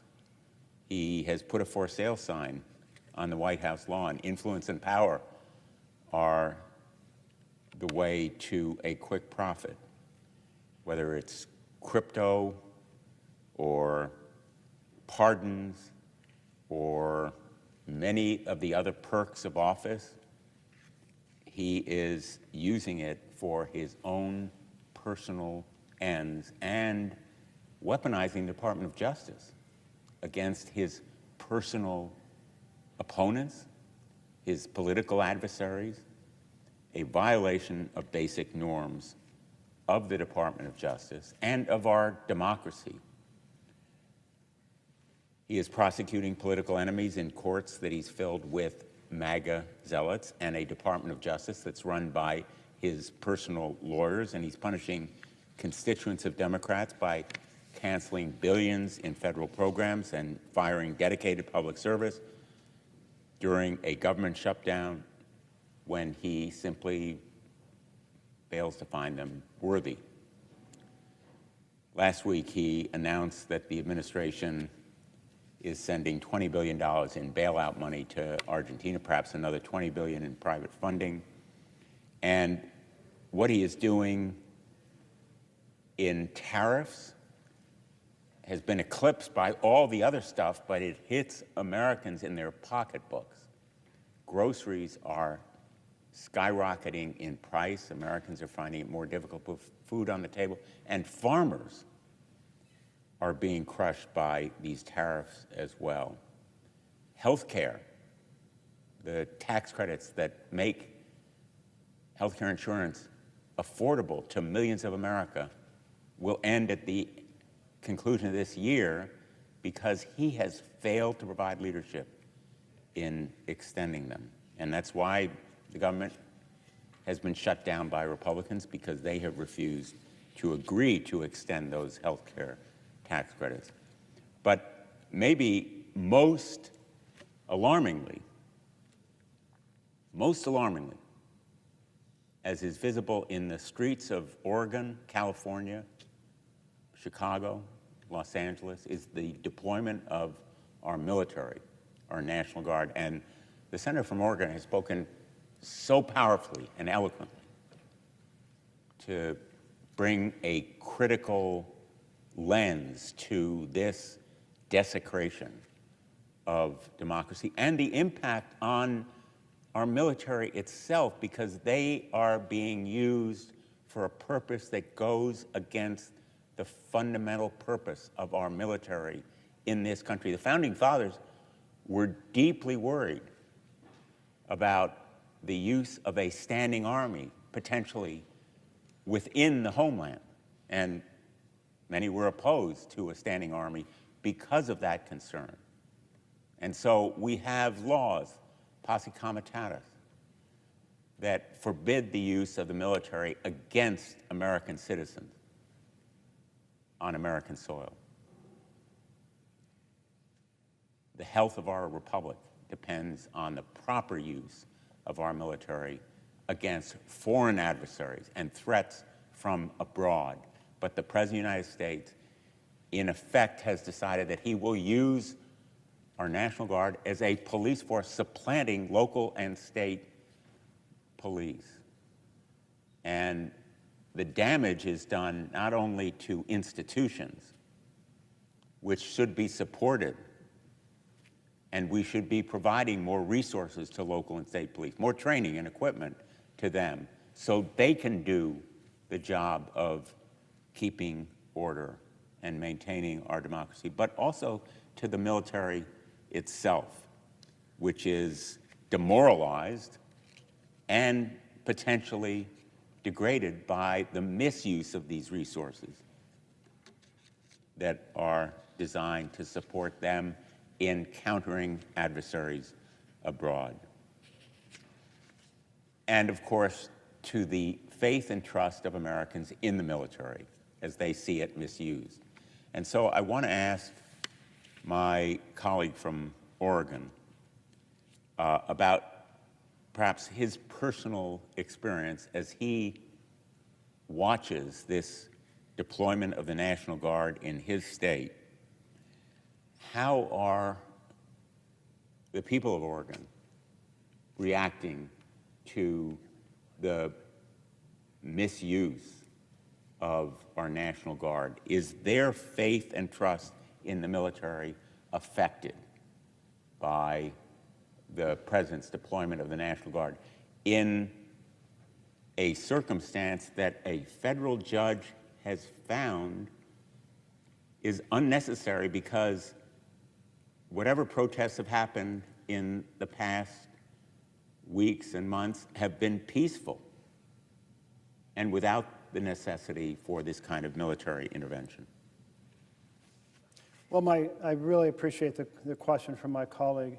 And we're at an interesting moment right now, because unless there's a decision that has been made while I've been speaking, and that's certainly possible, given the amount of time and the shift, there has not yet been a decision by the district judge to dissolve the second temporary restraining order, and so the National Guard has not been federalized and able to deploy, but it was going to depend upon what happened at midnight last night, in which the judge had said, the district judge had said, I want to see if the circuit court decides to do an en banc panel. And that's a fancy way of saying that instead of 3 judges evaluating the situation, a panel of 12 judges, the Chief Justice and 11 other justices from the Ninth Circuit, selected randomly, would examine the issue. And if that was on the verge of happening, my impression was she was going to hold off.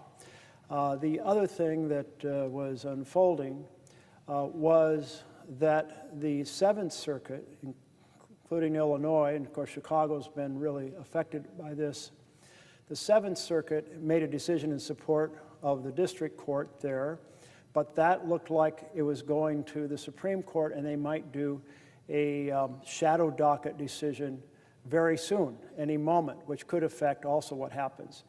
So my guess is soon. If none of those happens, my guess is that soon, in fact, the second temporary restraining order will be dissolved, and that will give the ability of the National Guard to be in their mission. And I think there has been a lot of effort put into saying, these are our Oregonians. These are our soldiers, our folks that we've gone and supported them as they've gone on missions to Iraq and missions to Afghanistan and missions elsewhere in the world. And we go and we welcome them home.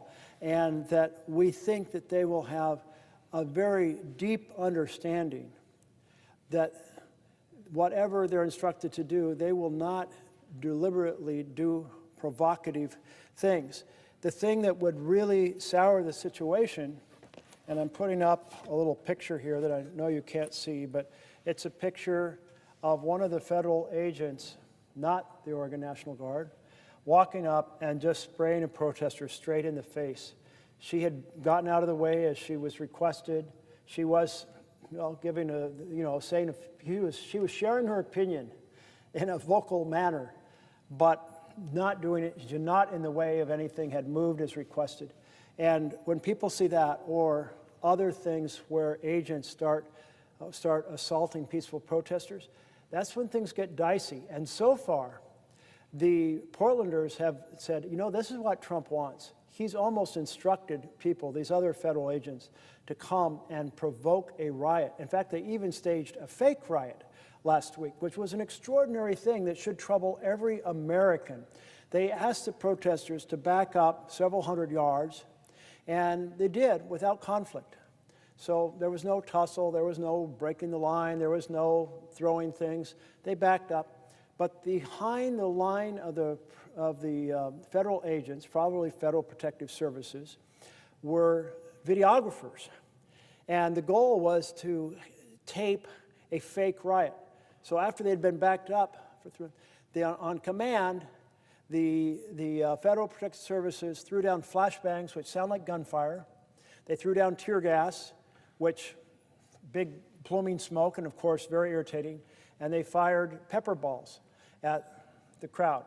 Well, that net result of that is the protesters scattered by being videographed so that they could look, the Trump's team could say, look, there was a riot.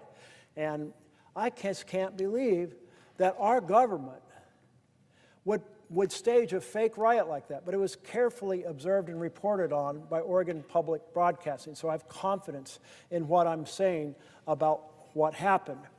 I don't think anything like that will ever happen with the Oregon National Guard. I think they will be extraordinarily careful to execute their mission in a professional fashion. If they're asked to provide a little bit of encouragement for the protesters, get out of the way of the car, I think they'll do that. That's my belief, that our own Oregon National Guard. Now, there's also Oregon National Guard from California. The president said he was going to send some from Texas. That could still be possible. I just hope that they all are well trained. That is red line, you never attack a peaceful protester. That so far, The Portland protesters have decided to engage in joy and whimsy. And they have just frustrated the hell out of the Trump team because they want riots. And no, there's the pastries and pajama team, and there's the puppy dogs for peace team, and there's the wedding taking place, and there's a unipiper doing the bagpipes on his unicycle, and there's the folks putting down candles on the ground and flowers in the air, and just basically and doing the cha-cha slide. And I have no idea how to do that, but maybe I'll learn down the road here. But this type of joy and whimsy has been a terrific way to respond to Trump trying to provoke violence and failing to do so. And I think the Oregon National Guard will be extremely professional. If my colleague would yield for one more quick question. Yes, I'll yield for questions. And I think he is absolutely right to call attention to the extraordinary professionalism of the National Guard, which hopefully will avoid the provoked violence that President Trump, unfortunately, would welcome, apparently, here. But we know that the President has said that if the courts deny him the opportunity to deploy the National Guard, he will consider using the military under the Insurrection Act. And yesterday I came to the floor in support of reforms that I have proposed to the Insurrection Act that would reduce the unbridled and unchecked powers that he has right now.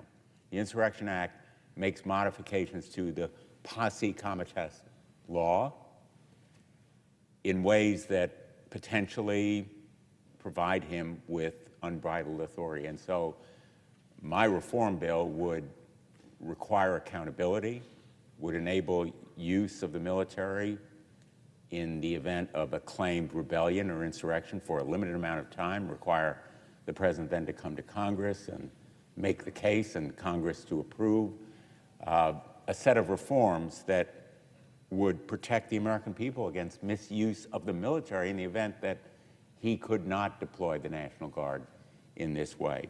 And so I want to ask my friend from Oregon, and I believe I know the answer because he has supported reforms in the past, whether these kinds of reforms to the Insurrection Act are important and necessary to protect the American people and the military itself against the kinds of misuse of powers that could occur. The reforms that my colleague speaks of are incredibly important because we have a standard under Title 10. Under Title 10, which is the federalization of the National Guard, the standard is there has to be a rebellion or there has to be an invasion.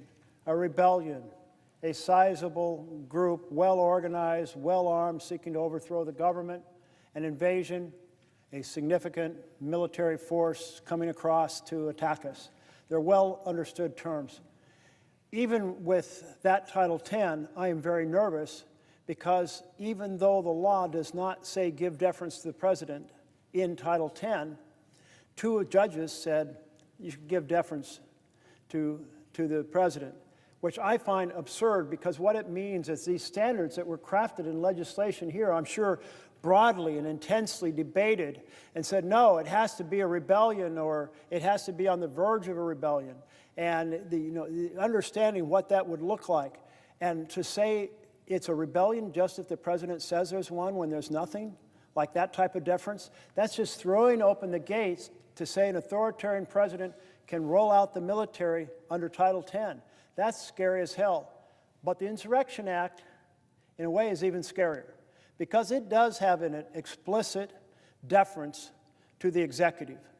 And so while it has a standard, it says in interpreting that standard, there should be deference. And I have read a number of analyses that say there is no way that the Supreme Court's not going to essentially say if the President interprets what's happening, given the language that exists there. I mean, that was written with the belief we would always have a capable, responsible defender of the Constitution in the Oval Office, and we don't. So reforming that act and closing that loophole, absolutely incredibly important to save our republic. I thank the senator from Oregon, and I yield back now to my other colleague from Oregon. I note that my colleague from Oregon, following proper protocol here, has arrived on the floor, and I would be happy to answer a question should you have one. I thank my colleague very much. So I just want to make sure from a parliamentary standpoint, would the senator from Oregon yield for my question? I would be happy to yield for a question. Mr. President and colleagues, I want to start by commending my partner from Oregon, who has now been on the floor for close to 18 hours. What he is doing in ringing the alarm bells about authoritarianism in America is an important public service. Let me begin by saying the Wyden family certainly knows a thing or two about watching a democracy slide towards authoritarian rule. I wrote in my book about how the courageous women in my family, in the face of the Nazi takeover of the German Republic, recognized the very real threat of the growing authoritarianism in Germany. They pushed the rest of the family to recognize what was happening to their democracy when some of the men didn't want to face reality. Because of the vigilance of women, I am standing here today in the Senate. Now, further on this point, as my colleague knows, during the protests in Portland this past weekend, federal agents dragged a 4'6" blind man named Quinn across a driveway and detained him for over an hour. Apparently, they thought he didn't move out of their way fast enough. It's hard to imagine, it's been reported in publications in the Oregonian and the like, how anyone could see Quinn as a threat. As he put it, I think they wanted to make a point, so they picked the weakest person they could find and make a big show about it. What Donald Trump and the Vice President are offering us is indeed an authoritarian playbook. Attack the weakest in order to intimidate the rest of us. And that is why it is the obligation of all Americans to pay attention to all of the discussions on this topic and to speak out and not yield. The American abolitionist told me that eternal vigilance is the price of liberty, to keep the powerful from stealing from the many for the few. Senator Merkley, I'm interested in what you think Americans should do to secure the benefits of liberty for themselves and their families and future generations. And what do you want Americans to take from your speech today? Thank you so much to my colleague from Oregon for this question.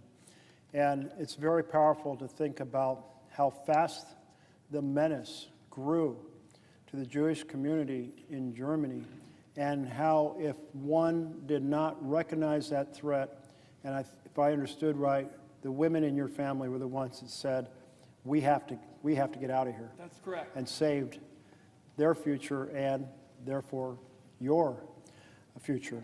And why do we have to have a world where powerful engage in these assaults based on race or religion or ethnicity?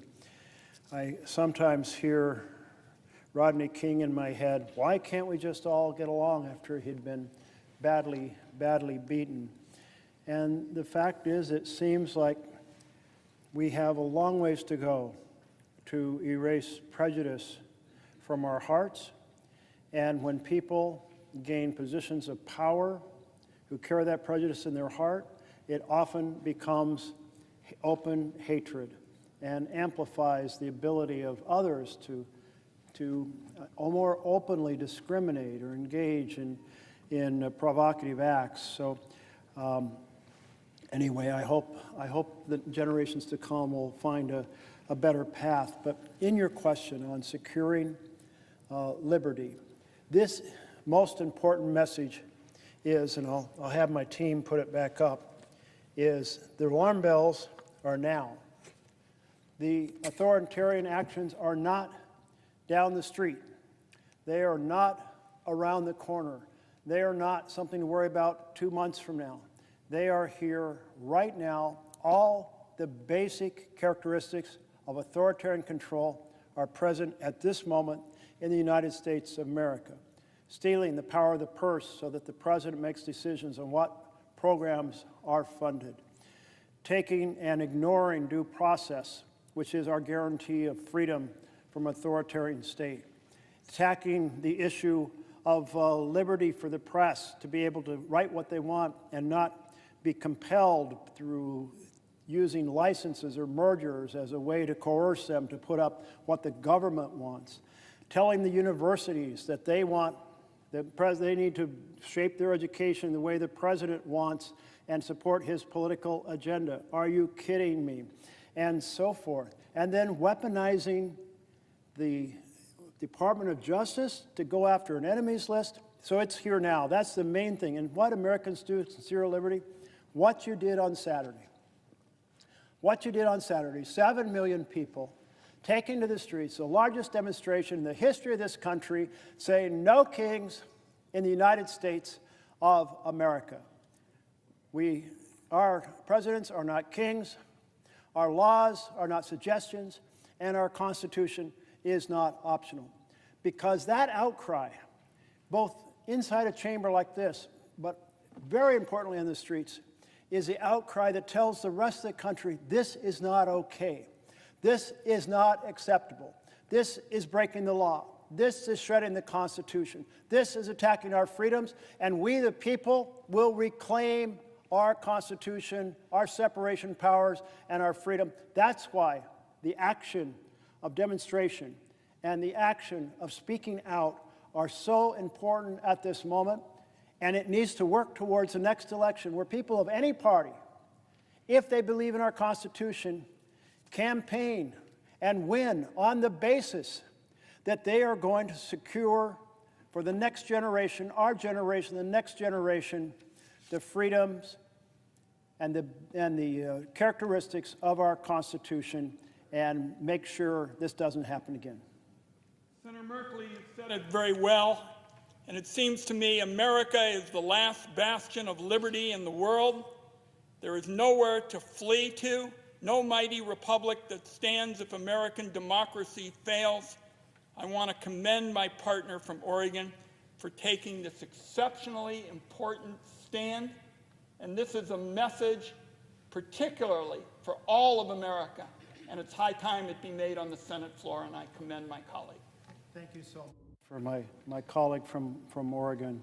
And I so appreciate so many folks coming down to echo and amplify that we have to ring the bells now of the alarm bells so the American people will be very clear what is going on. And I see my colleague from Rhode Island, and I'd be happy to yield to him for a question. Will the senator yield for a question? I think you will, sir. I will indeed yield for a question. Thank you very much. First, let me say that you are demonstrating incredible courage and conscience today and last evening as you stand here and point out the grave situation this country faces. You have clearly indicated, and I believe you're right, that the direction of this administration is towards authoritarian rule. Step by step, unfortunately, we seem to get closer. One of the great ironies of the administration is President Trump loves to sort of fake people out, if you will, while he's doing something he doesn't like or we wouldn't like. For example, for 56 times he's talked about the deep state, the deep state. While at the same time, it appears he might be building such a deep state. For example, the Washington Post reported that the former chief data officer for Social Security Administration has said that Elon Musk and his Doge gang copied a mainframe database containing the personal information of hundreds of millions of Americans, including names, birthday, addresses, and more. In fact, if you step back, Doge has pilfered information in every federal agency. And we're in a situation